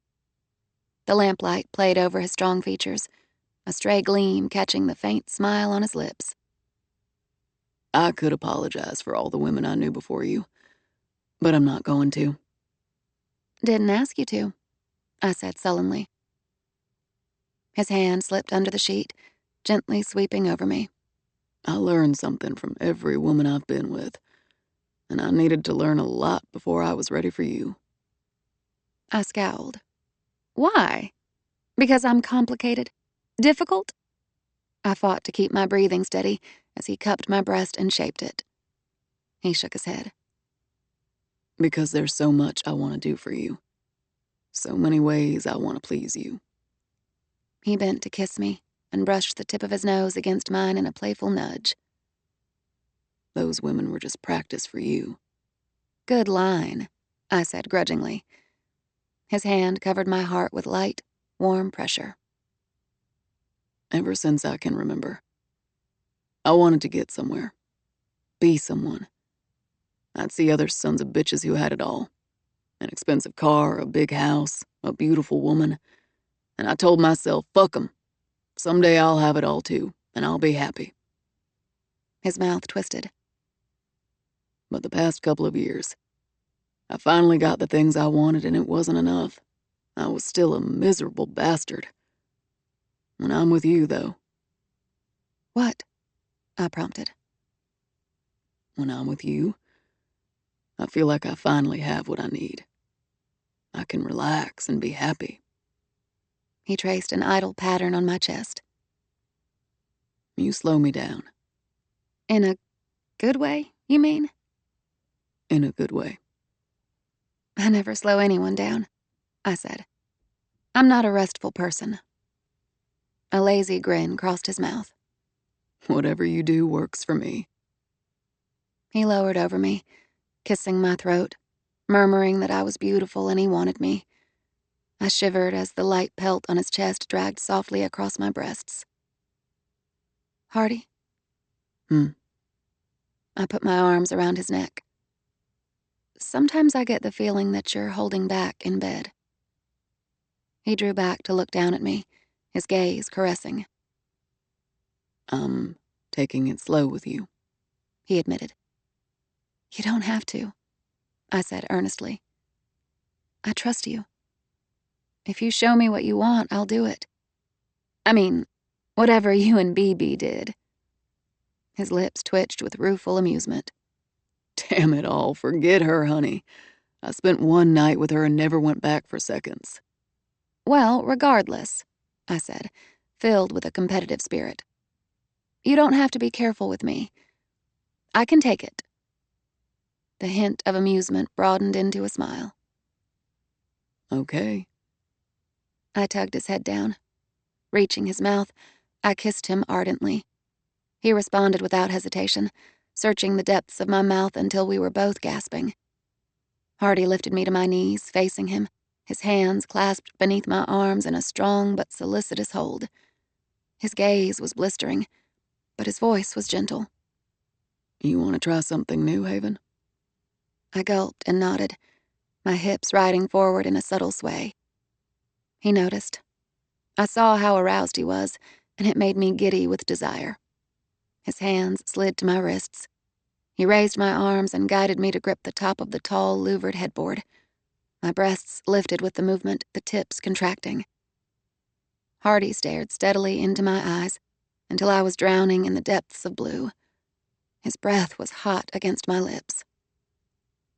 Hold on, he whispered, clamping my fingers on the headboard. And then came scalding minutes of intimacy, of skillful torment that led to fever that led to sweetness. He was everywhere, all around me, inside me. Somehow I survived, but just barely. By the time Hardy had finished with me, my fingernails had dug crescents into the headboard, and I couldn't remember my own name. I collapsed slowly into his arms, every limb quivering with release.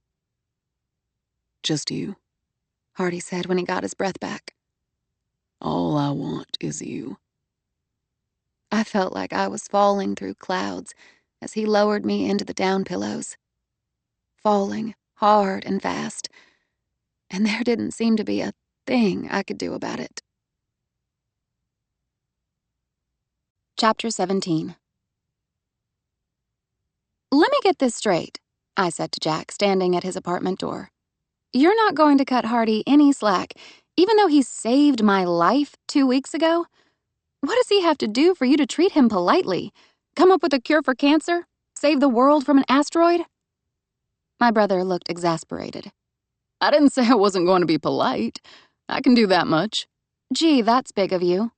That night, Hardy and I were going to a Riggs to Reefs party, which was being sponsored jointly by a couple of major oil companies. Riggs to Reefs was a program in which companies chopped off the tops of their used platforms and left them on the ocean floor to create an artificial reef. Since the entire Gulf of Mexico was mud bottom, the Riggs created a supportive environment for the fish. Despite protests from naturalists, fish seemed to like the abandoned platforms, and oil companies loved the program because it saved them millions in lieu of platform recovery. So they had donated an exhibit to the Houston Aquarium to display how much, in their opinion, rigs to reefs benefited the Gulf. My family would be at the exhibit opening, and I had done my best to make it clear that not only would I attend with Hardy Cates, but I expected the Travises to behave like reasonable human beings. Apparently that was asking a lot. I had called Joe, who had informed me darkly that I was being used by Hardy, just as he had predicted. And now Jack was being stubborn. I certainly didn't expect anything different from my father, whose opinions were as unalterable as his blood type. That left only Gage to worry about. But I felt certain he would be decent to Hardy, if only for my sake. He'd indicated as much when I had talked to him after the elevator incident. All I said was, Jack continued, Gates doesn't get extra credit with the Travises, just for doing what any guy would have done. I told you before. If you'd called me or Gage, either of us could have gotten you out of that elevator just fine. Oh, I get it. His eyes narrowed. What? You're mad because you didn't get a chance to do macho stuff and show off. You can't stand for anyone else to be a hero. You're the head caveman, and no one's club is bigger than yours. Damn it, Haven, quit fighting like a girl. It has nothing to do with the size of my club. He glanced up and down the hallway. Come inside for a minute, will you? No, I don't have much time to get ready. I'm going up to my place. I only wanted to stop by and tell you to be nice to my... I broke off abruptly. You're what? Jack demanded. I shook my head, disconcerted. God knew what word or phrase I should apply to Hardy. Boyfriend sounded so high schoolish and inappropriate, since Hardy was far from a boy. Lover, well, that was old-fashioned and melodramatic. Significant other? Friend with benefits? No and no. My date, I said, and gave him a warning frown. I'm serious about this, Jack. If you're a jerk to him tonight, I'm going to skin you like a buffalo. I don't get what you're asking for. If you want my approval, you're not getting it. I don't know enough about the bastard yet, and what I do know isn't consistent. My temper ignited at his assumption that my love life depended on his good opinion. I don't want your approval, I said curtly. Just basic good manners. I'm just asking you not to be an asshole for 2 hours. Think you can manage that? Shit, Jack muttered, drawing the word out to a full 2 syllables. Bossy as you're getting, I almost feel sorry for the guy. The aquarium had a nice view of the Houston skyline from a third-floor ballroom lined with glass windows. There was a reception for at least 600 people, who entered a foyer with a large cylindrical tank, went to a shark voyage ride, and browsed past exhibits designed to imitate a shipwreck, a sunken temple, a swamp, and a rainforest. The concerns I had over attending a reception with Hardy were gone within 5 minutes of arriving. He was relaxed and fun, chatting easily with people, taking me around. As Hardy introduced me to his business partners and their wives, and several other friends, I realized he was far from an outsider in this crowd. Although he hadn't yet become part of the established circles like my family's, he was part of a group who ran the smaller, more nimble companies that were finding new niches to fill. Hardy and I even knew some of the same people, a few of whom laughingly advised me that he would be a good catch for a woman who could manage to keep him in line. I realized that in his deceptively lazy way, Hardy was working the crowd as adeptly as anyone I had ever seen. He seemed to know everyone's name, and he had the knack of focusing on the person he was talking to, as if he or she were the most important person in the room. At the same time, Hardy was an attentive date, getting me a drink from the bar, keeping a light hand on my back, whispering things to make me laugh. As we stood in a group and talked, he idly straightened a kink on the gold chain of my evening bag as it dangled from my shoulder. I had wondered how Hardy would treat me when we were with other people, if he would want me to act as his satellite. That was what Nick had always demanded. But to my surprise, Hardy didn't seem to mind me having my own opinions. When the conversation turned to oil shale, for example, one of Hardy's business partners, a geophysicist named Roy Newkirk, was talking enthusiastically about the possibilities of developing shale as an alternative to conventional oil. But I said I'd read that it would be as bad for the environment as open-pit mining. And furthermore, the processing of shale would dump huge amounts of carbon dioxide into the atmosphere, which I thought was criminal. Unless one thought that global warming wasn't coming along fast enough. Roy received my comments with a forced smile. Hardy, didn't I warn you not to date a woman who reads? Hardy seemed amused by my outspokenness. Keeps the arguing to a minimum, he replied. No point in trying when I know she's going to win. I hope I didn't annoy you, I murmured to Hardy afterward. I'm sorry I didn't agree with Roy. I like a woman who speaks her mind, Hardy replied. Besides, you were right. Technology is nowhere near where it needs to be for the extraction to be worth it. As things stand, it's bad for the environment and it's too expensive. I gave him a speculative glance. If technology made the process cheaper, but it was still bad for the environment, would you go for it? No, he began. But before he could explain why, we were interrupted by a booming laugh. A heavy hand on my shoulder turned me around. Uncle TJ, I exclaimed. It's been a while, hasn't it? TJ Bolt wasn't really my uncle, but I'd known him since I was born. He was Dad's closest friend, and I suspected he'd always had a crush on my mother. He liked women a little too much, having been married 5 times. TJ was one of the more colorful characters in the oil patch. As a young man in East Texas, TJ had gotten his start by working at a drilling equipment supplies company. Somehow, he'd found the money to buy land and mineral rights for some productive fields, and he'd used the profits to buy more land and more. He had his fingers in a lot of pies, and he was courted by landmen from every major development company, all eager to negotiate for potentially priceless leases. I'd never seen TJ without his signature white beaver felt hat with 5-inch brim and a 6-inch crown. A Western hat of those dimensions would have looked ridiculous on a regular-sized man. But TJ was a mountain of a human being. He was taller than Hardy and outweighed him by at least half again. One of his beefy wrists was weighted with a yellow gold and diamond Rolex. A sausage-sized forefinger sported a gold nugget ring shaped like Texas. Even as a child, I had been subjected to TJ's disconcerting habit of kissing females of all ages on the lips.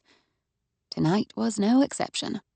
He planted a wrinkly kiss on me, smelling like saddle leather and sweet cologne and La Unica cigars. What's my favorite girl doing? He boomed. Keeping company with this rascal. Evening, sir, Hardy said with a smile, reaching out to shake his hand. You've already met Mr. Cates? I asked TJ. We did some talking on my Gregg County property, TJ allowed. Couldn't quite settle on terms. He winked at me. Man's gotta have deep pockets dealing with me. TJ doesn't want the pockets, Hardy said ruefully. He wants the whole pair of pants. The old man chuckled richly. He put a fleshy arm around me and squeezed. He gave Hardy a meaningful glance. You treat this little girl right, he said. She was brought up by the greatest lady ever to grace the state of Texas. Yes, sir, I will. After TJ left us in his shambling, gouty stride, I turned to Hardy. Why couldn't you come to terms with him? Hardy shrugged slightly, his smile wry. It all got hung up on the bonus. Seeing my incomprehension, he explained. When the landowner signs the lease, he usually gets a bonus from the buyer. Sometimes he's entitled to a pretty substantial one, if the land looks good and there are producing wells nearby.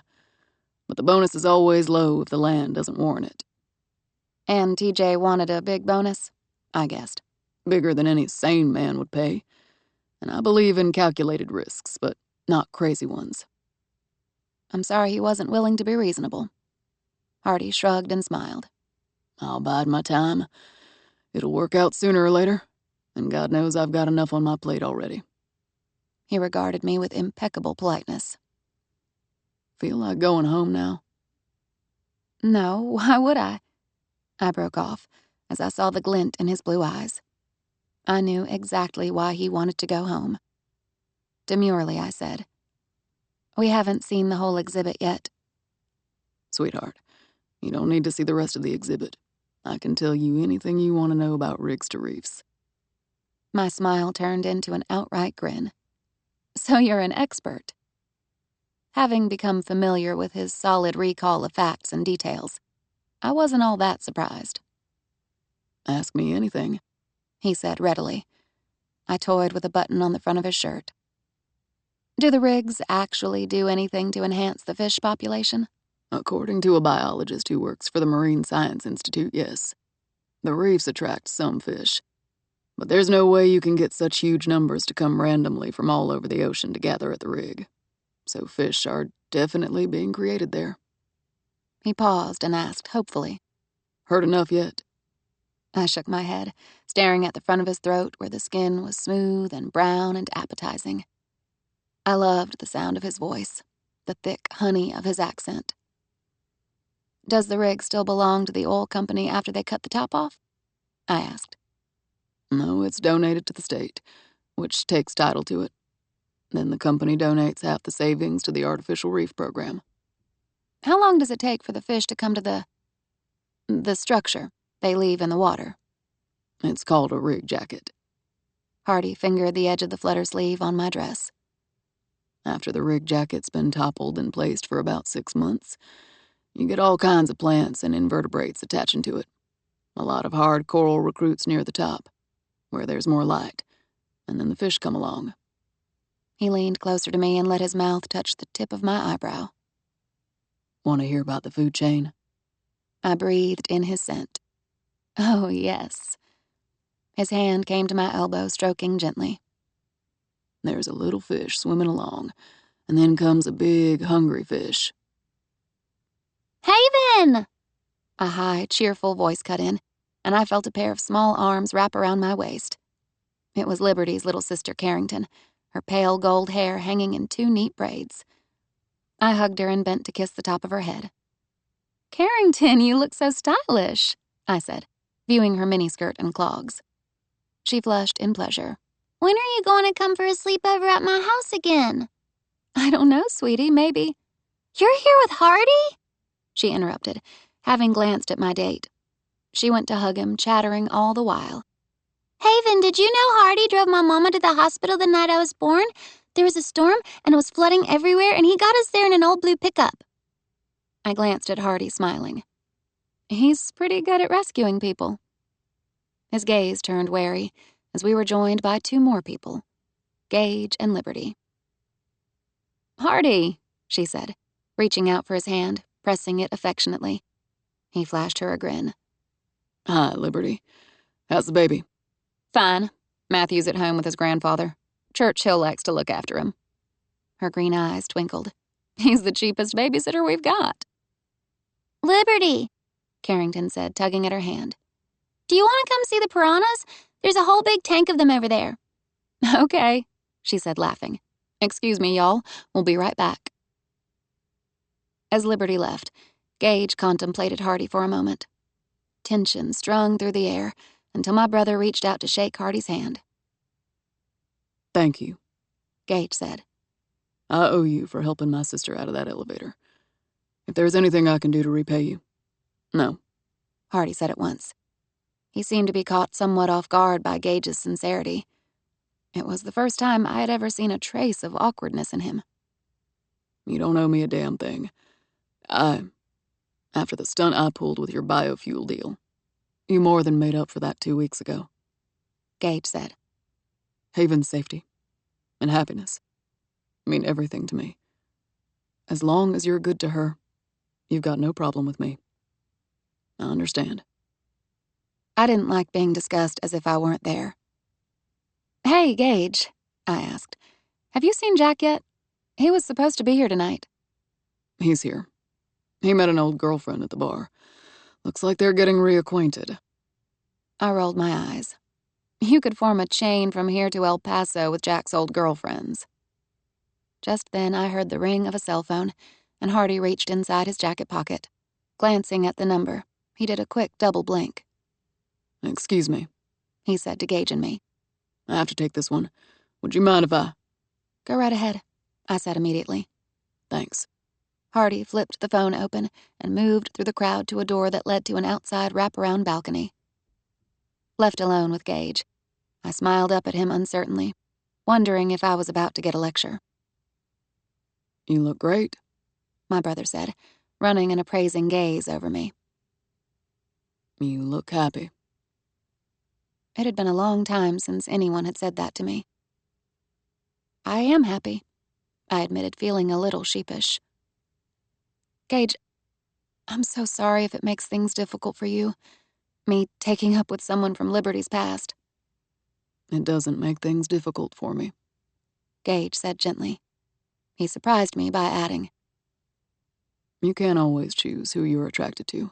When I first met Liberty, I thought she was one of Dad's side dishes. And I'm sorry to say I behaved like an asshole. He smiled wryly.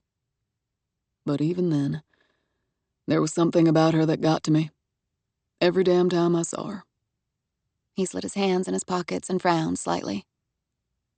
Haven, considering how Kate's helped you at Buffalo Tower, I'm sure as hell inclined to give him a break. But if he hurts you... If he hurts me, you have my permission to beat the tar out of him, I said, making him grin. I drew a little closer, mindful of the possibility of being overheard. If it doesn't work out, though, I'll be okay, Gage. I'm stronger than I was a few months ago. He's helped me get over some of the problems I had after Nick. So no matter what he does in the future, I'll always be grateful to him for that. Hardy returned, and I knew from looking at him that something was terribly wrong. There was no expression on his face, but he was chalk white under his tan, and he had the distracted tension of a man whose mind was working on a multitude of levels. Haven. The voice, too, was different, as flat and scratchy as a sheet of sandpaper. I just got a call from my mother. There's some family stuff I've got to deal with, and it can't wait. Oh, Hardy. I wanted to pull him close, do something to ease him, comfort him. Is she okay?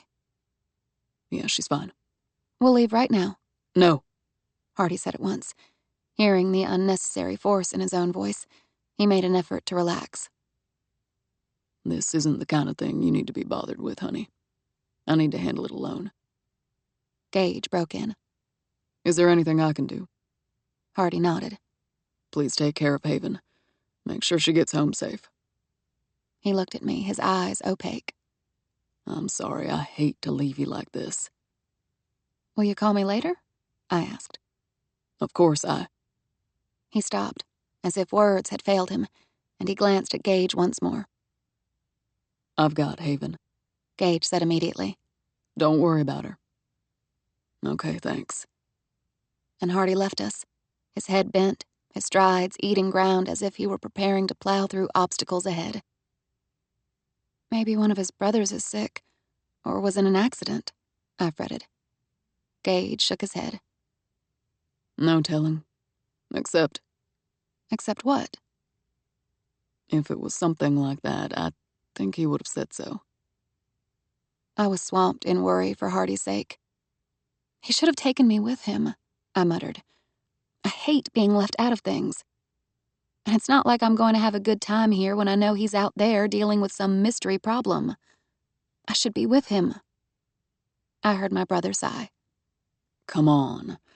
Let's go find Liberty in Carrington. I'd rather be watching a tank of man-eating fish than wondering what trouble Hardy Cates might be getting into. Chapter 18. I had asked the concierge to call me when he saw Hardy arrive at 1800 Main. No matter what time it is, I had told him. If he thought that was a little strange, or wondered why I wasn't expecting Hardy to call me himself, he didn't say a word. Checking the phone messages, I saw nothing but 2 hang-ups, both of them from a Dallas number. It had to be Nick. I had cut all ties to the other people I had known in Dallas, the people I'd worked with at the Darlington, and the people in Nick's circle who had known me as Marie. Nick was furious with me for rejecting him, for showing no interest in getting Gretchen's bracelet back, for going on with my life. I hoped that ignoring him would cause him to back off, If he persisted in trying to get in touch with me, I would be forced to do something about it. Maybe a restraining order. Except I remembered Hardy's cynical comment. A restraining order only works if you handcuff yourself to a cop. I wondered what Hardy was doing at that moment, what kind of problem he was dealing with. I was sorely tempted to call him, but I figured the last thing he needed was his cell phone ringing while he was in the middle of some difficult situation. So I took a long bath and put on sweatpants and an oversized t-shirt, and I tried to watch TV. I must have clicked through 100 cable channels, but there was nothing good on. I slept lightly, my ears pricked for any sound. And then it came. The phone giving one shrill ring before I grabbed it and pressed the talk button. Yes? Miss Travis, Mr. Cates just came through the lobby. He's in the elevator now. Great, thank you. I glanced at the clock and saw that it was about 1:30 in the morning. Did he seem okay? Did he say anything? No, Miss Travis, he didn't say anything. I guess he seemed tired. Okay, thanks. No problem. I hung up and sat with the phone in my lap, willing it to ring. But the damn thing was silent. I waited until I was certain Hardy had had enough time to reach his apartment, and then I called his main line. I got a voice message. Flopping back on the sofa, I stared at the ceiling with bleary impatience. Unable to stand it any longer, I called Hardy's cell phone. Another recording. What was going on? Was he all right? Let him alone, I said aloud. Go to bed, let him sleep. He'll call tomorrow when he feels like talking. But I wasn't listening to myself. I was too worried about Hardy. I paced around my apartment for another 15 minutes, and then I called again.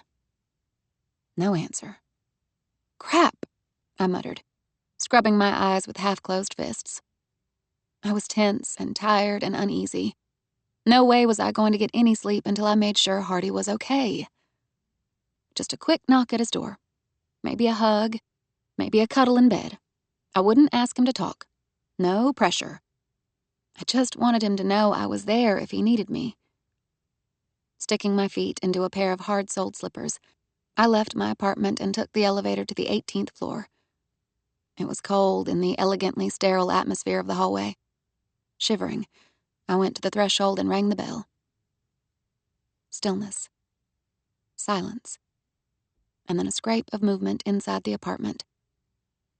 I waited. Waited and realized incredulously that Hardy wasn't going to answer. My face tightened in a scowl. Well, that was too damn bad. I would stand at his door and ring the bell all night if necessary. I pushed the button again. I had a sudden, terrible thought that maybe Hardy wasn't alone. What other reason could there be for his refusal to see me? But I couldn't make myself believe. The door opened.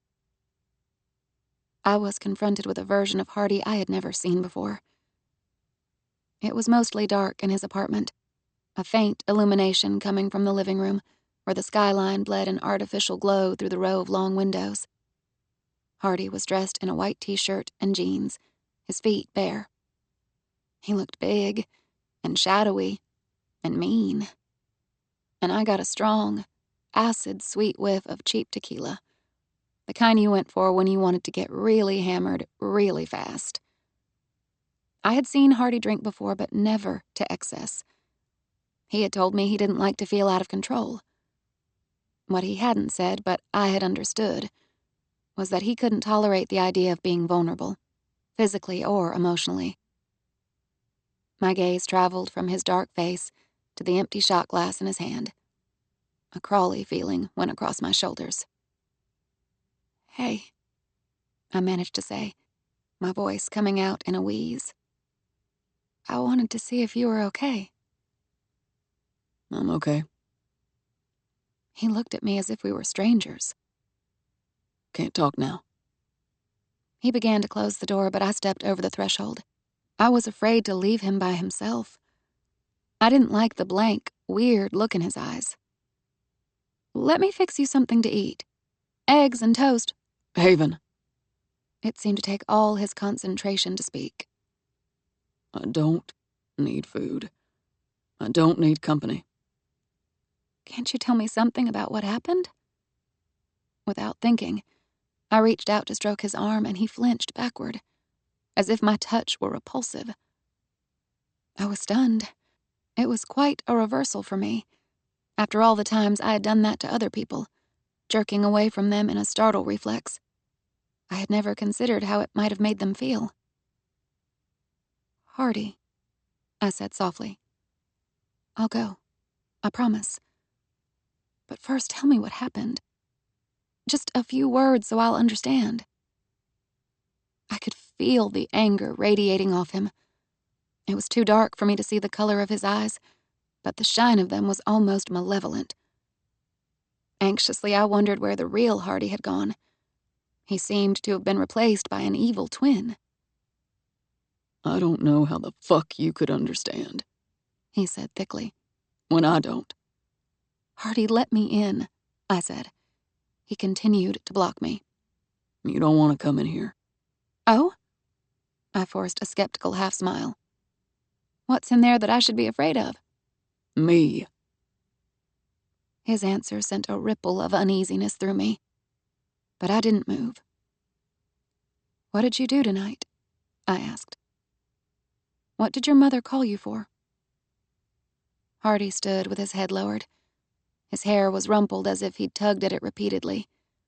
I wanted to smooth those gleaming dark locks and settle my hand on the taut back of his neck.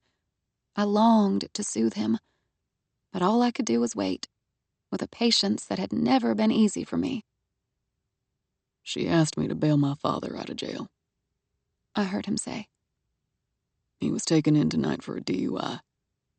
He knew better than to call her. I've given him money over the past 2 years. I pay him to stay the hell away from Mama and the boys. I thought he was in prison. But I guess he's out now? Hardy nodded, still not looking at me. His free hand clenched the doorframe. I felt a little curl of repulsion in my stomach as I saw how brutally strong those fingers were.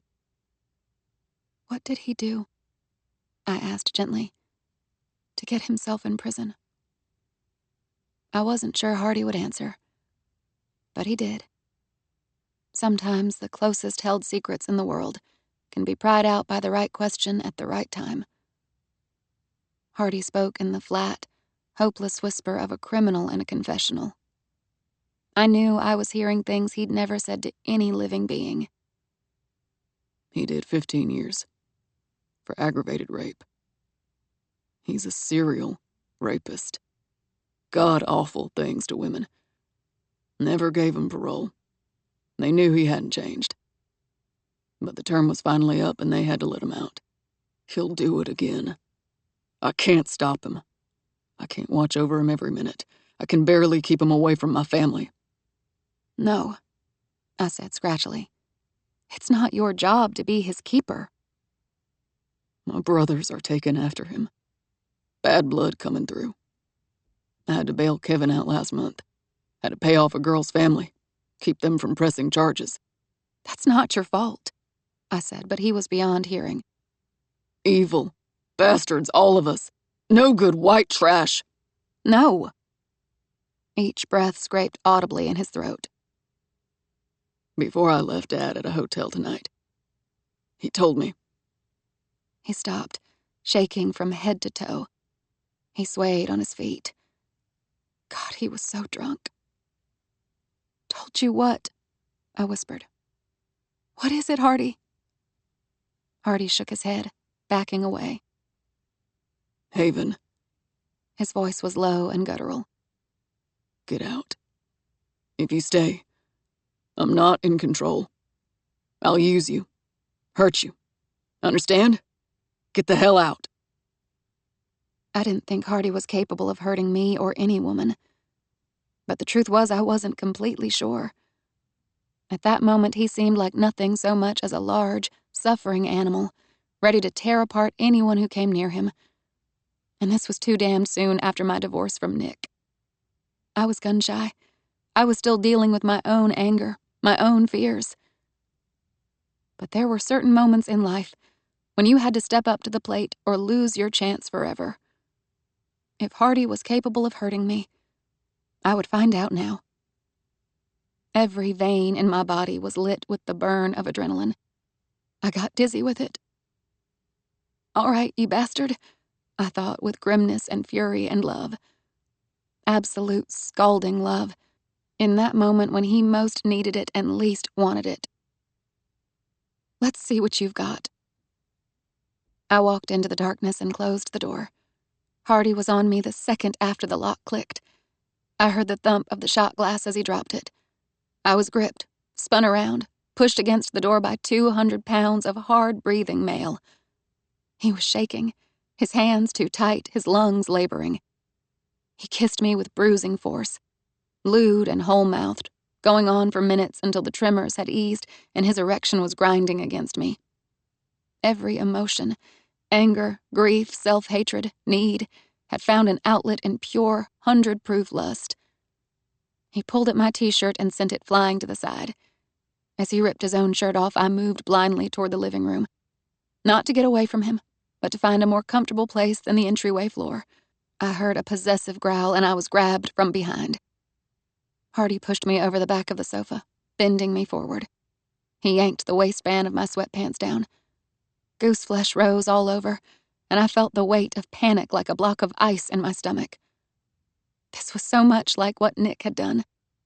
Another flashback was hovering, waiting to strike, but I gritted my teeth and braced my feet and stiffened every muscle. As Hardy stood behind me, I felt the brush of burning skin, a heavy shaft against my backside. I wondered if he was too far gone to recall that I was afraid of doing it this way, that this was how I'd been raped. Maybe he was doing it on purpose, to punish me, to make me hate him. One of his hands ran over my frozen spine, and I heard his breathing change. "Go on, damn you," I said. My voice cracked. "Go on and do it." But Hardy didn't move except for the hand on my back. His palm glided up and down, and then around my waist to my stomach. He bent farther over me, his other hand cupping my breast. His mouth came to my shoulders, my spine, and he was groaning and kissing me while his fingers worked down below, opening me.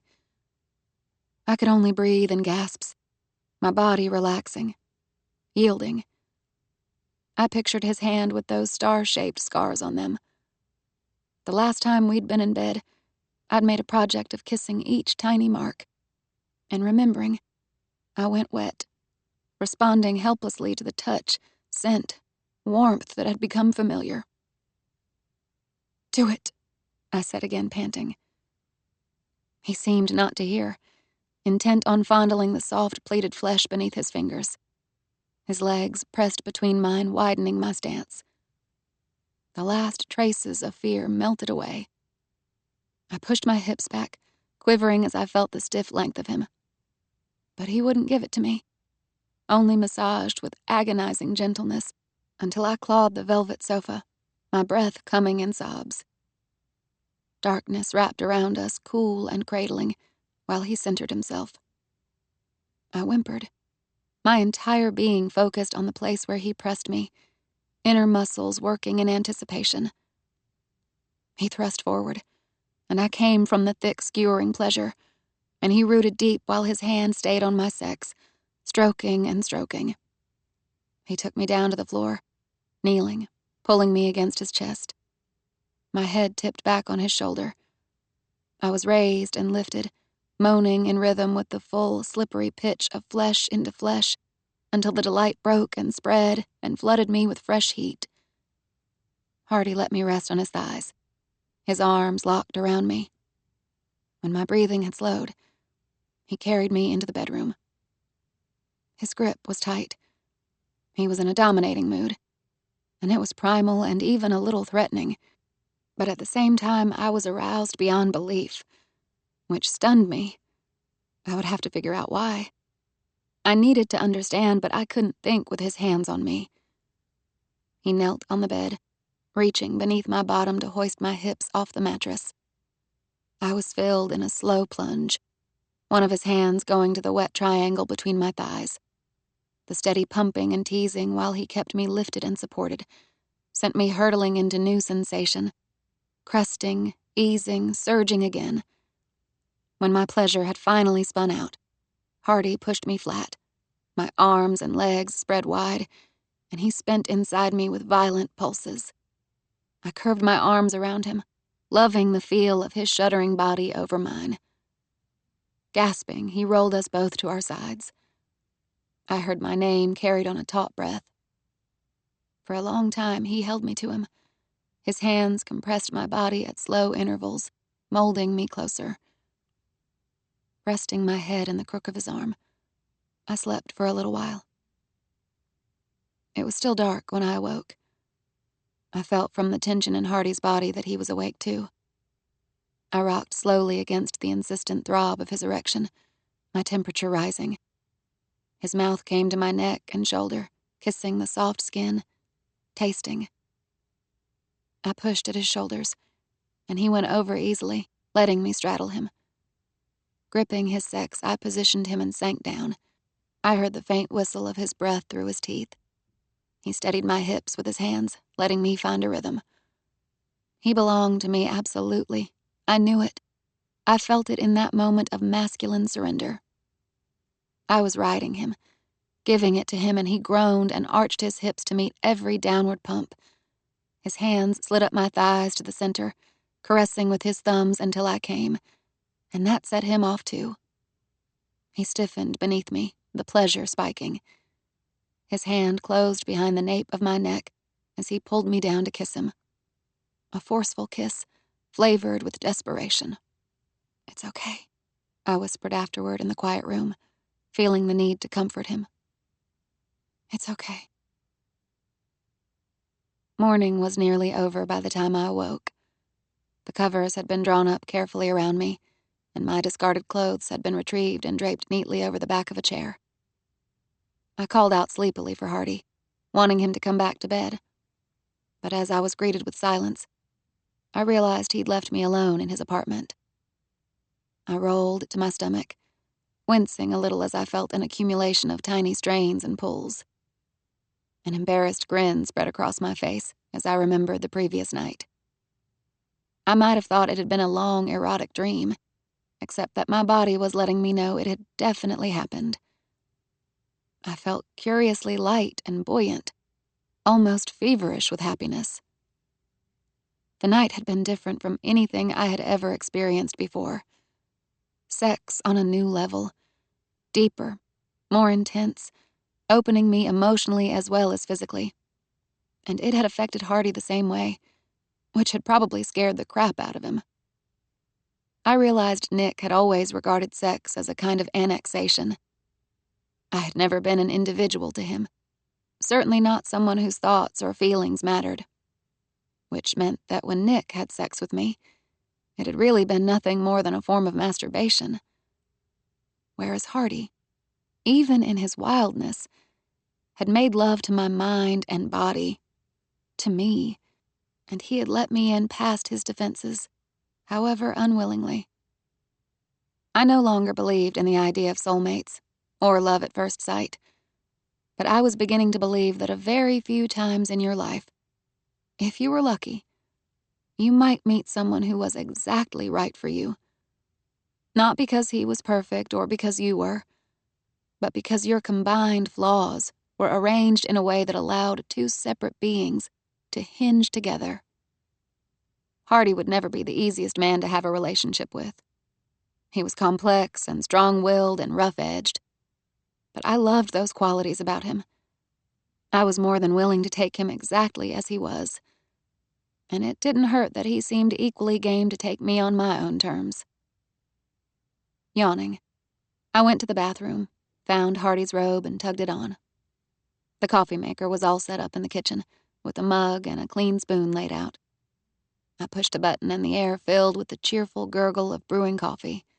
I picked up Hardy's phone and dialed his cell number. No answer. I hung up the phone. "Coward," I said without heat. You can run, Hardy Cates, but you can't hide forever. But Hardy managed to avoid me all Saturday.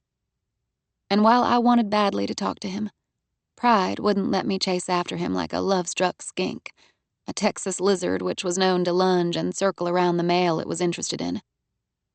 I figured I could afford to be patient with Hardy. So I left a couple of casual messages on his machine and decided to wait him out. Meanwhile, I got an email from Nick. Chapter 19. The whole thing is crazy, I said, when Susan had finished reading Nick's email. I had printed it out and asked her to take a look at it during our Saturday therapy session. He's turned everything backward, upside down. It's like Alice in Wonderland. It was 10 pages long and filled with accusations and lies. I had felt dirty and tainted after reading it, but most of all, outraged.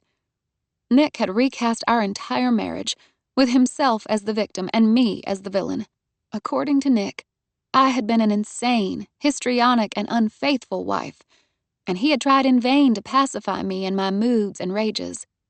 And in the end, when he had lost his temper with me, it was because I had pushed him to the edge by rejecting his honest efforts to fix our relationship.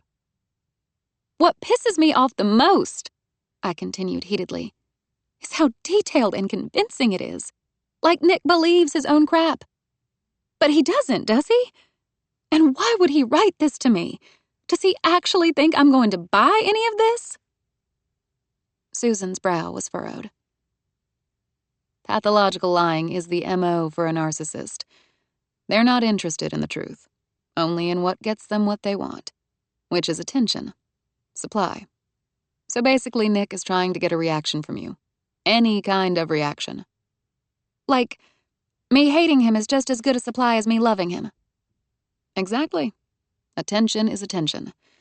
The only thing Nick can't tolerate is indifference. That creates what's called narcissistic injury. And unfortunately, this email is sending strong signals in that direction. I didn't like the sound of that. So what happens when Nick gets a narcissistic injury? He may try to frighten you in some way, which to him is another form of supply. And if you refuse to react, it may very well escalate the situation. Oh, great. Does that mean more phone calls? More unexpected visits? I hope not, but yes, probably. And if he's angry enough, he may want to punish you. There was silence in Susan's small office while I digested the information. It was so unfair. I had thought that divorcing Nick would be enough. Why did he have to pull this crap with me? Why did he expect me to go on being a supporting player in the movie of his life? How do I get rid of him? I asked. There's no easy answer. But if I were you, I would save this email and document every interaction with him. And try to go no contact, no matter what he does. Refuse gifts, don't answer emails or letters, and don't discuss him with anyone who might approach you on his behalf. Susan looked down at the email, frowning. If a narcissist is made to feel inferior to something or someone, it eats away at him until it's relieved, until he feels he can walk away as the winner. But we're divorced, I protested. There's nothing to win. Yes, there is. He's fighting to retain his image of himself. Because without that image of superiority and dominance and control, Nick is nothing. The session with Susan had not done a lot for my mood. I felt anxious and angry, and I wanted comfort. And since Hardy was still not answering his cell phone, he had moved close to the top of my shit list. When my phone finally rang on Sunday, I checked the caller ID eagerly. My hopes were deflated as I saw it was my dad. Sighing, I picked it up and answered morosely. Hello? Haven. Dad sounded gruff and self-satisfied in a way I didn't like. I need you to come over. There's something we have to talk about. Okay. When? Now. I would have loved to tell him I had something else going on, but no convenient excuses sprang to mind. And since I was already bored and moody, I figured I might as well go see him. "Sure thing, Dad," I said. "I'll be right over." I drove to River Oaks, and I found Dad in his bedroom, which was the size of a small apartment. He was relaxing in a massage chair in his sitting area, punching buttons in the control panel. "Want to try it?" Dad offered, patting the arm of the chair. 15 different kinds of massage. It analyzes your back muscles and makes recommendations. It also grabs and stretches the thigh and calf muscles. "No thanks. I prefer my furniture to keep its hands to itself." I smiled at him and sat in a nearby ordinary chair. "So how's it going, Dad? What do you want to talk about?" He took his time about answering, taking a moment to enter a massage program into the chair. It began whirring and adjusting the seat position. "Hardy Cates," he said. I shook my head. "No way. I'm not talking to you about him. Whatever it is you want to know, I'm not asking for information, Haven. I know something about him. Something you need to hear." Every instinct urged me to leave right then. I knew my father kept tabs on everyone, and would have had no compunction about digging up dirt from Hardy's past. I didn't need or want to hear anything that Hardy wasn't ready to confide. Besides, I was pretty sure I knew what Dad was going to tell me. About Hardy's father, and his prison time, and the DUI arrest, so I decided to stay and hear Dad out, and put him in his place. The room was quiet except for the whirring of mechanical gears and rollers. I summoned a cool smile. "All right. Tell me." "I warned you about him," Dad said. "and I was right. He sold you out, honey. So it's best to put him out of your mind and go find someone else. Someone who'll be good to you." "Sold me out?" I stared at him in bewilderment. "What are you talking about?" TJ Bolt gave me a call after he saw you with Cates on Friday night. He asked me what I thought about you taking up with a rascal like Cates, and I told him. "What a pair of busybodies," I said in annoyance. "Good Lord. With all the time and money each of you has, you can't think of anything better to talk about than my love life?" TJ had an idea to expose Cates for what he is, to show you what kind of man you're keeping company with. And after he told me about it, I agreed. So TJ called Cates yesterday. "Oh, hell," I whispered. And offered him a deal. He said he'd sign the lease contract Cates offered him a while back, and forego the bonus completely. If Cates promised to drop you for good. No dating, no socializing of any kind. "And Hardy told TJ to go screw himself," I said. My father gave me a pitying glance. No. Cates took the deal. He leaned back in his massage chair while I absorbed the information. My skin was prickling and crawling. My mind rejected it.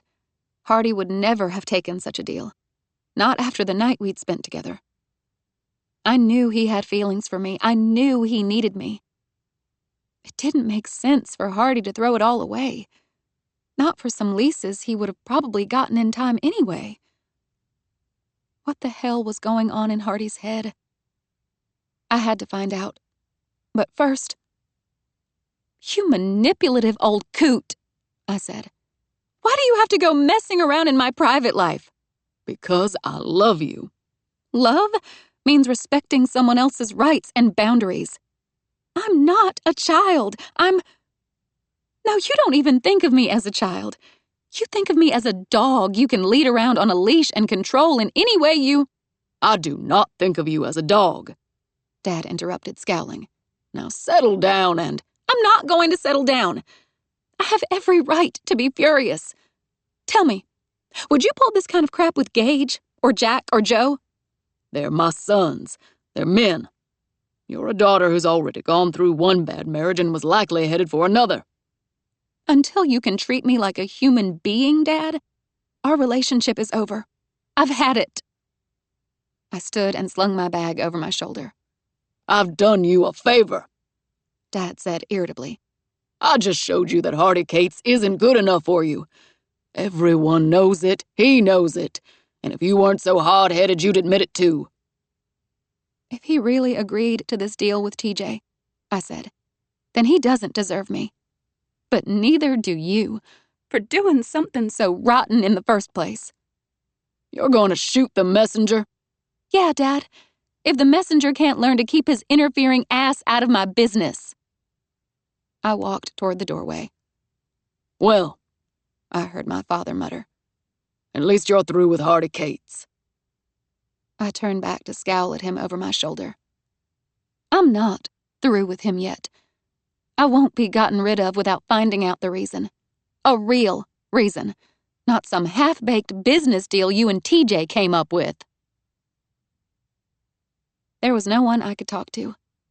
I had been warned by everyone, including Todd, that this was exactly what I should expect from Hardy Cates. I couldn't even call Liberty, because he had done something similar to her once, and she couldn't say it was out of character. And I felt like such an idiot because I still loved him. Part of me wanted to curl up into a ball and cry. Another part was ripping mad. And another part was busy analyzing the situation and trying to figure out the best way to handle it. I decided to cool down before I confronted Hardy. I would call him tomorrow after work, and we would talk everything out. If he wanted to break everything off between us, I would deal with it. But at least it wouldn't be done third party by a couple of manipulative old geezers. The office was unusually subdued when I went in at 8 on Monday morning. The employees were quiet and busy. No one seemed inclined to share details about their weekend as we usually did. No water cooler gossip, no friendly chit-chat. As lunchtime approached, I went to Samantha's cubicle to ask if she wanted to go get a sandwich with me. Samantha, usually so vivacious, looked shrunken and despondent as she sat behind her desk. Her father had died about 2 weeks earlier, so I knew it would take some time before she was back to her old self. "Want to go out for lunch?" I asked gently. "It's on me." She gave me a wan smile and shrugged. "I'm not hungry, but thanks. Let me at least bring you a yogurt or a—" I stopped as I saw the glitter of a tear beneath one of her eyes. "Oh, Samantha." I went around to her side of the desk and hugged her. "I'm sorry. Bad day, huh? Thinking about your dad?" She nodded and rummaged for a tissue in her desk drawer. "Partly that." She blew her nose. "And partly—" Her slender hand reached across the desk and nudged a sheet of paper to me. "What is this? A billing sheet?" I frowned curiously. "What's the problem?" "My weekly paycheck is on direct deposit every Friday. So I checked my account balance last week, and it was a lot lower than I expected. Today, I logged on to the office computer and found out why." She smiled crookedly. Her eyes pooled again. "You know that huge flower arrangement the company sent to my father's funeral? The one with all your names on the card?" "Yeah." I almost didn't want to hear what she was going to say next. "Well, it cost $200, and Vanessa took it out of my paycheck." "Oh, God. I don't know why she'd do something like this," Samantha continued. "But I've made her mad somehow. I think it was those days I took off after Dad died. She's been weird and cold to me ever since." "You took those days off to go to your father's funeral, Sam. No normal person would hold that against you." "I know." She gave a shaky sigh. "Vanessa must be under a lot of pressure. She told me it was the worst possible time for me to be absent from work. She seemed so disappointed in me." I was filled with volcanic rage. I wanted to storm through the office like Godzilla and trample Vanessa's desk underfoot. If Vanessa wanted to attack and belittle me, I could handle it. But to crush poor Samantha right after the death of a beloved parent, it was too much. "Don't tell her I complained," Samantha whispered. I couldn't handle getting in trouble right now. You won't get in trouble. And Samantha, that $200 deduction was a mistake. It's going into your account right away. She gave me a doubtful glance. It was a mistake, I repeated, pulling out a clean tissue. I dabbed at her eyes. The office is paying for those flowers, not you. I'm going to fix this, okay? Okay, she managed a smile. Thanks, Haven. The intercom pad on my desk beeped. Since the office was furnished in an open cubicle system, anything Vanessa said on the intercom was audible to everyone. Haven, come to my office, please. No problem, I muttered, leaving Samantha's cubicle and heading to Vanessa's corner office. I deliberately took my time, trying to compose myself before confronting my boss. I knew I was probably going to get fired for what I was about to say, and that afterward I would probably be the victim of a highly effective smear campaign. But that didn't matter. I could get another job, and the damage Vanessa would do to my reputation wasn't nearly as important as standing up to her. By the time I reached Vanessa's office, she had pressed the intercom button again. Haven, come to my... I'm here, I said, going directly to her desk. I didn't sit, just stood and faced her. Vanessa stared at me as if I were an ant crawling up the wall. Wait at my door, please, she said in a detached tone, until you're invited in. Haven't we gone over that enough times for you to remember, Haven? I'm setting aside the rules for a few minutes. This is important. There's been a mistake with the billing sheets. It needs to be fixed. Vanessa was not accustomed to anyone else setting the agenda. I don't have time for this, Haven. I didn't call you to the office to talk about the billing sheets. Don't you want to know what it is? I waited. When it was obvious she wasn't going to answer, I shook my head slowly. No, because you already know. It wasn't a mistake, was it? A curious, chilling smile spread across her lips. Okay, Haven. I'll play. What is it? Samantha's been charged for the flowers the office sent to her father's funeral. I waited for any kind of reaction. A slight widening of the eyes, a flicker of shame, a frown, anything. But Vanessa showed all the emotion of a department store mannequin. We're going to fix it, right? An excruciating silence passed. Silence was one of Vanessa's more effective weapons. She would stare at me until I felt myself collapsing like a tower of blocks. And I'd say something, anything, to fill the unnerving, wordless void. But I held her stare. The silence drew out until it was actually sort of funny. But I managed to outwait her. You're out of line, she informed me. How I choose to manage the employees is none of your business, Haven. So taking that money out of Samantha's paycheck is some kind of management technique? I think you'd better leave my office right now. In fact, take the day off. I've had more than enough of you and your bratty attitude. If you don't agree to put that money into Samantha's account, I said, I'm going to Jack. That got a reaction. Her face darkened and her eyes flashed. You spoiled bitch, she said, her voice taking on a crisp edge. Nick's told me all about you. How you use people, how selfish you are, how you lie and manipulate to get your way. Lazy, cheating, whiny little parasite. Yeah, that's my PR from Nick. I wondered if she had actually gone out with my ex-husband. Good Lord, what was it like when two narcissists went on a date? But that's not what we're talking about, is it? Are you going to give the money back, or should I go to Jack? You dare say one word to him and I'll unload. By the time I finish telling him what you really are, he'll be as disgusted by you as I am. He'll tell you where to— Vanessa, I said quietly. He's my brother. Are you really so arrogant that you think you could turn him against me? You think he'll take your side over mine? Jack is loyal. You can trash me all you want, and it won't do you any good with him. Her face was starting to look splotchy, rage bringing up red patches that seemed to float on top of her skin like oil slicks on water. but somehow she managed to keep her tone controlled. "Get out of my office, Haven, and don't come back. You've just been let go." I was calm on the surface, even though my heart had been galvanized into a rocketing pace. "That's what I thought you'd say. Bye, Vanessa." I went to my desk to get my purse. As I reached my cubicle, I was bemused to see Samantha, Rob, and Kimmy all standing there, wearing identical blank expressions. If I hadn't been so distracted, I might have thought it was funny, the way they all looked. "What's going on?" I asked, going into my cubicle. I stopped short as I saw Jack beside my desk.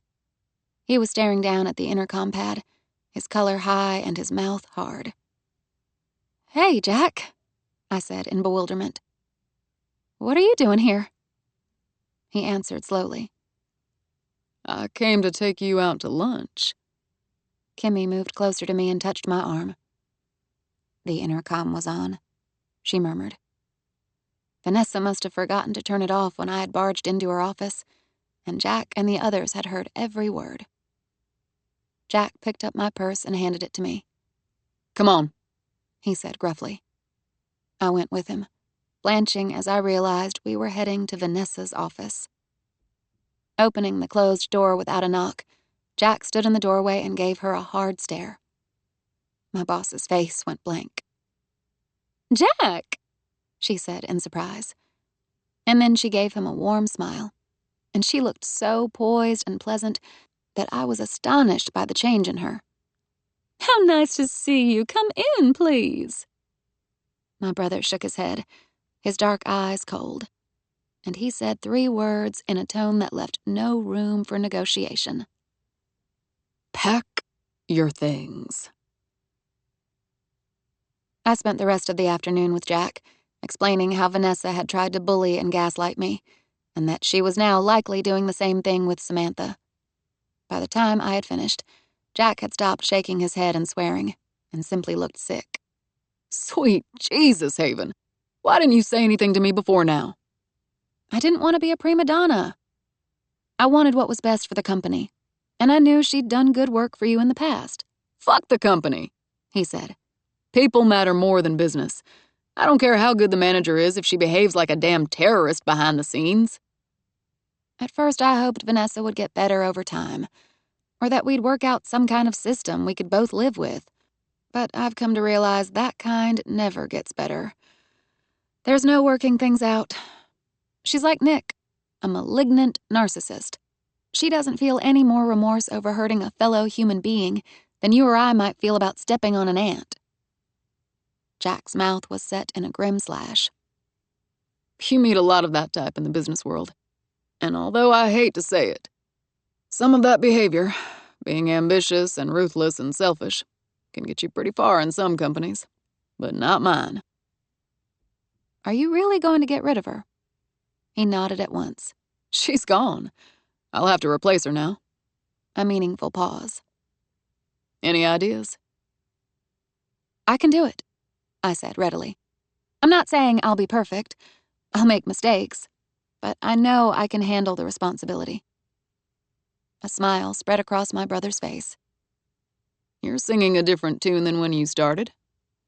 My answering smile was wry. I've been on a fast learning curve lately. We discussed the office situation a while longer, and then the conversation turned to personal matters.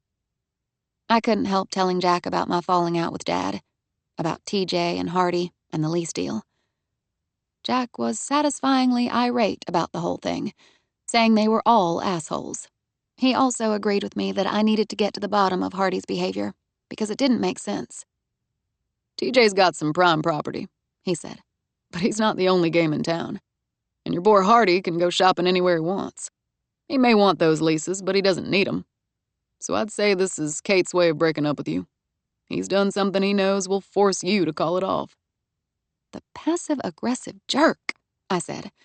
"If he wants to break up with me, he'll have to do it face to face." Jack grinned. "I almost pity the bastard. Okay, you handle Kate's and I'll set Dad straight on a few things." "No," I said automatically. "Don't do anything about Dad. You can't fix my relationship with him. I can block or run interference. Thanks, Jack, but I don't need blocking, and I really don't need any more interference. He looked annoyed. Well, why did you waste all that time complaining to me if you didn't want me to do something about it? I don't want you to fix my problems. I just wanted you to listen. Hang it all, Haven. Talk to a girlfriend if all you want is a pair of ears. Guys hate it when you give us a problem and then don't let us do something about it. It makes us feel bad. And then the only way to make ourselves feel better is to rip a phone book into or blow something up. So let's get this straight. I'm not a good listener. I'm a guy. Yes, you are. I stood and smiled. Want to buy me a drink at an after-work bar? Now you're talking, my brother said, and we left the office. It was early evening when I returned to my apartment. I felt better after a drink and a couple of hours in Jack's easygoing presence. The thing that surprised me was his lack of condemnation for Hardy, especially given his earlier stance on the subject. I'm not for or against him, Jack had informed me, tilting back a long-necked beer. Here's how I'm looking at this deal with TJ. Hardy's either done the wrong thing for the wrong reason, another big swallow, or the wrong thing for the right reason.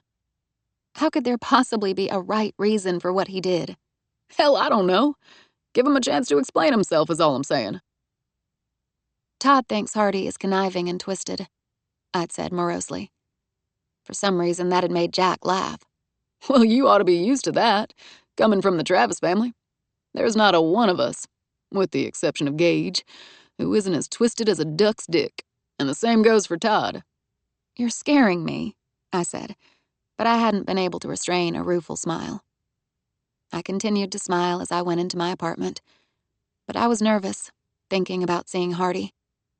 As I saw the continuous blinking of the answering machine, my heart gave a little jolt. I went to the machine and pressed a button to hear the message. Hardy's voice. I need to see you. Please call me when you get in tonight. Okay, I whispered, closing my eyes briefly. But I opened them right away, because something had caught my attention. A glitter and gleam next to the phone base. Perplexed, I reached out for the object and was astonished to discover it was a charm bracelet. Aunt Gretchen's. But how had it gotten there? It had been in Nick's possession. Nick. Before I could make a sound, someone came up behind me and a hand clamped on my neck. The barrel of a handgun pressed cold and hard against the side of my head. I knew who it was even before I heard his gloating voice. Got you now, Marie. Chapter 20. When you suddenly find yourself in a dangerous situation, your brain splits into two parts.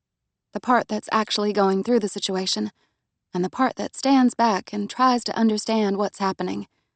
And those parts are not necessarily sharing information with each other. So it took a few moments for me to focus on what Nick was saying. Can't ignore me, you bitch. You can't keep me away if I want to see you. He wanted me to know he was all-powerful. He wanted to prove I couldn't beat him. My mouth had gone so dry I could barely talk, while sweat broke out on my face. Yeah, I said in a suffocated voice. You definitely found a way to see me. How'd you do it? You couldn't have figured out the combination. I used an override key. Each apartment in the building had 2 override keys, in case of emergency, or in case someone forgot his or her touchpad number. One set of all the residential keys was kept in a room behind the concierge desk. The other set was locked away in the management office. Vanessa gave it to you, I said in disbelief. That was illegal. It could get her prosecuted. Did she hate me so much that she would risk going to jail just to stick it to me after she'd been fired? Apparently so. I told her I needed to drop some things off. Well, you did, I said faintly. Thanks for the bracelet. But you didn't need to bring the gun, Nick. You've been ignoring me. I'm sorry. Treating me like I mean nothing to you. The gun jabbed my temple hard enough to leave a bruise. I stayed still, my eyes watering. I sure as hell mean something now, don't I? Yeah, I whispered. Maybe he had come here with the sole intention of scaring me, but he was working himself up as he always had, letting his temper build. Once he started getting angry, it was an avalanche. You couldn't hold it back. You fucking ripped me off in the divorce and left me in Dallas with everyone asking about what happened, where you were. What do you think that did to me, Marie? Did you give a shit about what I was going through? I tried to remember what Susan had told me, that a narcissist needed to walk away feeling like the winner. Of course I did, I said breathlessly.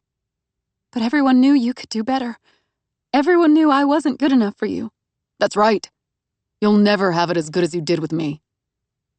Nick shoved me hard and I slammed against the wall, my breath knocked out. The gun pressed against my skull. I heard the click of the safety being turned off.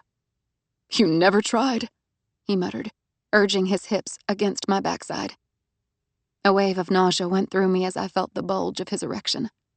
You never did enough. It takes two to make a marriage. And you were never fucking in it, Marie. You should have done more. I'm sorry, I said around fitful gulps of air. You left me. Just walked away from that apartment in your bare feet like goddamn white trash. To try to look as pitiful as possible. To make me look bad. And then you got your asshole of a brother to push a divorce through. Just throw a handful of cash at me and expect me to disappear. Legal papers and all that shit don't mean a thing to me, Marie. I can still do what I want with you. Nick, I managed. We'll sit down and talk as long as you want if you'll just put the gun away. I broke off with a grunt of pain as I felt a blunt white explosion behind my ear and heard a tinny, high-pitched sound. A thin, hot trickle of liquid ran behind my ear and down my neck. He had hit me with the butt of the gun.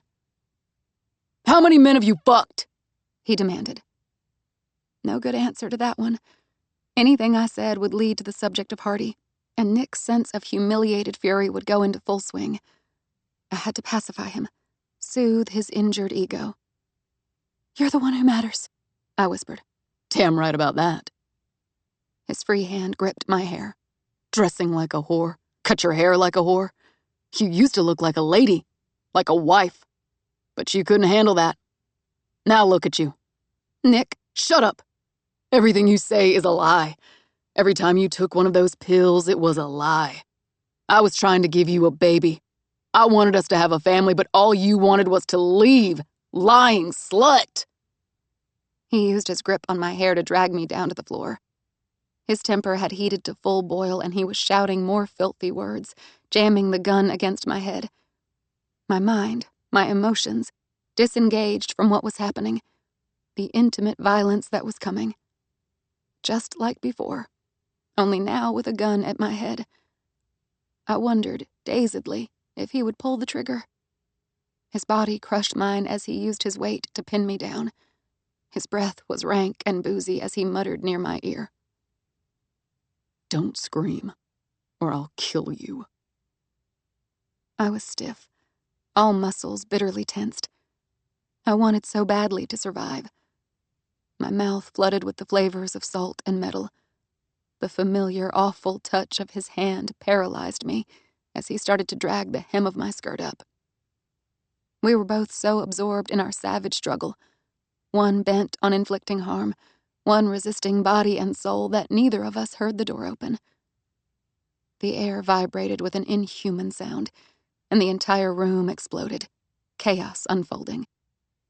I managed to look up, my neck twisting painfully, and a brutal form was rushing toward us, and the gouge of cold metal left my skull as Nick raised the gun and fired. Silence. My ears were temporarily numb, my body resounding with the force of my terrified heartbeat. The smothering weight was gone. I rolled to my side and opened my blurry eyes. Two men were brawling in a pounding, choking, jaw-cracking dogfight, sweat and blood flying. Hardy was on top of Nick, pummeling over and over. I could see the fight draining out of Nick as damage accumulated, bones fracturing, skin rupturing, and still Hardy wouldn't stop. There was blood everywhere. Hardy's left side was drenched and welling crimson. Hardy, I cried out, lurching up to my knees. "Hardy, stop!" He didn't hear me. He had lost his mind, every impulse and thought bent on destruction. He was going to kill Nick, and judging from the rate his own blood was pouring out, he would kill himself in the process. The gun, knocked out of Nick's hand, had skittered a few yards away. I crawled over and picked it up. "Hardy, leave him alone, now! That's enough! It's over, Hardy!" Nothing I said or did was going to matter. He was on an adrenaline-fueled rampage. I had never seen so much blood. I couldn't believe he hadn't passed out yet. "Damn it, Hardy, I need you!" I shouted. He paused and looked over at me, panting. His eyes were slightly unfocused. "I need you," I repeated, staggering to my feet. I went to him and pulled at his arm. "Come with me, come to the sofa." He resisted, looking down at Nick, who had passed out, his face swollen and battered. "It's okay now," I said, continuing to tug at Hardy.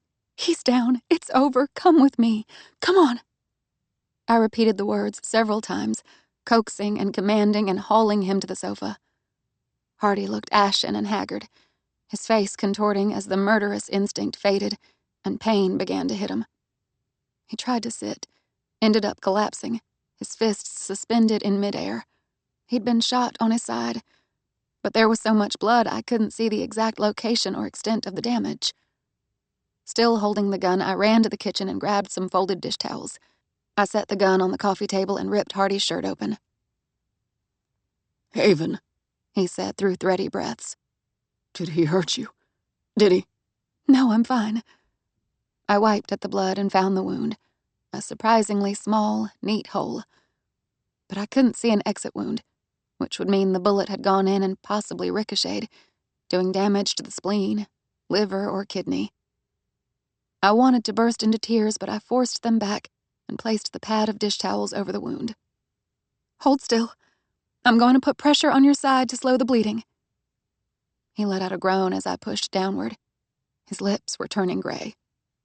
"Your ear." "It's nothing. Nick hit me with the gun, but it wasn't—" "I'll kill him." He was trying to rise from the sofa. I shoved Hardy back down. "Stay still, you idiot! You've been shot. Do not move!" I put his hand over the folded dish towels to maintain the pressure while I dashed to get the phone. I called 911, David and Jack, while keeping the dish towels clamped tightly on the wound. Jack was the first to reach my apartment. "Holy shit." He took in the scene before him, my ex-husband stirring on the floor, Hardy and me on the sofa. "Haven, are you?" "I'm fine. Make sure Nick doesn't do anything else." Jack stood over my ex-husband with an expression I'd never seen him wear before. "As soon as I get the chance," he told Nick in a deadly quiet voice. "I'm gonna drop you in your tracks and gut you like a feral hog." The paramedics arrived, followed soon by the police, while the building security guards kept anxious neighbors from coming in. I wasn't aware of the exact moment Nick was taken out of the apartment by the police. I was too absorbed in Hardy.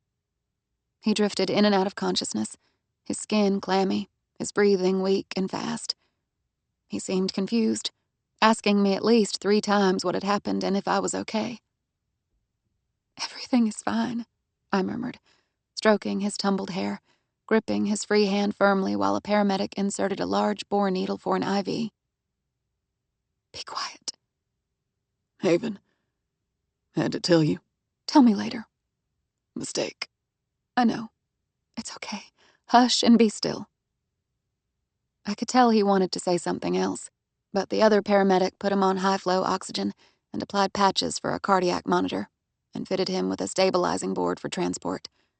They were fast and efficient. What EMS professionals call the golden hour had started, the time between when a victim was shot and the time he arrived at a trauma center for treatment. If more than 60 minutes passed before he got treated, his chances of survival started to drop.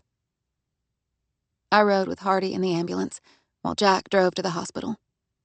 It was only for Hardy's sake that I managed to stay outwardly calm. Inside, I felt an anguish that seemed too great for a human heart to withstand. We arrived at the ambulance entrance, and the paramedics lifted Hardy on a gurney up to the building floor, which was slightly higher than the floor of the ambulance. Liberty and Gage were already at the trauma unit, having been alerted by Jack. I guessed the rest of my family wouldn't be far behind. I hadn't given a thought to how I must have looked, all wild-eyed and blood-stained, but I gathered from their expressions that my appearance was a cause for concern. Liberty put her jacket over my shirt and cleaned my face with some baby wipes from her purse. When she discovered the lump behind my ear, she and Gage insisted that I get it looked at, despite my howls of protest. "I'm not going anywhere. I'm going to stay right here until I find out what's going on with Hardy." Haven. Gage was in front of me, his steady gaze boring into mine. It's going to be a long time before they've got any news. They're checking his blood type, doing CT scans and x-rays. Believe me, you're not going to miss a thing. Now let someone look at that hard head of yours, please. I was cleaned and bandaged and sent back to the trauma unit waiting room. As Gage had predicted, there was no news. Hardy was in surgery, although no one would tell us what it was for, or how long it would last. I sat and stared blindly at the television in the corner of the room, wondering if I should call Hardy's mother. I decided to wait until I found out something about his condition. Hopefully something reassuring that I could relay along with the news that he'd been hurt. As I waited, guilt sucked me down like quicksand. I had never imagined Hardy would suffer for my past mistakes. If only I had never gotten involved with Nick. If only I had never started a relationship with Hardy. "Don't think that," I heard Liberty's gentle voice beside me. "Don't think what?" I asked dully, drawing up my knees to sit cross-legged on the hard plastic chair. "Whatever it is that's put that look on your face." Her arm slid around my shoulders. "You're not to blame for any of this. You're the best thing that's ever happened to Hardy." "Oh, obviously," I muttered, casting a glance at the doors leading to surgery. She squeezed me a little. "When I saw the two of you at that Riggs to Reefs party the other night, I couldn't believe the difference in Hardy. I've never seen him look so relaxed and happy, comfortable in his skin. I didn't think anyone could ever do that for him." "Liberty, something's gone wrong the past couple of days. Dad and Uncle TJ..." "Yes, I know about that. Churchill told me. He also told me about something that happened today, which you really need to hear." "What is it?" "I think Churchill should be the one to tell you." She nudged me to look toward the visitor's entrance, where my father and Joe were just coming in. Liberty stood and motioned Dad over to us, and he eased into the chair beside me. And in spite of all my anger and feelings of betrayal, I leaned against him and put my head on his shoulder, breathing in his leathery dad smell. What happened, Punkin? He asked. I kept my head on his shoulder as I told him. Every now and then, his hand came up and patted my arm gently.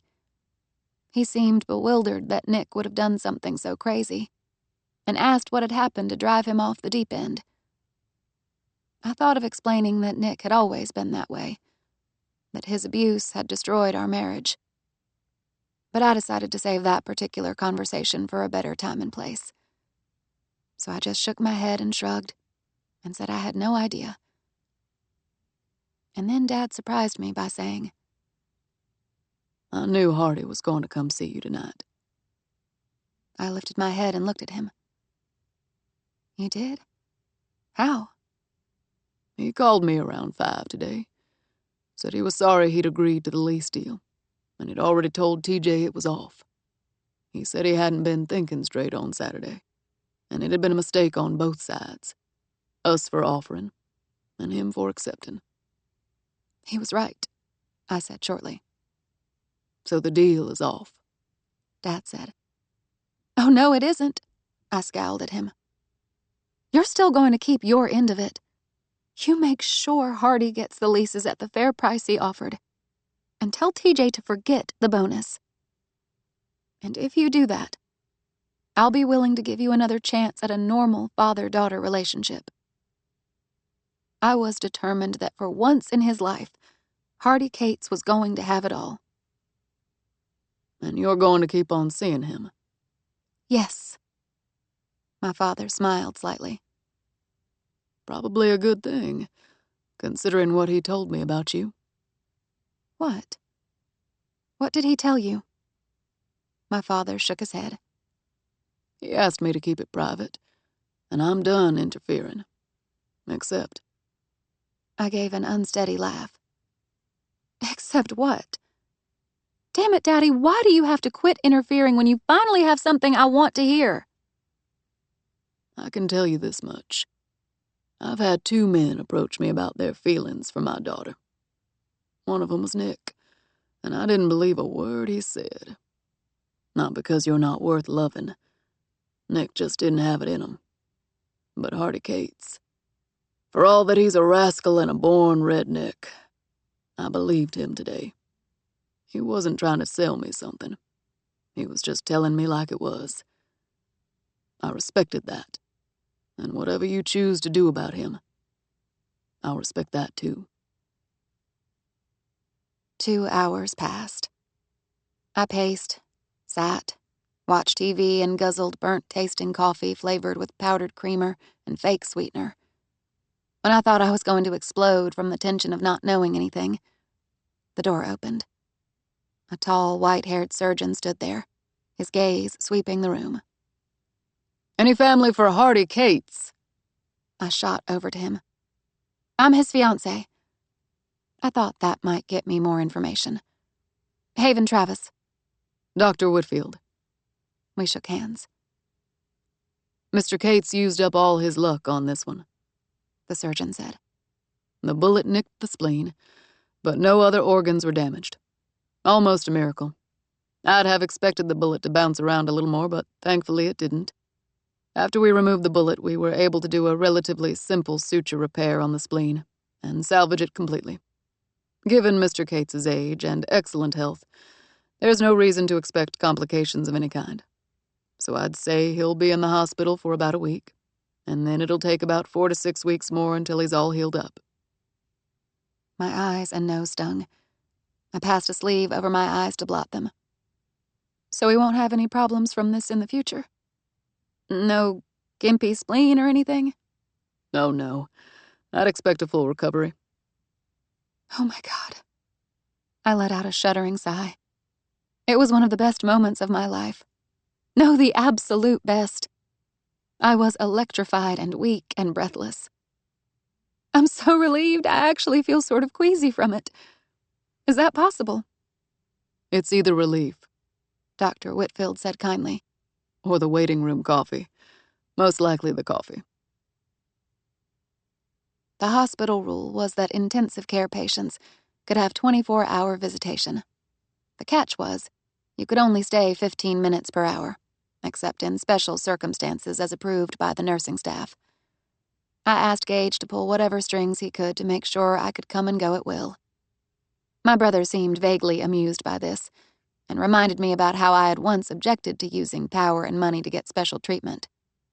I told him that when you're in love, hypocrisy won out over principle. And Gage said he certainly understood that, and he went and got me special permission to stay with Hardy as long as I wanted. I dozed in a reclining chair in Hardy's room most of the night. The problem was, a hospital was the worst place in the world to sleep. Nurses came in hourly, exchanging IV bags, checking the monitors, and taking Hardy's temperature and blood pressure. But I welcomed each interruption, because I loved hearing about how well he was doing over and over again. At daybreak, Gage came to the hospital and told me he was going to drive me back to my apartment so I could shower and change. I didn't want to leave Hardy, but I knew I looked like something the cat dragged in, and it was probably a good idea for me to clean up some. Hardy had woken up when I came back at 7, and he was not pleased, to say the least, to find himself in a hospital bed and hooked up to monitors.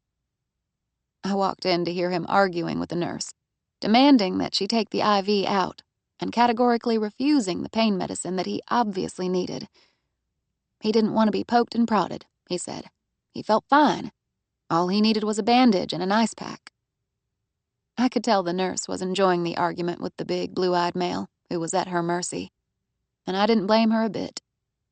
He looked lost, a little anxious, and utterly appetizing. And he was mine. "Hardy Cates," I said, coming into the room. "You behave or I'll step on your tube." The nurse seemed taken aback by my unsympathetic bedside manner, but Hardy's gaze met mine in a moment of bright, hot voltage, and he relaxed, reassured in a way that cooing sympathy could never have done. "That only works if it's a breathing tube," he told me. I went to the tray on the bed table and picked up the Vicodin tablets the nurse had been trying to get him to take, along with a cup of water. "Take these," I said. "No arguing." He obeyed, shooting a glance at the nurse, whose eyebrows were slightly raised. "She's little," he told her, "but she's mean." The nurse left, no doubt wondering why such a hunk hadn't been able to find a nicer girlfriend. When the door had closed, I fussed over Hardy a little, straightening the covers and readjusting his pillow. His gaze didn't stray from my face. "Haven," he muttered. "get me out of here. I've never been in a hospital before. I can't stand being hooked up to all this crap. All I need is—" "Surrender to the process," I told him, "and you'll get out of here a lot quicker." I kissed his forehead. "Will you behave if I get in there with you?" Without hesitation, Hardy maneuvered himself over to the side, grunting in pain at the effort. I slipped off my clogs and climbed in carefully, resting in the crook of his arm. He sighed deeply, a sound of contentment. I nuzzled gently into his warm neck, breathing him in. Hardy smelled antiseptic, medicinal, like he'd been sprayed with eau de hospital. But underneath the sterilized blankness, I found the familiar fragrance of him. "Hardy," I murmured, stroking his wrist. "Why did you take that stupid deal from Dad and TJ? And why'd you call it off?" His hand found mine, long fingers folding over my palm. "I went a little crazy after I saw my dad on Friday night." "Really? I hadn't noticed." I bailed him out and dropped him off at a motel with some money. And I told him to get lost. But what I didn't tell you, I should have, is that he and I talked for a few minutes. And he said—" Hardy stopped, gripping my hand more tightly. I waited as he took a few unsettled breaths. "He got pissed when I told him what I'd do to him if he ever called Mom again." Hardy muttered. "He said that was funny coming from me because I was the reason they'd gotten married. Mom had stopped going out with him, but then she had to go back to him because she was pregnant. It was my fault she ended up with the son of a bitch. Her whole life has been hell because of me. She's suffered." "No, Hardy." I lifted up and stared into his dark blue eyes. My chest ached with sympathy. "You know that's not right. You know it wasn't your fault." But it's a fact that if I hadn't come along, Mom wouldn't have married him. And once he got her, her life was ruined. I understood Hardy's feelings, even if I didn't agree with his logic. But his anguish and irrational guilt couldn't be solved with convenient platitudes. He needed time and love to come to terms with the truth, and I had more than enough of both to give him. Hardy kissed my head. His voice was deep and rough. I hate being his son. I hate the half of me that's him. And I can feel it. That part that's a bad, low, worthless son of a bitch. And when Churchill and TJ came to me with that deal, I thought, why the hell not? I was going to have to leave you anyway, because I loved you too much to drag you down with me. My hand crept up to caress the rigid line of his jaw. "Why'd you change your mind?" I whispered. After I calmed down a little and had a chance to think, I figured, I love you enough to try, and deserve you. I would do anything, be anything for you. Last night I went to your apartment to beg you to give me another chance. I was shaking in my boots thinking you might not forgive me for Friday night. I flushed as I remembered the long, erotic hours with him in the darkness of his bedroom. Of course I mean, there's nothing to forgive. My voice lowered to an abashed whisper. I wanted to do all that with you. His body had turned so warm, I wondered if he was blushing too. I thought it might have been too much for you. I pushed you too hard. And after what you'd been through with Nick, well, I was afraid you wouldn't want me in your life anymore. So I was coming to your apartment to tell you how sorry I was, how gentle I would be from now on. And even if you don't want me now, I wish you'd just let me be near you, at least, in case you ever need me for anything. I had never heard him so utterly humble, never imagined it was possible. I guided his face to mine until our noses almost touched. I need you for a lot of things, Hardy. A lifetime's worth of things. He kissed me with surprising strength, his mouth warm and demanding. I love you, I whispered. And it was a testament to the man's considerable vigor that in spite of blood loss, drugs, and a distinctly unromantic hospital setting, he put some serious moves on me. Don't, I said with a shaky laugh, as his free hand wandered boldly over my front. We'll set off the cardiac monitor, and they'll kick me out for compromising your recovery. But Hardy paid no attention, of course, doing exactly as he pleased. You know, I said, arching a little as he kissed my neck. I told the hospital staff I was your fiancé, so they'd let me stay in here with you. I'd hate to make a liar out of you. Hardy smoothed my hair back. But after what happened last night, you're feeling grateful, and I don't want to take advantage. So tomorrow, when the gratitude's worn off, I'll probably ask you to marry me. I'll probably say yes, I told him. Hardy brought my forehead to his, and I was lost in the brilliant, blue depths of his eyes. Soon, he whispered against my lips. As soon as you want. It occurred to me in retrospect that I probably should have been nervous about getting married again, in light of my past experiences. But everything was different with Hardy. His love came with no strings attached, which I thought was the greatest gift one human being could give to another. You know, I told him on our wedding night, I'm just as much me when I'm with you as I am without you. And because Hardy understood what I meant, he pulled me into his arms against his heart. Epilogue. He's on the phone, Mrs. Cates, Hardy's secretary says, but he said to send you in as soon as you got here. I'm at Hardy's high-rise office on Fannin, an aluminum and glass building that looks like two puzzle pieces put together. Thanks, I tell the secretary, and I go to my husband's door and let myself in. Hardy is at his desk, his suit jacket tossed carelessly over a chair. His tie is loose, and his shirt sleeves are rolled up over heavy, muscled forearms, as if he's tried to make himself more comfortable in the confining business attire. Roughneck, I think, with a pang of possessive pleasure. We've been married for nearly a year, and I still can't get used to the fact that he's mine. It's nothing like the marriage I had with Nick in any way, shape, or form. Nick is no longer a threat to me or anyone, having been convicted of 2 counts of aggravated assault and sent to Texarkana.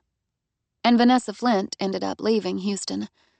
The last I heard, she was the assistant manager at a fertilizer company in Marfa. I don't spend much time dwelling on the past. One of the blessings human beings take for granted is the ability to remember pain without re-feeling it. The pain of physical wounds is long gone for both Hardy and me. And the other kind of hurt, the damage done to our spirits, has been healed. We are careful with those scarred places in each other, and we delight in a marriage that the two of us are creating, deepening, every day. I want you to pin them down on exactly what kind of fluid they're planning to pump into that crack, Hardy says. I bite back a grin, thinking by now I should be used to the filthy-sounding oil business lingo. I'm less concerned with the flow rate than the additives they use. Hardy pauses to listen. Yeah. Well, I don't give a damn about stimulation technology secrets. It's my ass the EPA will come after if there's groundwater contamination and... He breaks off as he sees me, and a slow, dazzling smile crosses his face, the one that never fails to make me a little lightheaded. Let's finish this later, he says into the phone. Something's come up. Okay. Setting the phone aside, Hardy walks around the desk. He half sits, half leans on the edge, and reaches to pull me between his thighs. Brown-eyed girl, he murmurs, kissing me. Stimulation technology? I ask, looping my arms around his neck. Ways of getting hard-to-reach oil out of low permeability reservoirs, he explains. You inject fluids into the well-bore hole until they widen underground cracks enough to let the oil out. His hands coast over my sides and hips. We're working with a new hydraulic fracturing group. You could have finished your conversation, I tell him. I wouldn't want you to be bored. Not at all. I love hearing you talk about business. It always sounds so risque. I don't know exactly what risque means, Hardy returns, his hand wandering down to my bottom. But I think I've done it a few times. I mold myself against him. Suggestive of sexual impropriety, I explain. You've been risque your entire adult life. His blue eyes sparkle. But now only with you. He kisses me slowly, as if the point needs demonstrating. Haven, sweetheart. How did the appointment go? We've been talking lately about the possibility of having a baby. Hardy seems willing but cautious, while I've been feeling what must be a biological imperative. I want a baby with him. I want our own family, and whatever life has in store for us, I know we'll deal with it together. The doctor said I'm perfectly healthy and good to go, I tell him. Now the rest is up to you. He laughs and grips me closer. When do we start? Tonight? I tilt my head back languidly as his lips slide along my throat. How about lunch hour? No way. I want mood music and foreplay. I feel the curve of his smile against my skin, but as he lifts his head and looks into my eyes, his grin fades. Haven, I don't know if I'm going to be a good father. What if I don't do it right? I am touched by Hardy's concern, his constant desire to be the man he thinks I deserve. Even when we disagree, I have no doubt that I am cherished and respected, and I know that neither of us takes the other one for granted. I've come to realize you can never be truly happy unless you've known some sorrow. All the terrible things Hardy and I have gone through in our lives have created the spaces inside where happiness can live. Not to mention love. So much love that there doesn't seem to be room for bitterness in either of us. I think the fact that you're worrying about it at all, I say, means you'll probably be great at it. Hardy smiles and pulls me safe and secure into the shelter of his body. He holds me tightly, and it feels good. It's what I need. That does it, he says, his voice muffled in my hair. It's gonna be lunch hour for you, honey. Get your purse. We've got time for foreplay, but not for mood music, unless you can find something on the car radio on the way to the apartment. I turn and find his lips, and discover that it's nearly impossible to smile and kiss at the same time. I have no intention of arguing. Who needs mood music?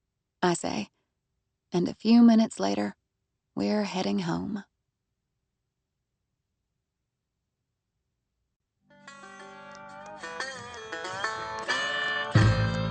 This is Brittany Presley. We hope you have enjoyed this unabridged production of Blue-Eyed Devil, a novel by Lisa Kleypas, presented by William Morrow and Harper Audio. This program was produced by John Marshall Media. Executive producer, Jennifer Lopes.